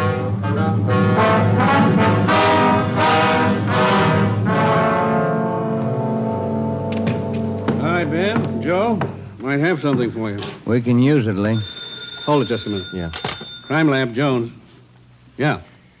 Yeah, all right. I'll tell him. Right, Ed. Backstrand. If you're through checking the victim's clothes by 8 o'clock, you can knock off for sleep until noon. What if we're not through? Take it up with the chaplain. Here's what I wanted to show you. Over here. A couple of casts. Bare footprint. That's right. Those from the Diaz place? Found them outside the dining room window in the flower bed. Take a look. Mm-hmm. Good cast. Size 9. 10. Missing toe there, huh? Left foot, first toe. That's lucky. Well, then the guy took his shoes off before he went in that house. That's the way it looks. You leave any other prints, Lee? 3 with his shoes on. Here they are. Here. Yeah. How would you say the guy is built, Lee? Oh, from the impression, pretty heavy man. There's no full length of stride, or I might give you an idea of his height. How about the bricks, Lee? Here they are, all 3 of them. Used this one in the first murder, this one in the second, this one last night. Leaves them around like calling cards, and there's no way to check them. You'll never get a fingerprint off a common red brick like this, Ben. Surface is too rough. Well, we got an idea of his weight. We know that the first toe's missing from his left foot. That's something. More than we had yesterday. We can check that missing toe in the amputation file, Joe. Yeah. Well, we better get back. Pete ought to have those prints ready, too. Thanks a lot, Lee. Okay, fellas. Say, they post the bodies yet? Yeah, they're doing it now. Same as the first two. The brain? Concussion, hemorrhage. They didn't have a chance. Hold it a minute. Crime Lab Jones. Sure, just a minute. Either one of you fellas. I'll get it, Joe. Okay. Yeah, Romero. Yeah. Good, we'll be right over. They got a make on those two fingerprints.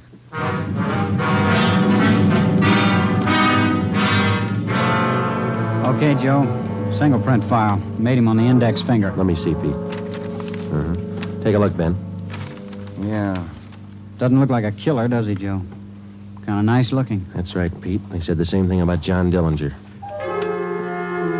The name at the top of the make sheet read Carlos Richard Monterey, male, Caucasian, age 19, height 5 feet 11 inches, weight 165 pounds, dark brown hair, dark brown eyes. Last known address, 1663 Naples Street, Los Angeles.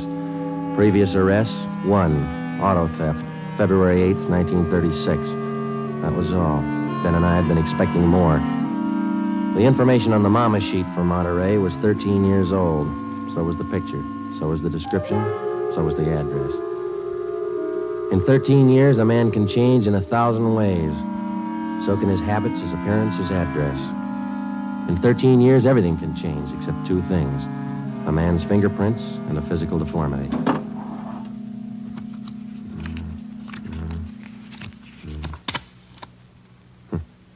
Missing toe on left foot. Carlos Richard Monterey.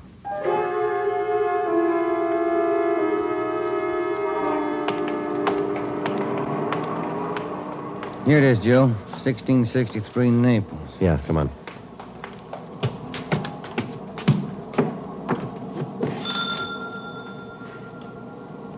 Somebody's coming. Yes? What is it? We're police officers. We'd like to ask you a few questions. Oh, yes. Would you like to come in? Thank you, ma'am. Yes? Would you mind telling us your name? Monterey. Isabel Monterey. What is it you want? You're married? Yes. My husband is Francisco Monterey. Would you explain why you are here? We thought you might be able to help us. We're looking for a man named Carlos Monterey. I don't understand you. We're looking for a man. We'd like to talk to him. Do you know where he is? Yes. Carlos is dead 7 years ago. He's dead, my husband told me. And does your husband know Carlos, or did he know him? He was his brother. What about your husband's parents, Miss Monterey? Where are they? They're both dead. Some time now. Have you ever met Carlos? No, never. I have only heard of him. What have you heard of him, Miss Monterey? Do not ask me. This is important, very important. Francisco would not like it if I told you. It's important, Miss Monterey, believe us. Carlos, he's sick. His mind. For 8 years, Francisco has not seen him, not heard from him. He thinks he's dead. But he only thinks so, Miss Monterey. No one's told him his brother's dead. He just thinks so. What else is there to think? Where's your husband now? At his work, the store, Rivera Street near Main, grocery, Monterey Cartwright grocery.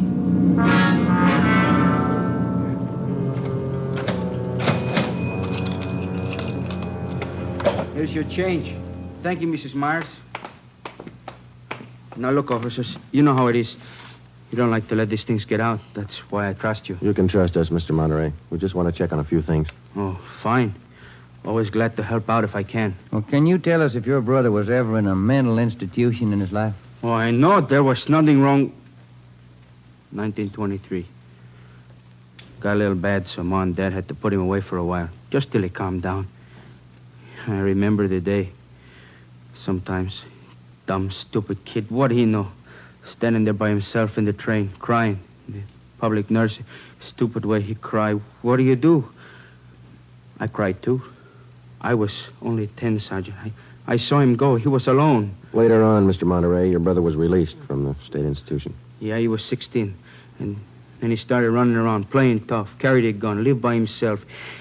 He never came around. He dropped from sight about 1938. You haven't heard from him since then? Nothing. Never seen him. Do you know of anybody who might have seen him? Oh, there was a girl he had. Anita something. On Soteo Street. Anita Martin, yeah, that's it. Soteo Street. Maybe she's seen him. Ask her. Maybe she's seen him. Carlos Monterey? Not in a year. Last March he was in. When I was working at the Peacock, down on South Main. He came in, we talked for a while. That was all. And you haven't seen Carlos for the past 2 months or so? I tell you, no. Has he written to you? Has he phoned you? Once, 3 weeks ago, he phoned. Here. He left a message with my girlfriend. But he didn't call back again. Now, that's it. That's all I know. Thank you, Miss Martin. Here's our card. If he does call, well, you'll let us know. Yeah, I'll let you know. You liked Carlos, is that it, Anita? Like him? No, I didn't like him. He was funny. But he was nice. You know, I pitied him. Why did you pity him, Miss Martin? Well, he was a good fellow who was strange. He could smile, you know. He had a nice smile, but you could tell he was never laughing. There was something in his mind. Something... Oh, I don't know.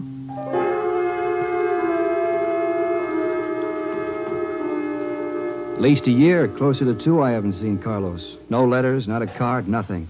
He was in the East the last time I heard. When was that? A year ago, January. I was in here. He sent me a calendar. Sometimes he could get along fine, very well. Other times, terrible. He couldn't keep him down. How'd he manage to stay out of jail that way, Vicente? I don't know. Sometimes he should have been in jail 5 times over. And you say you don't know of anybody who might have a recent picture of Carlos, a snapshot? No. No one I can think of. Okay, Vincenti, here's our card. If you do think of somebody, let us know, will you? It'll help. Sure, glad to. If I hear of anybody.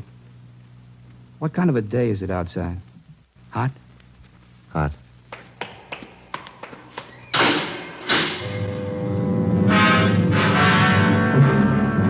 By 5 o'clock that afternoon, Ben and I were certain of one thing. Carlos Monterey was in the city of Los Angeles, somewhere. We drove back to the office and told Ed Backstrand about our interviews with Monterey's relatives and his friends. Inquiries and requests for further identification and information on him were immediately relayed to the state mental institutions. The 13-year-old picture of Monterey taken from the files was copied and distributed with a note of caution as to the age of the photograph. An APB was sent out. Stakeouts were placed at the home of Monterey's brother, at the brother's store, and at the apartment of Anita Martin. A special detail of 300 men was ordered to join the Dragnet already in operation. The details at the airport and the bus terminals were alerted, as well as the details at the Union Depot and the main post office. By 6 o'clock that night, almost 1,000 men were actively working at the job of tracking down Carlos Monterey. At 6:30 p.m., Ben and I drew a 4-hour relief period. We drove out to Ben's place, and his wife fixed us some dinner. At 10:30 that night, we reported into the office, picked up Ed Backstrand, and we drove out to join the manhunt. Unit 32R on the corner of South Flower and Loomis, the 390W, KMA 367. Unit 12A, code 1. 66A at 864 Wall Street. See the man about a 507, KMA 367. Unit 42, 5430 East Grand, Apartment 10, 311, KMA 367. We cruised with the Dragnet operation until 5 o'clock that morning. Ben and I took turns driving. Actually, the tremendous job of scouring 500 square miles of city for one man was only beginning. Unless there was an unexpected break, the search for Carlos Monterey could wear on for weeks. It did. Night after night, the manhunt went on, and day after day. There was no break. 16 days later, on a Sunday night, I went to bed early. I read a while, and then I turned off the lamp and went to sleep.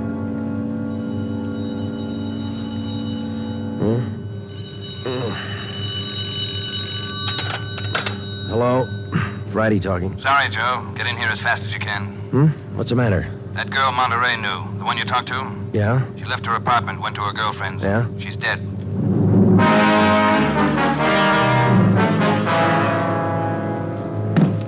There it is.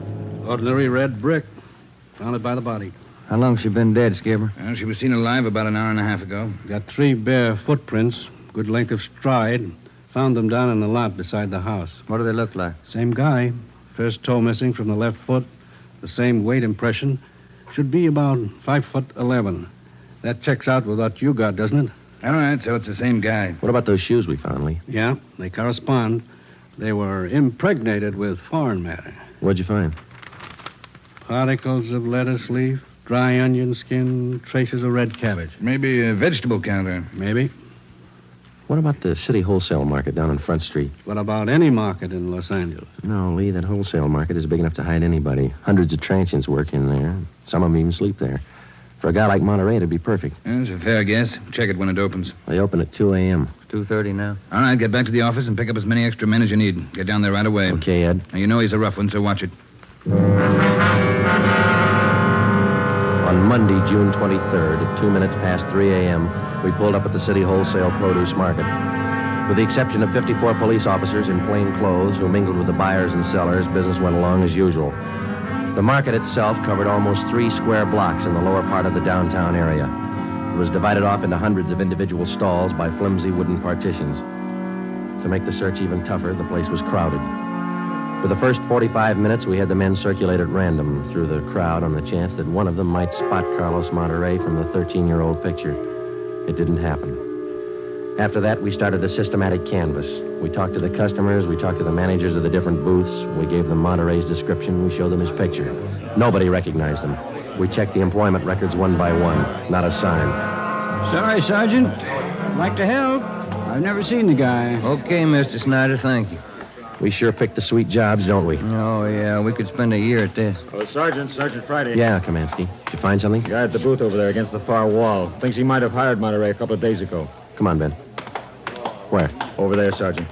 You showing Monterey's picture? Yeah, he thinks it might be him.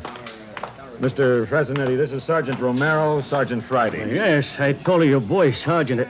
This fellow Carlos, I hired him to help last Thursday. Big rush for me now, so I hired him. You sure he's the man? In the picture?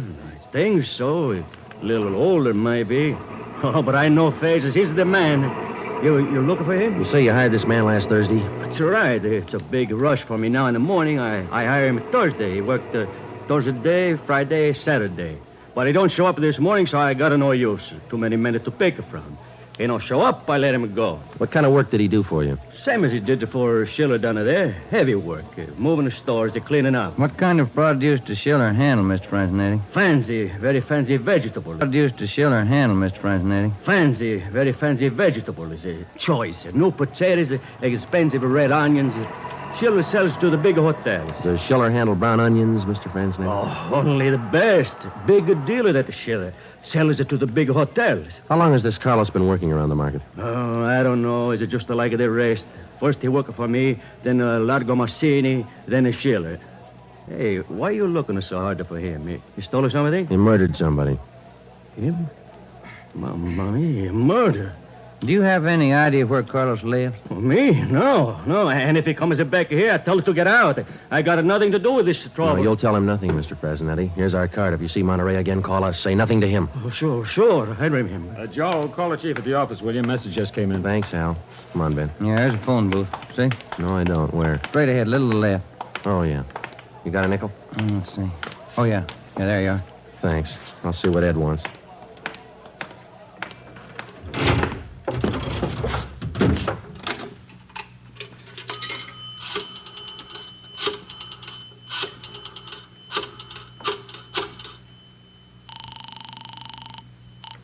City Hall. 2511. 2511.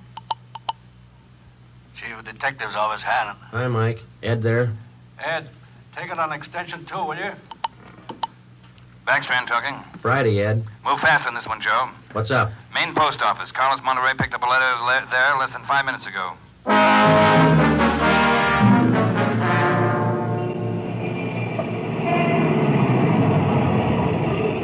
Come on, Ben. There's Ed over there with Wellberg. Yeah. Traffic short jammed up around here.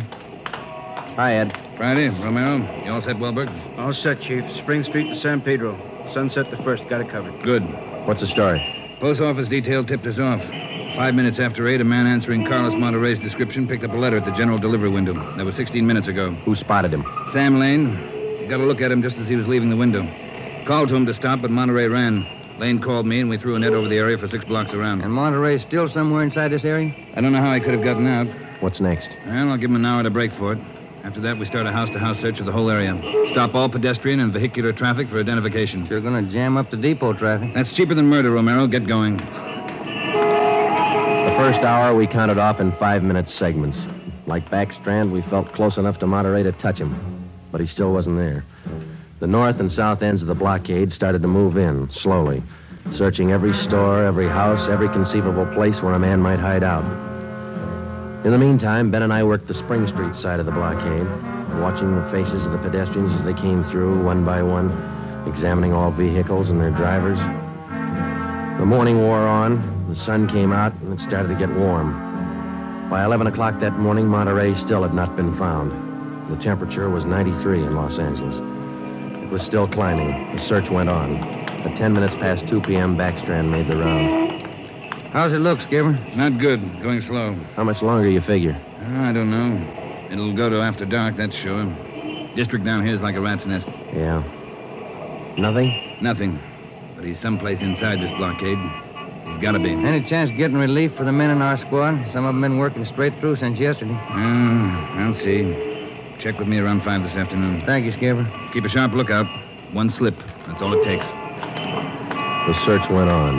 At 3 o'clock that afternoon, the temperature was 95. We sweltered and we waited.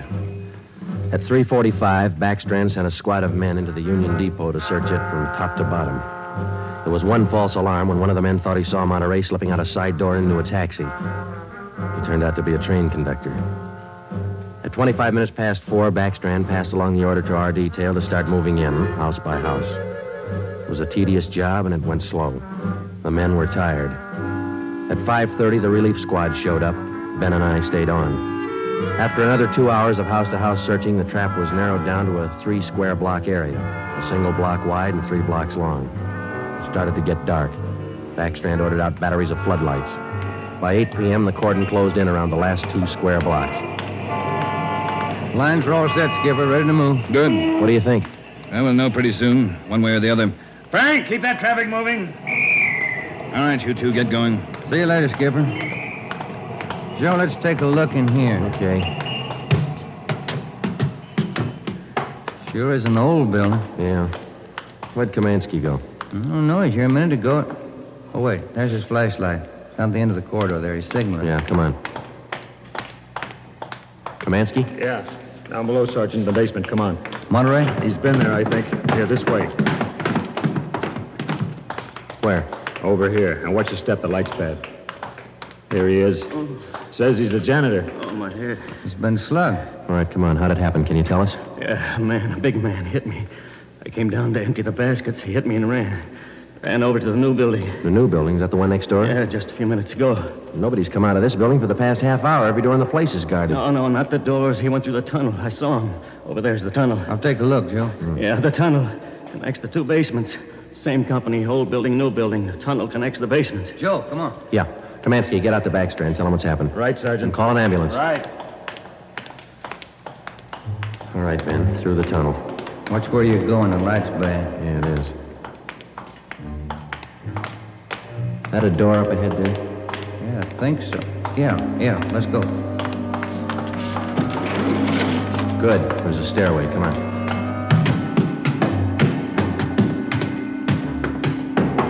Watch the doors. Joe, the elevators. They're both on the 3rd floor. Let's head for the stairs. Ben, come on.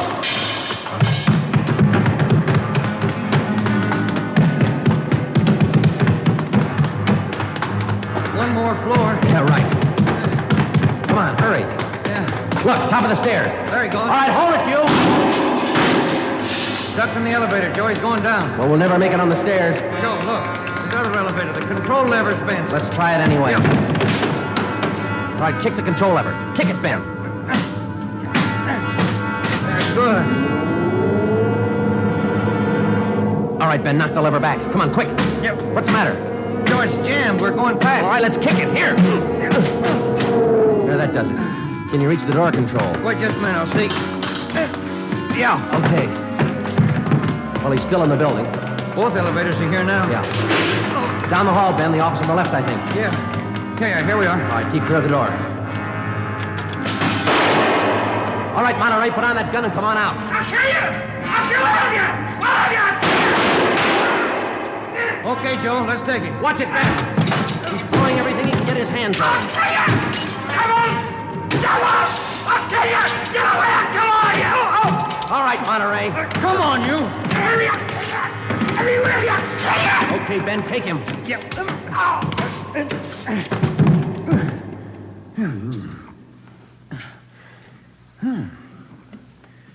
Nice looking guy. Clean cut. Yeah. Doesn't figure, does it? What's that? My wife would say he doesn't look like a killer, does he? What's a killer supposed to look like? The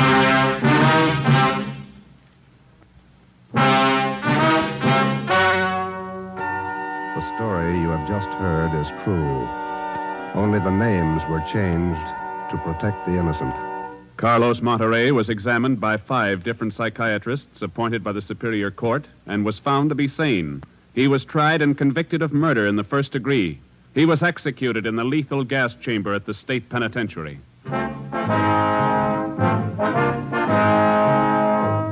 You have just heard the 17th in a new series of authentic cases from official files. Technical advice for Dragnet comes from the office of W.A. Wharton, Acting Chief of Police, Los Angeles Police Department. Tonight's program is dedicated to motorcycle patrolman John Kramer of the El Paso, Texas Sheriff's Department, who on the afternoon of April 26, 1940, gave his life so that yours might be more secure.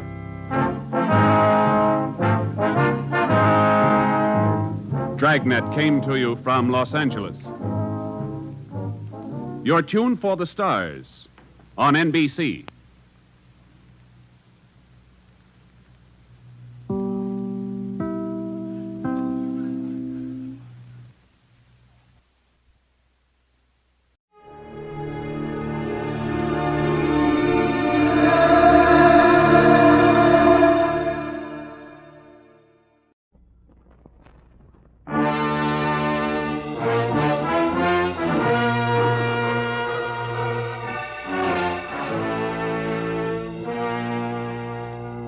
Columbia Broadcasting System presents a thrilling new adventure series starring Dick Powell.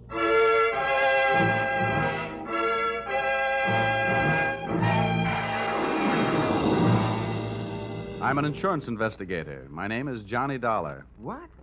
You heard me, Johnny Dollar, and I can pad an expense account with the best of them.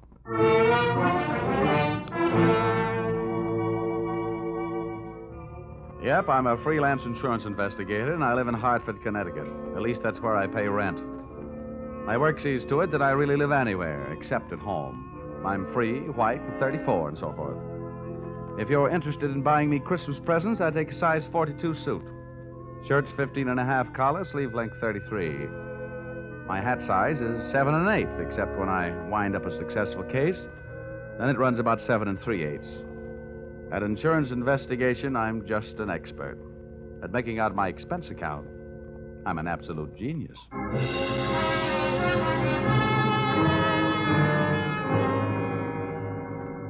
Expense account, submitted by investigator Johnny Dollar to Home Office, East Coast Underwriters, Terminal Building, Hartford, Connecticut. Attention, Austin Farnsworth, General Manager. The following is an accounting of my expenditures in the investigation of Milfred Brooks III for your company. Expense account item 1. Cab fare to your office in answer to your original call, 75 cents. Tip to driver, $1. Expense account item 2. Shoe shine, 25 cents. You'll remember I got my shoes scuffed when I unsuspectingly walked into your private office. Milford! No, you must Get out of my way, Farnsworth. Dollar! Get away from that window. Don't Hey, you. jump. Hey, no, you don't. Let go of me. Let go of me, you fool. No. There are better ways of making a big splash in life. Get away! Well, nice try, Sonny. Now pay attention to teacher. I didn't know I had it in me. Oh, goodness gracious, Dollar. Did you have to hit him so hard? I hope you haven't killed him. He isn't too strong, you know. Don't worry. There. Now, Now, Mr. Farnsworth, would you mind telling me on whose head have I the dubious pleasure to be sitting? That, sir, is Milford Brooks III. His policy with this company is in the amount of $2 million. Wow. Yes. And the boy seems bent on committing suicide. Dollar, I want you to stop him. What do you want me to do? Threaten him with death? Anything. The conditions of his policy are such that we would be forced to meet with a claim in the event of his suicide. Oh, I say, Dollar, sitting on his head that way, aren't you in danger of smothering the boy? Smothering him doesn't worry me, but these crew haircuts don't make very comfortable cushions. I'll move down a little. Now, there. Okay. So far, I know this kid is insured for $2 million and that his policy pays off on suicide. What else? 1/2 hour ago, Milford Brooks walked into this office and changed the beneficiary in his policy. Then, sir, he proceeded to demand, not request, mind you, but demand a loan of $500,000. Quite a touch. When I explained to him that there were no provisions for a loan in his policy, he threatened suicide. Which would cost you $2 million. So all we have to do is keep him alive, huh? And he's managed to make that no small problem. His choice of a new beneficiary is downright frightening. One of the most notorious gamblers in the East.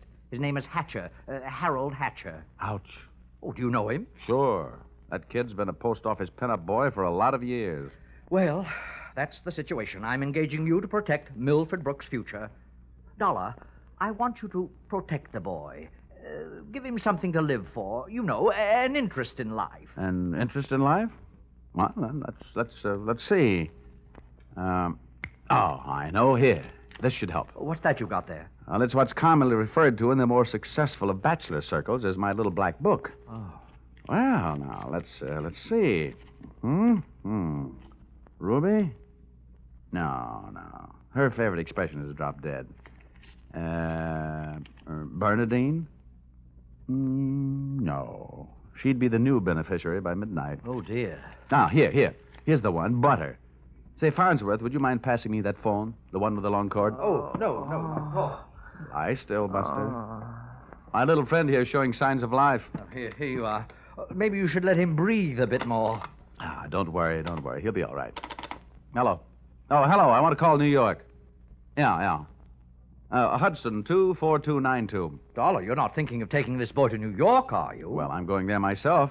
You want me to keep an eye on him, don't you? Now, don't fret, Farnsworth. All is not lost. You do worry me, sitting on his chest that way. Hello? Oh, Butter? This is Johnny. Yeah, I'll be in town tonight. I want to see you. And look, here's what I want you to do.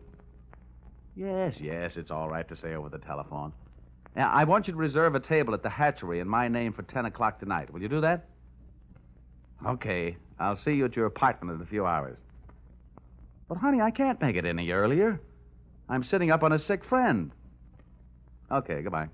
I'm not sure that I agree with your methods. Huh? Ow! What's the matter? Did he hit you? Hit me? He bit me.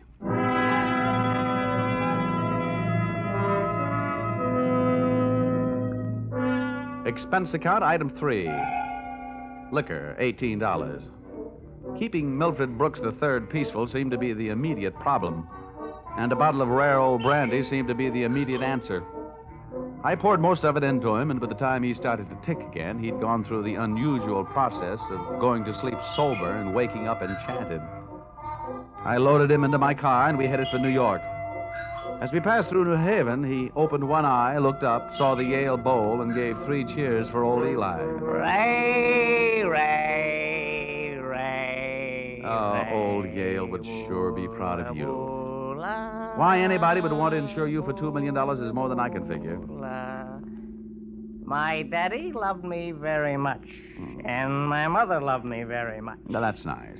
And not only that, but I love somebody very much. And not only that, but I hate somebody very much. That's interesting. You know something? Next to one other guy, I hate you more than anybody else. Oh, here, lover boy, it's the cocktail hour again. Time for your bottle.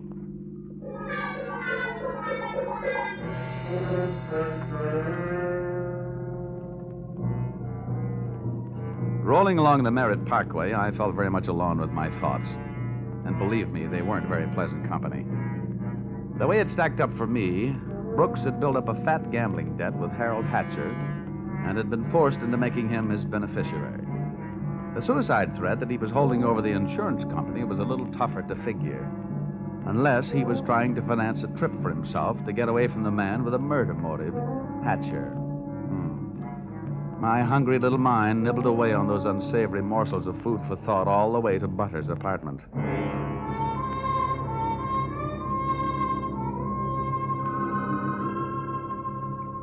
Hey, where are you taking me? I want to go to New York. If you don't behave, Buster, I'll punch your ticket. Johnny, darling, welcome to New York. Well, that's the fastest trip I ever had. Quiet. Well, where did you find this? In a box of Cracker Jack. Let us in, dear. I don't know about you. Some men bring me flowers, some bring me candy. What do you bring me? A boiled owl in a Brooks Brothers suit. Pleased to meet you. Yeah, let's trot him into the bedroom, honey. You'd look more at home in the bathtub. Let me pull down the cover. All right. Now, come on, Buster. Lie down. Charm. That kid's liquor sure can hold him. How long have you been playing nursemaid to this bottle baby? Get behind that bar, sweet, and I'll tell you all about it. Sure. Horrible examples don't seem to bother you, do they? If you knew how that guy has been bothering me. What did he do to you? Well, let's just say he put the bite on me. Oh, gosh, the river sure does look pretty tonight. Bourbon and soda? Now, please, anything but brandy. I've been sniffing that second hand all the way from Hartford. Butter, see that big boat out there? Mm-hmm. Oh, I sure would like to be on it. With you, sailing off to faraway romantic places. Get with it, darling. That's the 125th Street Ferry. Oh. Here's your drink. Come on now. Tell Butter all about it. So, friend Bourbon and I proceeded to tell her all about it. It wasn't easy. Everything about her kept flagging down my train of thought. The longer she looked at me, the less I wanted of Milford Brooks III, and the more I wanted of beautiful Butter the first, and only. She was a sympathetic listener to my story until I gave her the answer to her first and only question. And where do I fit into all this? Well, baby, I thought you understood. My job is to give this poor misguided boy something to live for. That's you. Well... Now, honey, hold everything. Don't go getting your corn all popped. You misunderstand. I really mean it. I thought if he'd just got to look at you and realize that things like you exist, why, you'd make any man glad to be alive. Oh, come on now, Butter. Melt a little. I wouldn't let anything happen to you. You know that. Did I hurt you? Oh, no, I'm getting used to it. People have been taking pokes at me all day. I'm sorry. Ah, that's better. You want some more bourbon? I want some more you. Well, help yourself.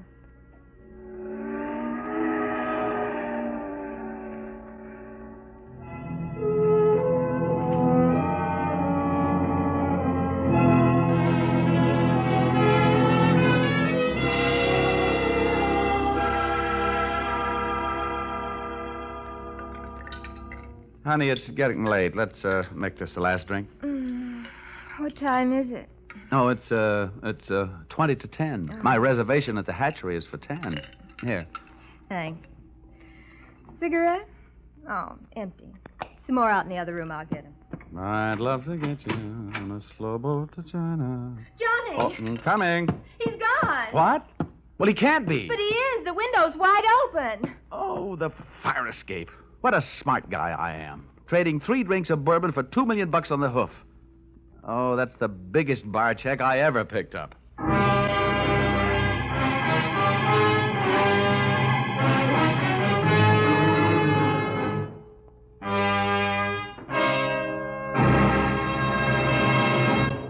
That's a big bar check for anyone to pick up. As a matter of fact, it's a bigger bar check than you've ever heard of anyone picking up before. And that should give you an idea of what to expect in the second act as you follow this new CBS series starring Dick Powell in the title role, yours truly, Johnny Dollar.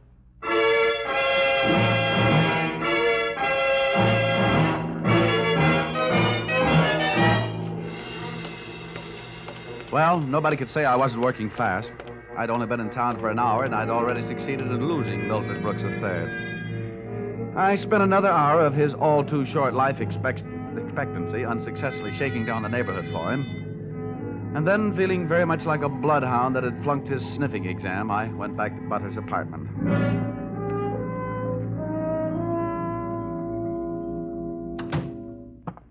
No luck, Johnny. Oh, sure, plenty of luck. All bad. Is there anything I can do to help?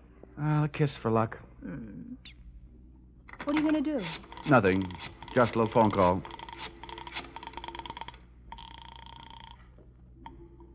Police headquarters. This is Johnny Dollar. Give me missing persons. Any particular one? Don't be a wise guy. Lieutenant Fisher. Yes, sir. Lieutenant Fisher.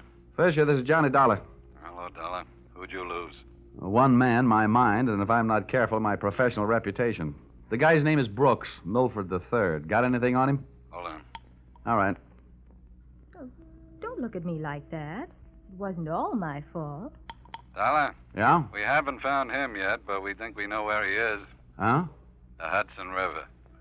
At 11:15 tonight, his top coat, complete with identification, was found taking a ride on the 125th Street ferry. Oh. Anything else? Nothing much. A package of matches was found under the coat, monogram. You don't happen to know anybody whose initials are H.H., do you? H.H.? Yeah. There's always Horace Height. Wise. Thanks, Fisher. I'll check back with you later. I'll be here. H.H. Harold Hatcher. What are you mumbling about? Bad news? Looks like about $2 million worth. They found Milford's coat on the 125th Street ferry. You and your faraway romantic places. Very funny. I'll see you later, honey, and maybe about 11.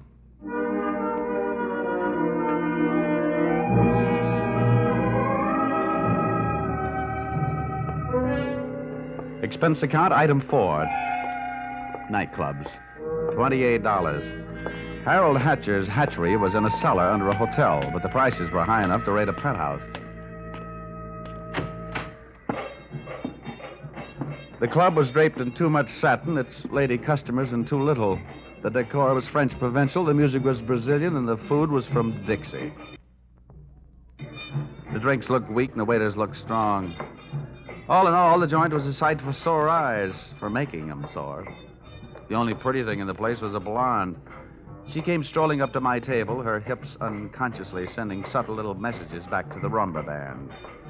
She opened her mouth, slid her tongue over her lower lip, and let a few warm, soft words slide out. Looking for someone? Well, you'll do until the real thing comes along. Sit down. Thanks. I won't have a drink. Well, I didn't ask you. My name is Janelle. Janelle? Wow, that's a nice name. I understand you were asking about Mr. Hatcher. Well, I asked if he was in. The waiter said he wasn't. Do you know him? More than somewhat. What do you want to see him about? A mutual friend, Milford Brooks. Uh-huh. I know most of the quiet-closed boys around here, so you want a cop. You don't look like the type that would be a society friend of the Brooks family, so what are you? I'll ignore that. Is Hatcher around? He might be. Then come on. Where's his office? The top of those stairs. Can I expect any trouble getting in? You won't have any trouble. How do you know? Because Harold sent me down here to look you over. Oh. I think you're all right. So, I've won myself the good housekeeping seal of approval, huh? Keeping a house with you would meet with my approval. I ran for my life. Had a slow walk up the stairs. When I located the door to Hatcher's office, I knocked once and went in. Come on in. Thanks. Oh, I'm Johnny Dollar. I was hired by East Coast underwriters to protect the interest of a kid named Milford Brooks III. Now, what's that supposed to mean to me? You know him, don't you? Well, he isn't exactly one of my boozing buddies. How much money does he owe you? Well, we've got him on the books for a few bob. Why? They picked up his top coat tonight on the 125th Street ferry. He wasn't in it. It might have been suicide, or it might have been a knockover made to look like a suicide. What's your choice? What do you get off asking me about my choice? Where were you between 11 and 11:30 tonight? What's it to you? I thought you might like to rehearse some answers. The law will be asking some questions real soon now. I don't know why I should tell you, but I was driving around in my car getting some air. Oh, now, you'll have to do better than that. They found one of your match folders under Brooks' coat. You're out of your mind. Let me ask you. The kid owed me a couple of $100,000. You think I'm going around knocking off my own assets? Hatcher, I don't know whether you're stupid or bright. Don't worry about it. I know. What about that insurance policy? What insurance policy? Now, look, Hatcher, we're big boys. We both know that changing a beneficiary in an insurance policy is a legal transaction. That means witnesses. That means it isn't secret. What are you talking about? But you and East Coast underwriters and I know all know that Brooks made you the beneficiary in his policy and that you stand to come into $2 million when they fish out his body. I don't know anything about it. Motives don't come much bigger. I'm telling you, this is all news to me, and you and nobody else is going to make me move off that story. I feel the same about mine. It doesn't take a genius to know that Brooks didn't love you $2 million worth. There's only one logical reason for his making you the beneficiary. You forced him into it. Who'd believe anything else? Who cares? They'd have to prove it. And, brother, that can't be done. Now, how would you... Yeah. Okay, Rocky, thanks for the news. Take the inspector into the bar and buy him a drink. I'll be right down. Dollar, did you turn me in? They're here, huh? Yeah. No, I didn't turn you in. I'm not a cop. Here, have a cigarette. Thanks. Here's a light. Well, come on. Maybe they just want to sell me some tickets to the policeman's ball. For a guy in a hot spot, Hatcher was certainly a cool customer. I followed him out of the office, down the stairs, and back into the club. Janelle was sitting there right where I'd left her. And I thought to myself, now there's a gal who should never sit down. She looks so pretty standing up. Janelle, buy Mr. Dollar a drink. I have to go play 20 questions with some fellas in the bar. Sure, baby. Anything you say. Anything. I'll see you, Dollar. Yeah. How'd you make out? Well, you can never tell about a guy like that. He's a smart boy, strong, silent type. Wouldn't talk, huh? A real close-mouth act. About what? Oh, just a little doodad. $2 million life insurance policy. Wait a minute. That young Brooks kid? That's right. I knew it. Tried to tell him he'd get into trouble, but he wouldn't listen to me. Oh, you knew about it, huh? I suppose you also know what was behind it. Sure, Milford owed him some money. A lot of money. It's in writing. What kind of writing? The personal note that Brooks was going to get back if he made Harold beneficiary. Well, where is this note? Do I look like the kind of girl who'd put the finger on her boyfriend? You look like the kind of girl who'd do anything if she wanted to. Thanks. I'll give you a slight hint. It's in his office. You'll find it in the inside pocket of one of his suits in the wardrobe. What are you waiting for? I'll watch. What are you waiting for? I'll watch the bar. Nothing, sweetheart. Nothing at all.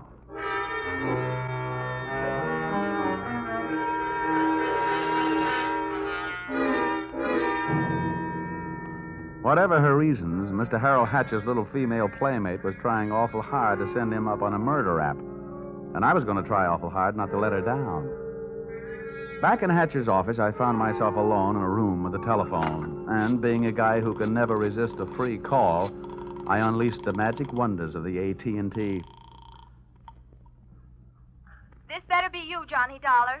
Quiet, Butter. I've only got a few seconds. It seems that's all you ever have for me. Now, if you Look, think that Angel, just another hour. I'll get you a nice present. I don't care if you're another century. And as for presents, the last one you brought me was a drunk, and you even let him get away from me. Good night.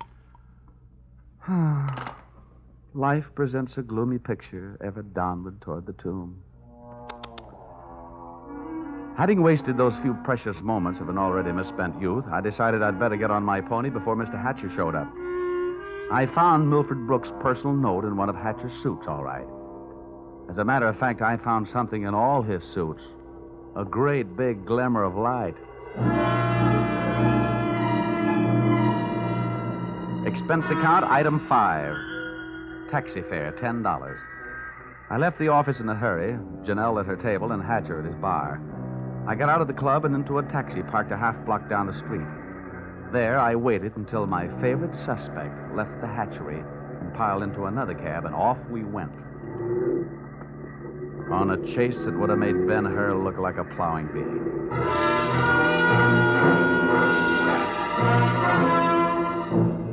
We skittered over to Lexington and headed uptown. At 72nd, the cab turned right and pulled to a stop. My driver was on his toes, and his toes were on his brake.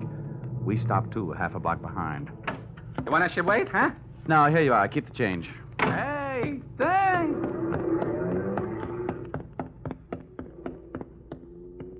It was a garage that belonged to a residence on the parallel street a block away.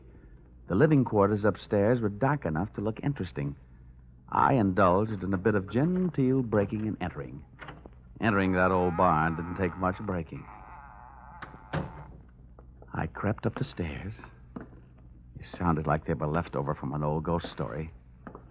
And so did the first voice I heard when I stopped halfway up. We've got to be careful, especially about that Johnny Dollar. Are you sure he didn't follow you? That voice sounded awfully dry to be coming from a guy who supposedly had spent most of the night snoozing in the bottom of the Hudson River. It was Milfred Brooks III. Get up on your feet, Brooks. Well, now, wait a minute. I started this thing slugging you, and I might as well finish it the same way. Leave him alone, you. Now, pull in the claws, Angel. And sit on his lap. You hard-footed. I'll kill you. Get off of me. Huh? I should have known better than to get mixed up with a low-class female like you. Why, you punk. Now, hold it. We pushed the lady around enough, Brooks. Tell me to be careful, will you? Why didn't you think of that before you led him here? Wipe your nose, little boy. Now, don't you go getting fat-headed, gorgeous. Neither one of you are exactly what I'd call masterminds. When you planted that match folder on a little boy Blue Blood's topcoat on the ferry boat, you both should have been more careful. You think so? You bet I think so. If I were planning a piece of evidence to incriminate Mr. Harold Hatcher, I would have left a cigarette lighter. I found one in the pocket of every suit he owns back there in his closet in the club. It wasn't hard to figure out that guy never carries a book of matches. What do you want? I'm only interested in one thing. Saving the insurance company $2 million. And, Buster, I think you've done it for me. Dollar, This is insurance fraud. It has been ever since you put on that fake suicide attempt. Trying to extort $500,000 out of the company. Dollar, wait a minute. Ah, come on. We're leaving. You heard him, Dollar. Harold. Hatcher. He said, wait a minute. He wants to talk. Yeah, everybody wants to get in on the act. How did you get here? When the police in this town think maybe a guy's jumped off a ferry boat and nobody's seen him do it, they check the counters on the turnstiles at each end.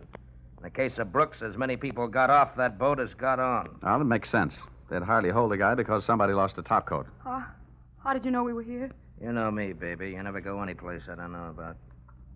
Okay, Brooks, you felt like talking. Now I feel like listening. Get it up.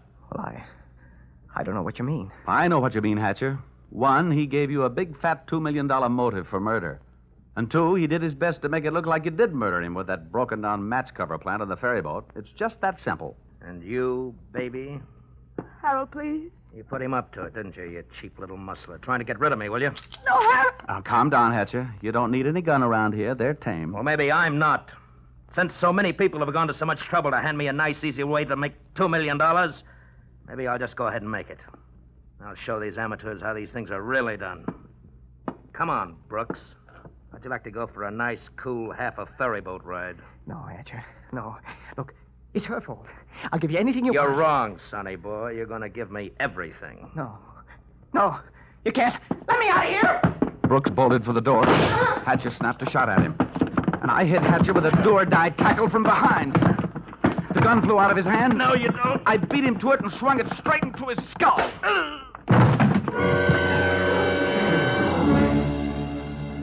Half the people in the room were lying there bleeding. Brooks from gunshot, Hatcher from gun butt. Janelle and I stood there panting. But believe me, not for each other. We stood that way until the police arrived.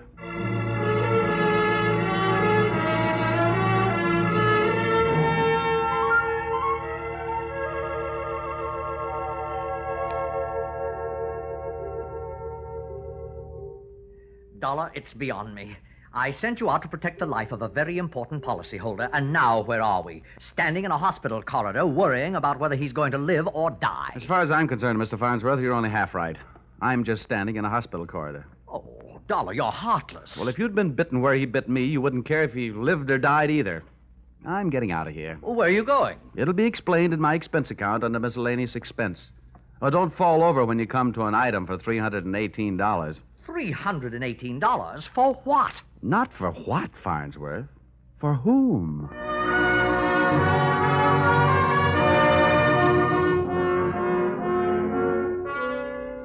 Expense account total. And it all adds up to a little matter of $1,182.23. Which you may say, Mr. Farnsworth, is a lot of money for one man to spend in 2 days. But you must bear in mind that the amount at stake was $2 million. And you know the price of steak these days. It might comfort you to know that I just returned from the hospital. Brooks was strong enough to make a full statement, which you will find enclosed. This in itself should prove sufficient to establish evidence of attempted fraud against your company, allowing you to immediately avoid his policy. It boils down to one sentence, to wit. Brooks and Janelle wanted to get rid of Hatcher so that they could live happily ever after. Knowing those two, they never had a chance. And oh, yes, that that miscellaneous item, the one for $318, it was a bracelet for a certain party who made this special investigation for me very special. Oh, if you want a receipt for this item, I'll send you a lock of her hair. Yours, truly, Johnny Dollar.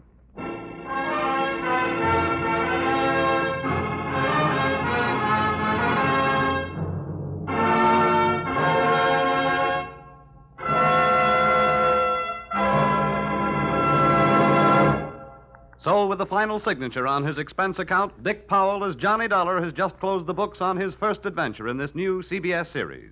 The script for tonight's broadcast was written by Paul Dudley and Gil Dowd, and the music was created and conducted by Dick Arant. The entire production was under the direction of Tony Leader.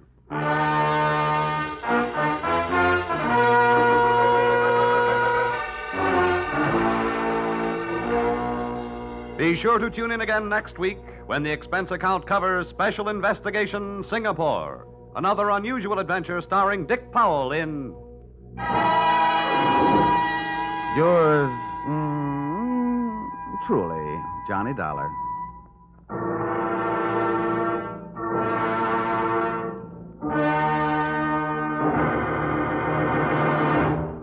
This is CBS, the Columbia Broadcasting System.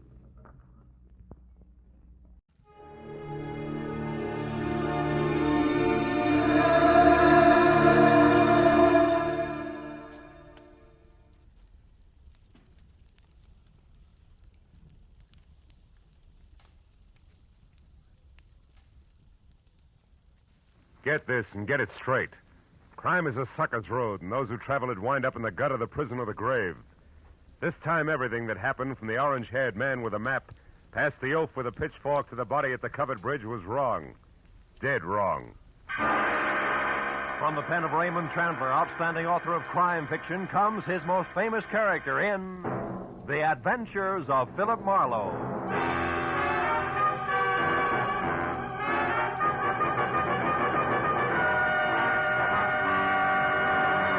Now, with Gerald Moore starred as Philip Marlowe, we bring you tonight's exciting story, The Covered Bridge.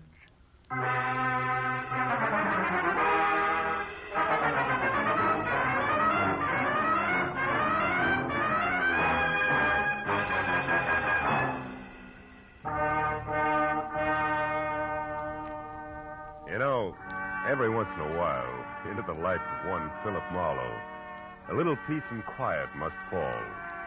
A day marked by neither murder nor mayhem. No phone calls. Just nothing. I was just beginning to like it, too, when the door opened and a head full of slick orange hair walked in.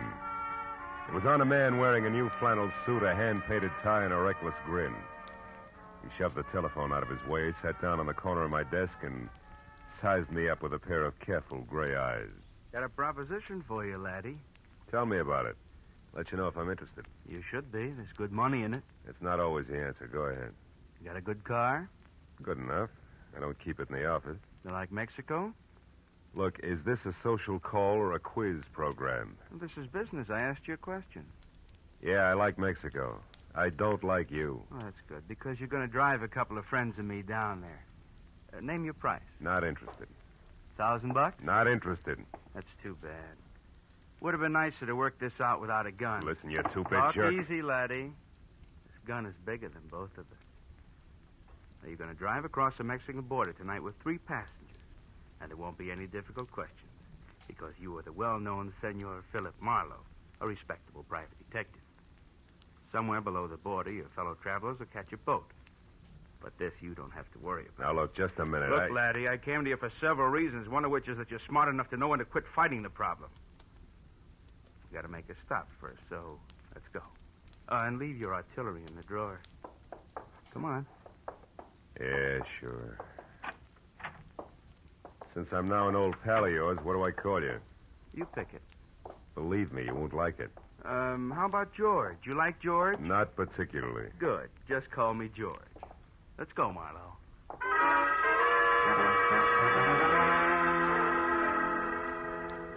We nodded at the elevator girl, waved goodbye to the kid in the parking lot, and headed south on Highway 101. All with the front of that Mauser nudging my kidney. It was screwy, but I was on my way to Mexico. Don't get ambitious, Marlowe. Not too fast, not too slow. Just keep it rolling nice and steady. I did what I was told and watched for a break. For every foot of 100 miles down the coast. At Oceanside, we cut inland past Escondido and up into the citrus country. Once he dug a little map from his pocket and studied it while we headed into the hills where farms were farther apart. George was busy looking for a turnoff when my chance came, and it came fast. My foot slammed down hard on the brake. George's head smacked the windshield, and the gun slipped out of his hand. I dropped 2 wheels in the ditch, but I got the gun. He took one look, then jumped out and ran in a low crouch for the back of the car. Before I could follow him, I heard the truck coming. It was a big 2-section job rolling fast. It topped the rise just as George pivoted toward the road. The truck driver must have seen him just as it hit, because the air brakes locked on all 26 wheels at the same time. I ran to where George lay like a discarded doll at the side of the road. The truck driver was out of his cab before it stopped rolling. I didn't see him.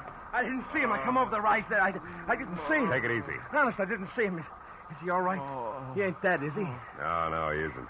He won't be walking much anymore. It wasn't my fault, Mr. Honest. I know it wasn't. Get hold of yourself. Gosh, what should we do? I want you to drive to the nearest phone and get the police and then come back. Here's my card.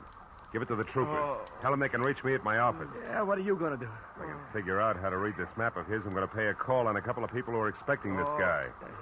Maybe it's just a stubborn streak, but when I'm being used as a patsy, I like to meet the people involved.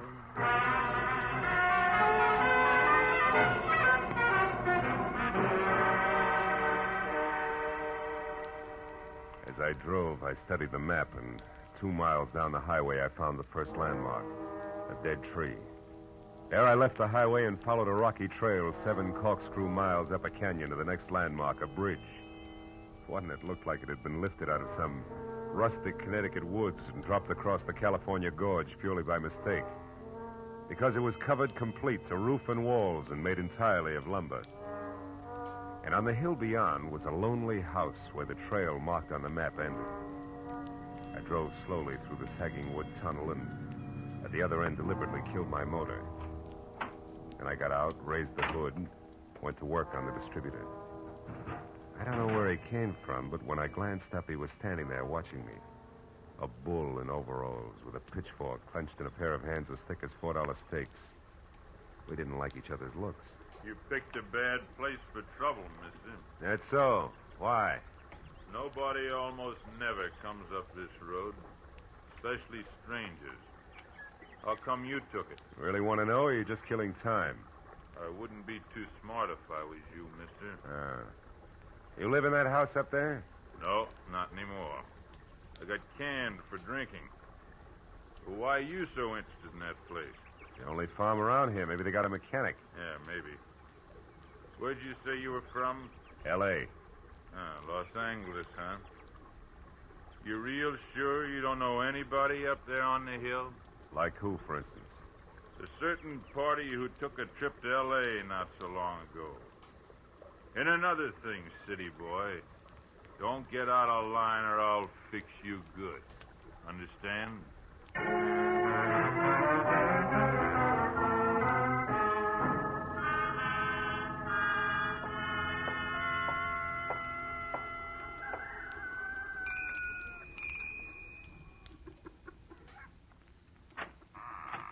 Yes? Oh, yes. Now, I mean, how do you do? You want something? Yes, my car stalled at the bottom of the hill. Dolly, who is it? Who's there? A man, Uncle Walter. He says his car broke down. What's that? Your car broke down, you say? Yeah, I don't know what went wrong, Mr. My name is Brule, Walter Brule. Oh, I'm glad to know you. I'm Philip Marlowe. What are you doing on this road, Mr. Marlowe? I thought it was a shortcut. Did you? Well, you were wrong. It's a dead end. Oh. Come inside. Thanks. Look, Mr. Brule, I'd like to have somebody who knows motors come down and look at my car, huh? Mm-hmm. All right, when Ed comes in, I guess he could go down with you. Oh, That's my new hired hand, Ed Fry. Oh. I don't know, Uncle Walter. It's getting pretty dark. Yeah, I was thinking the same thing myself. As a matter of fact, if you can accommodate me, Mr. Brule, I'd just as soon rest up a while and shove off in the morning. I want to pay you for everything, of course. Stay overnight? Oh, I'm afraid that's impossible. Impossible? Why? What's the matter with you, Dolly? If necessary, I'm sure we can arrange to take care of Mr. Marlowe some way. Well, okay. Yeah, that's better. Now, if you want me, Dolly, I'll be out in the barn. Make yourself comfortable, Mr. Marlowe. Your uncle, huh? He owns this place? That's right. My mother was his favorite sister. Oh. You want a cup of coffee? Oh, I'd love it. Haven't had any farm kitchen coffee in ages. You don't seem to have many visitors up this way, Dolly, huh? No, not many. Nice farm, though. Stinks. Is that why you run off to L.A. now and then? How did you know about that? I guess. I ran into a friend of yours at the bottom of the hill. A pair of overgrown shoulders with a pitchfork. Said he used to work here. Him. He did up until a month ago. That's Noah Bickman. Big dumb goof. Here's your cup. Oh, thanks. By the way, Mr. Marlowe, where are you heading? Oh, Mexico, maybe. Mexico. Yeah. You kind of came a long ways out of your way, didn't you? Did I? Dolly. Dolly. We're in here, Eddie. What's the matter? A car at the bottom of the hill. Whose is it? Car belongs to me. It's stalled. Oh, who are you? This is Mr. Marlowe, Eddie. He's on his way to Mexico. Wow, you don't say. And since his car broke down so late, he may stay all night. Uncle Walter said it'd be all right. Is that a fact? I'll go get some blankets, Eddie, so you can take them up to the spare room for Mr. Marlowe. Oh, okay, Dolly. Mr. Marlowe, huh? Where are you from, Mr. Marlowe? L.A. You? Points east. You know, this road don't go to Mexico, Marlowe. In fact, it stops about a mile up the draw here. And it's funny that you wound up on it, isn't it? I don't see you breaking up over it, Eddie. Don't let my poker face throw you, pal. Traveling alone, are you? I am now. Meaning what? That there's nobody with me. That's simple, isn't it? Not in my book, pal. I might even want you to draw me a picture of that one. Here's the blankets, Eddie. Sheet. Oh, okay, it's fine. Come on upstairs, Marlowe. I'll show you the room. You want me to go with you and make the bed? No, you stay here and put up some more coffee, Dolly. All right. Got a hunch I may want lots of it tonight.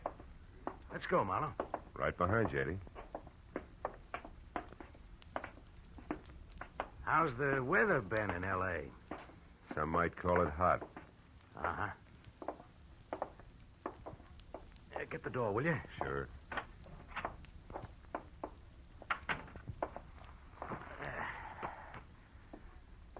Okay, how come it's you, pal? I got good credentials, a car, and a tight yap. You better be right on all three. How'd you find me? Little map, Eddie. From Escondido to the dead tree to the covered bridge, and then up here it's a cinch. Why'd you show alone? Where's Red? Got to meet us at the border. It's a bum fit, pal. It's not in the book. Why? Yeah, some kind of a last-minute jam with the boat. Oh, that jerk. He's had a month to line this up while I've been holed up out here in the sticks making like a farmhand. Well, better work, that's all. If we're picked up this time, it's curtains. Oh, incidentally, you got a gun, haven't you? Yeah, sure. Let's see it. No dice, Eddie. Red didn't tell me everything, just enough. So? So you'll get your money's worth. I'll do what I'm supposed to do and no questions asked, for my little automatic and I stick together regardless, real close, together. Okay, Marlowe. Suit yourself. I will. And something else. The rest of the company is going along. Is that all set? Well, we'll see about that when the time comes. You're not leaving any loose ends around, are you? It's not your worry, pal. We'll get out of here around 11. Oh, and that routine about your car being stalled, it is a gag, I hope. Oh, sure, it won't start. If anybody tries, but in 10 seconds with a screwdriver, I can fix it. You're okay, Marlowe. Just keep playing your game. Yeah, I will. Maybe then I'll find out what the score is after all, huh? You might at that. Come on, let's eat.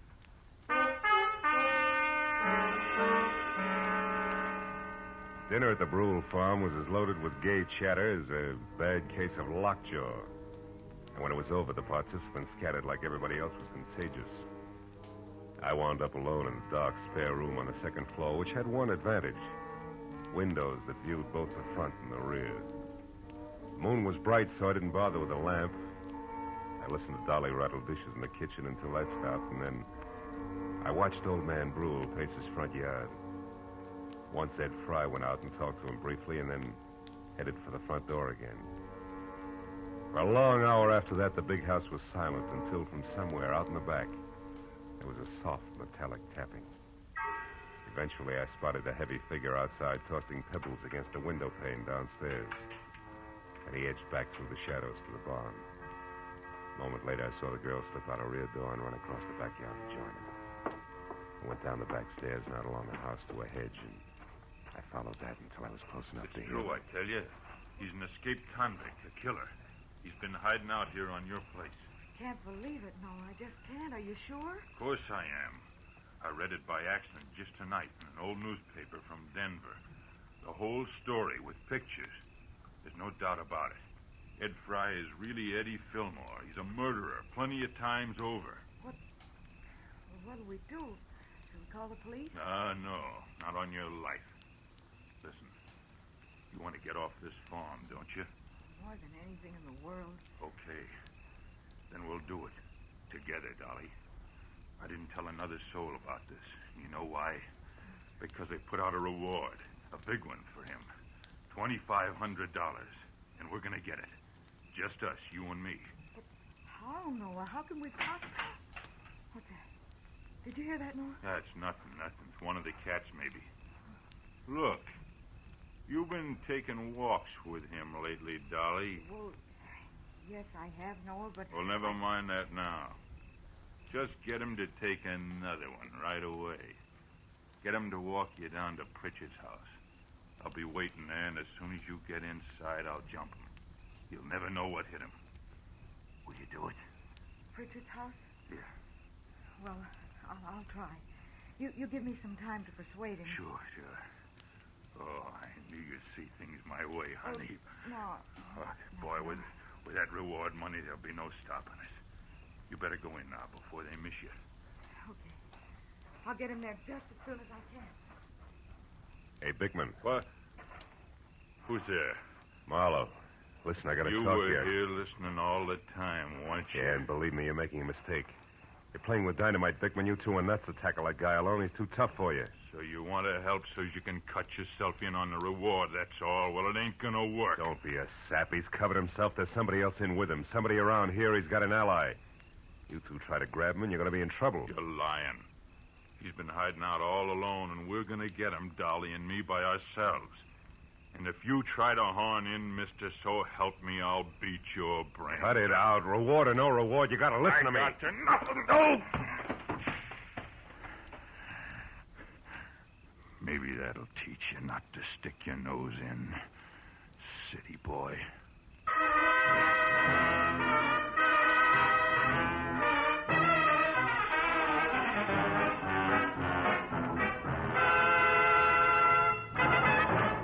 In just a moment, the second act of Philip Marlowe. But first, Fred Allen's first appearance on the CBS Jack Benny Show. Al Jolson sings, but the face is Charlie McCarthy's. Andy of Amos and Andy goes on trial for deserting his bride by mistake. Those are three headlines that guarantee you a world of fun on CBS tomorrow night. Yes, this third Sunday of the new year will be an all-time high in radio entertainment. Hear them all on CBS tomorrow night. Now, with our star, Gerald Moore, we return to the second act of Philip Marlowe and tonight's story, The Covered Bridge.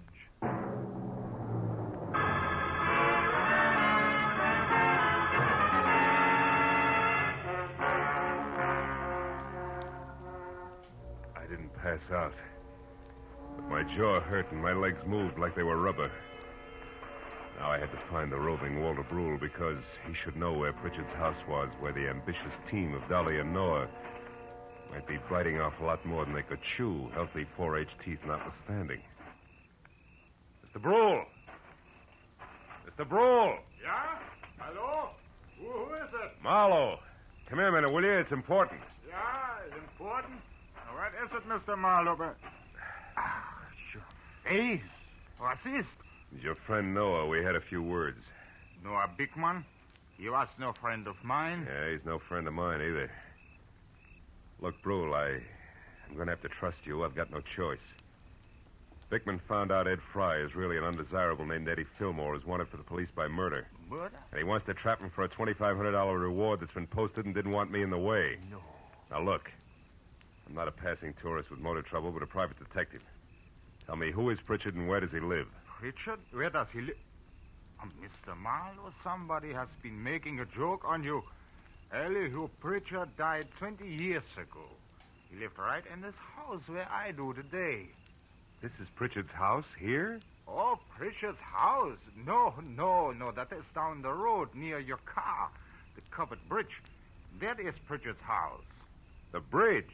Yeah, you see, Elihu Pritchard was from New England, and he had a covered bridge on his farm there, so he wanted one here. He built it himself day by day, a board here, a nail there. Oh, and since he spent so much time at it, people call the bridge his house. Is that it? Yeah, exactly. But then, why is it important? Because of a meeting, Mr. Brule, a get-together that I don't think is going to be on the quiet side. Let me borrow your flashlight, will you? Sure. Now get back inside and call the police. But what are you going to do? Reinforce the reward, Happy Sweethearts, and keep an eye out for someone I haven't met yet. A third party Eddie Fillmore plans to tour Mexico with.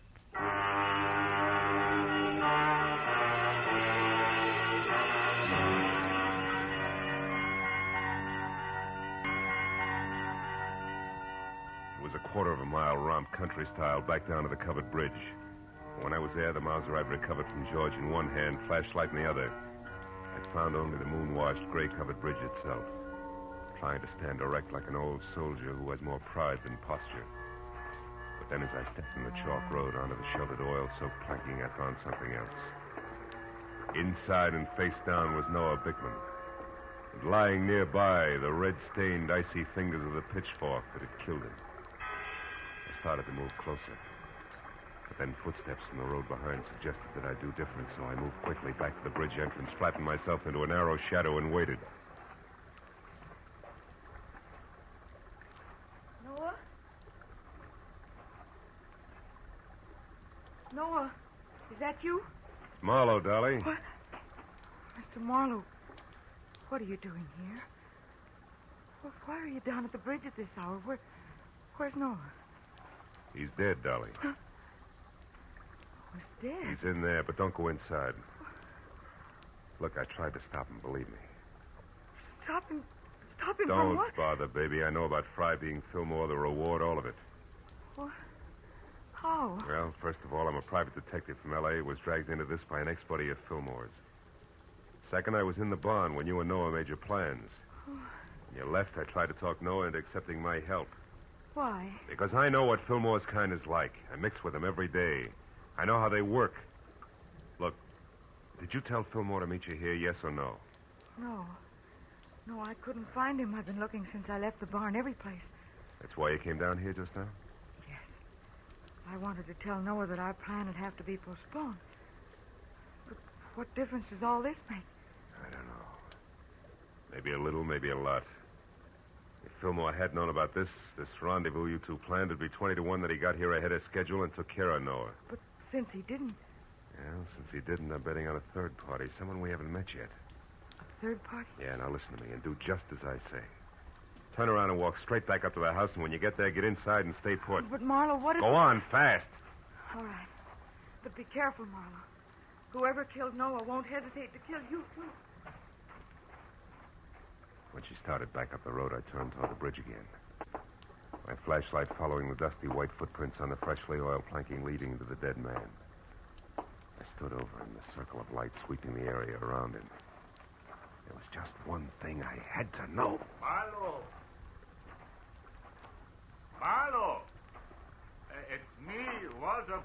What are you doing down here? I thought you might need help, so after I called the police, I got my rifle and came down here, and I... Yeah, he's dead. The prongs on that fork went right through him. Oh, Yeah. Look, Brule, was this planking freshly oiled today? yeah? Why? I just wanted to make sure those chalk footprints were made today. But what do Brule, footprints... you stay here and see that no one enters the bridge. But where are you going? Up to your house in a hurry, because I think I know who the killer and the third party is.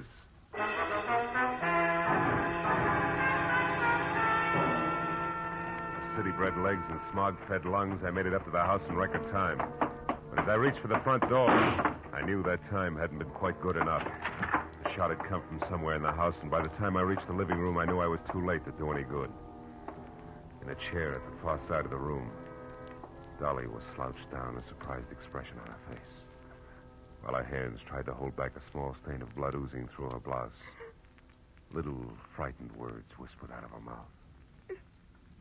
You shouldn't have done it, Eddie. Stand where you are, Marlowe. She had it coming to her, the two-timing louse. Eddie, I'm trying to tell you. You don't understand. I understand plenty, you no good little... Eddie. I was in the barn, heard the whole thing. You and that Bickman planning a switch with me out. No, you're wrong, Eddie.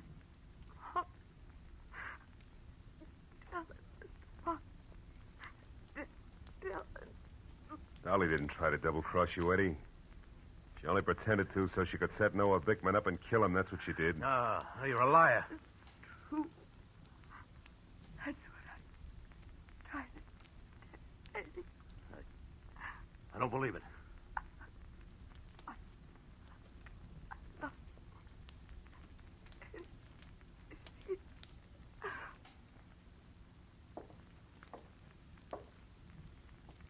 Dolly. Is that true, Marlowe? She didn't cross me. She was trying to help me. That's right, Fillmore. Bickman found out who you were, wanted the $2,500 you were worth, dead or alive. Dolly had to play him along for your sake. Should have listened to her. I should have listened. How'd you know all this, Marlowe? Found Dolly's footprints inside the covered bridge. Proof she'd been there before I found Bickman's body. Yeah.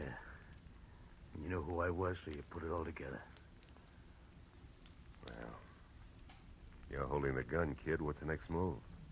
Doesn't matter much anymore. I could still lamb out of here for Mexico. Somehow I don't want to. Not without Dolly. Phone the police, Marlowe. I'm not going anywhere.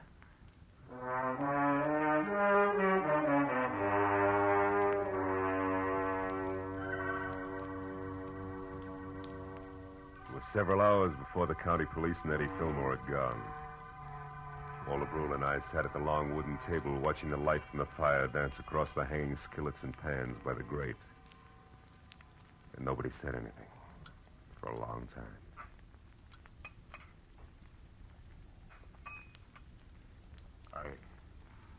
I suppose hot apple pie at 4 in the morning seems odd to a man from the city.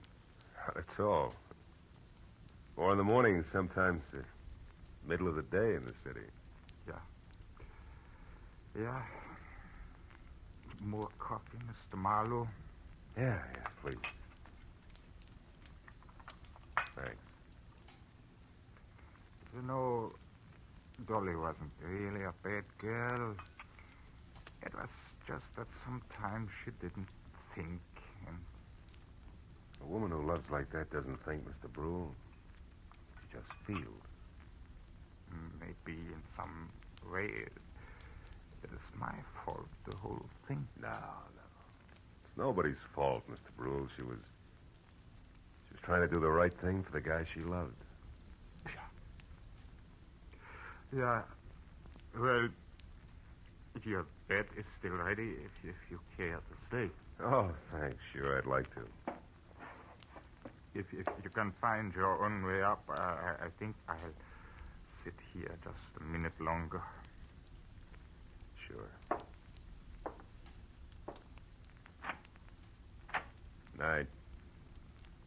night, Mr. Marlowe.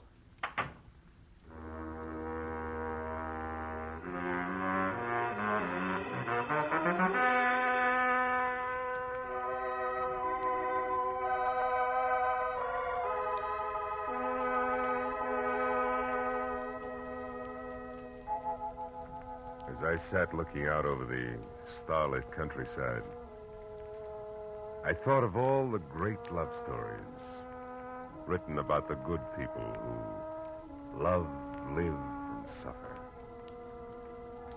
And then the pathetic face of Dolly and the pain-racked face of Eddie said, "What about us?" And I had no answer. Yeah, chalk up another one, Marlowe. Another one of those things for which there is no answer.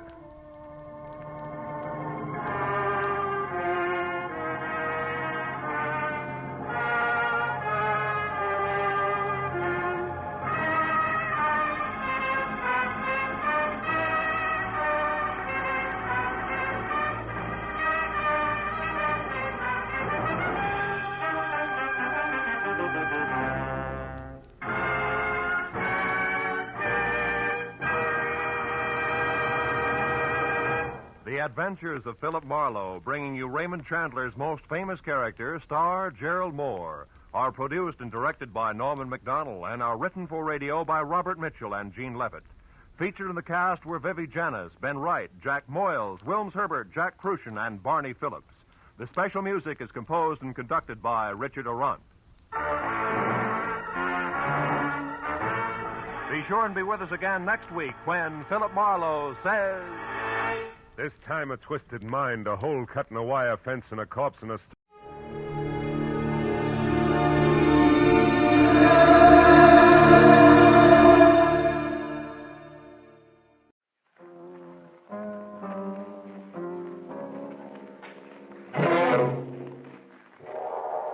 The Columbia Broadcasting System presents yours truly, Johnny Dollar.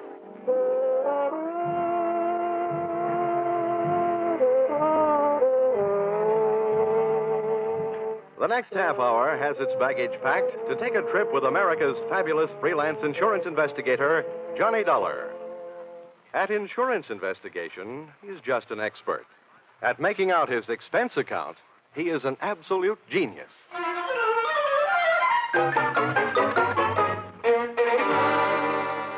Expense account submitted by Special Investigator Johnny Dollar to Home Office, Honesty Life Insurance Underwriters, Terminal Building, Hartford, Connecticut.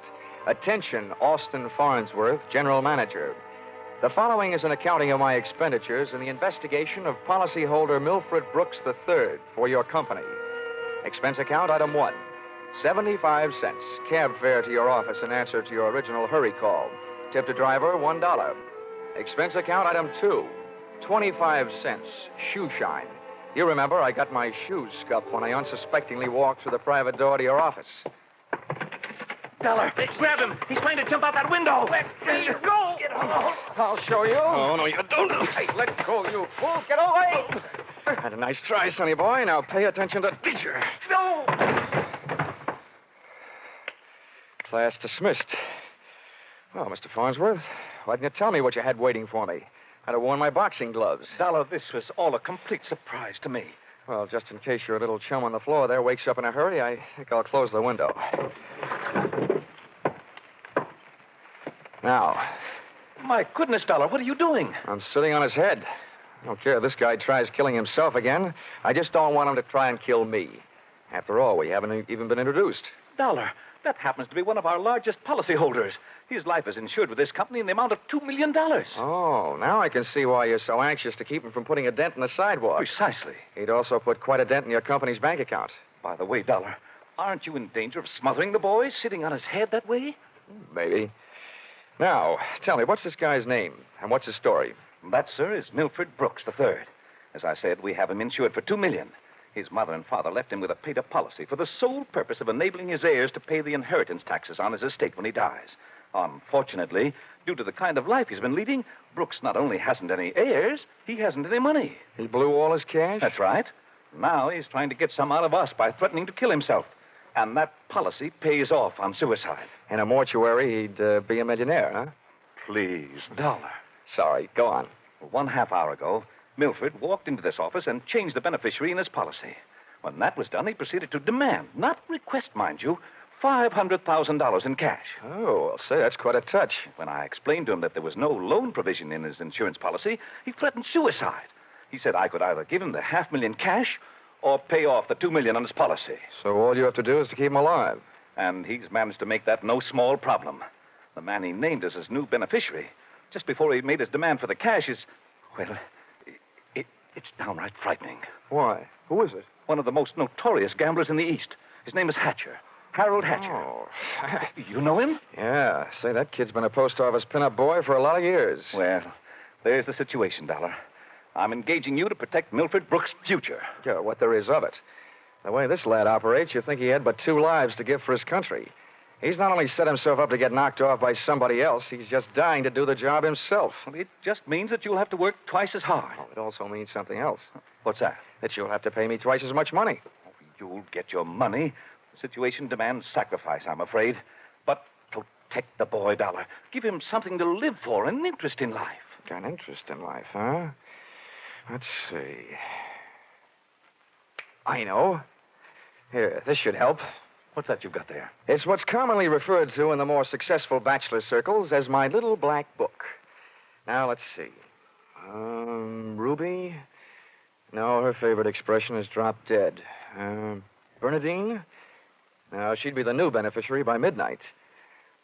Oh, here's one. Here. Butter. Butter? Hey, Farnsworth, would you mind passing me that phone, the one with the long cord? No, not at all. My little friend here is showing signs of life. Here you are. Maybe you should let him breathe a bit more. Don't worry. He'll be all right. Hello? Hello, I want to call New York. Person to person. Miss Theodora Butts. Yeah, that's right. And you'll get her at Hudson 24292. Dollar, you're not thinking of taking this boy to New York, are you? Well, I'm going there myself, and you want me to keep an eye on him, don't you? Don't fret, Farnsworth. All is not lost. You do worry me sitting on his head that way. Hello? Hello, Butter? Butter, this is Johnny Dollar. I'll be in town tonight. I want to see you. Look, here's what I want you to do. Yes, this is all right to say over the telephone. I want you to reserve a table at the hatchery in my name for 10 o'clock tonight. Will you do that? Okay, I'll see you in a few hours. Huh? But I can't make it any earlier. I'm sitting up on a sick friend. Okay, goodbye. I'm not sure that I agree with your methods. Oh! What's the matter, Dollar? Did he hit you? Hit me? No, he bit me.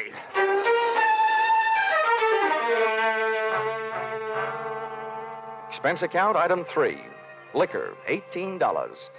Keeping Milford Brooks III peaceful seemed to be the immediate problem, and a bottle of rare old brandy seemed to be the immediate answer. I poured most of it into him, loaded him into my car, and we headed for New York. As we passed through New Haven, he opened one eye, looked up, saw the ale bowl, and gave 3 cheers for old Eli. Yeah, right. Old Yale would sure be proud of you. Why anybody would want to insure you for $2 million is more than I can figure. Yeah, well, my daddy loved me very much, and my mother loved me very much. Not only that, but I love somebody very much. And not only that, but I hate somebody very much. Hey, you want to know something? Huh. Next to one other guy, I hate you most of anybody else. Here, lover boy, it's cocktail hour again. Time for your bottle.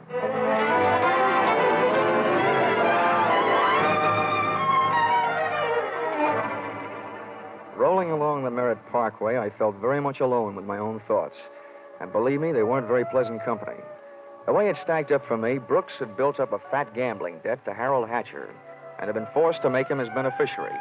The suicide threat that he was holding over Honesty Insurance Company was a little tougher to figure, unless he was trying to finance a trip for himself to get away from the man with a custom-tailored murder motive, Hatcher. My hungry little mind nibbled away on those unsavory morsels of food for thought all the way to Butter's apartment.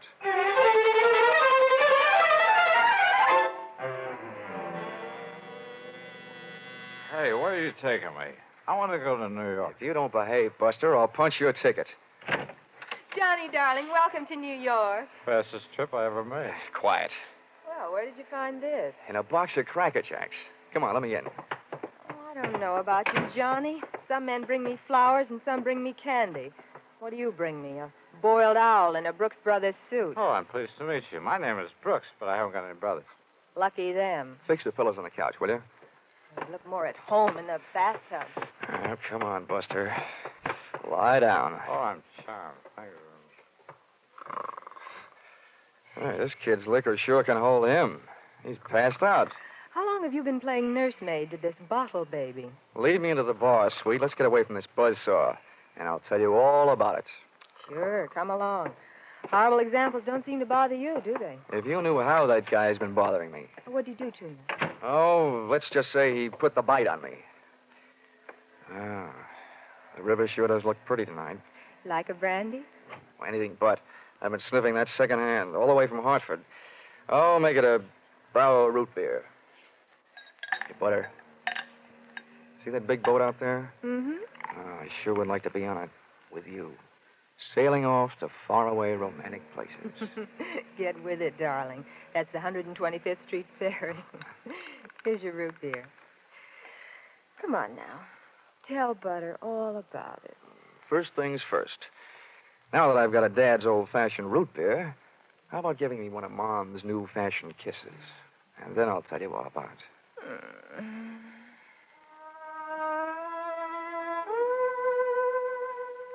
A few seconds later, I proceeded to tell her all about it, and it wasn't easy. Everything about her kept flagging down my train of thought.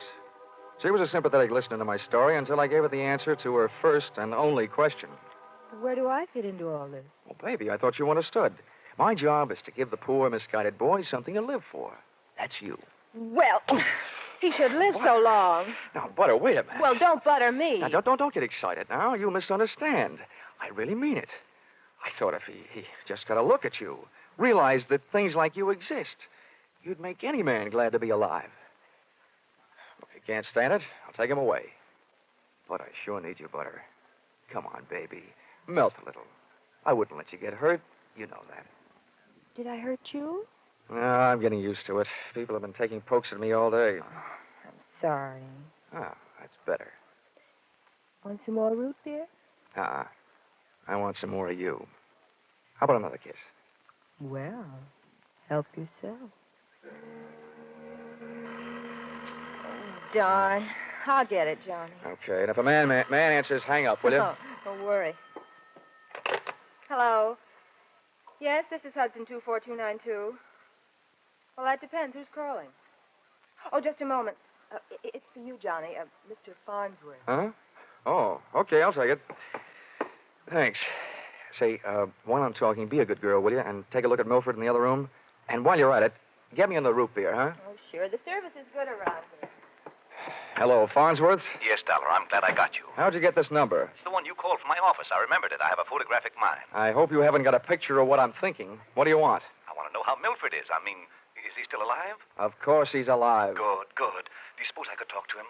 I mean, do you think he'll talk to me? Well, the last time I saw him, he was sound asleep. I'll take a look. Hold the phone. Oh, Butter. Oh, Butter. Hey, Butter. Hello, Farnsworth? Yes, yes. Do you have any aspirin there at your house? Why, of course, Dollar. Why? Well, you better take a handful. Milford Brooks III just took a powder. I'll call you back. You let anything happen to him, and you'll need the aspirin. I've already got a headache. When Milford left, he took my girl with him.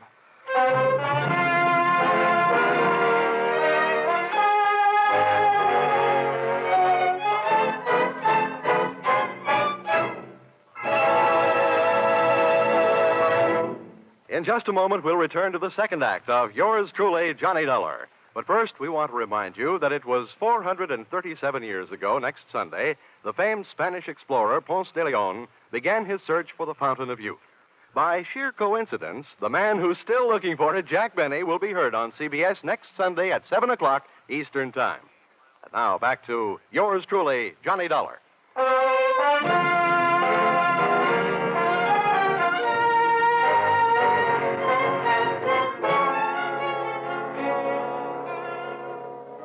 Well, nobody could say I wasn't working fast. I had only been in town for an hour, and I had already succeeded in not only losing your $2 million baby, Milford Brooks III, Mr. Farnsworth, but in losing my $1 million baby, Theodora Butts. I tried to put myself in Milford Brooks' $40 shoes, but they wouldn't fit. You can't outthink a maniac. The best I could do was figure either that he was on his way to commit suicide, or that Harold Hatcher, the man who now stood to collect $2 million in the event of Milford's death, had snatched him out of Butter's apartment. With birds of that type flocking together, Butter stood a good chance of being a dead duck. I spent an hour unsuccessfully shaking down the neighborhood for them. I questioned cab drivers, harness bulls, bartenders. Then I decided to ask for help from higher up. And I don't mean that I said a prayer. Expense account, item 4, 5 cents, phone call. Police headquarters. Give me missing persons. Any particular one? Don't be a wise guy. Lieutenant Fisher. Oh, yes, sir. Hello, Dollar. What did you lose? Practically everybody. Let's start with a girl, Theodora Butts. You mean you lost your girl? Why didn't you call Dorothy Dix? Don't waste time being clever. Just check your reports, will you? Hold on. Buddington, Bumpus, Byers. Nope, nothing on her, Dollar. Okay, well, try this one. Brooks, Milford III. Bullseye. Brooks, Milford III. He hasn't been reported missing, and we haven't found him yet. But, we think we know where he is. Oh, this kind of a question I always hate to ask. Where? The Hudson River. At 11:15 tonight, his topcoat, complete with identification, was found taking a ride on the 125th Street ferry. Anything else? Nothing much. Package of matches was found under the coat, monogram. You don't happen to know anybody whose initials are H.H., do you? H.H.? Well, there's always Horace Height. Thanks, Fisher. I'll check back with you later. I'll be here.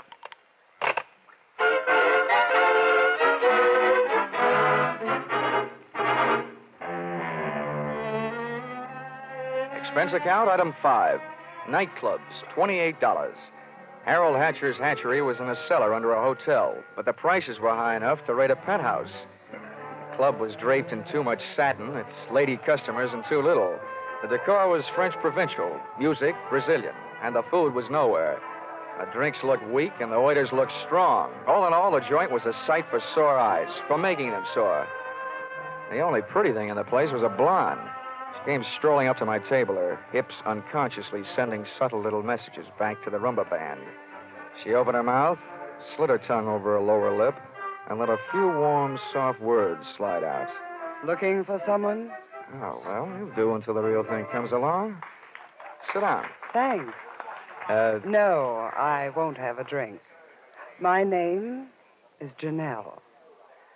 I understand you were asking about Mr. Hatcher. Yeah. You know him? More than somewhat. Are you Mrs. Hatcher by any chance? I might be. Does that mean you might admit it, or that you might talk him into it someday? I'll ignore that. What do you want to see him about? A mutual friend, Milford Brooks. I know most of the quiet-clothes boys around here, so you aren't a cop. You don't look like the type to be a society friend of the Brooks family. So what are you? I'll ignore that. Is Hatcher around? He might be. Oh, come on now. Where is this office? At the top of the stairs in the back. Can I expect any trouble getting in? You act like you just saw a B picture. Harold is doing his best to act like an honest businessman these nights. You won't have any trouble. How do you know? Because Harold sent me down here to look you over. I think you're all right. Oh, so I've won myself the good housekeeping seal of approval, huh? Keeping house with you would meet with my approval. I ran for my life, had a slow walk across the dance floor, edged my way through a cluster of tables, and went up the back stairs. When I located the door to Hatcher's office, I knocked once and went in. Come on in. Thanks. I'm Johnny Dollar. I've been hired by Honesty Life Insurance underwriters to protect the interest of a guy named Milford Brooks III. What's that supposed to mean to me? You know him, don't you? Well, he isn't exactly one of my boozing buddies. How much money does he owe you? We've got him on the books for a few grand. Why? They picked up his topcoat tonight on the 125th Street ferry. He wasn't in it. It might have been a suicide, or it might have been a knockover made to look like a suicide. What's your choice? Where do you get off asking me to make a choice? Where were you around 11:30 tonight? What's it to you? I don't know. I just thought you might like to rehearse a few answers. The law will be asking you some questions real soon now. I don't know why I should tell you, but I was driving around in my car getting some air. You better do better than that. They found a match folder under Brooks' coat. It had your initials on it. You're out of your mind. The guy owed me $200,000. You think I'm going around knocking off my own assets?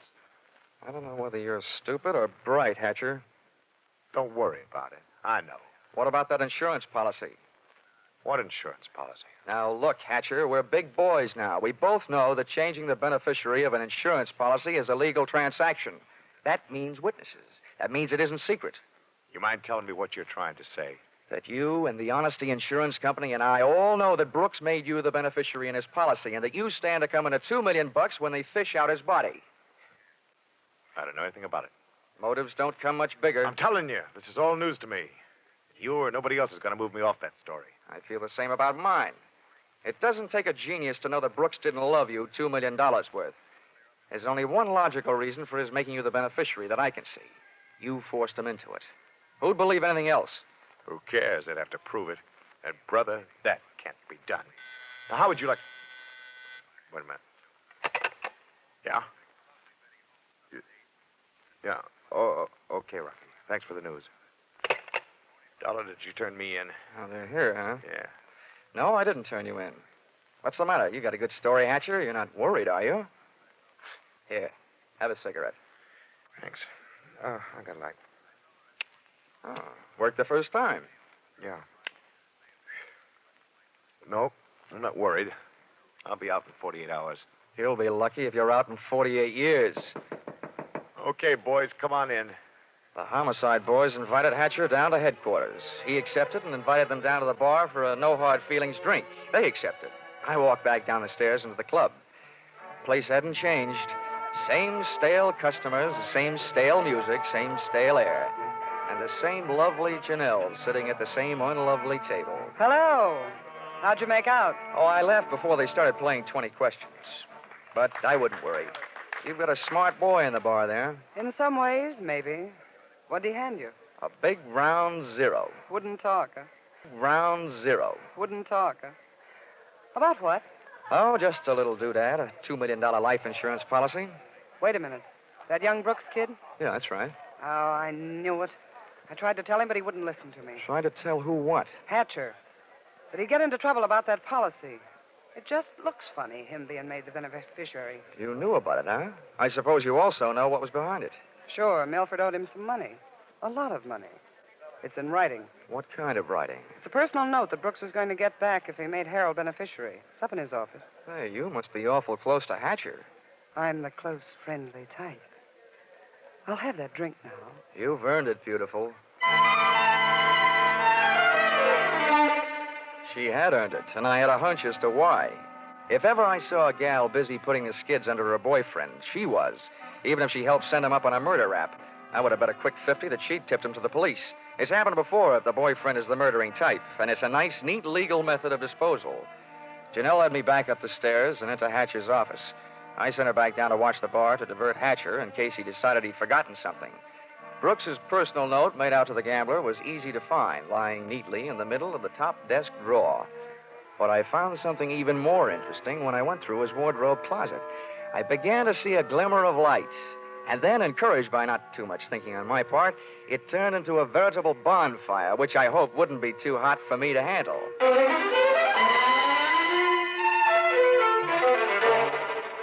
Did you find everything? Honey, if I were a judge, I'd be ready to sentence the guilty party. Good. Oh, waiter, the check. Where are you going? To the police? Bright girl. I'll see you later.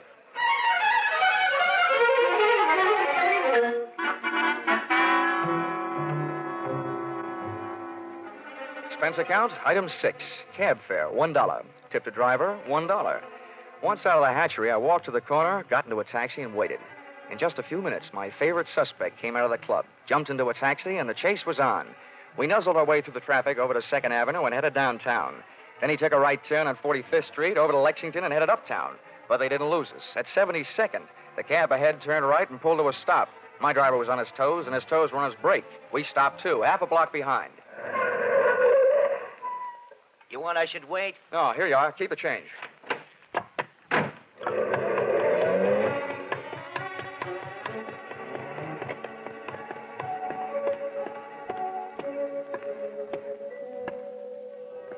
It was a garage that belonged to a residence on the parallel street a block away.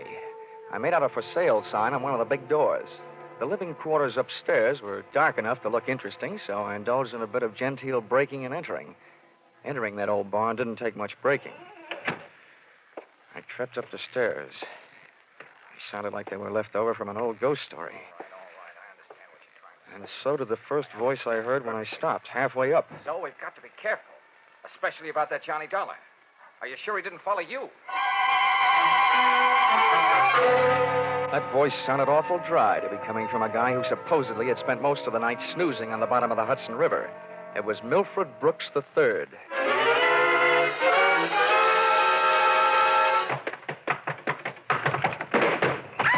Get up on your feet, Brooks. Now, wait a minute. I started this thing slugging you. I might as well finish it the same way. Leave him alone. He's mine. Pull in the claws, Angel, and sit on his lap. Oh, you Connecticut hick. I'll kill you. Look, I'm the last guy in the world who enjoys physical violence, give or take. But believe me, you two are coming mighty close to changing my whole character. Now settle down before I really lose my head. Get off of me. I should have known better than to get mixed up with a low-class nobody like you. Cut. We've pushed the lady around enough, Brooks. Tell me to be careful. Why didn't you think of that before you led him here? Wipe your nose, big boy. Now, don't you go getting fat-headed, gorgeous. Neither one of you is exactly what I'd call a mastermind. When you planted that match folder underneath the topcoat on the ferry boat, you both should have been more careful. Huh. You think so? You bet I think so. If I were planning a piece of evidence to incriminate Mr. Harold Hatcher, I would have left a cigarette lighter. I found one in the pocket of every suit he owns, back there in his closet in the club. It wasn't hard to figure out that guy never carries a book of matches. What do you want? I'm only interested in one thing, saving the insurance company $2 million. And, Buster, I think you've done it for me. Wait, look, Dollar. This is insurance fraud. It has been ever since you put on that fake suicide attempt, trying to extort $500,000 out of the company for you and Janelle. Wait a minute, Dollar. So much for the company. Now, something a little more personal and a little more serious. Where is my girl? Well, she's all right, Dollar. I couldn't help it. I had to get out of that apartment. She caught me leaving. I had to take her with me. Where is she? Well, I didn't mean to hurt her. I was afraid she'd yell. Oh, you miserable... I'll tell you where she is, Dollar. I put her in a cab and sent her to the emergency hospital. Get up. Oh, no, Dollar, please, I'm let me give you the beating Wait yell. a minute, Harold. Hatcher. You had your fun, Dollar. Now I want mine. How did you get here? New York City, world's most efficient police force, remember? When they think maybe a guy's jumped off a ferry boat and nobody's seen him do it, they check the turnstile counters at each end. In the case of Brooks here, as many people got off that boat as got on. Yeah, that makes sense. They'd hardly hold a guy for murder just because somebody else lost a topcoat. How'd you know we were here? You know me, Janelle. You never go any place that I don't know about. Okay, Brooks, you felt like explaining. Now I feel like listening. Get it up. I don't know what you mean. I know what you mean, Hatcher. One, he gave you a big, fat $2 million motive for murder. And two, he did his best to make it look like you did murder him with that broken-down match cover plan on the ferry boat. Why? Well, they wanted to get rid of you and live happily ever after. The big mistake they made was in trying to shake the insurance company down for some ready cash. And you, baby. Harold, you please. put him up to it, didn't you, you cheap little muscler? No, Harold! Calm down, Hatcher. You don't need a gun around here. They're tame. You don't know me very well, Dollar. I'm going to teach all of you amateurs a lesson. How these things are really done. Come on, Brooks. No, Hatcher. You can have everything I've got. For a second, it looked like Hatcher was going to take everything. But I hadn't gone that far to see Brooks knocked off with me as a witness. Hey, maybe I wasn't going to be a witness. Maybe I was going to be a victim, too. When that thought hit me, that's when I flew across the room and hit Hatcher in a do-or-die flying tackle from behind. Oh. Hatcher went down shooting. I went down kicking, and a lucky boot knocked the gun out of his hand. I beat him to it and swung it straight into his skull. Oh! Half the people in the room were lying there bleeding. Brooks from a gunshot, Hatcher from the gun butt. Janelle and I both stood there panting. But believe me, not for each other. We stood that way until the police arrived.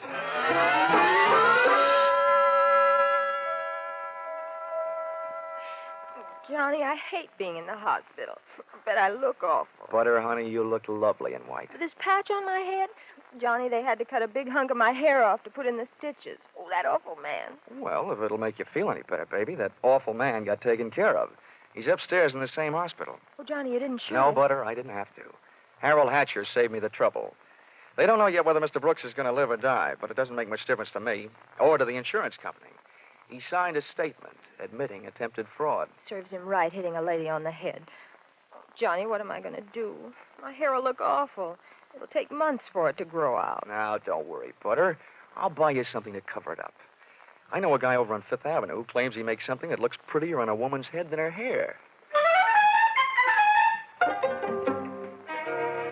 Expense account, item 7. $640. Ladies' hats. To cover the lump on lady's head. Expense account, item 8. $20. Tip to nurse for reminding Butter on the hour every hour that accidents will happen. Expense account, item 9. $7. Mileage driving back to Hartford. Expense account total, $1,182.23. Which you may say, Mr. Farnsworth, is a lot of money for one man to spend in a day and a half. But you must bear in mind that the amount at stake was $2 million. And you know the price of steak these days. Signed, yours, truly, Johnny Dollar.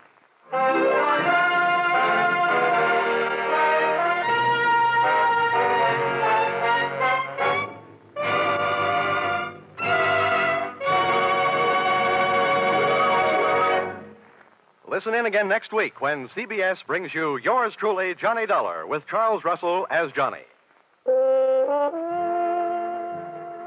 Yours Truly, Johnny Dollar is written by Paul Dudley and Gil Dowd, with music by Mark Warno, and is produced and directed by Richard Sandville for CBS, the Columbia Broadcasting System.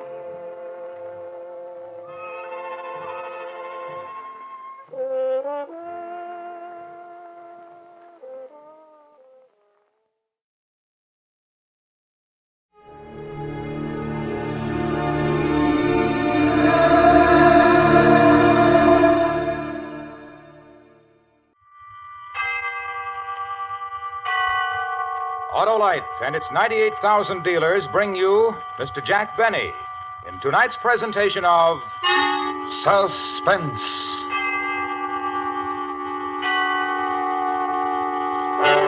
Tonight, Autolite presents a story about a man who worked for 30 years to prepare a most unique personal retirement plan. The story is called A Good and Faithful Servant. Our star, Mr. Jack Benny.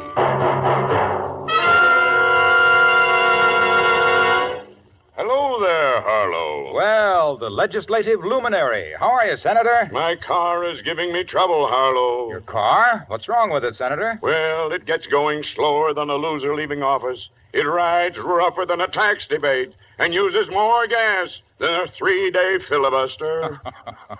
Well, it may be spark plug trouble, Senator. Spark plugs should be checked every 3,000 to 4,000 miles, so see your nearest Autolite spark plug dealer. His exclusive Autolite plug check indicator will quickly show the exact condition of your spark plugs. If they're worn out or wrong for your style of driving, he'll recommend resistor or standard type, ignition engineered Autolite spark plugs for smoother performance, quick starts, and gas savings. Sounds like a propitious proposal, Harlow. How do I find this Autolite spark plug dealer? Why, just phone Western Union by number and ask for Operator 25. She'll quickly tell you the name of your nearest Autolite spark plug dealer where you can get the finest spark plug service money can buy. And remember, from bumper to tail light, you're always right with Autolite. And now, with the performance of Mr. Jack Benny, Autolite presents transcribed A Good and Faithful Servant, hoping once again to keep you in suspense. I know you've been through a lot, Mr. Fenton, but if you could just try to recall anything else about the appearance of the two men. Lieutenant, couldn't this wait? Fenton has spent 14 horrible hours locked in a vault. And while I admire his spirit and pluck in bearing up as well as he has... I'm just trying to get something to go on, Mr. Waterman. Do you want your money back or don't you? The welfare of my employees comes first, Lieutenant. First, last, and always. And you're insured. Mr. Fenton. Don't answer if you don't feel up to it, Fenton. I don't mind, Mr. Waterman. I'm anxious to cooperate. Now, as near as I can remember... Be sure you get this, Florence. As near as I can remember... Of course, I had only a flash before they forced me into the vault. Yeah, we understand, Mr. Fenton. I had the impression of one being tall, but not too tall, and the other one was shorter. But not too short. Exactly.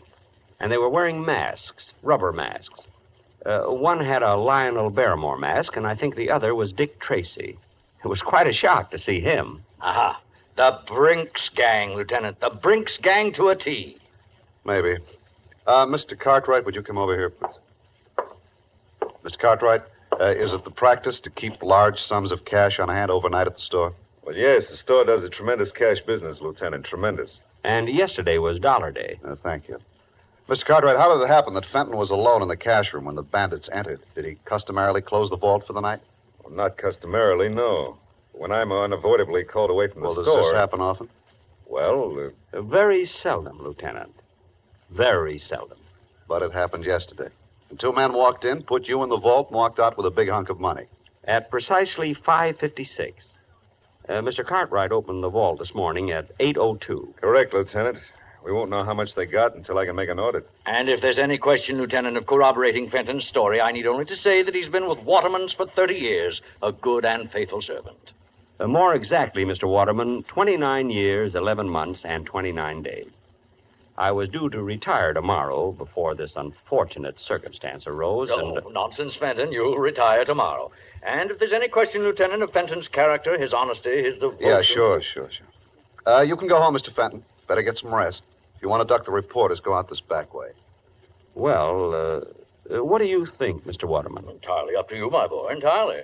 But in these days of doubt, of confusion, and dishonesty in high places, I believe your simple story of courage and devotion to duty will be an inspiration everywhere. Mr. Waterman, I am ready to face the press.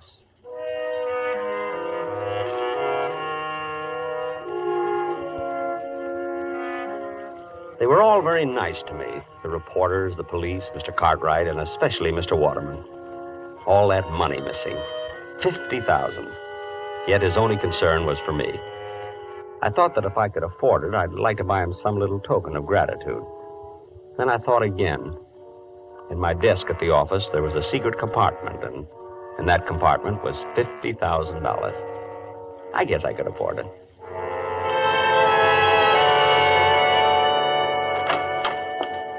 Yoo-hoo!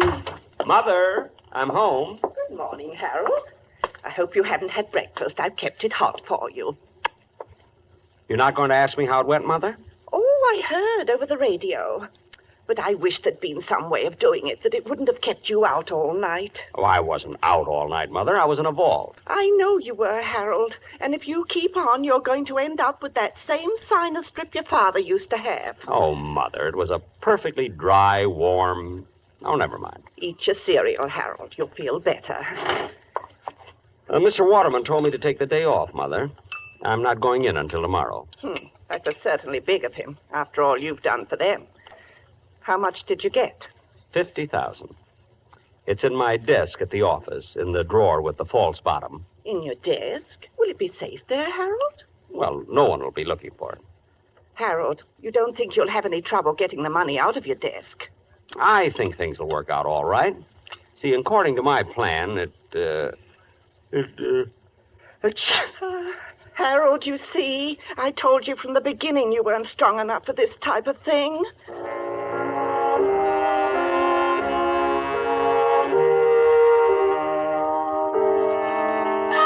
The next morning at 8:43, I punched in at the store. Figuring 308 working days a year, that made 9,240 punches. It was a little strange to think of this being my last. I walked through the store to the elevator, past lingerie, ladies' gloves, and perfume the way I always went. But this morning was different. People looked up when I passed. They spoke to me. They knew who I was. Even the brunette in perfume smiled at me.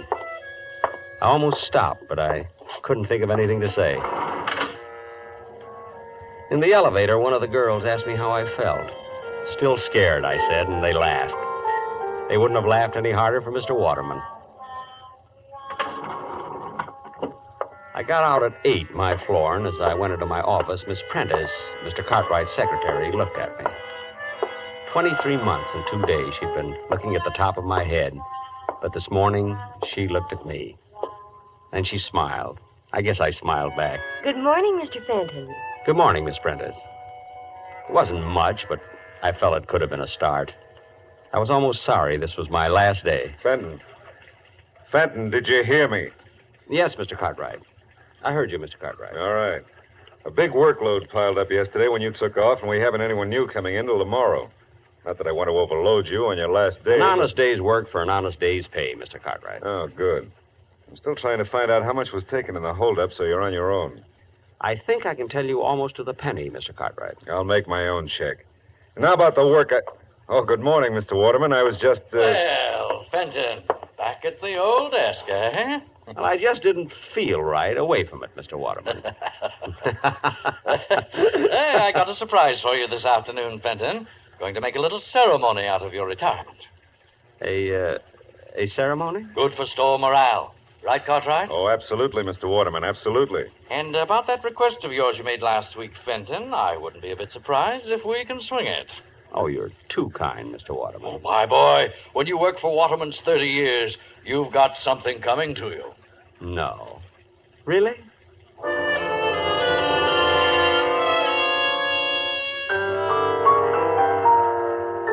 I ate my usual lunch that day, the Thursday Blue Plate Special at Elmo's Grotto.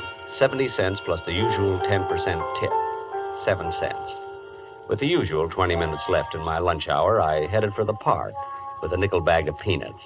The squirrels were going to miss me. No, Mr. Waterman. You've had 3 already. Give Mr. Cartwright a chance. Sit up, Mr. Cartwright. Sit. That's it. That's it. Excuse me. Would you mind if I join you, Mr. Fenton? Why, Miss Prentice. Of course. Of course not. Sit down. Thank you. Move over, Mr. Waterman. He does look a little pompous, doesn't he? Which one is Mr. Cartwright? There, with the small mustache. He bites. And, is there a Miss Prentice? Well, there is, but I believe she is, well... Nesting? Well... How long have you been feeding them, Mr. Fenton? They seem so friendly. 30 years, Miss Prentice. My favorite animal. You give a squirrel a nut, and does he eat it? No. He runs away and stores it in a hole. We could all benefit from their example. And now that you've stored your little nest egg, you're retiring, Mr. Fenton. Well, you might say that, yes. You're quite a fascinating character, Mr. Fenton. Me? I'm sorry I didn't know you sooner. You know, the whole store is talking about your ordeal in that vault. Oh, it wasn't so bad. In fact, I've always rather liked the vault. What an odd thing to say. Well, chacun est son goût, Miss Prentice. That's French for each to his own taste. Oh, you've been abroad, Mr. Fenton. Me? Oh, my goodness, no. Oh, but you will now that you're retiring. No, I've got my eye on a little cottage by a lake and woods. Lots of squirrels there. And no time clocks. You and your wife? Mother. Oh, I hope you get it, Mr. Fenton. Thank you, Miss Prentice. I wonder what the robbers are going to do with all that money. I wonder. It's 5-1. Shall we go back and punch in, Miss Prentice?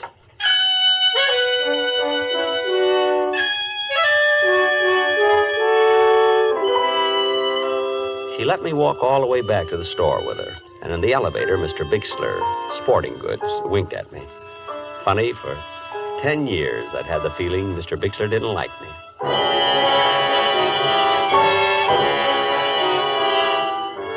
There was quite a gathering in the cashier's office when we arrived. All the executives from Mr. Waterman's down, and the editor of the store paper wandering through Waterman's. I'd sent an item to him last summer. Mr. Fenton of Cashier's Department spending his 2-week vacation at home. But he never printed it. Well, come in, Fenton. We've been waiting for our, shall we say, guest of honor. Me, Mr. Waterman? You, Fenton. We have a little ceremony which I'd hope to conclude before the lunch hour was over. Oh, I'm sorry, Mr. Waterman. Think nothing of it. This is your day, Fenton, your day. Oh, going to get a shot of the two of us, Wolf? Yes, sir, Mr. Waterman. Over by the door. Oh, if you don't mind, I'd like it sitting at my desk. I feel more, secure there. By your desk. How's this? Got it? Good. And now, Fenton, we all say farewell to a good and faithful servant, one who has given 30 years of his life as a contribution, however small, to making Waterman's the great institution it is today. Well done, Harold Fenton. Thank you. A modest man, but conscientious. His regular comings and goings passed almost unknown to many until his ordeal of 2 days ago. Locked all night in the vault by brutal and rapacious thieves. A night in which, in his own words, he relived each and every day of his 30-year service to Waterman's. Oh, greater devotion hath no man. It was nothing, really. And now, his labor's done, his burden borne, Fenton will live out the rest of his days in ease and comfort, because he has arrived at the retirement age of the Waterman pension plan, by which he will receive... $31.68 a month. $31.68 a month for as long as he lives. Thank you. And now, a little surprise for Harold Fenton. A week ago, in a letter to me, our good and faithful servant asked that on his retirement he be given permission to purchase for his home his old desk. Well, actually, Mr. Waterman, I don't know what I'd do without it. Oh, frankly, I put in a lot of thought on this simple request. I weighed the factors in my mind. On the one hand was Fenton's 30-year service. On the other... Mr. Waterman. On the other, he was already receiving his pension of, his pension. However... Please, Mr. Waterman. However, Fenton, my boy, I decided to go you one better. One better? Not a new desk. Nothing so unsentimental. Fenton, instead of allowing you to purchase the desk, I'm giving it to you. Phew. All right, boys, right in here. Take the desk wherever Fenton here wants it. Now, back to work, everybody. Month-end clearance today. Whoops. Easy, men. Don't drop it. Easy. Fenton, my boy, in the years ahead, when you're seated at your old desk, think of us, won't you? I certainly will, Mr. Waterman. I certainly will.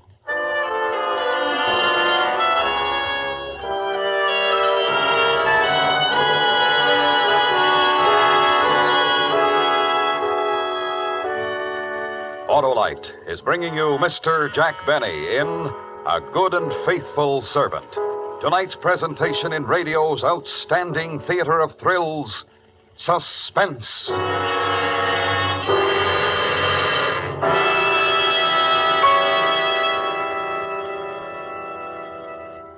Well, Senator, did you take my advice? Why, yes, Harlow. My Autolite spark plug dealer turned my worn spark plugs out of office and elected a set of ignition-engineered Autolite spark plugs. A wise move, Senator. Those Autolite spark plugs are designed by the same Autolite engineers who designed the coil, distributor, generator, and all the other important parts of the complete ignition system used as original equipment on many leading makes of our finest cars, trucks, and tractors. They're world famous for quality and performance. And my Autolite spark plug dealer nominated Autolite resistor spark plugs for my car, Harlow. Ah, you're on top now, Senator, because Autolite resistor spark plugs represent one of the greatest advancements in spark plugs for automotive use in the past 20 years. They offer proven advantages such as double life, gas savings, and smoother performance. And they're specified as original equipment on many leading makes of our finest cars. What's more, the Autolite resistor spark plug is just one of a complete line of ignition-engineered Autolite spark plugs for every use. So, fellow citizens, be sure, vote for Autolite. Right, Senator. Friends, take a tip from me and see your nearest Autolite spark plug dealer this week. And remember, from bumper to tail light, you're always right with Autolite. And now, Autolite brings back to our Hollywood soundstage Mr. Jack Benny in Elliot Lewis's production of A Good and Faithful Servant, a tale well calculated to keep you in suspense.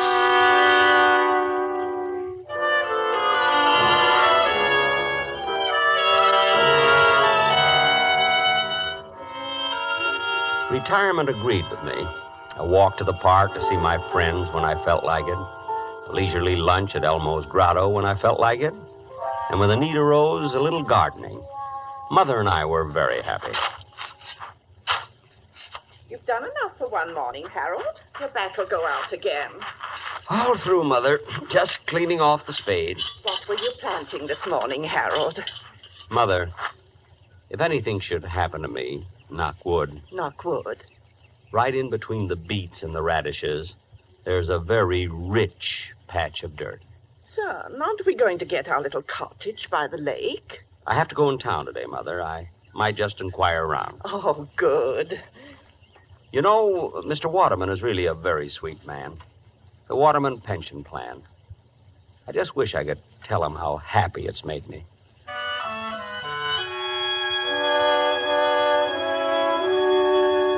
I hadn't told Mother, but Miss Prentice had called that morning.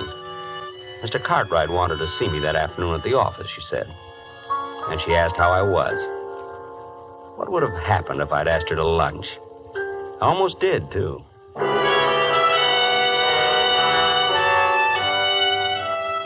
In the cashier's office at the store, Miss Prentice smiled when she saw me, and I smiled back. In fact, we struck up quite a conversation. Oh, Mr. Fenton, how are you? Fine. Just fine, Miss Prentice. Retirement agree with you? Yes, indeed. Fine. You notice we haven't filled your old job. No? Oh, yes, indeed. Haven't been able to find another man of your type.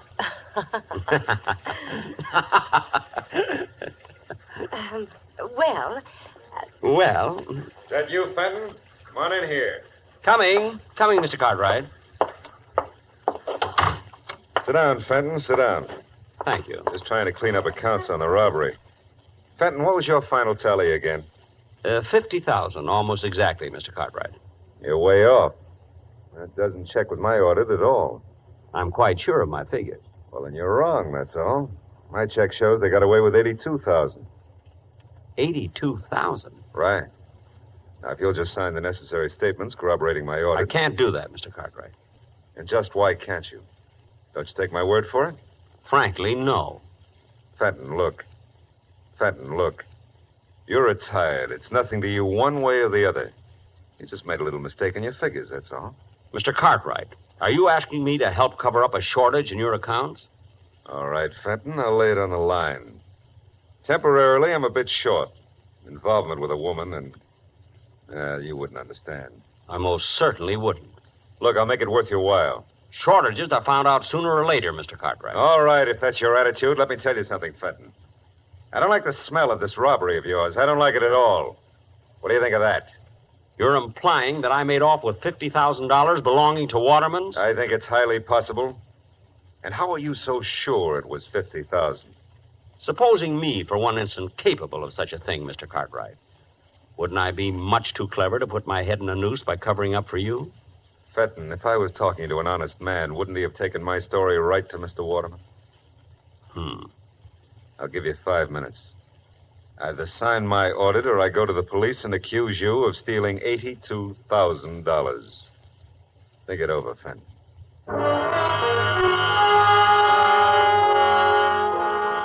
No question about it, Mr. Cartwright's dishonesty might be a bit awkward for me. My instinct about the man had been thoroughly sound. I had disliked him for 16 years. Well, there was only one safe way out of it. Well? Mr. Cartwright, if you need money... Yes? Why don't you rob the vault? Actually, it isn't hard at all. Well, how do I get away with the money? I'm sorry, I never reveal professional secrets. Well, then you'll have to help me, Fenton. Lock me in the vault and you get away with the money. Me? Sure. Then we're both in the clear for good. Help me out, Fenton. You mean I'm going to clear out the vault a second time? You'll never regret it. Regret it? The fact is, I'd rather enjoy it.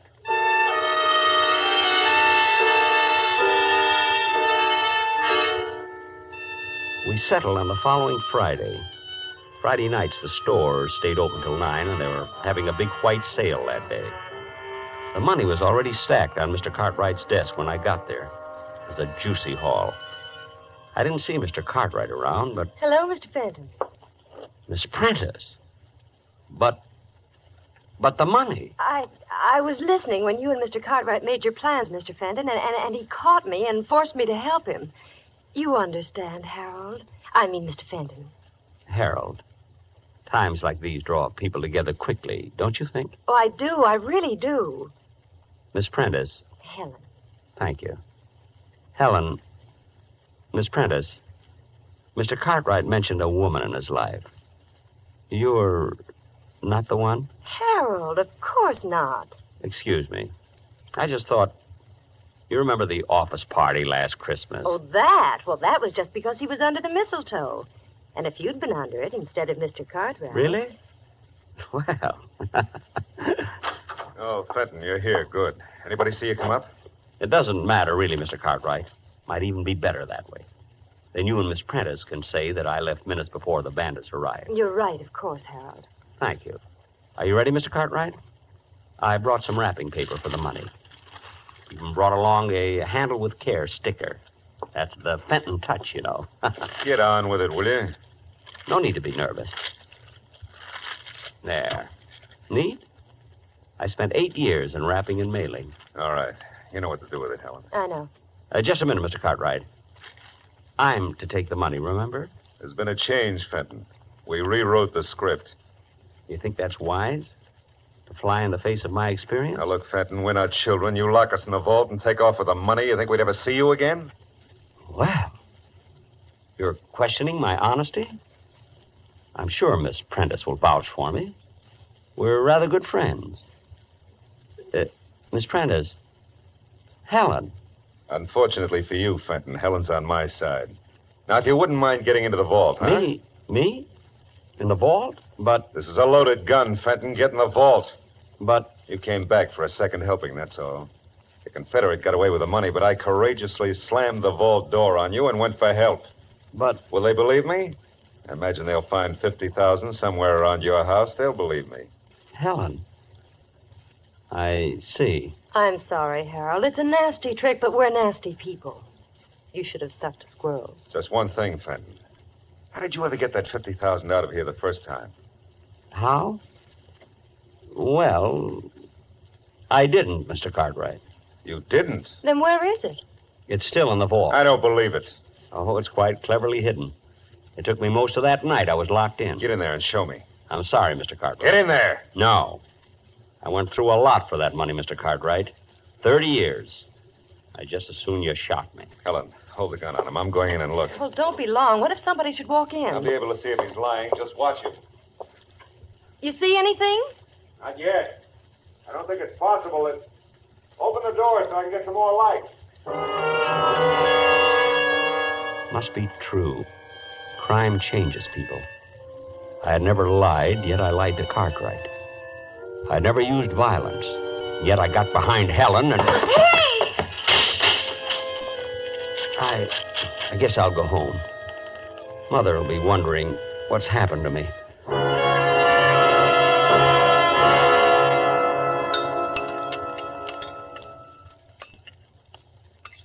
Some more cereal, Harold? I don't think so, Mother, thanks. What time is it? 8:10, son. Well, they would have opened the vault at 8 this morning. The police should be here any minute. Are you sure those two will implicate you, Harold? It seems likely, Mother. The gun would be hard to explain. And I think Miss Prentice will turn on Mr. Cartwright after a night in the vault. Yes, she's just the type. I'm sorry, Mother. I guess I just don't know much about women. It's all right, son. You think they'll be hard on you? Not very. I haven't spent any of the money.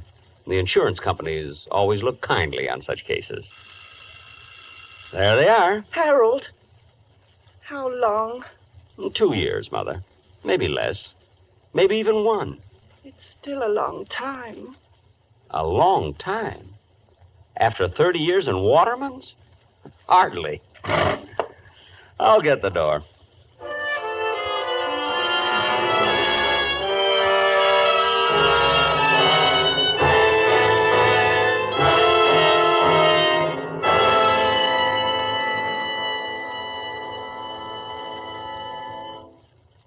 Suspense, presented by Autolite. Tonight's star, Mr. Jack Benny. This is Harlow Wilcox speaking for Autolite, world's largest independent manufacturer of automotive electrical equipment. Autolite is proud to serve the greatest names in the industry. They are members of the Autolite family, as are the 98,000 Autolite distributors and dealers in the United States and thousands more in Canada and throughout the world. Our family also includes the nearly 30,000 men and women in 28 great Autolite plants from coast to coast and in still other Autolite plants in many foreign countries, as well as the 18,000 people who have invested a portion of their savings in Autolite. Every Autolite product is backed by constant research and precision built to the highest standards of quality and performance. So remember, from bumper to tail light, you're always right with Autolite.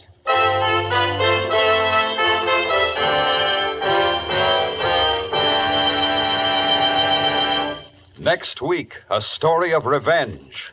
The desperate effort of a murderer to destroy the man who had committed him to prison.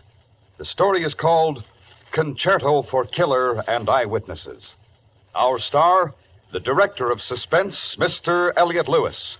That's next week on Suspense. Suspense is produced and directed by Elliot Lewis, with music composed by Lucien Morawick and conducted by Lud Gluskin. A Good and Faithful Servant was written for Suspense by Richard M. Powell. Portions of this program were transcribed. In tonight's cast, Norma Varden was heard as Mrs. Fenton, Doris Singleton as Helen, Gerald Moore as Mr. Cartwright, Joseph Kearns as Mr. Waterman, Hy Averback as Lieutenant Miller, and Charles Calvert as Mr. Wolfe. For the location of your nearest Autolite spark plug or Autolite battery dealer, or your nearest authorized Autolite service station, phone Western Union by number and ask for operator 25. Switch to Autolite. Good night. This is the CBS Radio Network.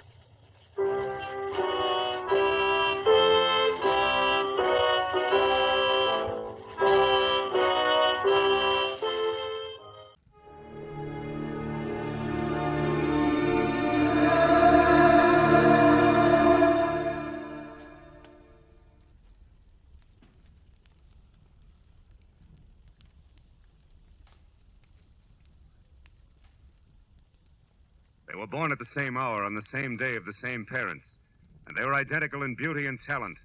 Only one was deadly, but the other was not.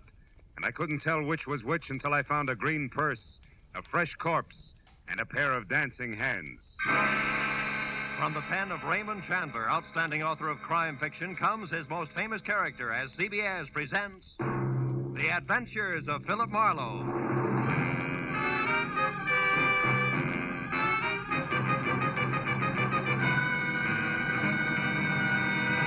Now, with Gerald Moore, starred as Philip Marlowe, we bring you tonight's exciting story, The Dancing Hands.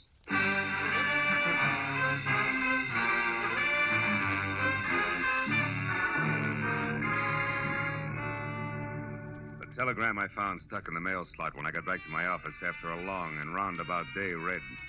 Enclosed, find a $50 money order. I want you to investigate a man. A table is reserved for you at the Saddle Club where I work. Come in time for the second show at 11, important. It was signed Beth Tyler. So at 11:15, with $50 worth of inspiration behind me, I drove over the Cahuenga Freeway and out Ventura to the Saddle Club, which pretended to be Old English by showing its beams through a flagstone facade. I went in the carefully rough-hewn oak door, and even before my eyes became adjusted to the cozy lack of candle power inside, Neil Redmond, owner and operator of the place, glided toward me, sporting his genial host smile, which tonight was even more forced than usual. How are you, Marlowe? It's been a long time. Business a pleasure, Phil. It's always a pleasure to come to the Saddle Club, Neil. I've even got a reservation. You know my food better than that, Marlowe. Uh-huh. Just don't let it get rough, will you? Come on, I'll find your table out front. I want you to see this show.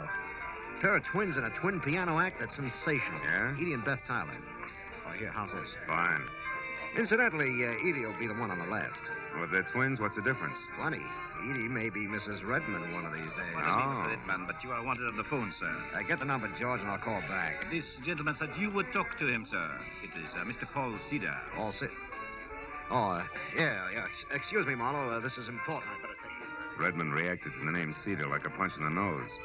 But I figured that was none of my business, which was more than I could say for a flabby, dull-faced character at the next table, who followed the nightclub owner all the way out of the room with a pair of watery red eyes, which he deliberately avoided turning in my direction. But at that point, an MC stepped out on the stage, and so I stopped worrying about Flabby in favor of the first look at my client. The Saddle Club is proud to present its second show of the evening, featuring the incomparable incomparable piano stylist, Edie and Beth in Dancing Hands. Here they are, ladies and gentlemen. Bring them up.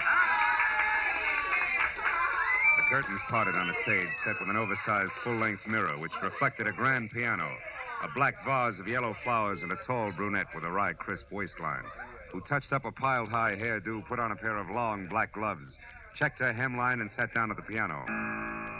And she ran through an involved arpeggio while her reflection in the mirror looked on in admiration. It was an old but cute routine, and the illusion was perfect because the Tyler twins were practically identical. I took another look at Flabby, whose face was pushed up in a nasty leer. He stood up, dropped his cigarette into his drink, and tossed a crumpled bill down on the table, just as the lights went out for the trick part of the act. On the dark stage, two pairs of purple hands danced over two glowing silver keyboards, which would have been good except that the pair of hands on the right, which belonged to Beth, suddenly stopped in midair and hit blue notes like a 9-year-old at her first recital. When the lights came up again, my client's face was as white as Middle Sea, and the flabby character, oozing a victorious smile, was on his way to the door. Well, they wrapped it up fast after that, and Beth ran into the wings, leaving Edie to take the bow alone. The band took over in a hurry and brought things down to normal. So as couples moved down to the dance floor and George the waiter headed for my table, I sat back and waited for that message from my client. Here you are, sir. Compliments of the house. Oh, thanks. Any message with this? No, sir. Just that Mr. Redman had to leave. Oh, thanks, George. I sipped the double scotch and wondered if I should take the initiative and contact my client. When the message I'd been waiting for came, good and loud. I jumped up, shoved my way through the gaping dancers to the dressing room hallway behind the stage. A gang of club personnel was bunched in front of a door, obviously locked, labeled Edie and Beth Tyler. Hey, it was one of the twins, Hey, what's the matter? It's one of the twins. She screamed. We got to get in. That door's locked. Break it down. But Get out of the way. It's Edie. It's Edie. All right, now, wait a minute. Hold it. She's all right. Clear out and give her a chance. Come on. Outside, everybody. Beat it. That means you two. Come on. Out. Here, Miss Tyler, take it easy. You're all right now. Come on, sit down. Tell me what happened. I don't know for sure. I was worried about Beth. I came back and didn't see her anywhere. Then I heard a noise in here. It was dark. I came in and someone grabbed me. A man? Yes. I don't know who it was. Mm-hmm. I screamed. He knocked me down. Then locked the door. Got out through the window there. Who are you? Oh, I'm Philip Marlowe, a private detective. Your sister hired me to investigate a guy. I was to meet her here after your number and find out about it. Any idea what's happened? No, I can't imagine. But, gee, Beth has been terribly upset ever since last night. Oh? What happened last night? Well, for one thing, my purse was stolen. Mm-hmm. But I don't see why that should upset her. Gee, there was nothing in it but $12 and my makeup stuff. Where's Beth now, do you know? No, I haven't seen her since she ran off the stage. I'm not even sure she came in here. No, she was here, all right. She dropped one of her gloves. You're still wearing both of yours. Where do you girls live? Maybe she went home. Well, Beth has a cottage out on Hazeltine, 4179. You don't live together? How come? Well, gee, Mr. Marlowe, just working with Beth is hard enough. She's so sarcastic. Okay, I'll wear my thick skin. One more thing, Miss Tyler. Do you happen to know where Neil went? Neil's gone? Mm-hmm. Gee, that's funny. He always stays till the place closes. Oh, he must be coming right back. I'll take a look. Then I'm going out to see your sister. Sarcasm and all.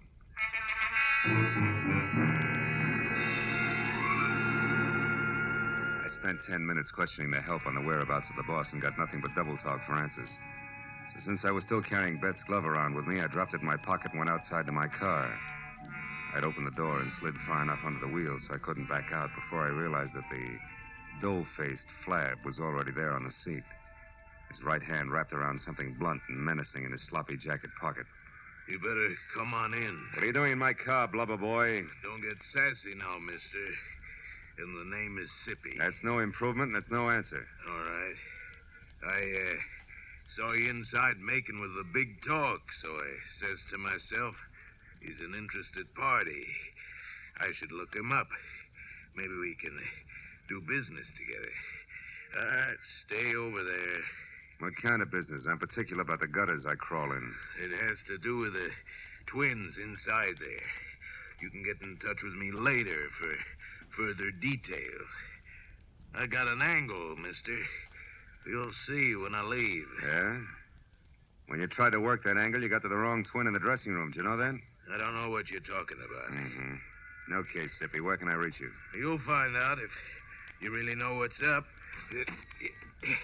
Don't try to follow me, though. I'll be seeing you. When Sippy slid out of the car and beat it, I made one move after him and then stopped cold. Because lying on the seat where he'd been sitting was a green leather handbag with the name Edie etched on it. I snapped it open. It had been stripped of everything but the scent of Amia and a smudged slip of paper that read, Number 9 Arrow Motel, Lancashire Boulevard. So that was Sippy's address, and he had the stolen purse. But the why of all the commotion over 12 missing bucks was still the number one question mark. And I figured the best place for an answer to it was at Beth Tyler's. So I drove out to Hazeltine. But even before I stopped at number 4179, I heard the piano. I walked to the door and stood there a moment listening. I eased it open, slipped inside. Soft, indirect lighting accented the figure of the girl at the piano. The little waves of iridescent crimson chased themselves over the smooth satin gown as she played. Glossy blue-black hair fell to her shoulders. Beside her, a burning cigarette sent a single plume of smoke into the still air. Just for a moment, I found it difficult to remember that she was my client. Oh? You're looking better, Beth. You're Philip Marlowe, I suppose. Yeah. I dropped by to return your glove, among other things. Just put it there on the table. With the other one. Where did you get it, Marlowe? In your dressing room at the club. Your sister tangled with an unidentified man who was hiding there after you left. While we're on that, why'd you shove off so fast? I was scared. How'd you know I'd find you? You're a detective. Remember? Mm-hmm. Look, if you want to burn up your retainer playing hide and seek, it's your business. Now, who's the guy you want me to check on? The flabby one who made you blow up tonight? Yeah, that's right. Why? Because I think my sweet twin sister is mixed up in something a little more serious than her usual scatterbrain escapades. And the flabby guy is in on it because he has a green purse, right? How did you know that? He left it with me. Name is Sippy. He lives at the Arrow Motel, number 9. Knows something worthwhile about this business, and he's anxious to sell it. All of which puts him a hop, skip, and a jump ahead of your detective. Now tell me, why is everybody, including Neil Redmond, all wound up over one stolen purse? What's it all about, baby? I don't know, baby. Suppose you find out and tell me. Wouldn't have anything to do with the fact that Neil loves your sister and you love Neil, would it? Marlowe, I hired you to investigate a man, not to pry into my personal affairs. You'll get more for your money if you stop holding out on me. It's my money. Besides, I'm not holding out. Believe me. I'll try. Real hard. Well, as soon as I've got something, I'll call you. Where are you going now? My retainer entitles me to know, doesn't it? Yeah, it does. First to the club to find Redmond and get his side of it, and then I'll probably drop in on our chum, Sippy, at the Arrow Motel on Lancashire. Good. I'll, keep a light in the window for you. Oh, sweet. Also keep your door locked. From the inside, baby. As I drove down the dark, winding street toward Ventura Boulevard, I caught a flash in the rearview mirror of a station wagon behind me. It looked like a tail, so I opened up. But it stayed with me. When it swung out into the left lane to pass, it suddenly cut in front of me. I jammed on the brakes as the spotlight slashed at my eyes, and when my front wheel banged against the curb, I was already half out of the car. Stop right where you are, fella. Don't come 1 inch closer, I'll drop you. I switched off the spotlight, and I saw a face the texture of a doormat over an embroidered purple shirt and orange tie. He had hand-tooled, high-heeled boots on and was topped off by a 10-quart cream-colored Stetson. But the doormat face was grim, and the silver-barreled Colt pistol in his hand looked right at home. I followed you up here from the Saddle Club. I don't know what your game is or why you're messing around and what don't concern you, but I aim to find out mighty quick, so start talking. Okay, first I resent being crowded off the road. Second, I resent a spotlight in my face. And third, I don't like pistols pointed at my stomach. So cool off, Jesse James. You're wasting your time and mine. You got it wrong there, friend. Paul Cedar don't waste his time, and you're going to find that out. Paul Cedar, huh? Yeah. Don't tell me you're all excited over a stolen purse with $12 in it. $12? Yeah. Listen, clown, there's 30 grand missing somewhere between Redmond and me, and I'm going to get it. 30,000? Yeah. Redmond's a high roller, and that's okay with me. But he lost it fair and square in my joint over in Nevada, and I've been holding his markers much too long. So if I have to chalk that dough off to experience, it's going to be a pretty unpleasant experience for a certain party. Get me? Yeah, I get you. But you're shoving the wrong way, Longhorn. Somebody's trying to make a fool out of me, bright boy, and I don't stand for that. I'm liable to shove a lot of ways, and hard. So don't get underfoot. You're sure to get stepped on. So long, dude.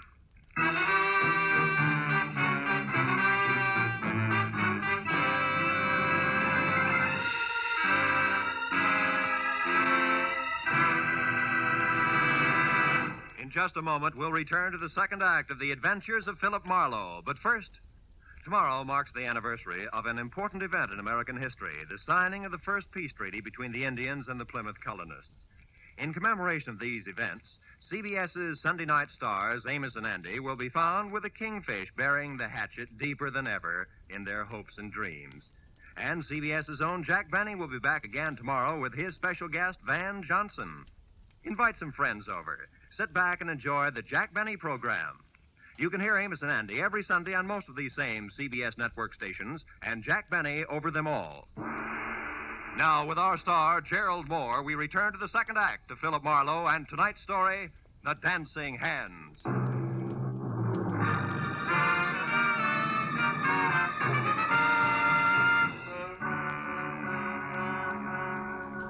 When the Texan from Nevada galloped off in his trusty station wagon, I forgot all about Neil Redmond and headed instead for Sippy and his further details at the Arrow Motel on Lancashire, where Bungalow 9 turned out to be an all-alone green and white collection of clapboard that showed light, a half-open door, and nobody home to my knock.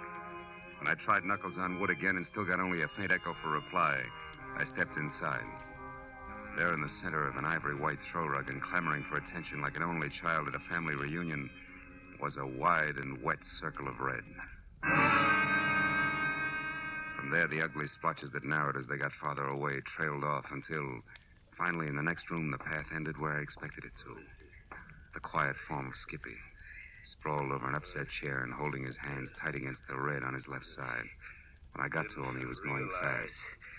30 grand. A lot of dough. Didn't know I was shooting that high. And the twins. One what, Sippy? One of them. Did one of them do this? One. He's dead, isn't he, Marlowe? Yeah. Yeah, Redmond, he's very dead. Oh, no, Marlowe. I only found him a few seconds before you did. Yeah, and the rest of that run, you heard someone coming, you didn't want to be seen, so you ducked back out of sight, huh? I don't buy it, Redmond, because for one thing, it's too pat. For another, how do you explain being here in the first place? Come on, fast. Okay, I'm here because I'm in a nasty jam. Like what? Like $30,000 I've got to pay in the next hour to a guy named Paul Cedar who's running out of patience in a hurry, believe me. About that I do. I've already met the gentleman. But right now, Redmond, we're talking about Sippy. Okay. Last night I had things to do, so I gave Edie Tyler the money for the payoff to Cedar. A couple of minutes after she stepped out of the club, somebody roughed her up and got away with her purse and the 30 grand. You're a liar, Redmond. Edie herself told me that purse only had $12 in it. How come? Simple like, Marlowe. In my business, you never yell copper too soon or too loud. It doesn't pay. Mm-hmm. Now, look, for the third time, Redmond, you and Sippy, how do you figure? I don't know. He was at the club tonight, acting funny. When he left, I got a glimpse of Edie's green purse sticking out of his topcoat pocket. Later on, I saw him run away from a car near the club, so I followed. I ended up here a couple of minutes behind him, and that, Marlowe, is the truth, I swear. What'd you do at the drop of a... Hey, wait a minute. Look, if you're telling the truth, I begin to get a different picture. And by that, I specifically mean a very talented but very sly dame named Beth Tyler. Oh, no, Marlowe. Why not? Because you love Beth's sister? Face it, Redmond, it doesn't add up any other way. Sippy here couldn't have stolen that purse from Edie. If he did, he'd have taken his dough and blown, not spent his time putting out feelers. But on the other hand, if Sippy happened to see Beth take it from Edie, empty it, and toss it away, we've got another story, right? Ah. Because he wouldn't make a move until he knew how much he had gotten away with. Exactly. But there he ran into trouble because he was trying to get close to Beth. And in doing that, he got mixed up and went for Edie instead, like tonight at the club. Sure. And the dying man's words just now about one twin. To which you can add the unpleasant fact that I personally ran off at the mouth when I was up at Beth's an hour ago. So she knew where to come for Sippy. Look, Redmond, it's got to run that way. I'm sure of it. Well, maybe you're right, Phil, but right or wrong, I'm still in the jam. So if you don't have any objections, I'm going back to my club now for a last try at raising that money again before Cedar shows. You mean you're going to face him, Neil, with or without her? I've got him, Marlowe. You see, I own a fast club, all right, and I gamble a lot, too. But I don't welch on my markers, no more than I knock over flabby little guys. You know what I mean, Phil? I think so. But don't fold now, Neil, because I might still be lucky enough to catch up to Beth Tyler and your money both before your time runs out. And right now, that means fast to a phone and a call to Edie, who might know which way a runaway twin would head. I'll see you, Neil. The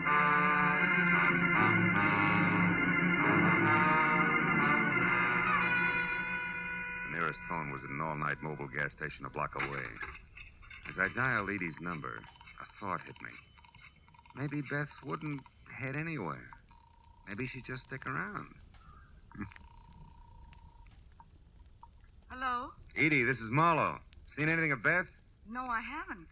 But why? What is it, Marlowe? Well, from where I stand, two things. First, your sister has the $30,000 and $12 that was in your purse last night. Oh? And second, she's just about it for a sloppy around the edges murder.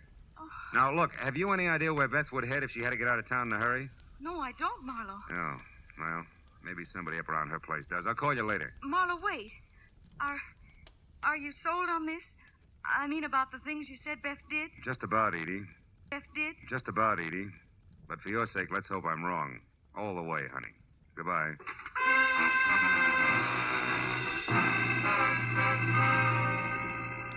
Driving fast back toward Beth's place on Hazeltine still left me enough time to think about a not-too-small detail that I'd completely overlooked. Thanks to me, the entire Los Angeles Police Department knew nothing about what was going on in and around the Saddle Club. 5 minutes later, when I'd parked away from the dock and obviously deserted number 4179, I'd walked back and around to a pair of uncurtained French doors at the side. I knew that oversight is what is generally called a blunder. But the next second, I knew it was nothing compared to the one I was making currently. If you so much as turn your head again, Marlowe, I'll kill you. Not like you did Sippy, please, Beth. I'd hate to go that way. Sippy was a mistake, Marlowe, believe me. I was rushed. So you shot and ran, huh? Yes. But I didn't run too far, because from where I stood, I could hear and see both you and Redmond and talking the whole thing over. And when you knew that we'd caught on to your act, you decided to follow me and see where I was going before you made your next move. Is that it? Exactly. Now get inside. Go on, the door's unlocked. All right. Now get over there, near that closet, and don't turn around. Why not? Afraid of the look on my face when you shoot? Shut up, Marlowe. And stop being brave. Because unless I have to, I'm not going to kill you. After all, you've already served your purpose. Which I presume was getting mixed up in this mess just long enough to find out about Sippy for you. You presume correctly. Also, you talk too much. Now open that closet and get inside. All right. Go on. As you say. But first, baby, one question. Did you do all this for the 30 grand alone? Or does it tie in with Neil Redmond and the way he feels about your sister Edie? It's a little bit of each, Marlowe. But as I said, you talk too much. So get in there and shut up.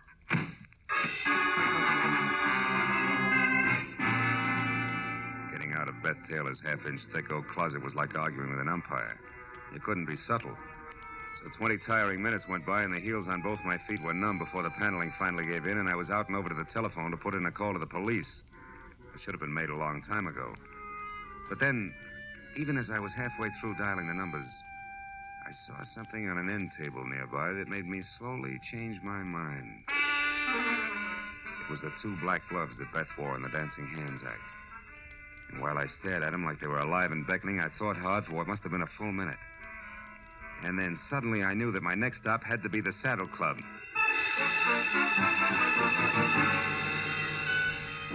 As I parked at the Saddle Club, I saw light drifting out of Neil's office, which was something I had expected. Inside, I moved along a dark hall toward what I knew would be the trio of Neil Redmond, the Nevada Texan, and Eddie Tyler. All right, Redmond. The raucous voice of Paul Cedar was anything but happy. How stupid you think I am? Oh, let's Cedar, I'm telling the truth.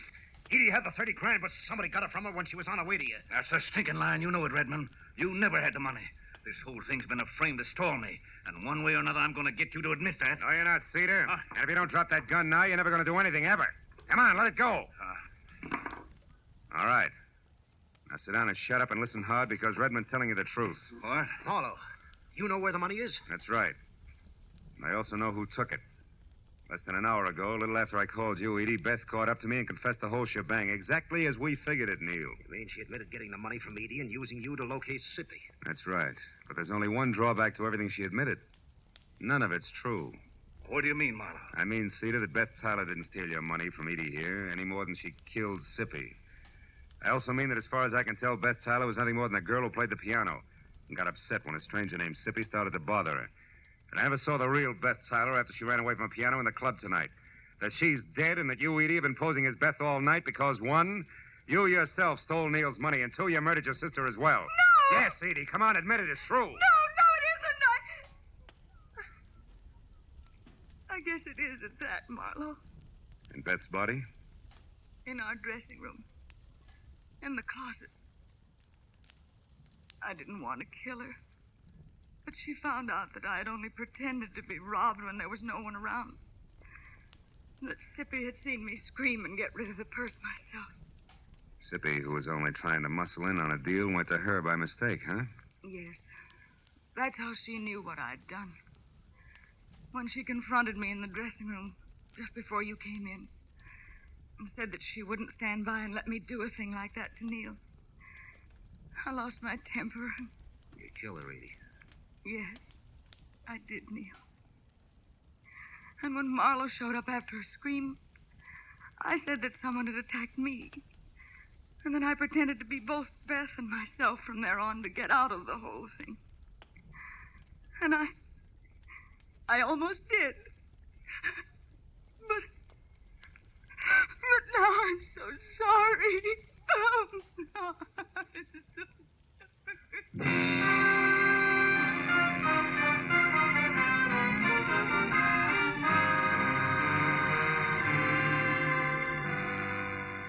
A couple of bad hours went by before the police had everybody's story, and Paul Cedar and the 30,000 was gone from Nevada, and Edie was gone for good.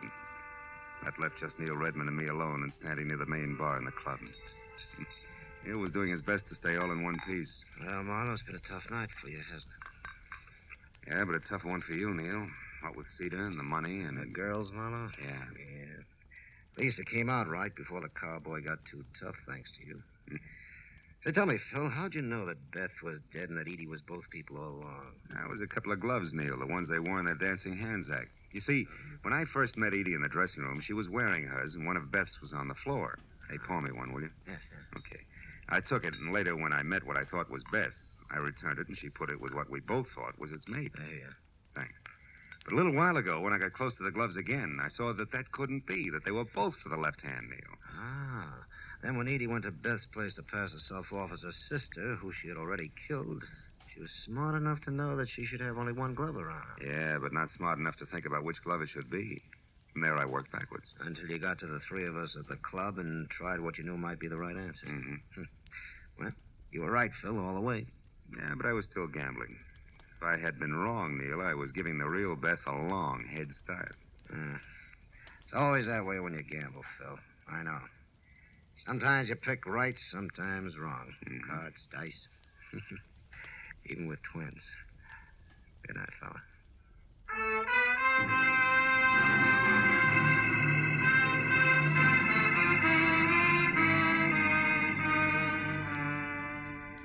When I finally got to my car, started out of the valley and back toward Hollywood. It was better than 8 o'clock in the morning. And here and there as I drove, I saw people who I'd never heard of and who'd never heard of me, stumbling outside after their morning papers. And I got to wondering what they were going to think when they read about a girl who had killed both her twin sister in a nightclub and a flabby guy in a motel who wasn't much good. Oh, well, it was hard to say. And for myself, I was too tired to think. Or maybe I just didn't want to.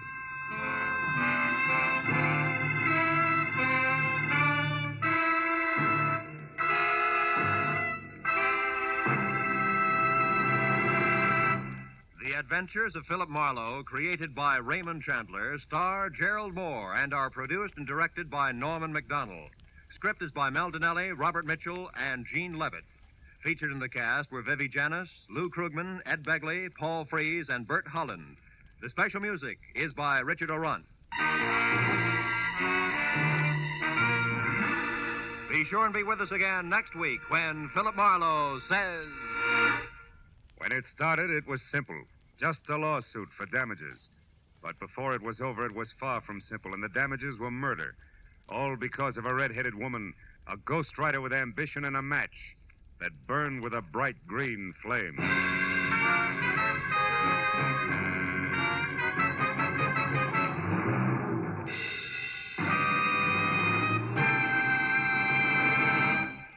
With part of its star-studded Sunday nights devoted to shows named after great personalities such as Jack Benny, Lum and Abner, and Amos and Andy, CBS also goes to famous fiction for one of the brightest, most dramatic of its Sunday galaxy, The Adventures of Sam Spade. Created by the master hand of Dashiell Hammett, Sam Spade cuts a new and deadly caper with mystery, murder, and adventure on most of these same CBS network stations every Sunday. Join him tomorrow night. This is Roy Rowan speaking. Now, stay tuned for Gangbusters, which follows immediately over most of these same CBS stations. This is CBS, the Columbia Broadcasting System.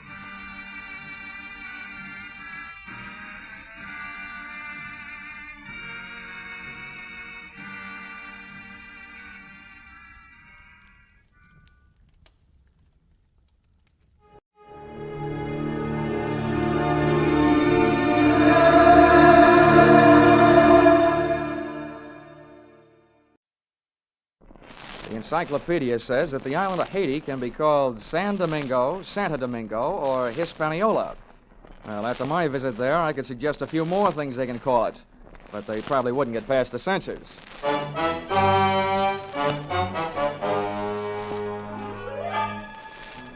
This is another in the adventures of America's fabulous freelance insurance investigator, Johnny Dollar.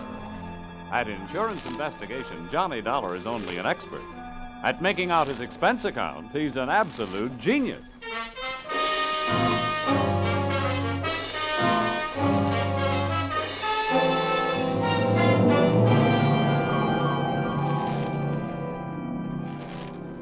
Expense account submitted by Special Investigator Johnny Dollar.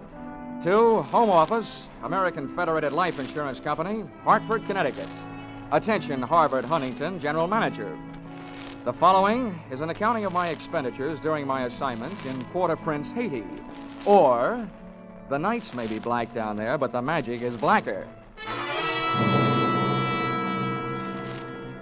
Expense account, item 1, $15 for a pair of tickets to see the show Detective Story at the Hudson Theater, New York, which I never got a chance to use since I was sitting in the living room of your Hartford home promptly at curtain time. I want to thank you for coming out here. Why, that's all right, sir. Sorry to break into your evening like this, but since I have, I'll get right to the point. Fine. Perhaps you've heard of the Gordon family here in Hartford. Well, what I see of the society page is while I'm flipping back to the sports section. But I've noticed the name. Diamond-studded, aren't they? Yes, immensely wealthy. Pillars of society, and surprisingly, quite a proper family. Oh. It is all but one of the sons, Ralph. He's a heavy drinker, complete waster, ne'er-do-well. A blot on the old escutcheon, eh? Yes, continually getting into one scrape or another. Now he's done it again. I take it that you're not worried about Ralph the man, but about Ralph the policyholder. Well, to put it bluntly, yes. I don't think it's unethical for a company to protect its interests. In this case, the policy is in the amount of $150,000. Payable to his death to charity or to his wife if he's married. Oh, it's quite a piece of paper. Yes, to be quite candid, I rue the day it was issued. But the point is this. Ralph Gordon, at last report, is dying aboard his yacht at Port-au-Prince, Haiti. Oh, you don't need me, Mr. Huntington. You need the Mayo Clinic. Dollar?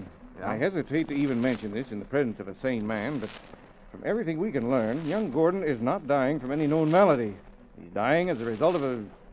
Well, it's pure nonsense. He's supposed to be dying as the result of a voodoo curse. Now, anyone with any sense... Now, wait a minute. Where'd you get your information? From his older brother, Thomas. He's a doctor. He's down there in Haiti with Ralph. I want you to go down and debunk this thing, Dollar. Find out what's wrong. Why, any sane man knows there's no such... voodoo. You don't believe in it, do you? No. Not unless I see it working.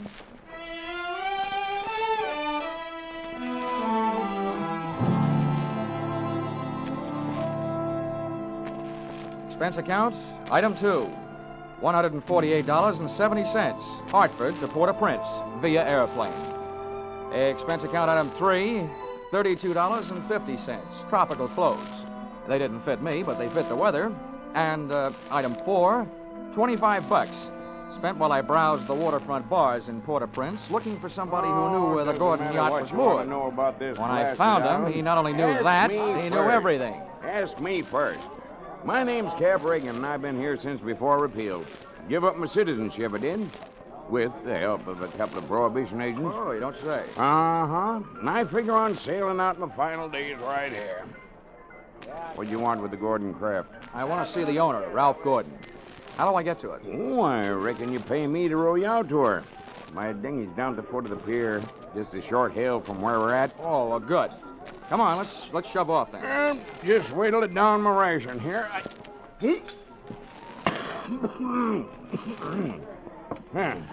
That'll put me shipshape. What'd you say you wanted with that schooner? You figuring on buying her? Thanks for the compliment, pal. Listen, if I bought a boat today, it would have to be a surplus life raft. Now, I told you I want to talk to Gordon. Friendly visit or other kind? I'm beginning to see how you know so much about this island. Well, never question, never learn. Remember that, Sonny? Yeah. Yeah, this way. Veer off to starboard.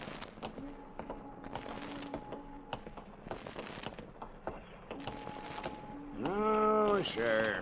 Never question, never learn. Yep.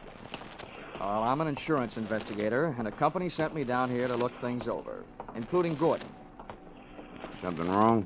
I don't know yet. What do you know about him? A jug full, Sonny, a jug full. Stood into the harbor about 2 months back.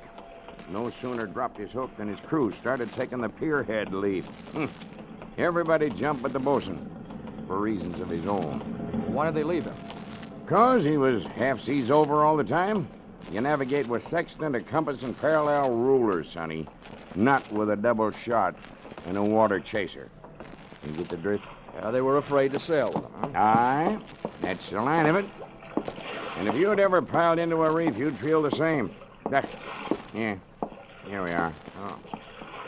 That's my dinghy down at the bottom of that ladder. There's Gordon's yacht out there. You see her? Oh, yeah. That tug's passing the stern of her now. Yeah, say. That's a lot of boat. Yeah. She carries a suit of sail like a grain clipper. Wait till you see her close up. She's as dirty as a garbage scow.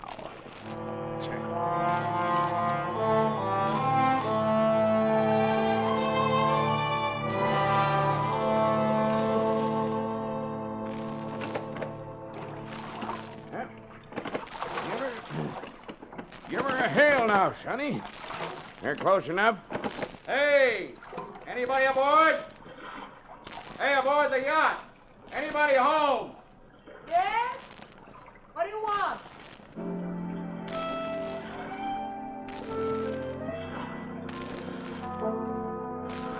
If the ship was dirty, I didn't notice. It may have had good lines, too, but it couldn't have touched what stood at the rail wearing clam diggers, an off-the-shoulder T-shirt, and a Caribbean tan. Oh. There's a rim hull for you. Yeah.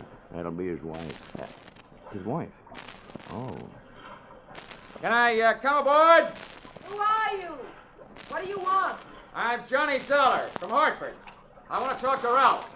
Oh. Why, yes, then I guess you'll have to come aboard. Here. I'll swing the stern into the ladder. Okay. There you be. Oh. Steady now. Steady. Okay, Cap. You wait for me, huh? Yeah.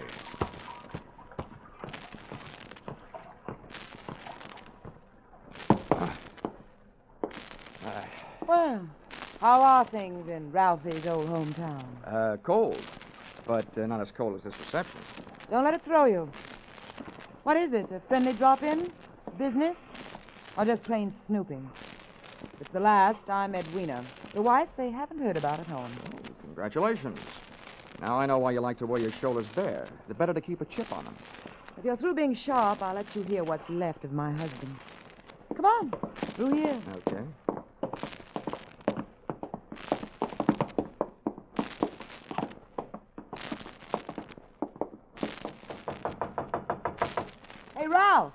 Ralph, you've got a visitor from Hartford. Get away from this cabin, you dirty little gold digger, and take your visitor with you. Wine's all gone. Why don't they send another case of wine? There you are, chum. He's got the door locked. He'll stay that way till he runs out of wine. You heard enough? Yeah. Enough to know how you acquired your charming attitude. Forget it. I walked into it with my eyes wide open. Let's get back out on deck. The light's better for throwing bobs at each other. Yeah, sure. Sounds like fun.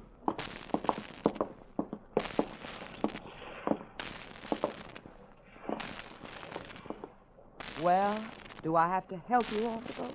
Not until you help me by answering some questions. I'm an insurance investigator, and I was sent down here by the company that holds a policy on your husband's life. Oh, what should I do, Finch? The story they got was that Ralph was dying from some kind of a voodoo curse. They don't believe it, and neither do I. Why not? That might be true. Huh? Some old dame. They call her Maria Lascelles. She came out to the boat. She yelled some things at him, and when Ralphie threw a bottle at her, she swore she'd put a curse on him. How'd they hear about that back in Hartford? Ralph's brother, Dr. Thomas Gordon, told them. Do you know him? Yeah, we hate each other. I wonder why he told them. Maybe because he thought somebody, who'd be better off with Ralph dead, was using Maria Lascelles' curse as a cover-up. How would you stand as his widow? Get off this boat, get off. Never mind the act. You're his beneficiary. Or didn't you know? I said get off. What's the trouble, Eddie? Oh, him. Yo, come here, will you? All right. Who's the boarding party? Just get him off him. I'll see you in my cabin. Sure, honey. Anybody gets you this upset, it'll be a pleasure. Well, mate, do you walk or dive? Save your strength for the last scene, Goliath. I was just leaving.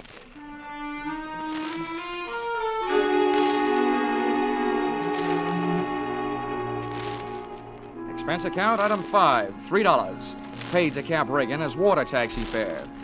Item 6, 80 cents. Land taxi fare to Hotel Francois. An up-at-the-heels hangout for not only the best in tourists, but also Brother Thomas Gordon, M.D.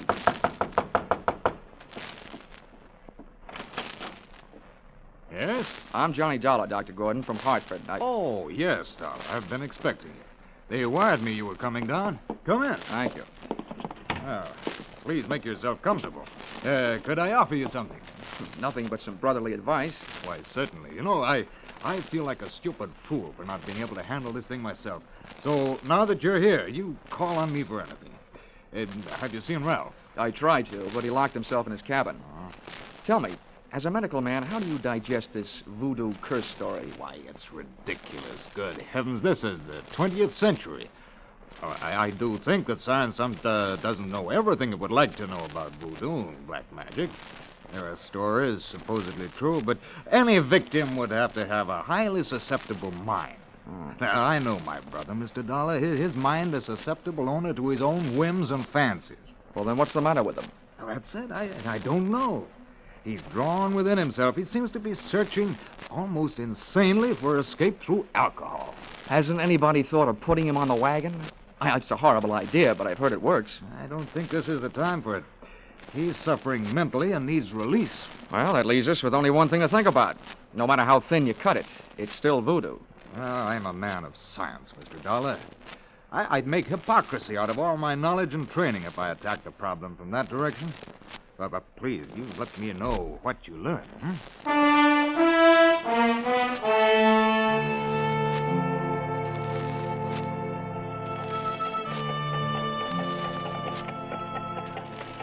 Expense account, item 7, $4. Rental of horse and cart in which my walking tourist guide, Cap Reagan, and I jolted out of town in search of Maria Lascelles. Something made me feel like I was riding my last mile in a tumbril en route to the guillotine. The moonlight was fighting a losing battle against an army of storm clouds that were sweeping in. And then to make it worse, I heard a drum. You there, Sonny? Yeah, sort of a tired Gene Krupa. Means we're getting close to Maria's headquarters. Is she the only one around here? Yep. None of the good Hougans performs in her territory. She's too mean. Oh, great. What's the matter? We're here. And that's the path. Over there by that gnarled old tree. From here on, you plot your own course. This is close enough for me. Oh, me too. Well, how do I know I can't put a curse on her? I've never tried. Smooth sailing, Sonny. The path ran along the edge of a field of sugarcane. On the other side was a solid wall of jungle. First, I smelled some feathers burning. Then I heard the chant. There was an opening in the wall of jungle that led to a small clearing, and just before the moon was smothered by another cloud, I saw a shack. Little clouds of smoke curled out through an open door, and I could see the glow of a fire on the floor inside. Maria, I want to talk to you. Who is it? Comes to the house of Maria. My name wouldn't mean a thing to you, but what I have to say will. Can I come in? Andre, what is this word of so great importance to stop Maria? All I know about voodoo is I don't believe it. Papa Legba. I've come to you because I haven't gotten any answers from anybody else. I want to know what's behind this so-called curse you put on Ralph Gordon. You don't believe? You let me make you believe, eh? Ralph Gordon, he died tonight in the wind and rain. And for you, I have magic now. Look, regard my fire. You will see, you will believe this work. Voila! Billy!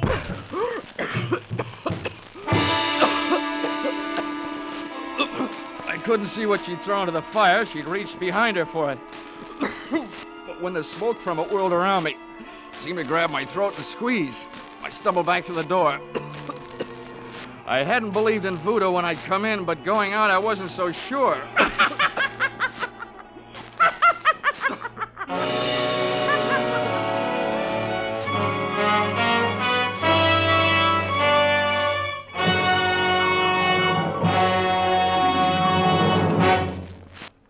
In just a moment, we'll return to the second act of Johnny Dollar. But first, the two Orange Bowl teams, Santa Clara and Kentucky, will be honored by Vaughn Monroe and his CBS Caravan tonight. Vaughn and his great band will play favorite songs of the two Orange Bowl teams. Be sure to hear Vaughn Monroe's Caravan, followed by the Gene Autry Show on most of the same CBS stations tonight and every Saturday night. Now, with our star, Charles Russell, we return to the second act of Yours Truly, Johnny Dollar.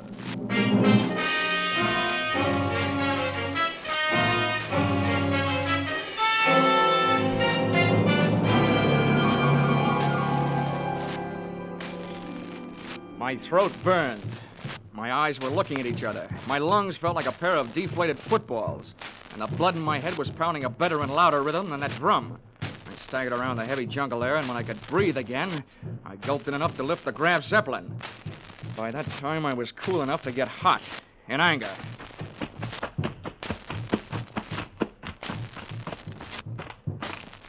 I got back to the shack. Maria had either disappeared into space or flown the coop.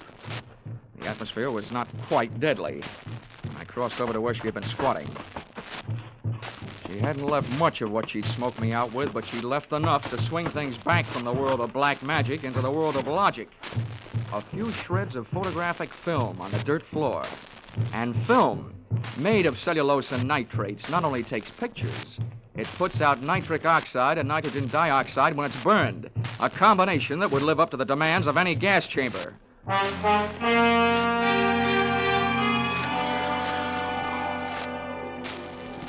captain rowed me out to the Gordon yacht.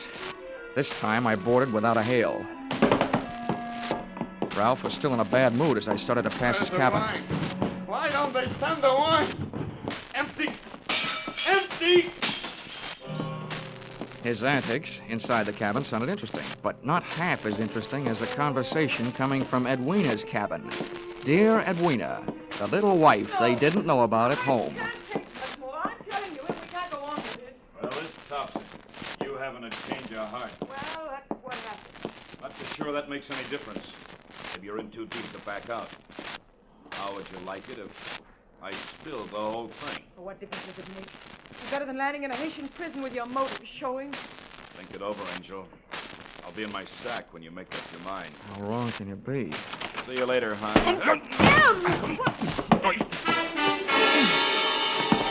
since I've been on the receiving end of so many surprise sluggings, this was almost a pleasure. What are you doing on this ship? Get off. Oh, no. Not of that intriguing conversation I just heard. How much did you hear? If I added it to that gas assault Maria LaSalle threw at me, it'd be enough to nail you and Loverboy here for conspiracy to commit murder. Well, I don't know what you're talking about. The point is, I know what you two were talking about. Oh, listen to me. You've got to believe me. I don't have to. Well, try me anyway. Well, I admit that him and I... Well, it was because Ralph turned into a wino after we were married. Well, this probably marks the first time in history that an icicle melted in Port-au-Prince. Please let me finish. When my marriage went to pieces, I had to do something or go crazy. To see Ralph drinking up all the champagne on the island was just more than I could take. I was going to divorce him and leave with him, but we weren't going to murder him. Chapter 1 has so many holes in it, it would have been printed by a punch press. You don't worry about landing in prison with your motive showing when all you're planning is divorce. Oh, yes, you do when people are waiting for your husband to die under mysterious circumstances. That's why I was trying to make him go away. If Ralph died, who'd look any farther than the erring wife? Can you lock this cabin from the outside? Yeah? What are you going to do? You're not going to lock me in? No, just your playmate. You're coming with me. Where? To Maria LaSalle's. I want to catch your reaction when she sees you. You don't believe me. No.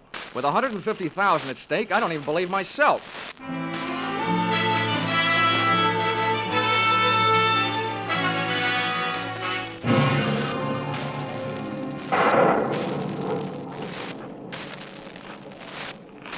There's her shack. Go ahead. Go on in. Oisy, come to the door of Maria. Come to the door of Maria. Who are you, woman? Well, Mr. Dollar, are you satisfied? Not quite. And you who don't believe, why are you here? You wish again to see the power of my smoke? Let's drop the act, Maria. I know what you threw into the fire. It was my Booker smoke. Yeah, well, a good man from the police laboratory can sift enough out of those ashes to know it was film. What is this you say? I say that I've got enough on you, you old fake, to put you in the local pokey. Who dares to speak this to Maria? And that's where you're going to go if you don't cooperate. That's a promise. What is it you want? Did somebody put you up to this cursed business that Ralph Gordon is supposed to be under? Well, a man of your race. Who was it? I do not know. Now go. That is all. It's not enough. What was his name? I don't know the name. What did he look like then? My eyes are closed. Nuts. Come on. No, Taking you into town if I had to drag you by the hair. No, don't touch me. I will tell you how it is. It is true. I do not know the name or the face. He come to me. He asked me when comes the next rain and wind. I tell him last night. But it is tonight. The storm comes with the sea.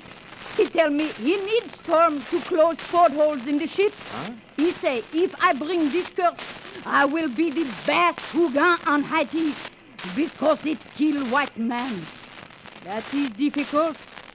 That is all. Now you go. How about the film for the fire? Did he give it to you? This is true. Not long before you come. Well, get rid of it, Granny, before you lose your license to operate. Now, you go. Maria will be alone.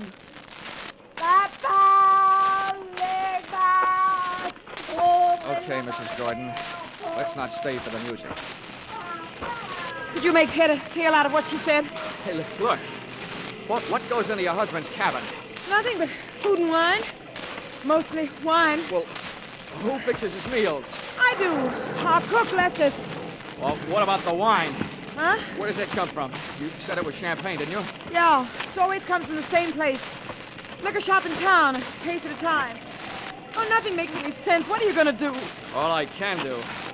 Try every angle. But that's not all I'm going to try in that liquor shop.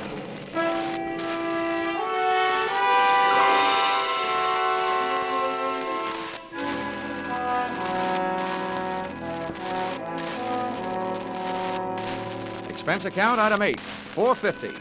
2 quarts of rum, the purchase of which helped loosen the tongue of the proprietor who had been supplying Ralph Gordon's champagne. Much wine. A case at a time, packed in dry ice. There is And no the doubt. words that poured out weren't exactly intoxicating, but they sent me staggering to the nearest phone.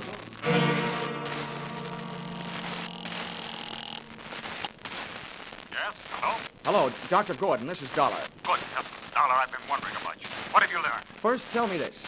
What would happen to a man if he was in a ship's cabin on a stormy night with all the portholes closed And there was a lot of dry ice in there with him. What was that? A small room. No ventilation. A lot of dry ice. A lush,